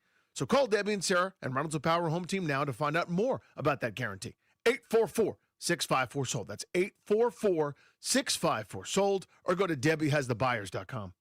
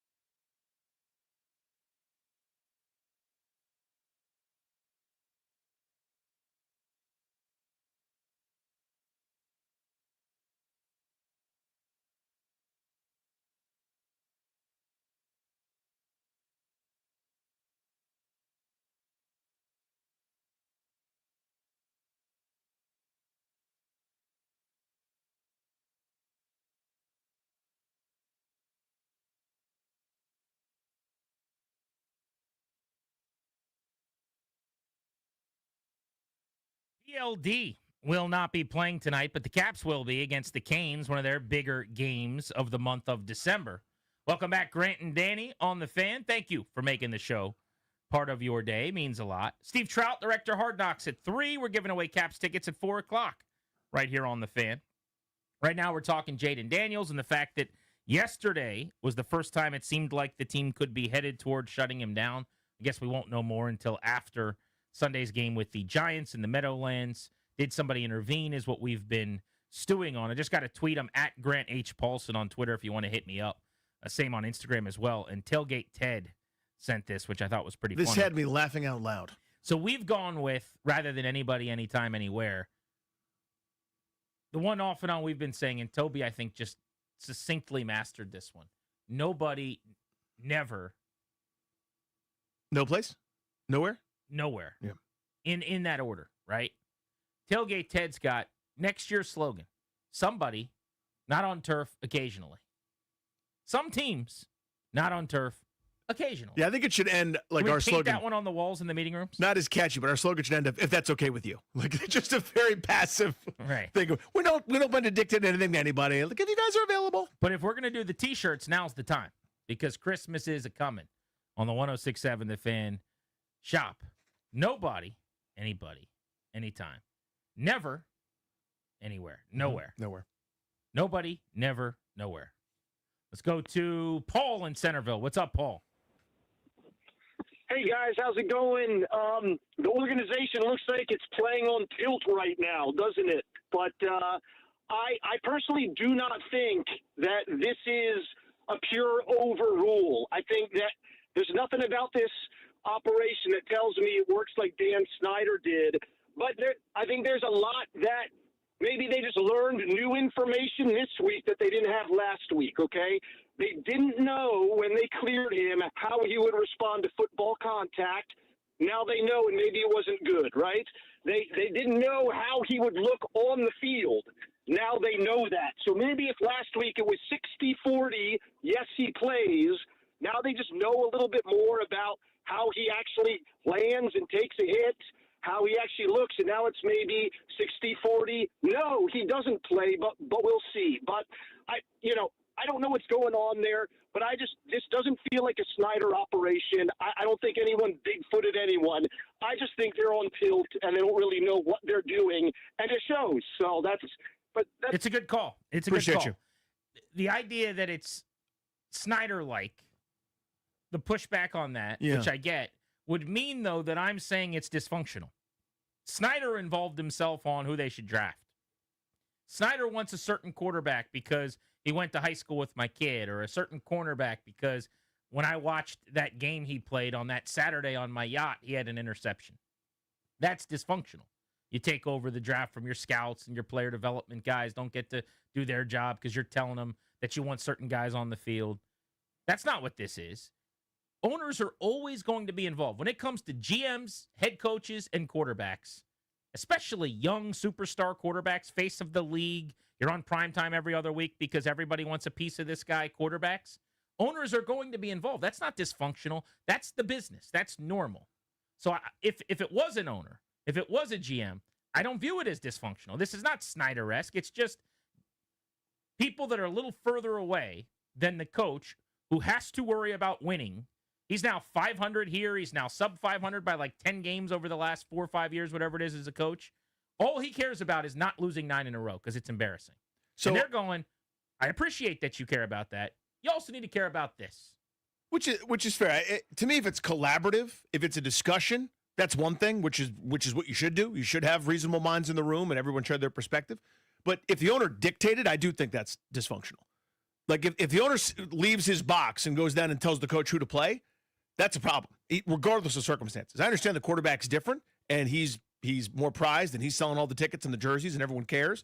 But that's a slippery slope because then you're one step away from drawing which plays are unacceptable on the whiteboard. It's certainly a slippery slope. I think this is different, though.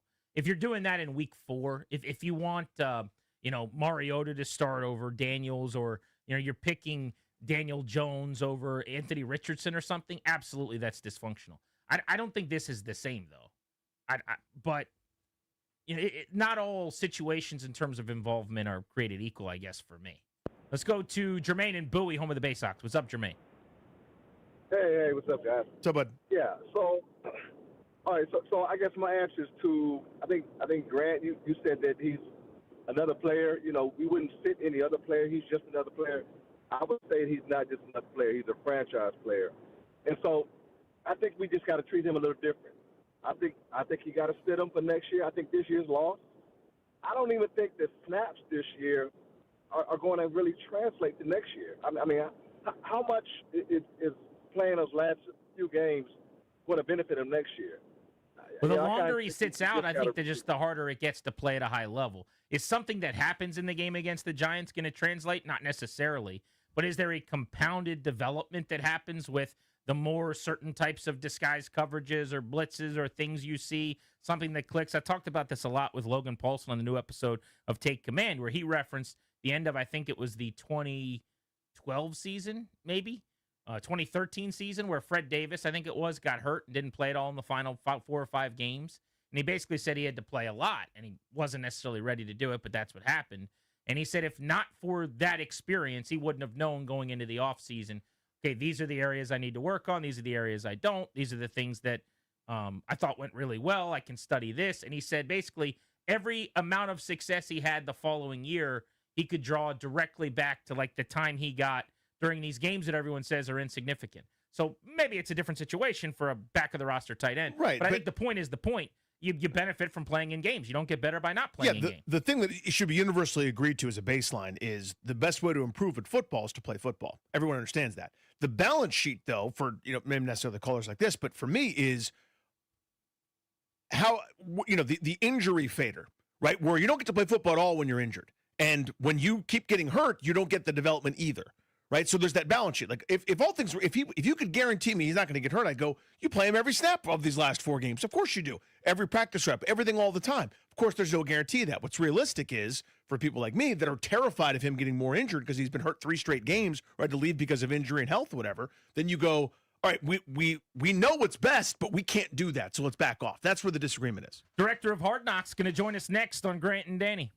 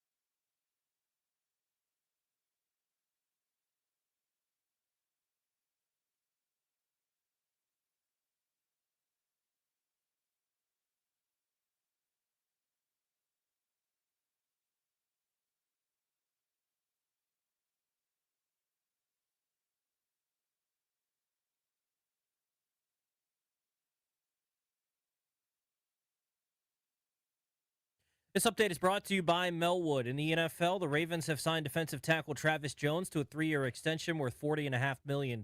Injuries around the league. Steelers edge rusher T.J. Watt is at a local hospital for evaluation on a lung injury. He was experiencing discomfort at the facility yesterday, during which he had the treatment that forced the lung injury. The Bengals have placed edge rusher Trey Hendrickson on injured reserve with a hip or pelvis injury. He's expected to be sidelined at least 6 weeks. Thursday Night Football tonight, Falcons and Buccaneers at 8:15. Can hear that game on the Team 980. It'll join in progress after Hokies basketball. Falcons wide receiver Drake London is out tonight. In hockey, the Capitals taking on the Hurricanes tonight at Capital One Arena. 7 o'clock puck drop. Can hear the game right here on the Fan. Support people with disabilities in your community by donating your unwanted vehicle to Melwood. Donating is fast, free, and easy. Visit melwood.org or call 1-877-MELWOOD for more information. From the Crop Medcalf 5-Star Sports Desk, I'm Toby Altizer on the Fan.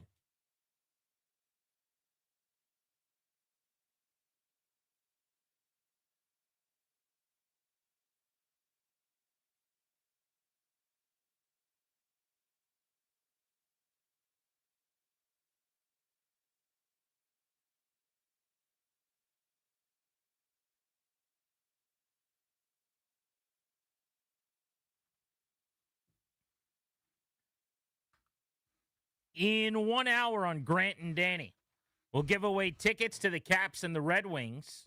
We've got a pair of tickets for somebody for a game next Saturday night, December 20th. If you want those tickets, you better be listening. We, Grant and Danny, exclusively sponsored by the law firm of Condori and Morad. Estate planning, elder law, real estate transactions, probate administration. Their attorneys are always there to protect you and your family's assets. Schedule a free consultation with their team today by visiting kmlawyers.com, and be sure to let them know that we sent you. That's kmlawyers.com. We're going to be joined by the director of Hard Knocks on HBO in moments. He has directed many of the shows that we love so much that give you behind-the-scenes sports and NFL access on Netflix. Looking forward to chatting with him on Grant and Danny. Let's get to the Rude guest hotline. Rude, the most reliable heating and air conditioning products in the DMV. And let's talk right now about this episode 2 that we just saw and this season so far of Hard Knocks with Steve Trout. Steve, thank you so much for the time you're on in D.C. How are you? Good, guys. It's my pleasure. Really appreciate the time, man. First, do you know us? And the reason I ask that is I feel like you make shows that Grant and I are really going to enjoy. And it's almost like you consulted with us before you made them. All right, here's the kicker. I'm born and raised in Reston. I'm a South Lakes High School graduate. Go Seahawks. So this year, I've been doing this for a long time, but this year to be able to do a Hard Knocks show with my team, I came out of the hospital in a Redskins onesie. I've been to every Super Bowl parade, hung off the same damn light post at 17 the Constitution all 3 of those years. Yeah, man. To do that now and make this it makes this a labor of love. And so it adds a whole different layer. Not to say that I didn't devote myself to all the other years, but there's something kind of special for me this year to do the Commanders. Well, I'm glad that you're getting to, and I'm glad we're getting to watch it.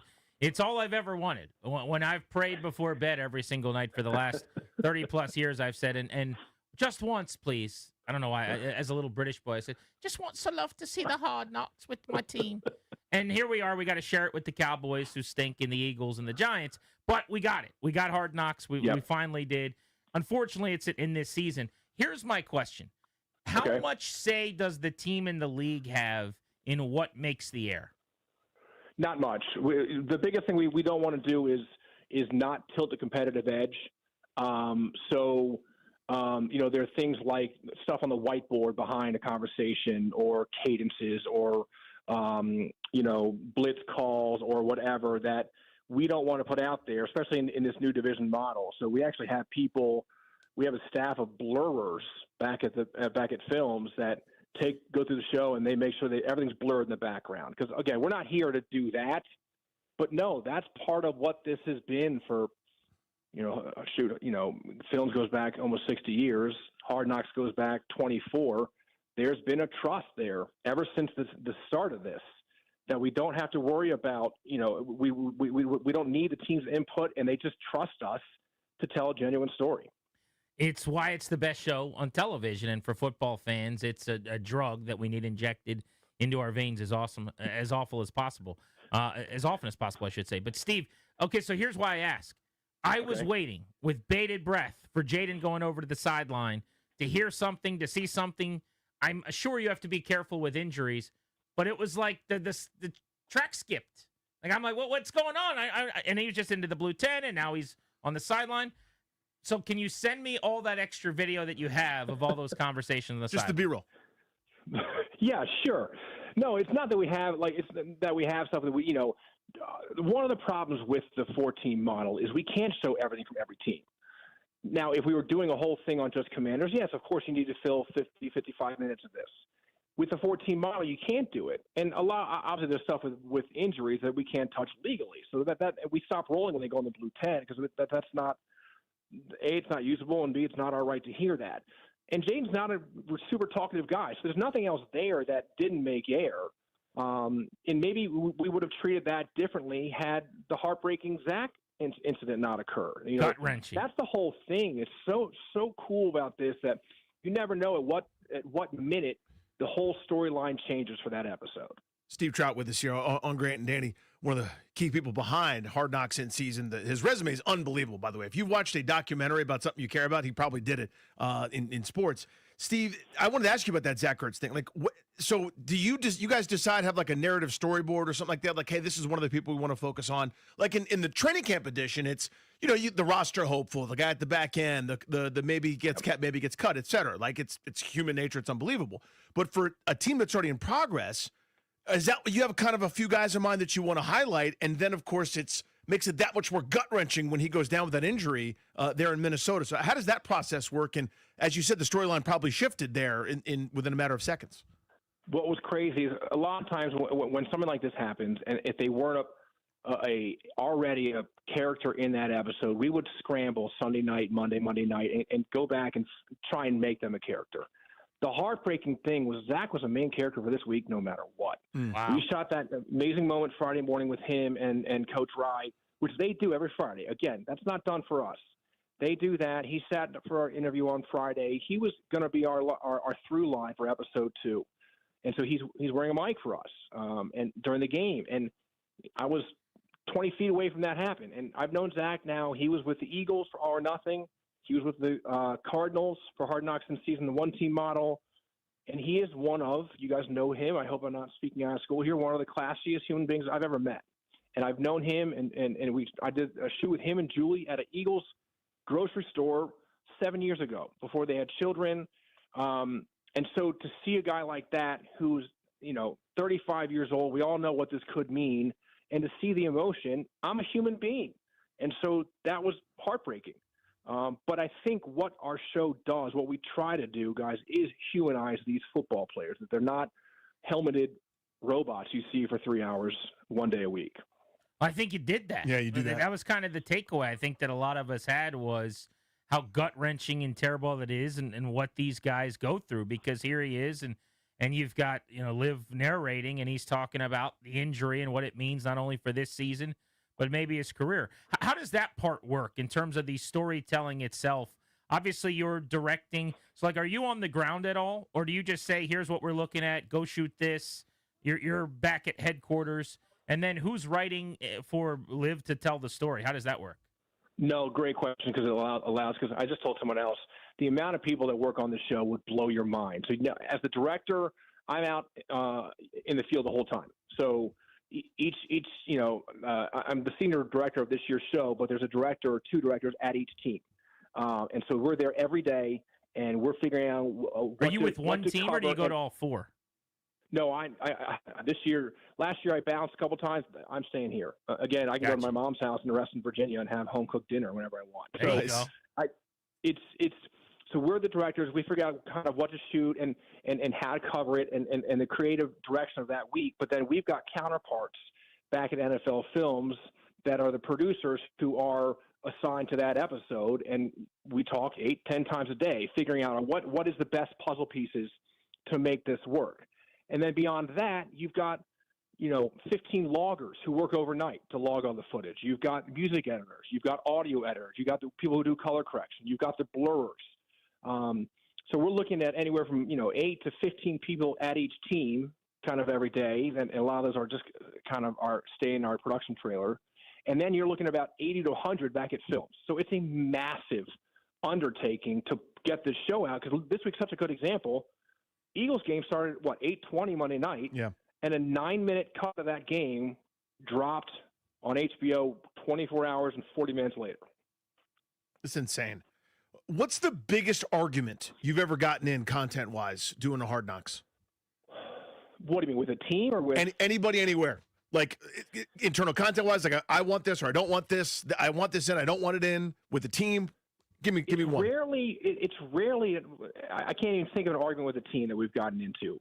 You know, we negotiate. We ask players all the time, can we shoot 20 minutes with you at home, or are you going to get a haircut? Something to humanize you. And not every player will say yes at first, and that's totally expected.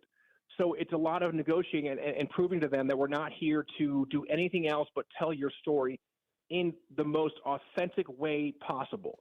And sometimes what we want to do that is make you a human and get you outside the facility. So, you know, I spent the year with Larry Fitzgerald for Cardinals Hard Knocks, and very private guy. And it took 4 or 5 months. And what came out of that was I did his Football Life documentary. I traveled to London with him, and that's not name dropping. That's only to prove that sometimes those negotiations take longer than you think. But then once they do, you get the text going, "Oh, thank you so much. I have this now for my kids and my grandkids." That's the angle too you don't think about, is that there's a legacy to this, that you know, they can have this series now as a really cool way to show family members who didn't know what dad did or what granddad did or whatever, and it's a real look at it. Steve Trout. But it's rarely fights or arguments. No. Director of Hard Knocks. So there are teams, obviously, because I've been at these press conferences occasionally where we'll ask, or I remember talking to Mike Shanahan, and I'm like, "Hey man, you're really ruining everything for me. Will you just be a volunteer and do this thing once?" You know, and a lot of teams don't want to do it. Coaches don't want to do it. When they get assigned or when they become the team, whether they wanted to or not, do they generally play ball, or have you had some teams that were a bigger pain in the ass than others? No, it's been amazing. Now that we kind of decide early on in the April, May, June of the calendar and not do it in September, it's been fantastic. And we have a long time to meet with them and tell them how it's going to be, and they can call the other coaches. And to a team, no lie, these 4 teams have bought in from the get-go, and it's you got to have that buy-in to get that authentic look. Sirianni was on WIP yesterday, and they asked him about it. He goes, "I don't even notice them," and that was like verbatim. And God, that's the goal we want. To we always say when we talk to teams and we say what's going to be happening, I say, look, by the second or third day, guys, you will not know we're here, and you'll get chuckles in the team meeting room, and they'll laugh, and then by the second or third day, they completely forget we're there. The camp Hard Knocks, which is the traditional, the in-season Hard Knocks, are both phenomenal. Again, we're talking about my favorite shows ever here. The off-season one with the Giants was absolutely incredible. And the access to, and it was after the fact, right? But their free agency evals and the draft and the meetings, breathtaking. Now, we haven't had one since. I don't know if we'll have one again. And I bring this up, Steve, because the joke is that it didn't make them look very good. There were a lot of things that happened that have backfired. Had they have gone on to be the Eagles last year, maybe we'd feel differently about it. But it didn't work out that way. So I guess my question is, number one, I've always thought, like with assistant coaches, Hard Knocks can be huge. I know Jay Gruden felt like it was really beneficial to him when he was with the Bengals. There are other assistants that you get to know, and you're like, man, this guy's pretty sharp. If you guys do an episode where you're talking about David Blau in a week, all of a sudden his star rises. So I feel like they benefit. But the Giants, it feels like the perception is maybe the opposite happened, and now we haven't had an off-season version. Do you think that's dead, and do you agree with the idea that they, based on how the off-season ended up going, that it may have killed that opportunity? I don't think anything's dead at this point. And the funny thing about that is we're looking at it through hindsight. Had Saquon had a subpar year, been traded to someone else, we could be sitting here going, the Giants were geniuses. So a lot of that didn't have to do with exactly the moment, but of course, hindsight is 2020. But the one thing that's a stand-up organization who has said, we're transparent as can be. Yes, come tell our story. Of course, it didn't work out because of hindsight, but I don't think it's dead. Well, we try and we didn't pump the brakes on that because of that show. We every calendar year we figure out, okay, what's the best landscape this year for our shows and for our resources, and it didn't make sense in 25, and we'll come back in 26. I don't know. I'm not answering your question. I don't know. I don't think it'll be the last time we do it.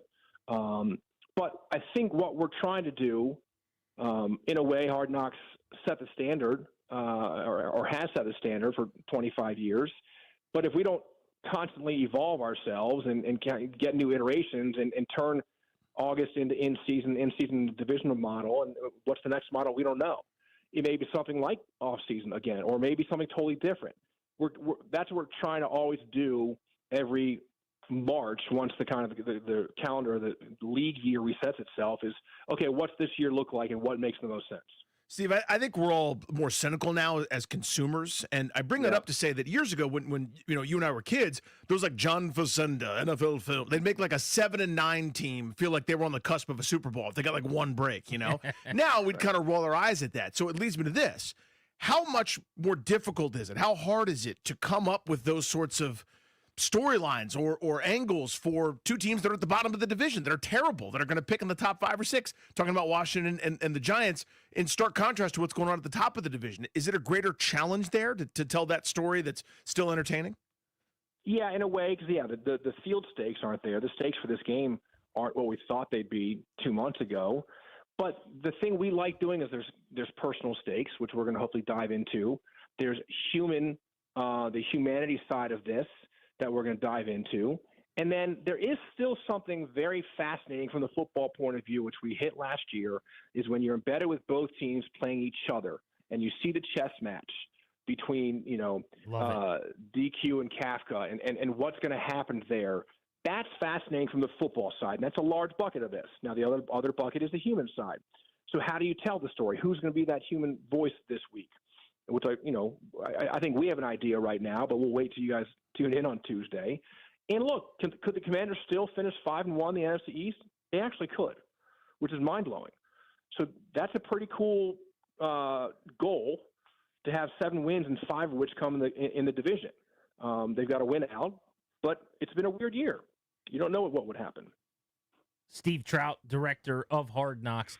Do you try to, Joe Buck talks about this, where everyone thinks he hates their team.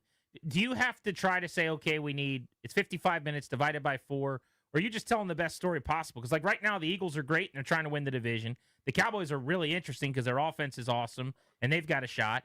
The Giants are terrible, and based on just the way things worked last week, with the game at the very beginning of the episode, they weren't in it as much. How do you handle that? The best story. We're not trying to be mathematicians and make sure it's totally even.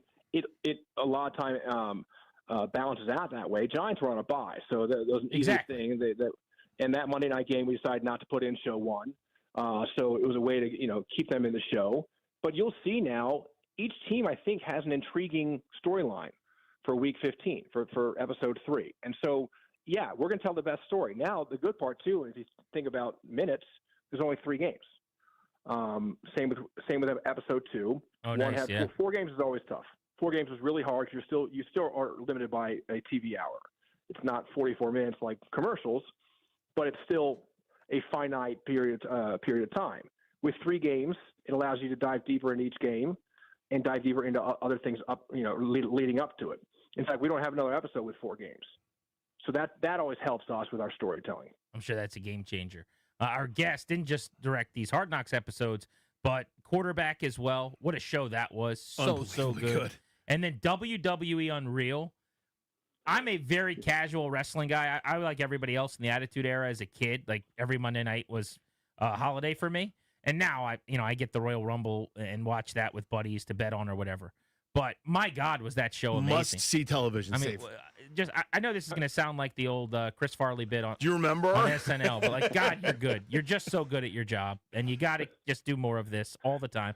The quarterback show. The rumor's been that you haven't had guys that sign up to do it, and that's kind of why you went receiver the next year. Then you ran Cousins back, and we love Kirk. He's awesome. He's a superstar in that setting. Has it been hard to get guys to open their doors, so to speak, and for those shows? I think all these asks are always tough to let us in and embed with someone or a team for a long period of time. It's never going to be easy, but you'll see. There's a season coming out, and I can't tell you who's on it, but it's a group of very good quarterbacks. Let's go. But is the ask ever easy? No, but that's okay. that's kind of what we're doing. And you know, any of the quarterbacks now can ask any of the quarterbacks who did it before, and I think they all had great experiences. But you've got to get the guy who was okay with opening some doors and taking down some doors, if you will. But you know, it'll get easier. I'm certain of it. But there's always people who are always think it's going to be a distraction. And I'll tell people all the time that's the biggest misnomer about this is that it's not a distraction at all. And you know we went into that, and I think the quarterbacks, individual ones, would tell you the same thing, that it's not a distraction at all. And then they have this incredible film that's theirs that they can have, like we said, for prosperity, for legacy. That's there forever. Cough if Jaden's on the new quarterback. Just cough once. I won't cough at all, and I can't. I am sworn to secrecy. I'm sure there's some little rule about Okay, that. here's something that might go better than. Do you have any footage that we could see of Abdul Carter in a meeting? Can we watch him in a meeting? Or not in a meeting. Or not in a meeting, as it were. You guys are going to get me fired. We don't want that. That would No. be the worst thing that ever happened, because you do these shows better than anybody. No, look, that's very nice of you, but it's such a large amount of people on each show. Like WWE, I did an episode or two. There's a guy named Chris Weaver who's been the head of that for 2 years. So it's very sweet of you to say that. But you guys know, you're in this world. There are so many more people involved than you think. Can't you do? You could do these shows. We talk about it all the time about like anything, basically. I mean, yeah, it makes sports I don't care about so interesting.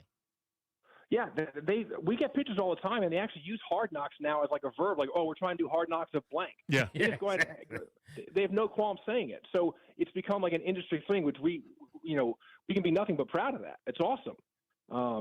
But now, what is the next one? And yeah, if you've got ideas, holler, because we're always trying to get ahead of the next trend.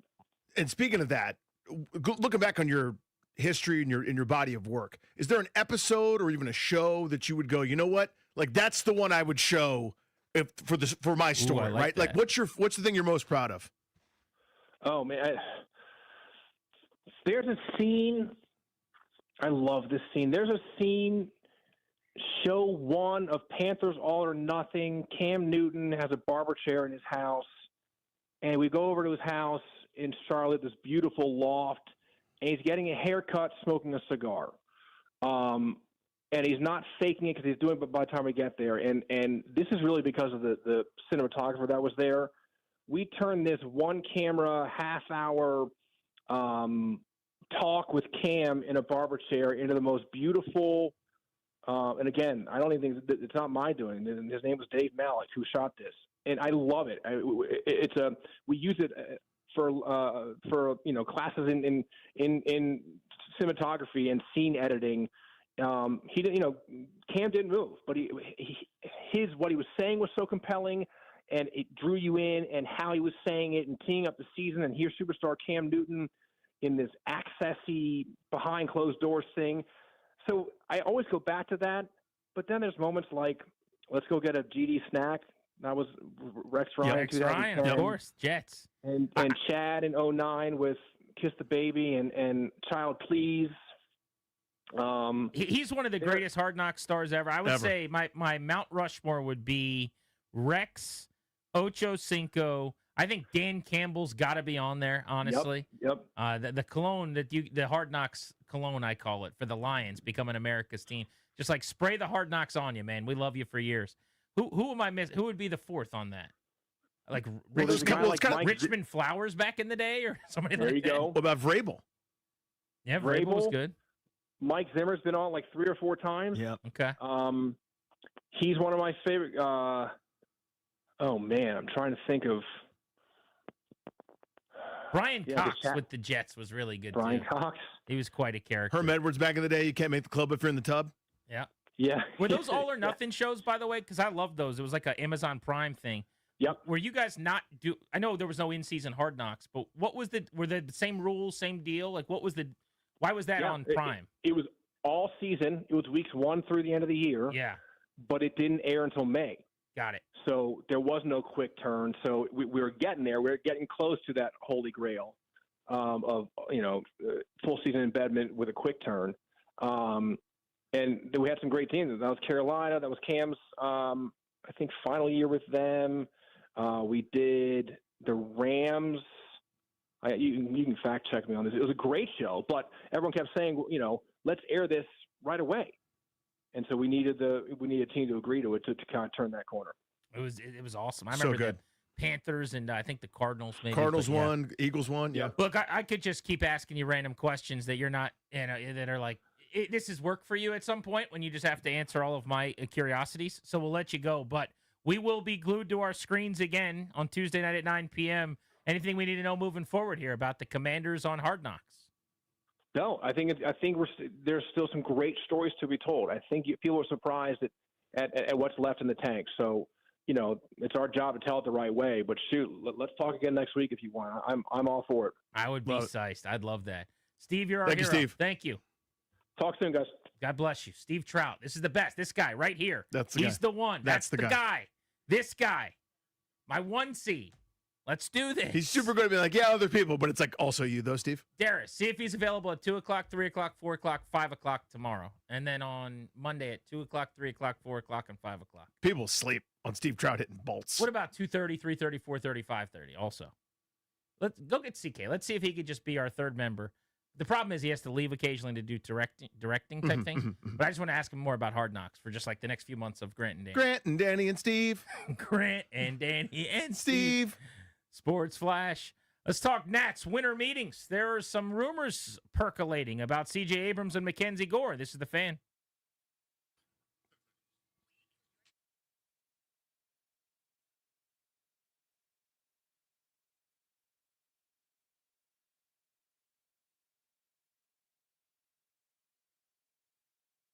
What's up, guys? Danny Rouillet here. Let's take a look at the latest pro football injury report presented by Fanatic Sportsbook. Little Thursday night foosball action. Atlanta versus Tampa Bay. First for Atlanta. Drake London, wide receiver, has been ruled out of this one. Starting quarterback Michael Penix Jr.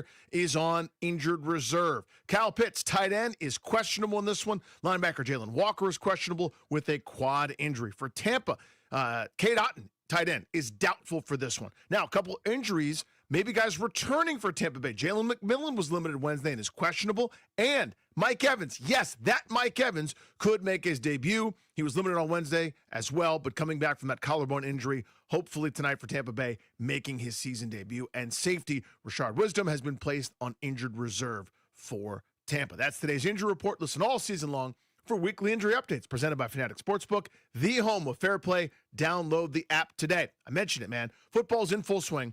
And let's be real, there's simply no better place to bet than Fanatic Sportsbook. It's where I do it each and every week. Don't wait for a bad beat with another sportsbook. Switch to the home of fair play, where they protect all pro player prop bets across straights, parlays, same game parlays, across any first half injury. Some books protect your bet for just the first quarter. Some do nothing at all, but not at Fanatic Sportsbook, where they flip losing bets into winning bets on every football game day.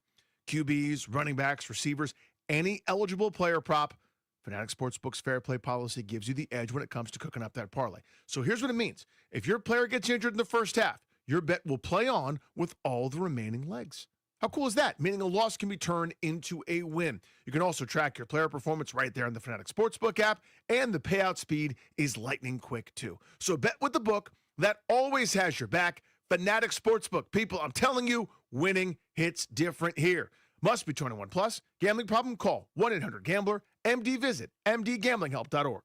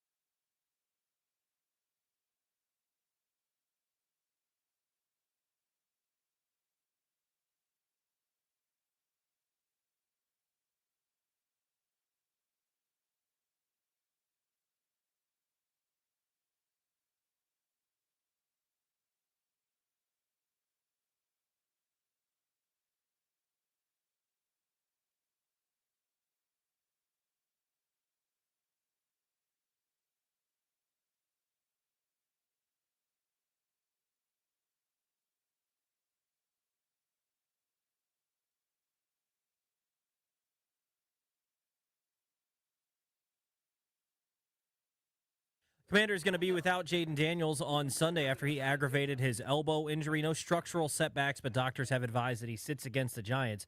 Other news in the NFL, the Ravens have signed defensive tackle Travis Jones to a 3-year extension worth $40.5 million. Injuries around the league, Steelers edge rusher T.J. Watts at a local hospital for evaluation on his lung after he experienced discomfort at the facility yesterday. The lung injury occurred during treatment at the facility. Bengals have placed edge rusher Trey Hendrickson on injured reserve, likely ending his season. He's dealing with a hip and pelvis injury. Tonight, Thursday Night Football, Falcons and Buccaneers at 8:15. You know that game over on the Team 980. It'll join in progress after Hokies basketball tonight. Falcons wide receiver Drake London is out for the matchup tonight. In baseball, former Padres closer Robert Suarez is signing with the Braves on a 3-year deal worth $45 million. And in hockey tonight, the Caps back in action. After a couple of days off, they'll take on the Hurricanes at Capital One Arena. 7 o'clock puck drop right here on The Fan. From the Crop Medcalf 5-Star Sports Desk, I'm Toby Altizer on The Fan.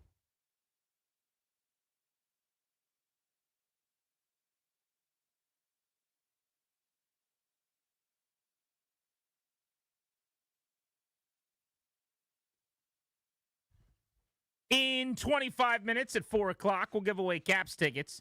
John Walton stops by on the show at 5 o'clock. Next hour, we are talking Commanders, Giants. But right now, I wanted to get into the Nats, hot stove, and the offseason. Winter meetings are going on. They have been busy by the standards of the Nats the last couple of years because they were fielding a staff, putting together all of the coaches around their 33-year-old skipper who we had on the show, Blake Butera. And they have made a significant trade as well.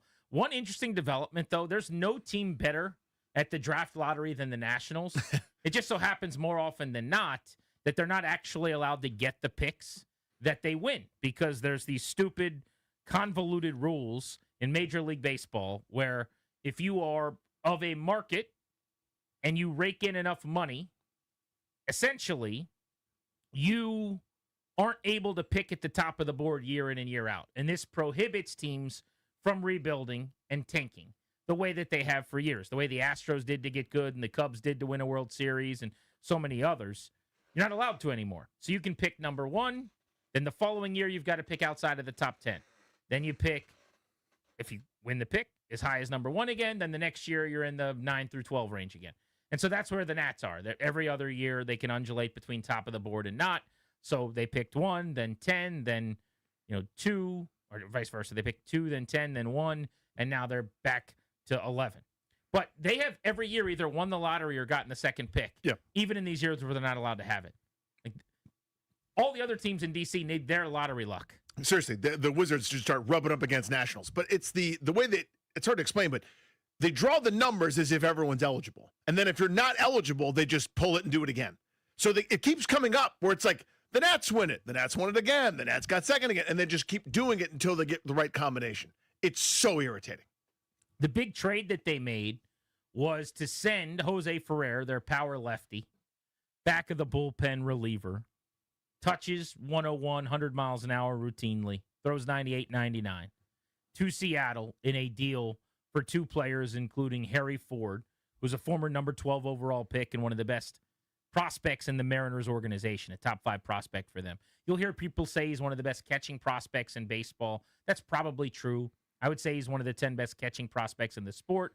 As a former high draft pick, round 1 guy who's 22 years old, who just finally cracked the big leagues last year for a couple of games, and who is major league ready. He could start on opening day, more likely maybe at 22 that he's in AAA to start the season, and then he's in the big leagues a month or 2 into the year.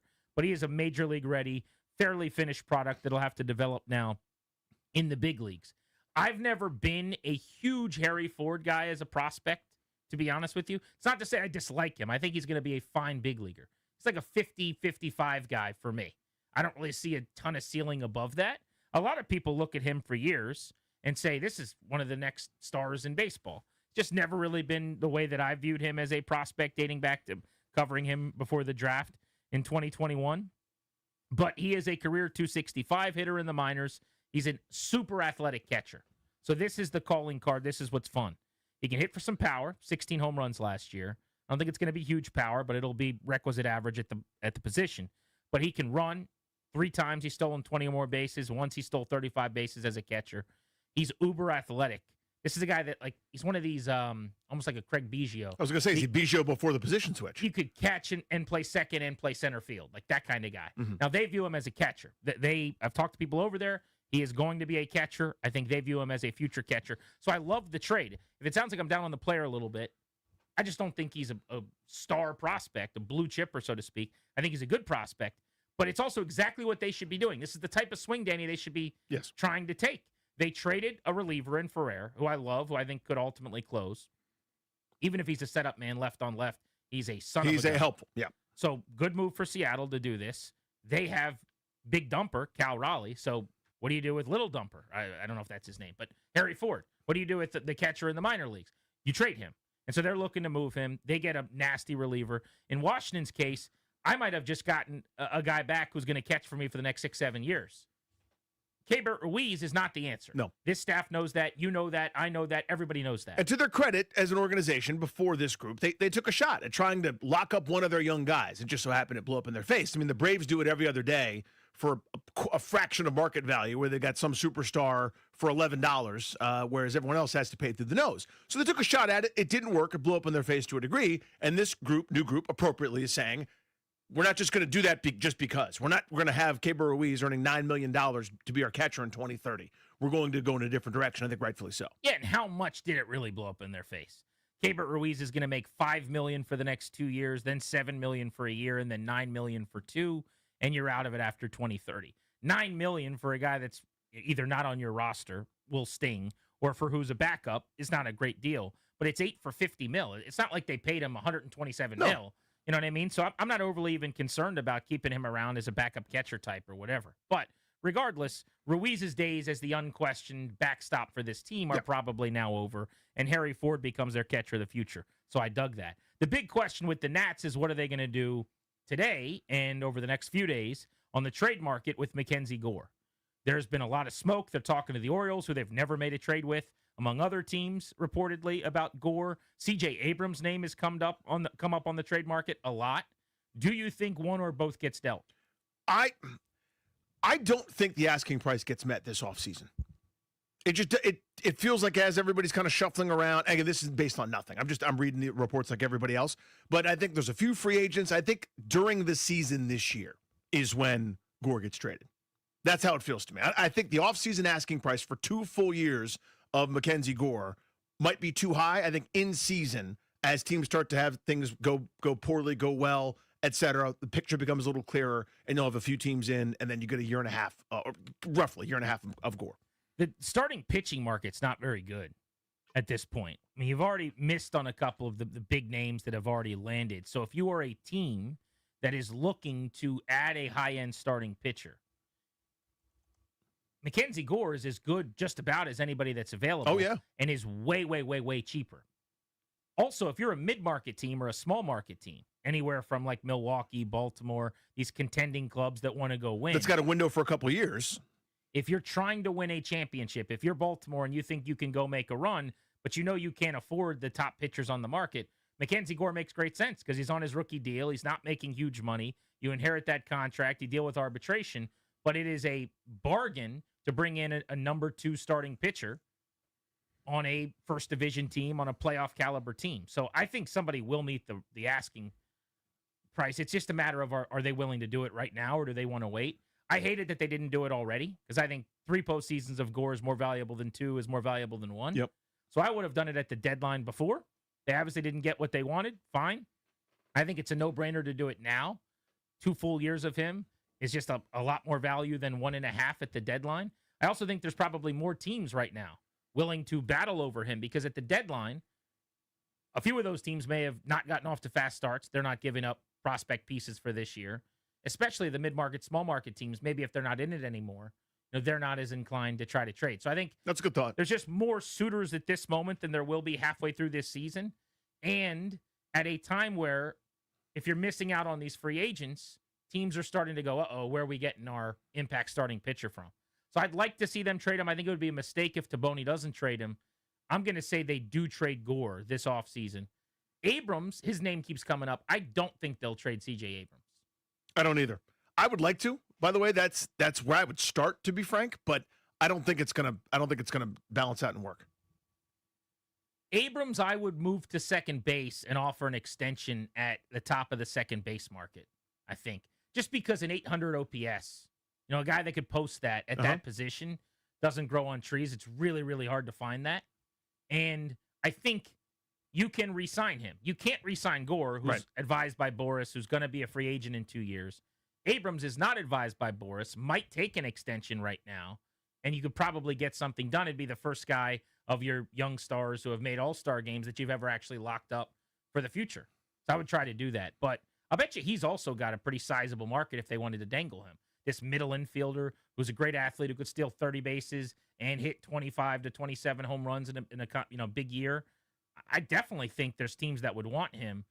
You're willing to trade him, I'm guessing, because of some of the headaches he's provided, whether it was getting in trouble off the field or the work habits or some of those things. Yeah, it feels like he needs to go to a place with a better and more dynamic culture where more is expected, right? Where here he's just sort of allowed to do it, and the only reason he got in trouble was he got caught that time. Like, I don't get the sense that he's as dedicated to becoming a superstar as maybe someone with his talent probably could or should. It doesn't feel like he's reaching with his a ceiling. better clubhouse? It could. More veterans. Nobody was accountable for anything. Davey Totally. never benched anybody. Yep. You could get picked off 3 times in a game, and you would start the next day. That was kind of the culture they created. It's the opposite of what Buteris talked about, Totally. what Taboni's talked about. I'd like to see what C.J. Abrams looks like in a grown-up clubhouse, which they haven't had since he got And maybe they think that's what's going to happen, right? Is you actually have an accountable clubhouse, to your point, and maybe he could thrive. But I worry that now it's too late as entering his age 26 season. I would trade Gore.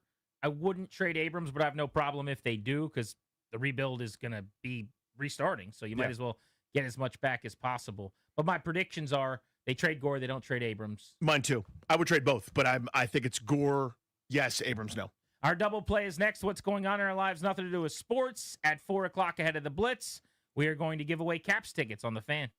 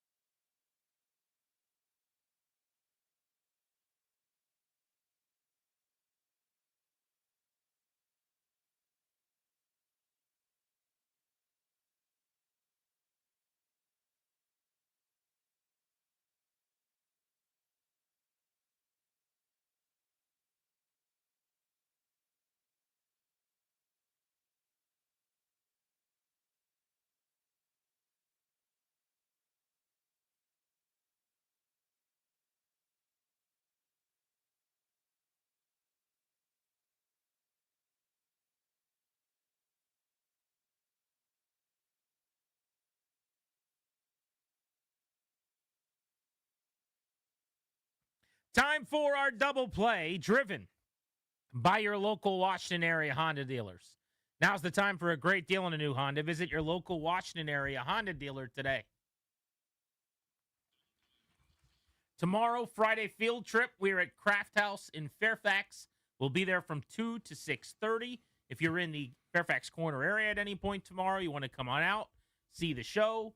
We are live on site. Have some lunch with us. Have happy hour with us. We're talking football going into week 15. Come hang and party with your pals. Not talking about winning football, but talking about football nonetheless. Jeeps, I've been sitting on the story for a little while. Usually I post the L's. We talk about all the losses when it comes to asteroids and asteroid defense. Here's a win. This is a major scientific win. This is incredible. This is one of my favorite stories that I've read in some time. So there's no need to whisper to Darius to cue the bit because that's nothing to do with drilling an asteroid. Here's what it has to do with. They searched and examined Bennu, okay, one of the asteroids that near Earth that passes by. They're able to obtain a sample from it. It contains the sugars that are the basis for life-building RNA and DNA, AKA it's the first time in intergalactic stuff that we found the things that are the foundational basis of our life. Right? So the amoebas, it all starts with a little bit of RNA, DNA, the sugars that turn into something, which turn into the backbone, which turn into the DNA, and then the RNA carrying the signals of the DNA for how a creature is going to grow and build, et cetera, that evolved into life. They found it extraterrestrially. So think about that. The permutations or the repercussions of that are astounding.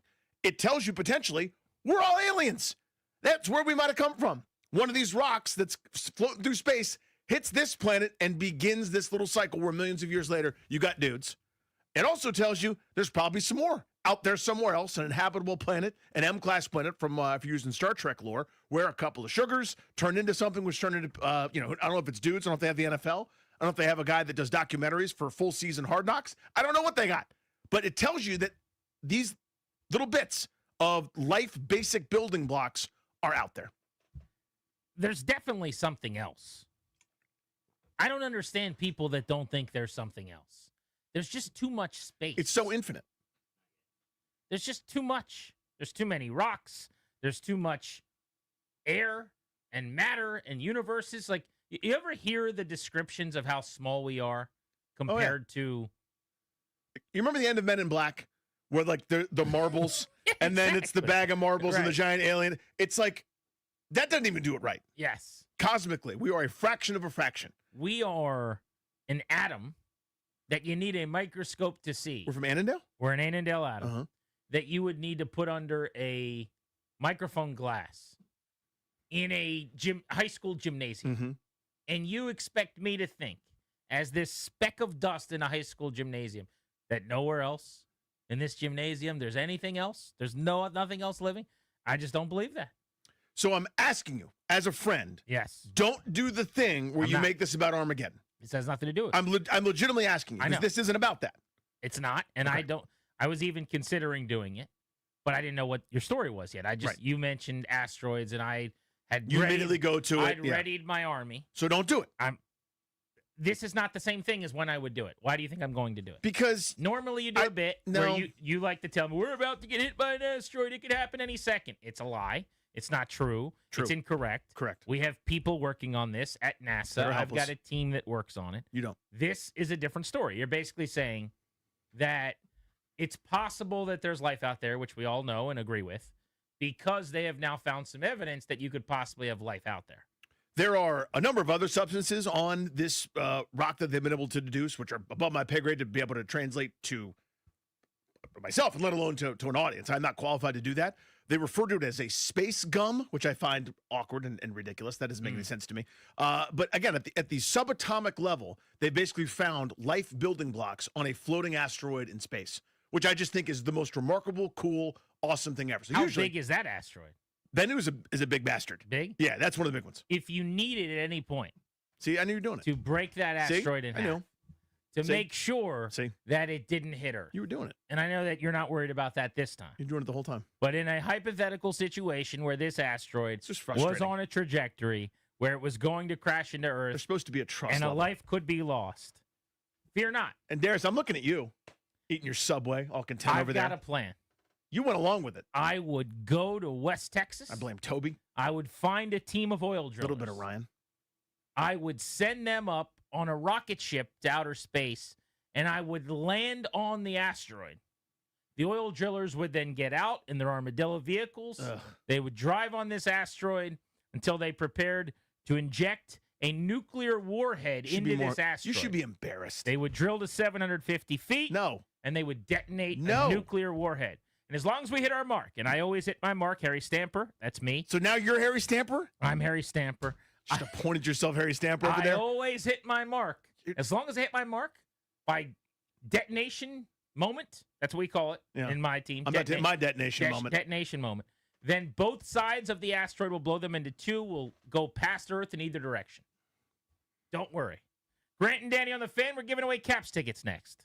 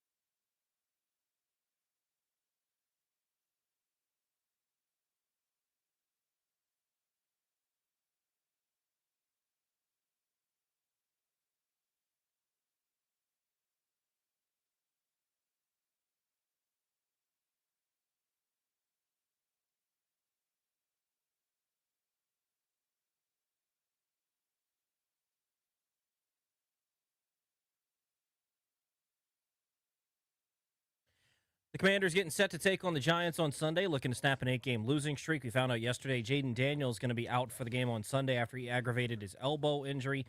No structural setbacks, but doctors have advised that he sits against the Giants. Other news in the NFL, the Ravens have signed defensive tackle Travis Jones to a 3-year extension worth $40.5 million.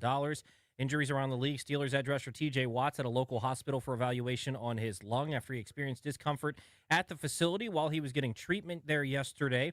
The Bengals have placed edge rusher Trey Hendrickson on injured reserve with a hip and pelvis injury that's expected to sideline him 6 weeks. So his season's done unless they can make it into the playoffs. Tonight, Falcons and Buccaneers at 8:15. That game will be over on the Team 980 following Hokies basketball. Drake London out for the Falcons tonight. Baseball, former Padres closer Robert Suarez is signing a 3-year deal with the Braves worth $45 million. Hockey tonight, Caps in action against the Hurricanes at Capital One Arena. 7 o'clock puck drop right here on The Fan. From the Crop Metcalf 5-Star Sports Desk, I'm Toby Altizer on The Fan.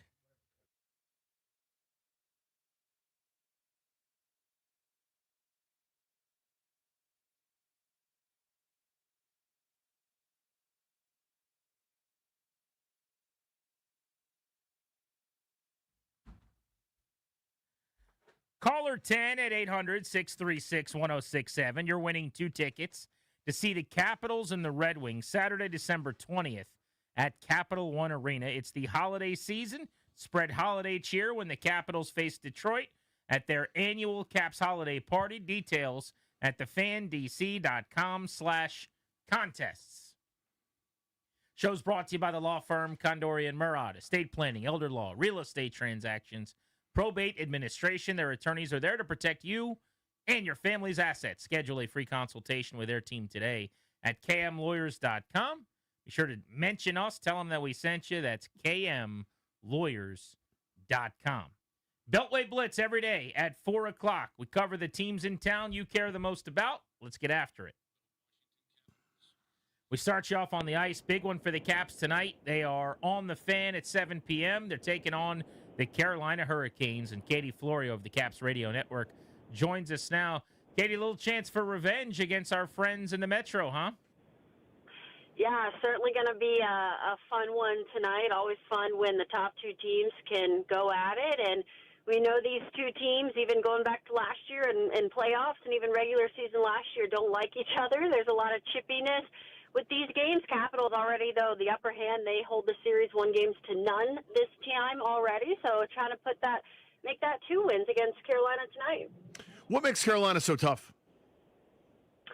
I think it's just their speed and the way that they don't give you any time and space. I know that their gaps are really long. It's really hard for the Capitals to, be able to get down the ice with things like that. And, of course, last year in playoffs, Freddie Anderson was an absolute brick wall. The Capitals could not get anything by him. But it's Bussy that they'll see in net tonight, so we'll see how much of a difference that makes. But, the vibes are clearly very high around this team right now, and 10 wins in the last 12 games, that'll do it. And even with, unfortunately, all the injuries the Capitals have suffered, it's been a big next man up mentality. I think Ovechkin has 22 points in the last 18 games, 15 points in 15 games for Chychrun. So everybody, both sides of the puck, are contributing right now, and that's exactly what you need if you want to keep getting 2 points every night. Katie, we got a Ryan Leonard update today. Give us the details.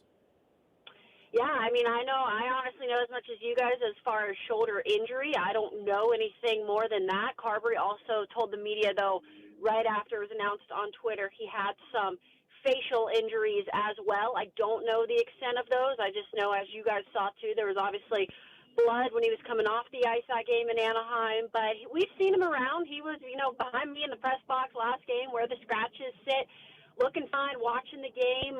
We've seen him even today. I think he was on the bench kind of just taking in practice. So he is around, and I guess as well as he could be doing. You hate to see the 3 to 4 week mark, but at the same time, I think a lot of people were even speculating it might be worse than that.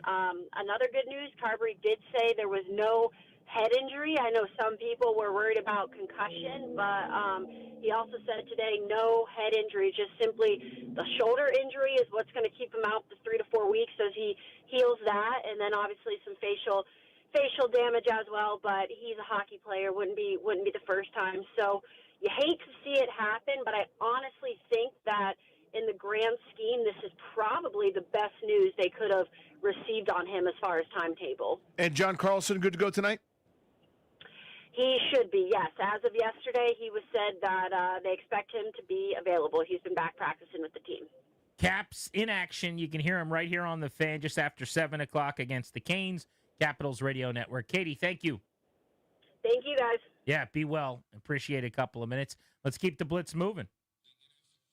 Eric Edholm of NFL Media covers the National Football League, and he joins us now on the Beltway Blitz. Eric, tonight, little NFC South football in prime time. The Bucks need this one. They play Tampa Bay's playing Atlanta, a lost Falcons team in the middle of a lost season. How damaging would a loss be for Tampa tonight? Yeah, it would hurt pretty badly. I mean, the Falcons are struggling, but the Bucks aren't too far behind. I mean, you look at the results since their bye week, and a couple of big losses to the Patriots and Bills and Rams, and then some close games against the Cardinals and Saints, and they just haven't looked right for a couple of months now. So it's big for Baker Mayfield. We'll see what receivers he may or may not have back, but they're still shorthanded on both sides of the ball. And look, Kirk Cousins threw for, about 900 yards against them last year. So, it may not be as easy a Thursday game as you might hope for.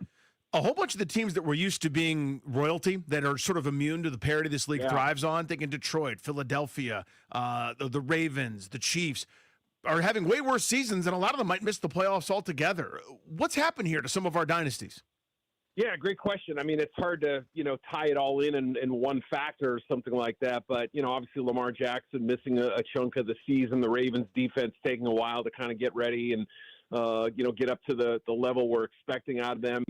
The weird thing about Kansas City for me is, I don't know if it's the same as it was a week ago, but when I checked, I said, if you did a blind resume of the 2024 Chiefs next to the 2025 Chiefs and didn't put any records by them and say, which team would you pick just purely based on the metrics and the numbers, you'd probably pick this year's team.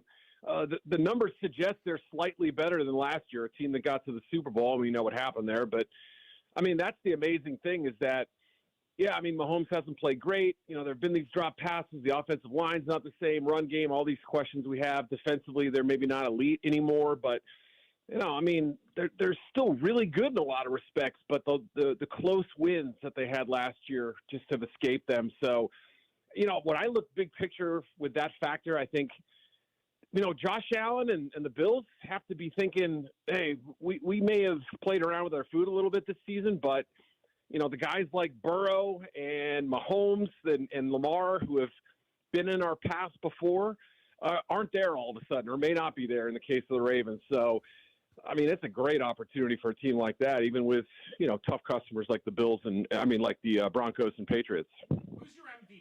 Who's your MVP right now? I've been on the Stafford train for a while, but, I think Jordan Love has a chance to make a move here. If they win the division, he finishes strong, kind of builds on what he's done.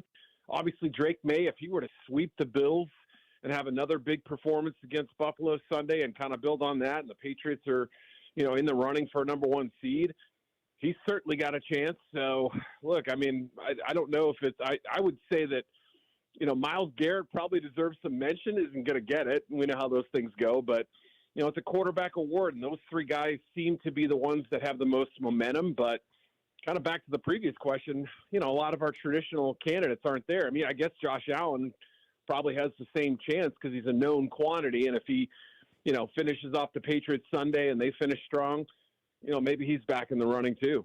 Is San Francisco better than they're getting credit for? Their schedule's been easy. I put that in quotes, and they've been so banged up. But they're 9-4, which is kind of impressive to me, regardless of whom they've played. Are they more of a contender maybe than we think?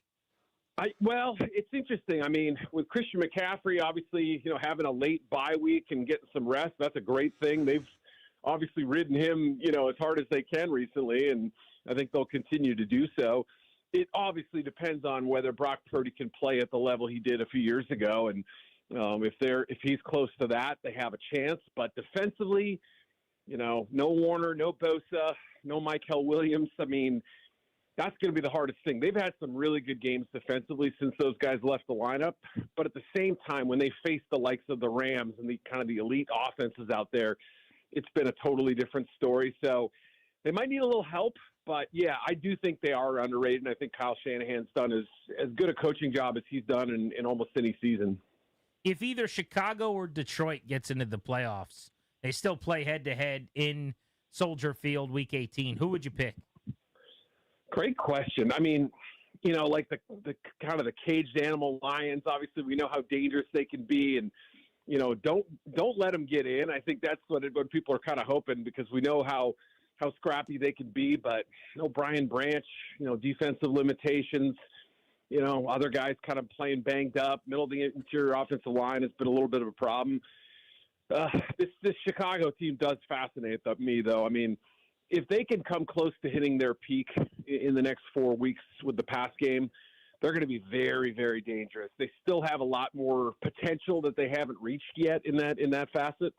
And defensively, they're getting healthier and getting guys, they've gotten guys back in the last few weeks. So, that secondary is all of a sudden shaped up. I mean, it's a tough call. I mean, Detroit is the known quantity, but Chicago is, I don't think they're a team to be trifled with. They're a little better than I realized. Do the Eagles turn it around, or is this like 2 years ago when they're on a collision course to get boat raced in the first round of the playoffs? I know. It's hard not to, make that parallel. Last year, obviously, they finished the year so strong. The year before, like you said, it was, 1-6 down the stretch, and, had to go, lose that first playoff game was pretty humbling for that team. It feels a lot more like that year than what we saw last season. So, I don't know, man. That offense has to fix itself pretty darn quickly, and no Lane Johnson. Obviously Hurts has been struggling. That's a lot to sort out in a short amount of time. Eric Edholm, NFL Media, excellent as always. Thank you for joining us. All right, have a great day, you guys. You as well. Be well. Check out his work, NFL.com. Let's talk Commanders. So we kept hearing this noise. Yeah. Whap! Whap! Whap! And we're like, what in the heck is that? That's a We're looking sound. out the window. We can't see anything. Looking out another window. Can't see anything. So we sent Ryan down into the alley. And he found Chris Russell down there kicking a soccer ball against the wall of our headquarters here in the Navy Yard. With And Bilal now- Coulibaly? Yeah, Bilal Coulibaly and you were just kicking a soccer ball. Welcome to the show. Thank you. Hi. What were you doing out there playing soccer? Well, I figured I needed to get in shape. The World Cup is coming, but not to D.C., but No. we're going to have a weird FIFA debut thing or unveiling thing in D.C., so we're going to have it in D.C. Oh, whatever. I was trying to get in shape for the World Cup. Level I'm going to one- play for Team Uruguay. I'm like a 10 out of 10 excited for the World Cup. I know you are as I well. love it, yeah. I'm a big World Cup fan. Yeah. What about you? Where are you at on it?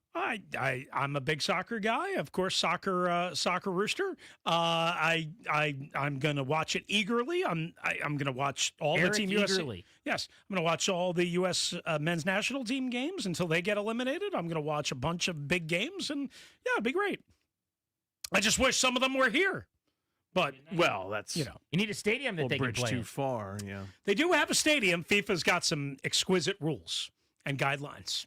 Well, Taylor Swift wouldn't come here and FIFA wouldn't come here. Let's get a new stadium. We're working on that. We're working on that. I guess. Everyone else comes here. Did anybody above Dan Quinn get to him and say, you're not playing this guy anymore? What changed? I have no idea. I've been trying to figure this out. I thought when they ruled him out yesterday, even before we get to the practice week, it was, he's got swelling, he's got soreness, limited range of motion. Then I see him out at practice. And I'm like, I know it's not the same thing, but he looks fine. He looks like he can play. Why are we ruling him out right away? So that made me think, wait, are they tanking without saying that they're tanking? Was there a call made from the ivory tower? Did mom get involved in here? I think the way they handled this leaves all of that open to interpretation. Because something doesn't jive with. He could have gone back into the game on Yes. Sunday and ruled him out on Wednesday. And then practice on Wednesday. And I understand there's a difference between practice and playing. I got it. I'm not dumb. I was born yesterday.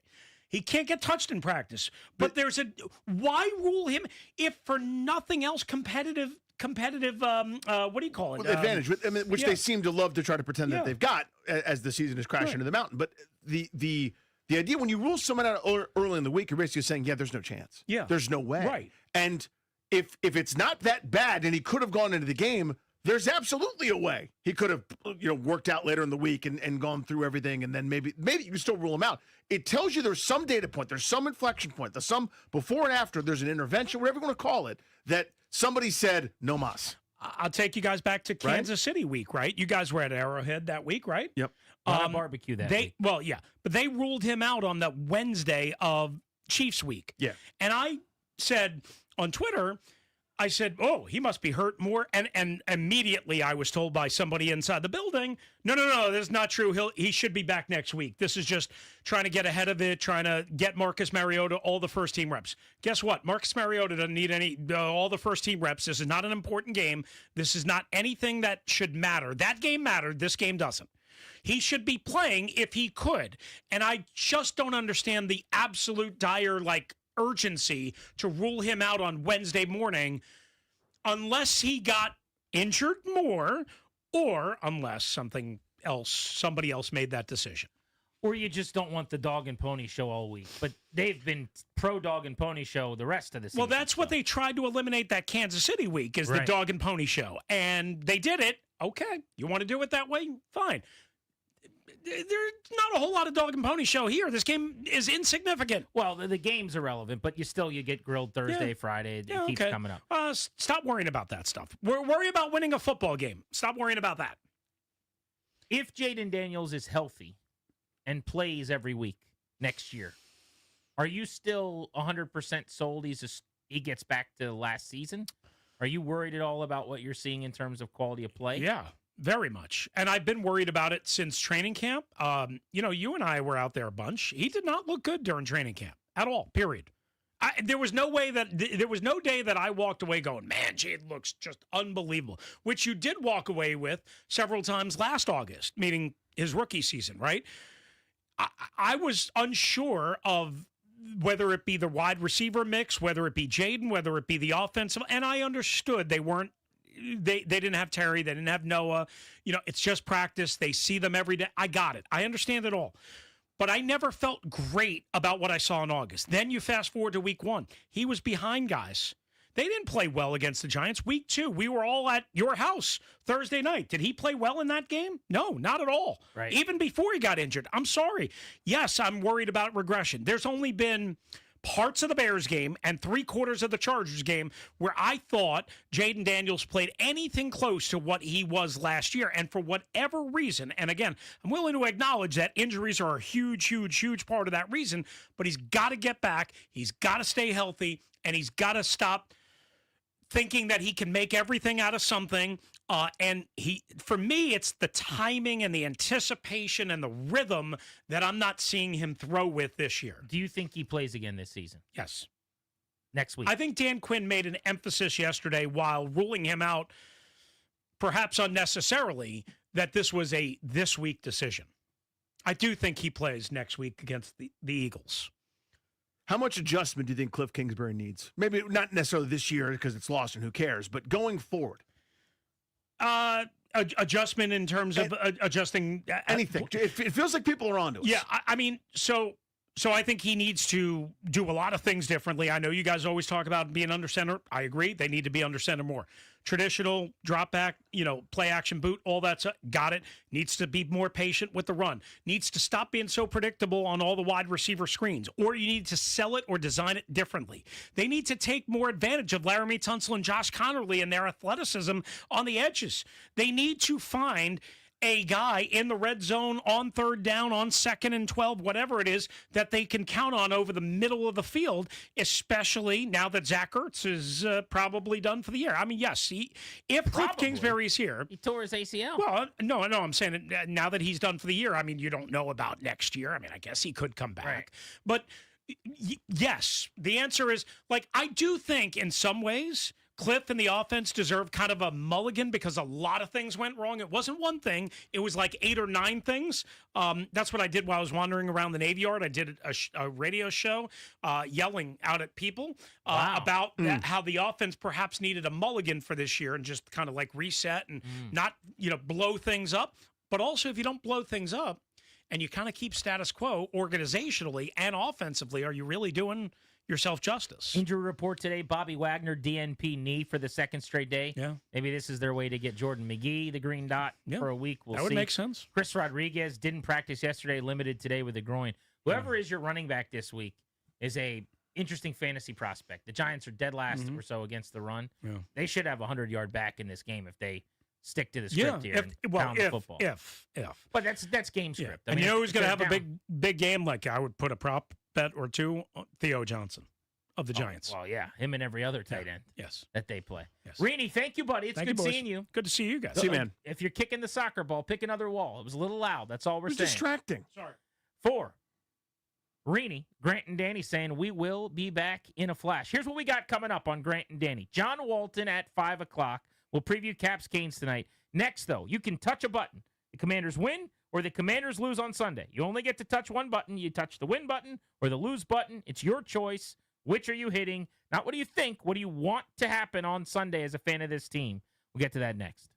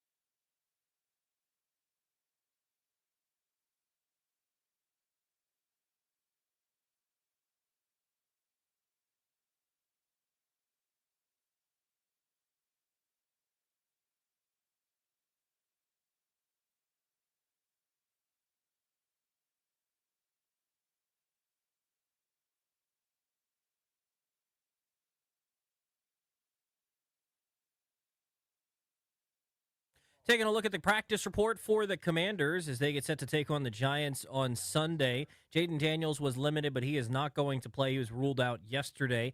Jonathan Jones, Bobby Wagner both did not practice. Drake Jackson and Chris Rodriguez were limited. They didn't practice yesterday, so an upgrade to limited today for them. The Ravens signed defensive tackle Travis Jones to a 3-year extension worth $40.5 million. Steelers edge rusher TJ Watts at a local hospital for evaluation on his lung after he felt some discomfort at the facility yesterday during treatment.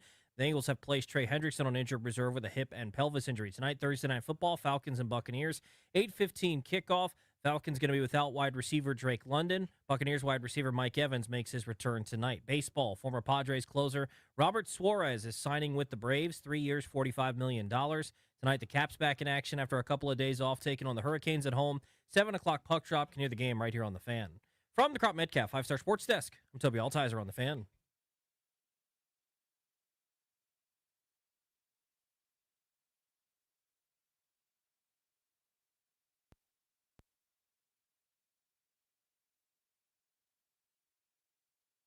Today was so far off course. We're the same team that took the steps forward a week ago, and we took them backwards today. Same guys. Walking off the field, all I can think about is, all right, how do you get better and what's ahead? You know, and there's 4 games against our division, and if we want to ever leave a mark, now's the time.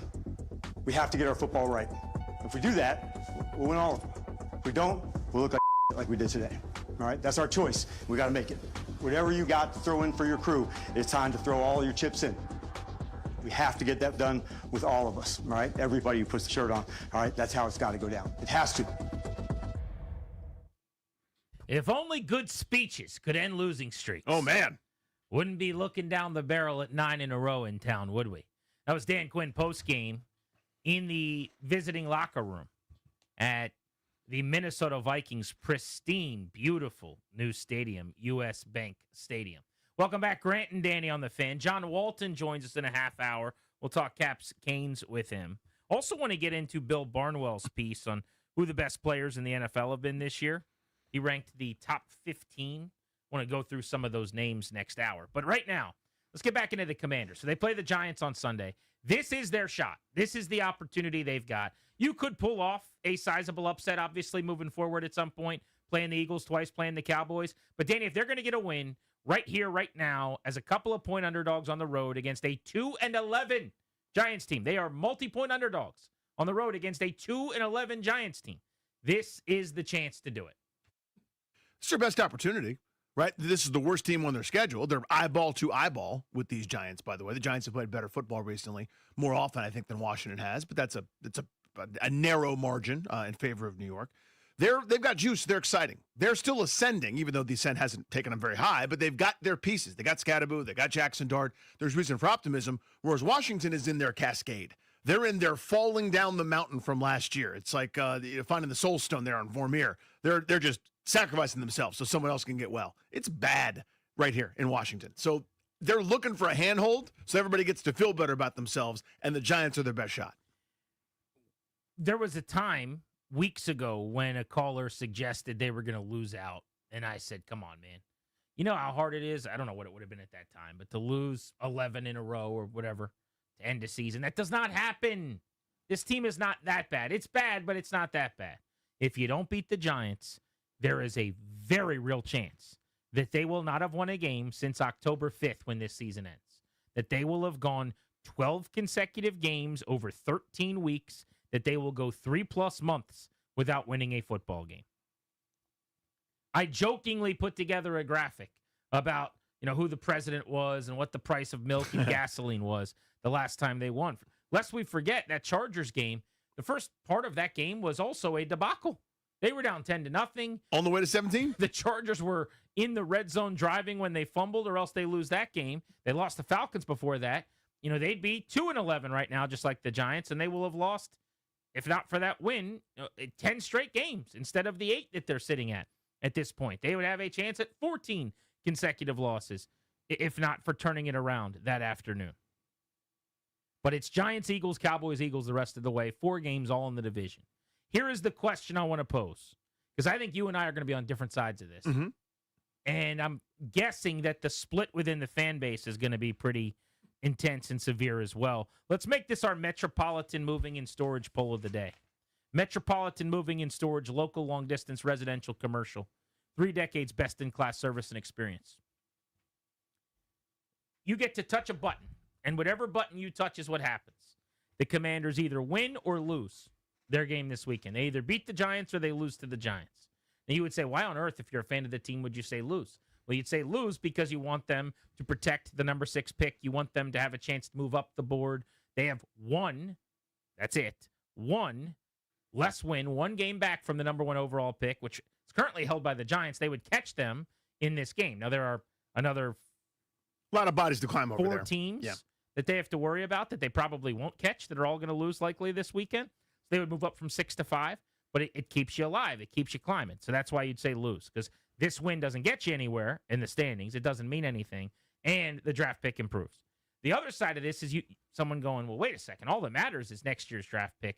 Why on earth would you want him to win? And the argument is because it's bad for business if you keep losing. It's bad for culture. It's bad for everything. So, Danny, I'll start with you. You're touching a button. Are the Commanders beating the Giants, or is the losing streak running to 9? Oh, lose immediately. Lose so much. Lose in, horrendous fashion. Who has the fewest amount of draft picks in the 2026 NFL draft? I haven't done the math yet. Washington had the fewest in 25. I know they've got the fewest in the first 4 rounds. They might have the fewest overall. Yeah, they're among the fewest. How do you get draft capital? Finish poorly, have a good draft pick, and maybe be able to trade that draft pick. That's what everyone should be rooting for. This is done. All the players that we are going to feel good for if they get a win are not going to be here next year. I want no one to. That's the pragmatic part of it. Is if you root for them to win, then you want to give back Jaden Daniels, right? Because you don't get him without losing all those games that they lost the year that led to them being able to draft Jaden Daniels and being at number 2 overall. You don't kind of see the direct relationship there, right? Where you finish bad enough, then you got the godsend at quarterback. This is how you get more good players. You complain about the roster, rightfully so, by the way. Here's how you improve the roster, right here, this way, just like this, by losing. Empty calories, end of season, September baseball wins mean nothing other than to people that are already here who have given you nothing but disappointment all season long. Now to the emotional part of it. I always root for this. When something is disastrous, people are always ducking for cover. They're trying to justify. They're trying to shed the light somewhere else. They're hoping that you don't notice how bad it was. I can't have empty wins when the season is no longer in the balance. Again, it's September baseball. That's what we're doing right now, the final quarter of the season. These empty calorie, meaningless wins so that a couple people that won't be here anymore get to pat themselves on the back. I don't care about that. I hope they lose them all. So I'm on the other side of this one. 800-636-1067. We'll take your calls on this. I am almost always on that team. And over the years as a show, if you go back at some very high rate, 90+%, I would imagine I'm advocating for some of the same principles that you just were. I feel differently this time. You have the quarterback. That's the difference. Everyone says, well, why did it matter? You did some kind of reference where if you are cool with the win now, then you don't get to enjoy Jaden Daniels or something. They have Jaden Daniels. They have the quarterback. So when they didn't have one, then in a draft coming up where Daniels was available and Williams was available and May was available and Penix was available and Nix was available and McCarthy was available, obviously the higher up the board you went with all those teams needing quarterbacks, the better. And because if you weren't going to take a quarterback, which you should, you could trade back and there'd be a million teams trying to come up to get one of those guys. Every draft is different. Every year is different. So the fact that you now have a quarterback does not change that picking earlier is better. That's always the case. The higher up the board they are, the better, for sure. But like anything, like we talk about playing Jaden Daniels or not, nobody would suggest he doesn't benefit from playing. The question is the juice worth the squeeze? Is the downside of him risking an injury worth the upside of him playing? And similarly here, is the downside that would come from another loss worth accepting for moving up the draft board? And it's very reasonable if somebody says, absolutely. I happen to believe this time that a win is a real necessity in that building. I think from a sheer culture building standpoint, from a sheer, because here's the problem. If Dan Quinn's job's on the line or there was a chance he could get fired, I wouldn't feel this way. He is absolutely coming back, and he should. Adam Peters is coming back, and he should.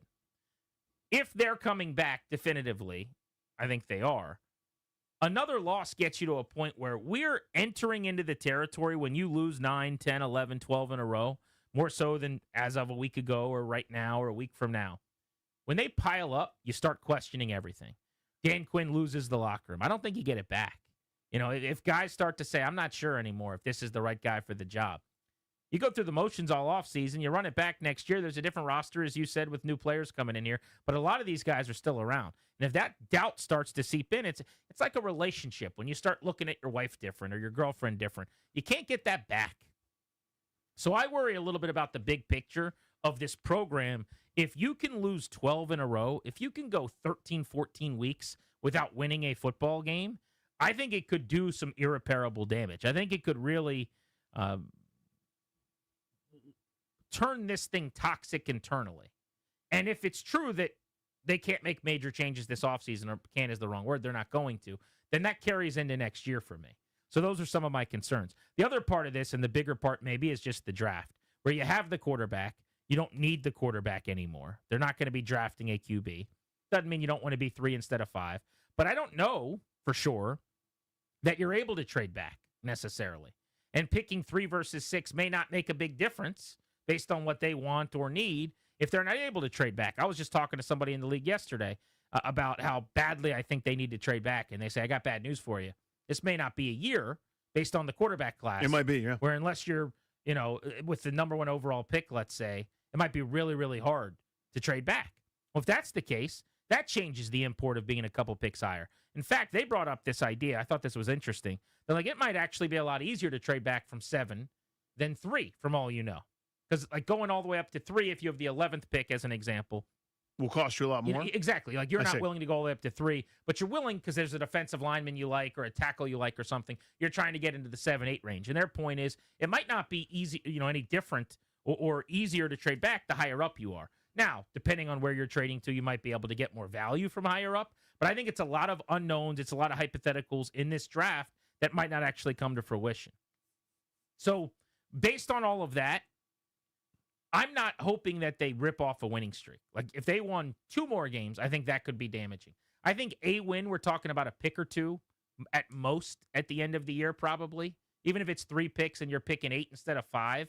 I think the idea that you didn't go 3+ months into the offseason without a win maybe changes the perception a little bit internally of just looking at your boss going, does this guy know what he's talking about at all? I keep doing everything he's saying, and we're losing. But I want to see what people think about this. We'll give you our poll results in a moment. You get to touch a button. Danny's hitting the lose button. I'm going to hit the win button, but it would only be for this game, by the way. Eagles, Cowboys, Eagles. I want 1 and 3 the rest of the way. So I'm picking the 2 and 11 Giants as my big victory. Grant and Danny on the Fan.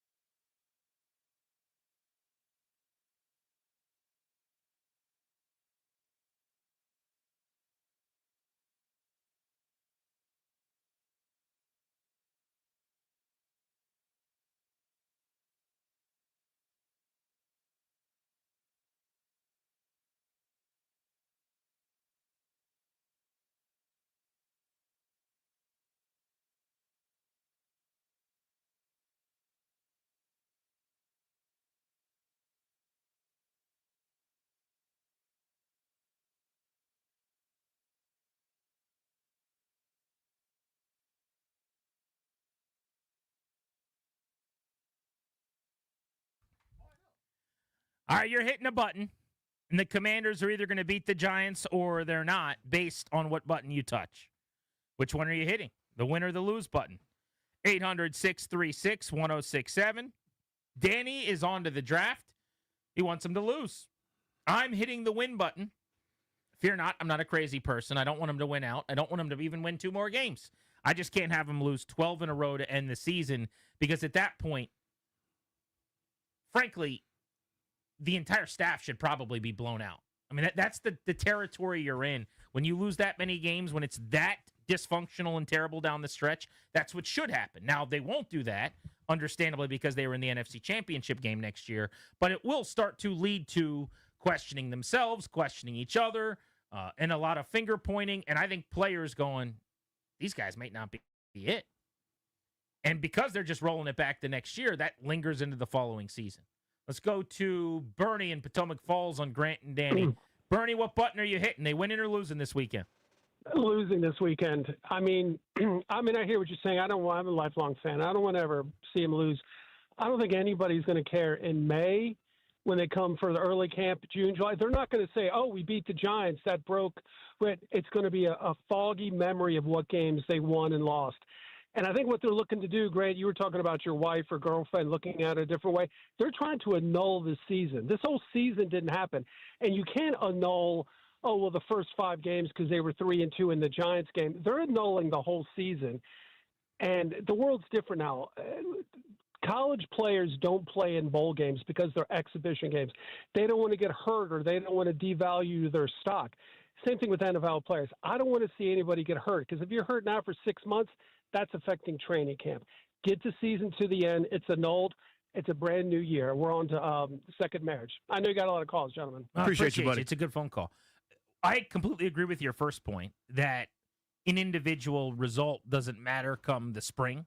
That's not what I'm suggesting.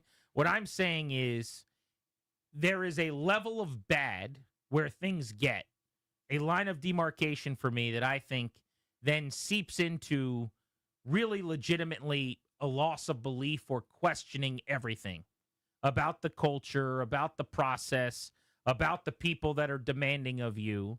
And there are a ton of guys, dozens of guys that will be back next year. And it's not like when they show up that they're still thinking about the Giants game.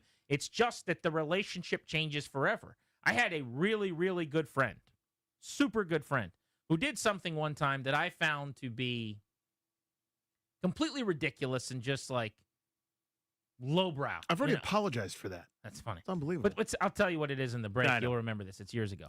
But this person did something, and I'm like, what a shameful, ridiculous thing to do.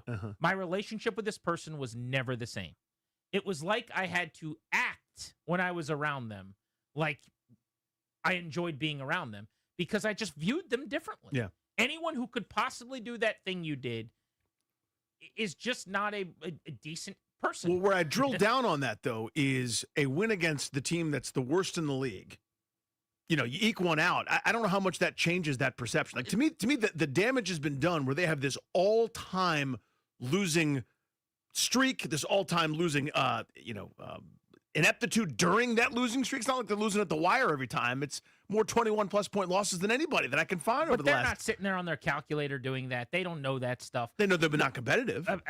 Kind of, not really. They'll tell you if these 3 plays went differently. Players are just crazy and different. They'll look at the Chiefs game and be like, yeah, but if this one thing happens, if we don't break down on this 4th and 2 where Mahomes scores to go up 14-7, we get that stop, we win that football game. I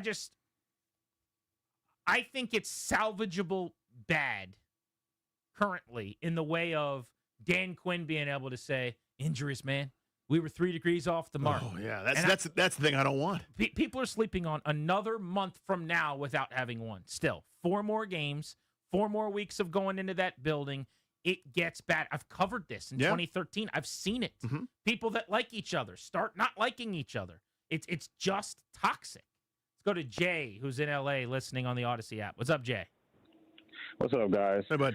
Listen, if I could hit a button, I'm choosing win. And it's not about, like, fake momentum or saving the season. It's simply because you've lost 8 straight, and you start to forget what normal feels like. I mean, I guess normal's been losing for us now, but I think a win will, hit the reset switch on the whole building when everything's been negative for 2 months.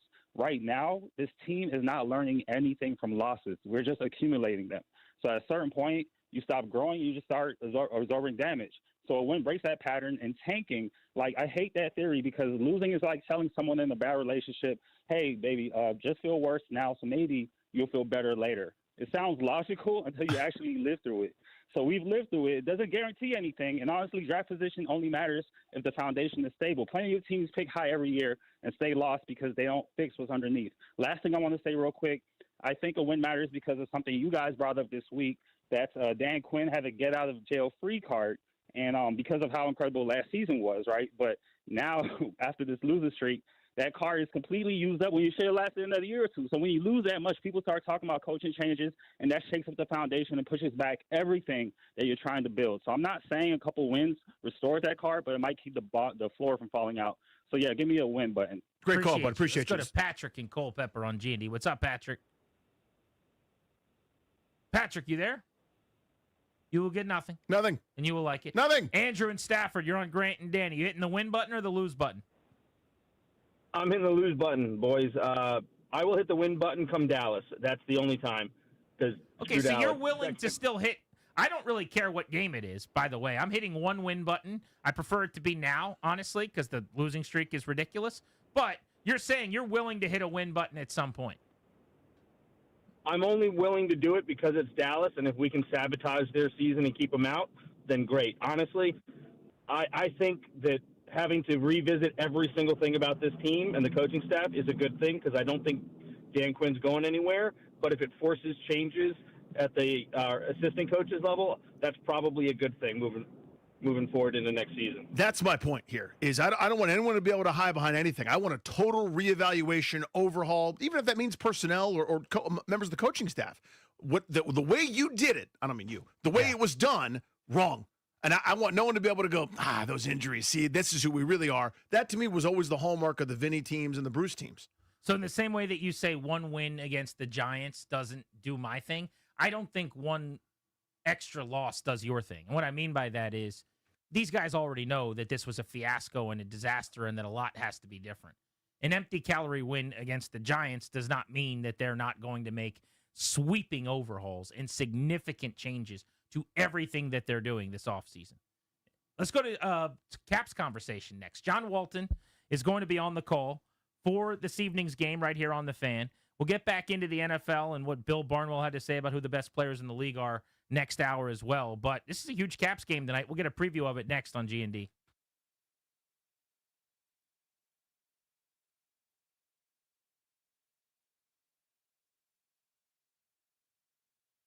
Hey guys, it's Grant for the FanDuel Sportsbook. You know I'm a FanDuel guy. Love me some FanDuel on Thursdays for Thursday Night Football because they do this amazing thing, right, where they've got this Thursday touchdown jackpot, and you get to win a share of $2 million in bonus bets if you make the correct pick. So what you're doing is you're going to pick a player to score an anytime touchdown in this Bucs-Falcons game. Could be anybody.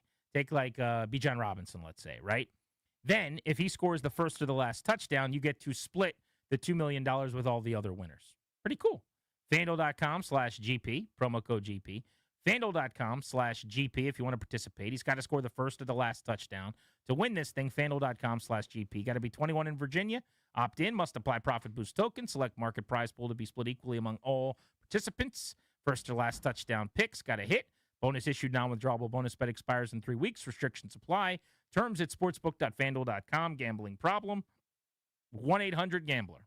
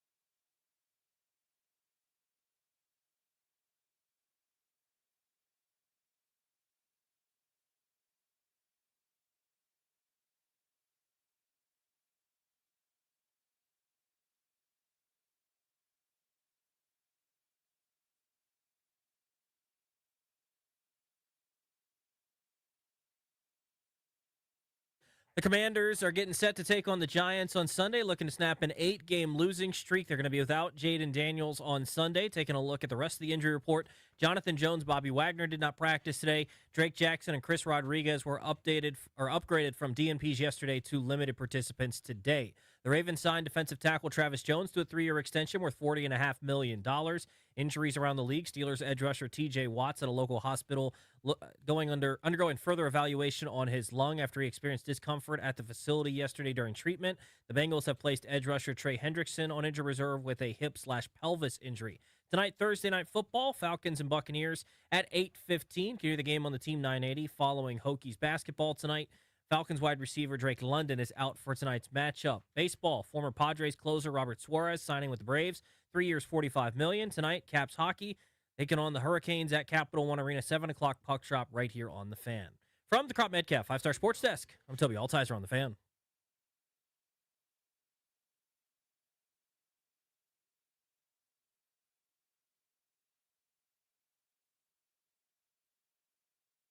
Puck coming toward the blue line. Villiers here. There's a puck fired. They score!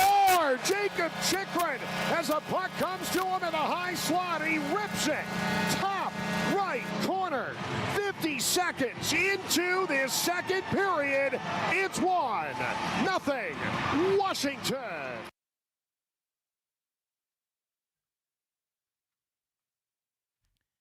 Tomorrow, we are going to be at Craft House Fairfax Corner, over on Palace Way. We're going to be there from 2 to 6:30, getting ready for Week 15. Come join us. We love it over there. It's a fantastic spot.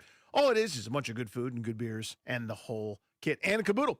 We're exclusively sponsored by the law firm of Condori and Morad, estate planning, elder law, real estate transactions, probate administration. Their attorneys are always there to protect you and your family's assets. Schedule a free consultation with their team today by visiting kmlawyers.com and be sure to let them know that we sent you. That's kmlawyers.com. Later on this segment, I want to get into Bill Barnwell's piece on ESPN.com ranking the NFL MVP candidates. He lists 15 of the best players in the league this year and looks at their candidacy. We'll get into that. But right now, we wanted to preview the Caps and the Canes. Huge game at Capital One Arena tonight. Some of you going downtown into D.C. this evening for the home tilt. And John Walton will be on the call right here on the Fan in 2 hours. John, thanks for hopping aboard. I got to say, a couple weeks ago, we're talking about this team, and I did not see this being a matchup of a couple of the best in the conference tonight. But here we are after the Caps have been on a roll, winning 10 of their last 12. Yeah, and a lot of it, guys, has to do with goaltending. I think we knew that from the Capital standpoint with Logan Thompson, but Brandon Bustley's come out of nowhere for Carolina to win 9 of his first 10 NHL games. He's a journeyman, had never seen a day in the National Hockey League until this season, and they've had injuries in goal in Carolina. This is a recording that goes on every year, seemingly.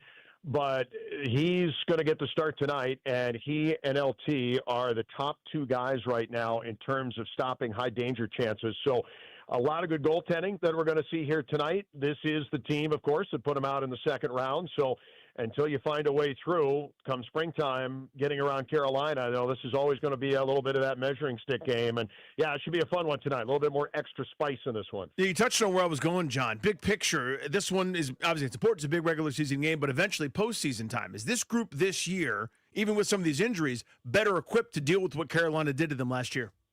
I think so. And, Danny, I can tell you that most of last summer, in and around probably a little deserved vacation time, Spencer Carberry has poured over every inch of that tape from that series over and over again. How do you beat those guys? What do we need to do better that we didn't do this time? And I'm sure that that'll get imparted to the guys when and if that day comes. If it's a second-round matchup again, it certainly could be. We could be easily looking at Carolina-Washington again, especially the way that the season's gone for both of them now. But that's a long way off, and the only thing that you've got tonight is to be able to show them what you did a few weeks ago in Carolina, and that's they beat them 1 month ago today in Raleigh, and look good doing it. They won 4-1. So more of that, please, whether it be offense from the blue line, whether it be a bit of a revamped power play that has certainly looked better of late. The penalty kill has been better. I mean, those things that we've been talking about, for the last few weeks. So he said, listen, if they could just get that together, well, they have, I think, for the most part. Power play's definitely been better, and even though they didn't score on Sunday against Columbus, they had 14 chances. I mean, you just need a puck to go your way at some point. It wasn't through lack of trying or lack of execution. So looking forward to seeing what that can do tonight against a team that, trying to get a little separation with in the Metro. John Walton on Grant and Danny. Canes at the Caps tonight just after 7 o'clock right here on The Fan. What's been particularly impressive about this stretch is that they're doing it despite injuries they've had to overcome. Pierre-Luc Dubois has been out throughout the entire Renaissance. And here more recently, Ryan Leonard goes down, and they haven't missed a beat. Give us an update on those guys, but also some thoughts on the way they've responded. They've responded great, but the update first. So Pierre-Luc Dubois, nothing really new, but I don't think we're going to see him until after the Olympics. It's just the way that the sense that I've gotten. I think that you've got a real good chance, though, of getting him back somewhere in that vicinity, which is almost like picking something up at the trade deadline because it'll be right around that time.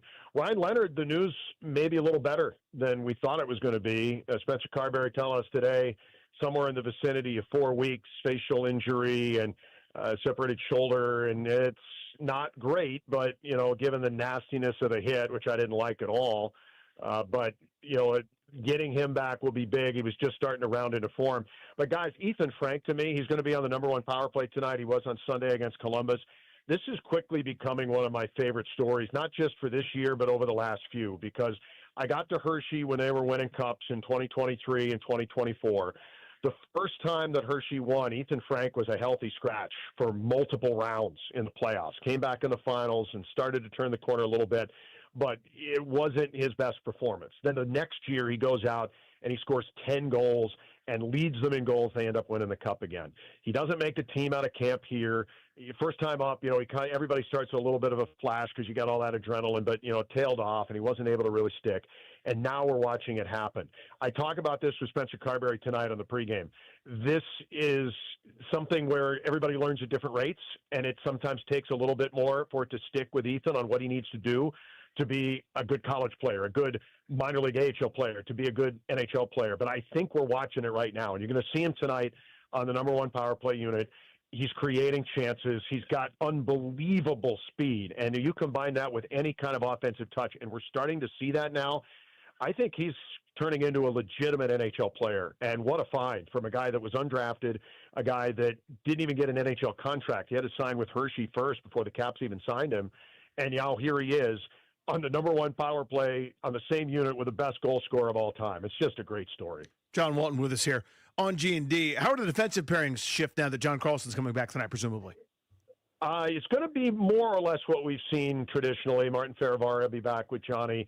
Matty Roy is going to be with Jacob Chikrin, and Trevor Van Riemsdyk will be in tonight. So no Dylan McElrath, no Trevor Van Riemsdyk.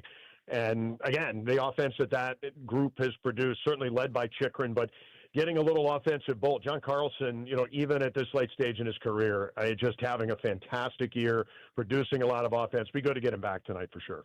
John Walton on the call of the Caps here on The Fan. Before we let you go, what is something that needs to still improve? Where's something where you go, okay, they've been hot, but eventually you cool off and the season happens again, right? Like you come back down to earth. What's something that you still think is keeping them from maybe finding their final gear? I'm not ready to say that the power play's all the way back. I mean, I think that we've seen great strides the last 3 or 4 games. In California, I thought they were really good. I'm a little concerned about Ryan Leonard not being a part of it because I think that was where they were really starting to utilize that speed and that shot that he has and setting up on that right side opposite Ovi. But if Ethan Frank's able to do that, if they're able to consistently generate on the power play, and again, I think you could probably say the exact same thing about the penalty kill. It's been good the last 4 games. And if they can consistently turn out performances like that, they were losing games early this season, guys, because the special teams were doing just enough to lose.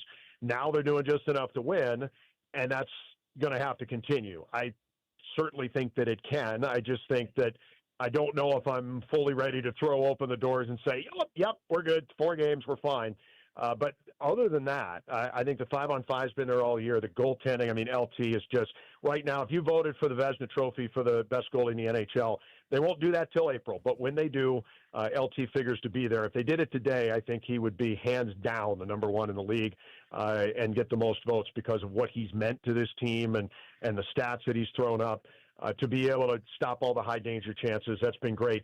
Getting Charlie back, it was great to see him today, by the way. So he's back on the ice. He's not going to dress for this one tonight. He is eligible to come off injured reserve after tonight. So maybe we see him on the trip in Winnipeg, Minnesota. But just continued special teams, just getting a little bit better, a little more consistent, I think would be something to look for. John, awesome as always, brother. Have a great call tonight. All right, fellas. Thank you. Be good. There's John Walton on Grant and Danny. Caps Canes get started a little under 2 hours from right now. Bill Barnwell of ESPN, I told you, cited 15 or so players as the best in the league this year, and they did a top 5 list as he looked at the MVP candidates going into the stretch run here, the final month of the season. So here's his top 5 in the NFL. I'm going to give you the names, get your reaction. I'll give you some thoughts, then we'll go back through each one. He's got, in descending order, Sam Darnold, number 5, best player in the league this year, quarterback Seattle. Totally fair, yeah.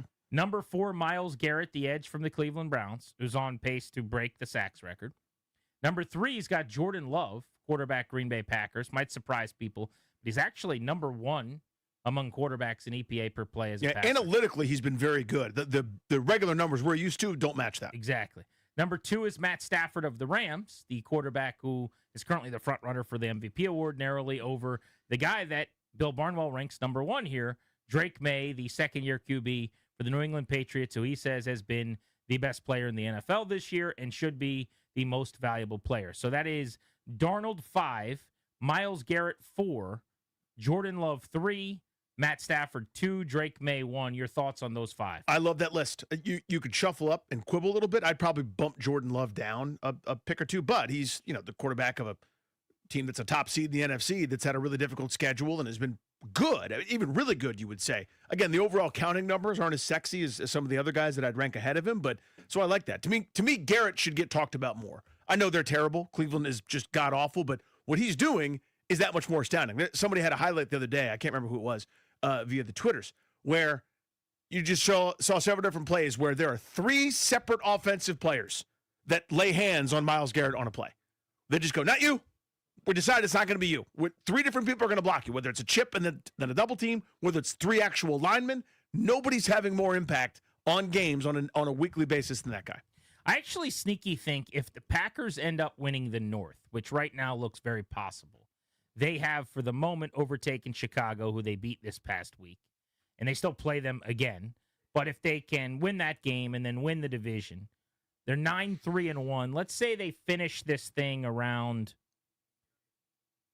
12-4-1. They go 3-1 the rest of the way, and they win the North. I think Jordan Love could win the MVP award, kind of come out of nowhere. As you get the 2 horses jockeying up front, and then somebody's on the rail, comes flying out of nowhere. I could definitely see that, and he overtakes Stafford and May, but he's going to have to play really, really well, and maybe more importantly, those 2 guys are going to have to come back to the pack a little bit. It does seem like you have to win your division most of the time to win MVP.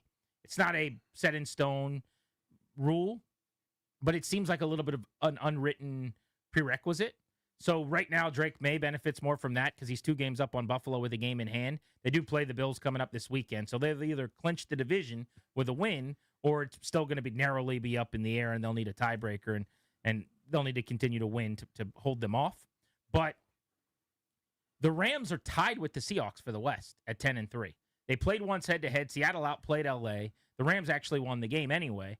If the Seahawks beat the Rams in their second meeting, not only will they be ahead in the standings then if they both win out, but they would take away the tiebreaker for the moment as well in terms of the head-to-head matchup. So Stafford and the Rams probably still have to win the West, which isn't a lock for him to be the MVP award. But I think where we're headed is probably a 2-horse race, don't you? I do. It feels like Stafford, as far as the odds have gone, or May. You're barring a left turn for something, right? Like your Jordan Love point as the dark horse would make some sense, assuming, God forbid, Stafford tweaks his back, has to miss 3 games, and the Patriots collapse down the stretch or something. It would take a turn for someone else to be the top 2. There is a big part of me that would love to see Matt Stafford win the MVP award because I've always loved him. He's always been one of my favorite, most underrated quarterbacks in the league.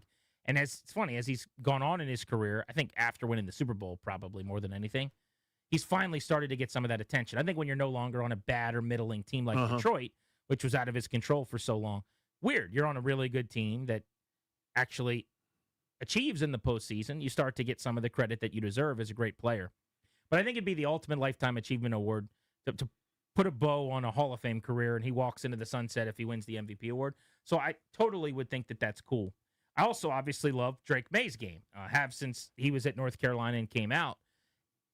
I don't think it's actually as close as we're making it out to be right now in the MVP conversation. I think the argument is mostly if you're pro Matt Stafford, you're going to cite like touchdowns, interceptions, the ratio therein, kind of what I would consider to be pretty simpleton stats. Just in other words, if you throw 37 touchdowns in a season, that talks about 37 plays with zero context. There are probably other plays that should have been touchdowns where he threw a dime into the end zone that got dropped. But that could be a screen pass that's a touchdown. That could be, a play that went through a defender's hands that's a touchdown. It just doesn't tell you quite as much. And that goes for him and it goes for May and everybody else. When you actually dive into any of the deeper analytics, May is head and shoulders ahead of him, and Love is probably the better comparison. Not to mention Stafford's throwing to Devontae Adams and Puka Nacua. Where do those guys rank among wide receivers in the NFL right now? Pretty high. He's got Kyron Williams at running back, who's better than anybody in New England as well. Sean McVay is a head coach, one of the best in the sport, a really good defense, championship-level defense. Like supporting cast-wise, I think it's hard to make the case that his is not better than May's. But when you actually look at any of the EPA per play stuff or yards per attempt, there's a lot of different metrics. It would seem to me like May, for people that are going to dive into the numbers, is going to end up being the MVP, or would be if they voted now. There's a lot of football still to go. Yeah, almost a quarter of the season. If it was an analytics vote, I think it would probably go to May. My counter to that is a couple fold. One, I think when I do care about touchdown passes as a simpleton, but when it's 35 to 34, I don't just go, he had more, he's better. Okay, that's a guy that got tackled at the half-yard line. That's nuanced thing. When it's 13 more, one a week, now you got a bigger sample that's telling you something. Yeah. He'll have a decisive advantage. I'm just saying, why is Matt Stafford your MVP? Dude, he's got a lot more touchdowns. That's just like a really basic ass Sure, argument. yeah. If that's your only argument, then you should probably lose that argument. Adjusted net yards per attempt to me is another one I like. So when you drop back, what happens? And it's really, really good. It's kind of Matt Stafford. EPA per play, I'm surprised how low he is, to be honest with you. That's something I cared about last year, especially when I thought Lamar Jackson should have won it. But it's Stafford for me because I think they've had such a more difficult schedule. And yes, his supporting cast is infinitely better. It just is.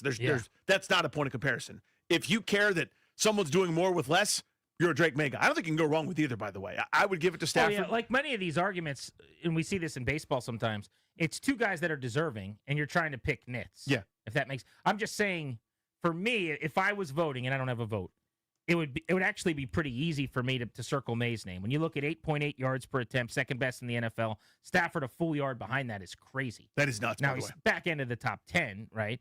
May outperforming him. My favorite quarterback stat, as you know, is CPOE. Mm-hmm. This is completion percentage over expected. So it takes the throws you're asked to make, and it basically grades on, are you making hard throws, easy throws, how open is a guy, how close to the line of scrimmage are your throws. May's CPOE this year, completion percentage over expected, is plus 8.2%, which is easily best in the NFL. Stafford, very, very good, plus 2.6%, is 11th. But in a lot of these areas, like EPA per play, where May is second, behind Jordan Love, who's first, Stafford is back end of the top 10, essentially. Adjusted completion percentage, we've talked about. May's adjusted completion percentage for like drops and some of the things you don't control, 79%, which, by the way, that's ridiculous. That's insane. Matt Stafford's is really, really good, 71%, but that's 11th.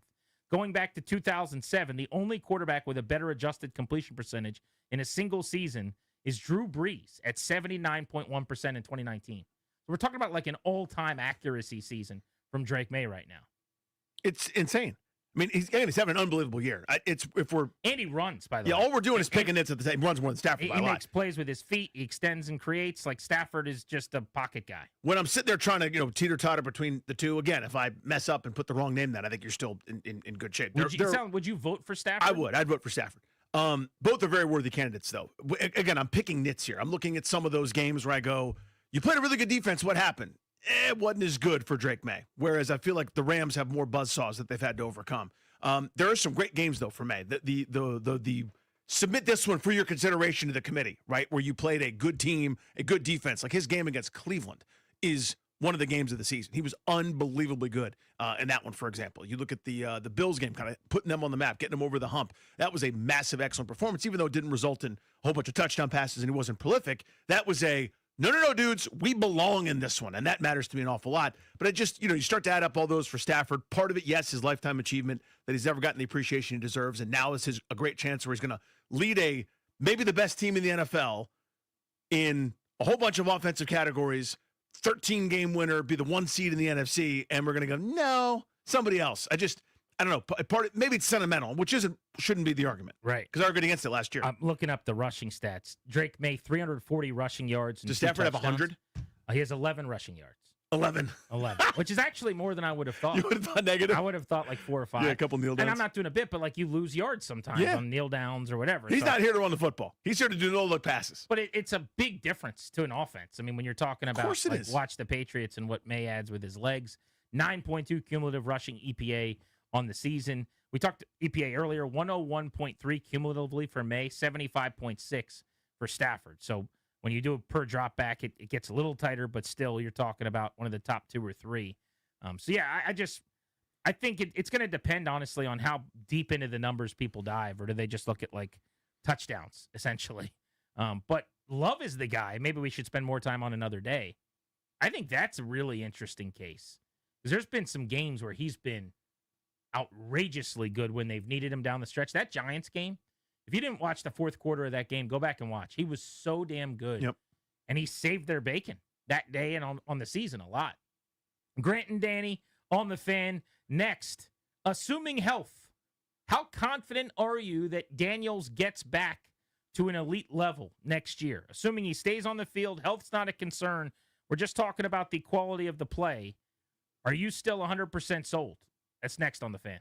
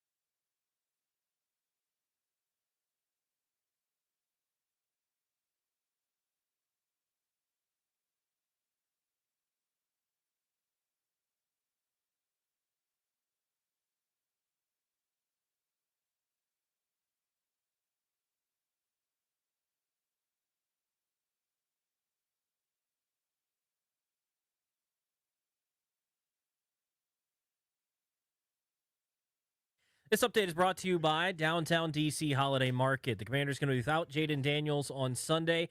Taking a look at their injury report today, Jonathan Jones, Bobby Wagner did not practice.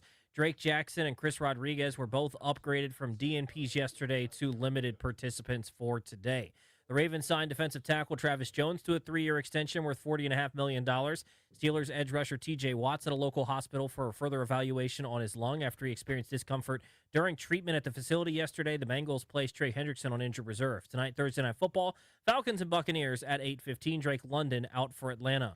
Former Padres closer Robert Suarez is signing a 3-year deal with the Braves for $45 million. The Capitals in action tonight at Capital One Arena, taking on the Hurricanes at 7 o'clock. You can hear the game right here on the Fan. It's back, D.C. The Downtown Holiday Market runs November 21st to December 23rd, noon to 8 daily. Shop local, grab treats, and feel the holiday magic between 7th and 9th Streets Northwest. DowntownDCHolidayMarket.com. From the Crop Metcalf 5-Star Sports Desk, I'm Toby Altizer on the Fan.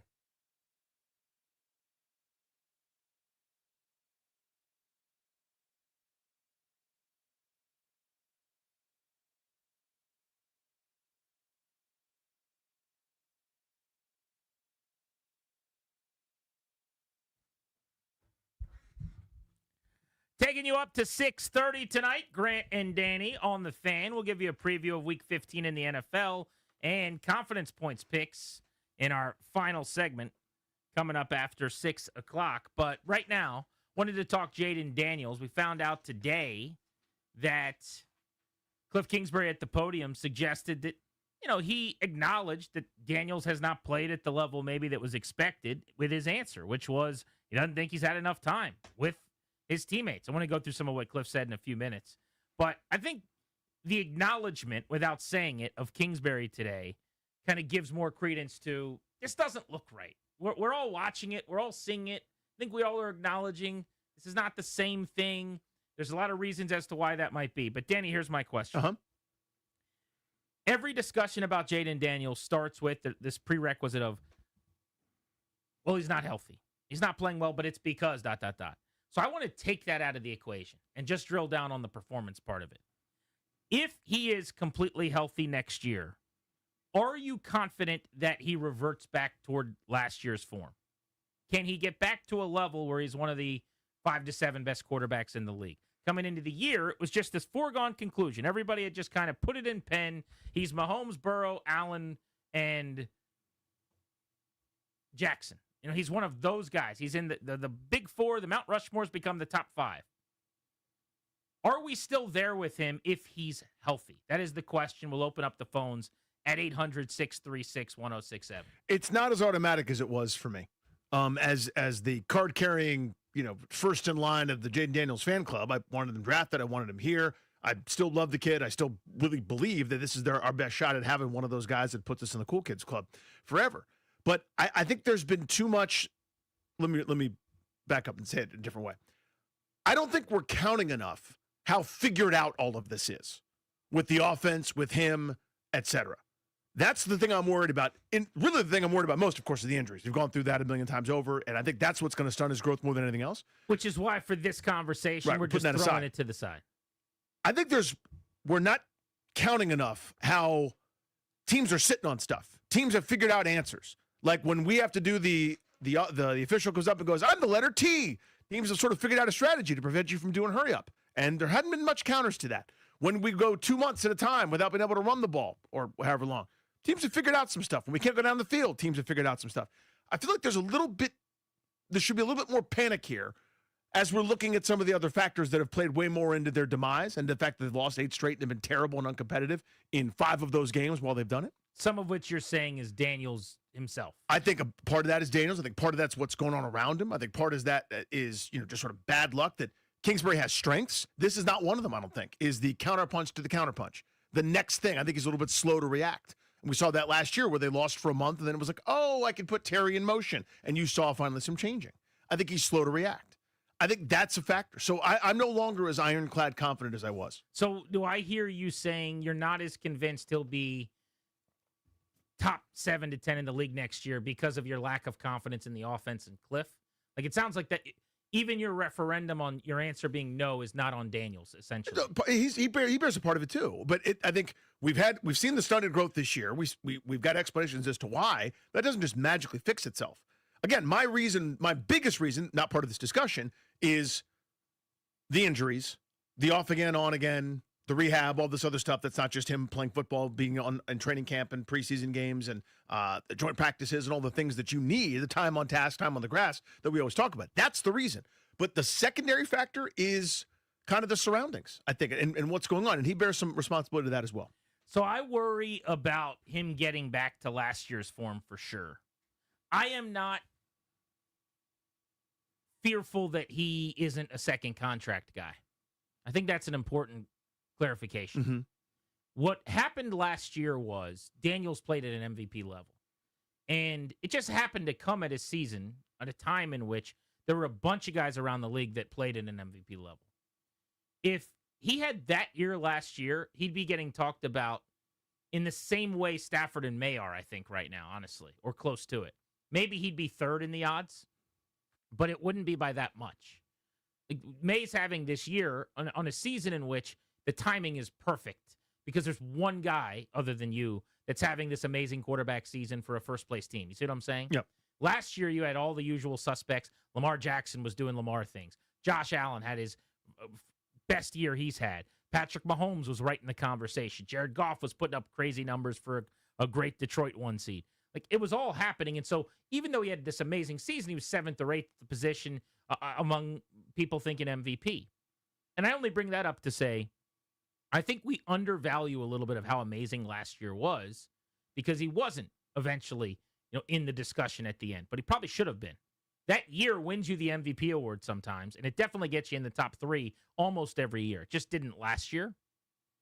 So I don't know that that's realistic. I think there was some element of surprising people, maybe not to the extent of 2012 with the read option offense that Alt had run in college, that Kyle Shanahan had adapted and created for the NFL, that took the league by storm thereafter with Kaepernick and Wilson and others. But I do think there was this element of nobody really saw it coming, and they were surprised, and now the adjustment has been made, and the ceiling has been lowered some. I'm not worried about the floor with him, really, though, assuming health. I do think the only thing that keeps him from being a serviceable or better, and I actually think it'll be pretty good, starting quarterback is health. This is always how I felt, frankly, going into the draft. Yeah. I liked Jayden Daniels as a prospect. I worried about the injuries. I worried about how often he left clean pockets, some of those things. And I guess where my concerns are coming now is some of that stuff is not improving in year 2. And in fact, he's falling back on some of the old collegiate habits even more than he did last year, because when it was closer to 72 and sunny, we saw he's able to get coached up and do some of those things. Now, when you're pressing a little bit, it's just natural. It's muscle memory. You go back to what you know, what you're comfortable doing. So if the question is as simple as on a binary, is your confidence in him the same if he's healthy? My answer is no. I also think it'd be hard to say yes. But I wonder. We'll open up the phones on this. 800-636-1067. We hear from people every day who think this is just about the health. That might be true. Or that this is a Cliff issue or an offensive issue. And my guess is they probably think the same way they did before week 1, that this is a top 5 quarterback and they have no concerns. We've just seen it be so good. It's too soon to give up hope on the possibility that it's there. But that's why I want to clarify. I'm not concerned like this is not a guy you give a second contract to or that isn't a starter. That's a good distinction. This is not Robert Griffin, where like he goes to Cleveland and 2 years from now he's backing up in Baltimore. Jayden Daniels will be a starter for the next 12 years in the NFL. My question is, what are we talking about? How great? The start of this season? MVP candidate, one of the best in the NFL. Yeah, Warren Sharp's got him in his God tier. We found Mahomes. That's what everybody was saying. Mm-hmm. Washington's Mahomes. Do we still feel that way? That's what I'm wondering. Yeah, I still feel. Mahomes never had a season like this, by the way. Right. I still feel as confident. Well, let me rephrase. I still have had to bet that we have the dude. Not just a dude, but the dude. Like what I does bet that mean? Help me with that. Like this is you win because of. We have a player that when he's healthy, that's a big if. Look at Cincinnati. When Burrow's available, they're good. When he's not, they're bad. When you have a player that I think he's going to be this good, that you're going to win because of him. And the cast will change and coaches will change, and you're one of the cool kids now. That's what I bet on still. I'm less confident in that than I was. Why after didn't year they one. this year? You're saying because of the health. That's a big part of it. Okay. Yeah, I mean, but again, I think there's a million factors. I think the roster's worse than it was last year, and last year was bad, and they got away with a bunch of stuff. Yeah. The health happened, and you got word salad cliches at coach that when you needed some adjustments, they aren't there. I think Kingsbury's slow to adjust. And again, these aren't just indictments of these guys, but it's just you combine all the factors in the perfect storm. That's how you get this level of ineptitude. Do you have him in that tier of the elites? At the moment, no. No, I don't mean this second. I mean, are you still confident he can be that? Because what I'm trying to say is, like Lamar right now, it's funny, is having probably the worst stretch we've seen from him. Yeah, he's having a terrible But he has season. not had a season like this. Joe Burrow has not had a season like this. People will say, well, the Bengals don't make the playoffs. It's not really what we're talking about. Last year, they didn't make the playoffs. He went for 4,900 yards and 45 touchdowns. Like, he was an MVP candidate on an elite offense. Their offenses haven't looked like this. You know, Allen, Mahomes, those guys don't have years like this. So that's where I'm going, okay, well, it's not that. So we can put that to bed as far as I'm concerned for right now. If he has a year next year like the first one, we can open the conversation back up. But there's a big gap still that's perfectly reasonable, which is, I think, where you're landing, which is like, he's a really good quarterback. He could be in that 7 through 12 range in the NFL. Yeah, so I'm going to try to quantify it. If I had to bet, do we have a superstar, I would still bet yes. You asked me last year, I would have bet everything I have. Now I'm going to hedge a little bit. I'll bet a little bit less. I'm nowhere near as confident Okay, as so I you're was. still betting you got a superstar. Yeah, mostly, again, because of injury. But the second part is, everything else. It's impossible to watch game in, game out. And you can excuse a lot of it or explain a lot of it away, but it's impossible to watch and go, the arrow's trending in the right direction for him. And again, there's a million factors, and not all of them are on him. Some of them are. If I'm going to define superstar as like a top 5 guy with the big 4. So he's the best of everybody else, and he's in that conversation. And for me, I was open to that possibility at the end of the year.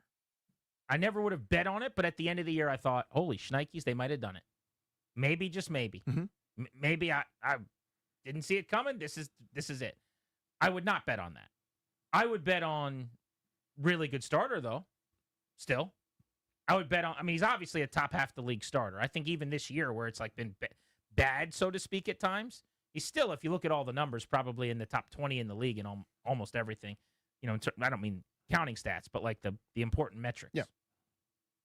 So I would say what I really care about, honestly, is franchise quarterback or not. That's really all that matters. Do you give him another contract or not? Yeah. And I still feel good about that. That's really what matters. Yeah, your big group of 4, I would say, remains fairly static, although there's some undulation in there. And then at one point it was, it's got to be Jalen Hurts. It's not now. It's got to be Dak Prescott. It's not now. It's got to be Darnold. It's not now. Or maybe it is, actually, with this year. But you know what I mean? That group undulates a lot. There's a lot more fluctuation. Sure. But you still go, who's the quarterback of the Packers? It's Jordan Love. They have a franchise guy. But none of those guys are superstars. And that's what I'm saying. Fair enough. Superstars there's 4 of them. And everyone said Jaden was the next one. And the question is, do you still feel that way? 800-636-1067 if you want to hop in on Grant and Danny.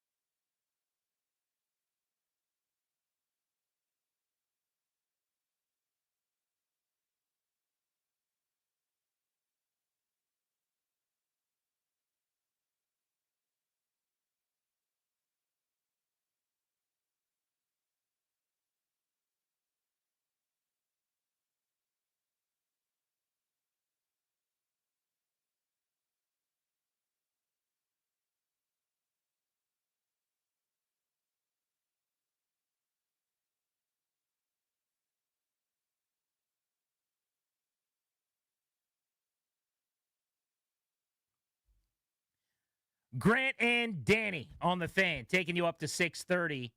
What's your level of confidence in Jaden Daniels getting back to superstardom? Assuming health next year, would you bank on him playing at an elite level again? Cliff Kingsbury actually spoke today and was asked to assess Jaden Daniels' performance this season. And I found his answer pretty telling. He just went into why he's played the way he has, which is somewhat revealing, I would say. This was Kingsbury at the podium today. Yeah, I would just say offensively, with him, really from the spring on through training camp, just we were never able to get into a rhythm with everybody. Enough practices strung together, enough games strung together, just practicing consistently. It just wasn't able to happen. And so I think it's hard to really assess what that looked like based on just we never had consistent practice or rhythm or anything of that nature, whether he was banged up or, other guys were out. And then Kingsbury also talked about the importance of practice reps to playing well more broadly, but it was Jaden related. From the quarterback perspective, offensive-minded perspective, as many of those on-the-field reps, the timing with receivers, the cadences with the O-line, the mesh points with the running backs, as much as that as you can get prior to your first game and then as much as you can get in season, I think is paramount to playing good football and good offensive football. And I thought, last year we were able to stay healthy in some positions, and especially at Jaden, just day after day after day, working at his craft, practicing, getting better, and we just weren't able to have the consistency or the amount of practice reps that we would have liked. So let's hit the listener lines. Are you as sure about Daniels, if he's healthy next year, playing at a top 5 or so level in the league as you were coming into this season, or has it waned? Tim's in Cleveland, listening on the Odyssey app. What's up, Tim? Hey, guys. How you doing? Hey, buddy.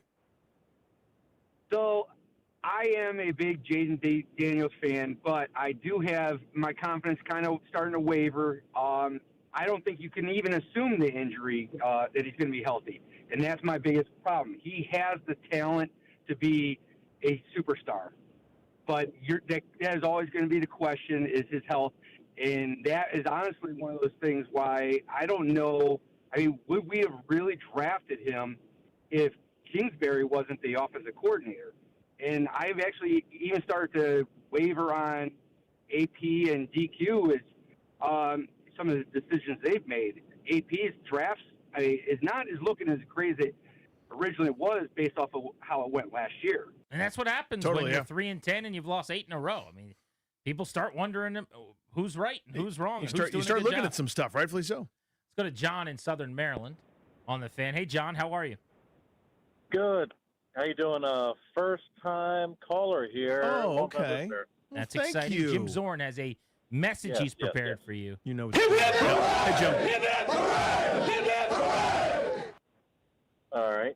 I'm a huge fan of Jaden Daniels, but this whole year has been a fluster, like just painful to watch. So until I know he's actually put in a good, I guess, off season, because it doesn't seem like it's going to be the rest of this season. It's not looking that way. With all his players, I mean, I don't see how he can be much better next year.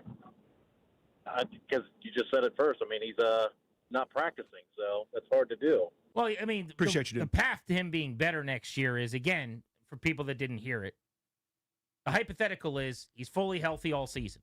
We're trying to remove the explanation. I'm not going to call it an excuse because I think it's a reality. But the explanation that a big reason for his regression, sophomore slump, whatever we're going to call it, is his lack of practice time and the in and out nature of him playing in games. It's the single biggest reason for him playing the way he is. But it doesn't change the fact that he's scrambling too high of a rate, that when he scrambles, he doesn't throw it, he runs too often. There's a lot of things he's doing as a processor that last year he was doing better, getting the ball out, getting the ball to his first read as fast as possible, pre-snap, doing things to correct before the snap even happens at the line of scrimmage, so you don't throw the ball on a screen right to the best screen defender in the league.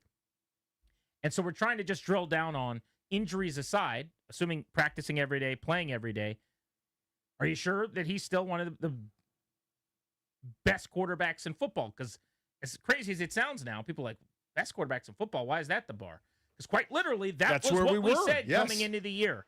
If you said anything other than he's Washington's Mahomes, he's a top 5 guy, it was just put in pen. It wasn't even a pencil. You had to write it with a black Sharpie that Jaden Daniels was a top 5 quarterback in the league.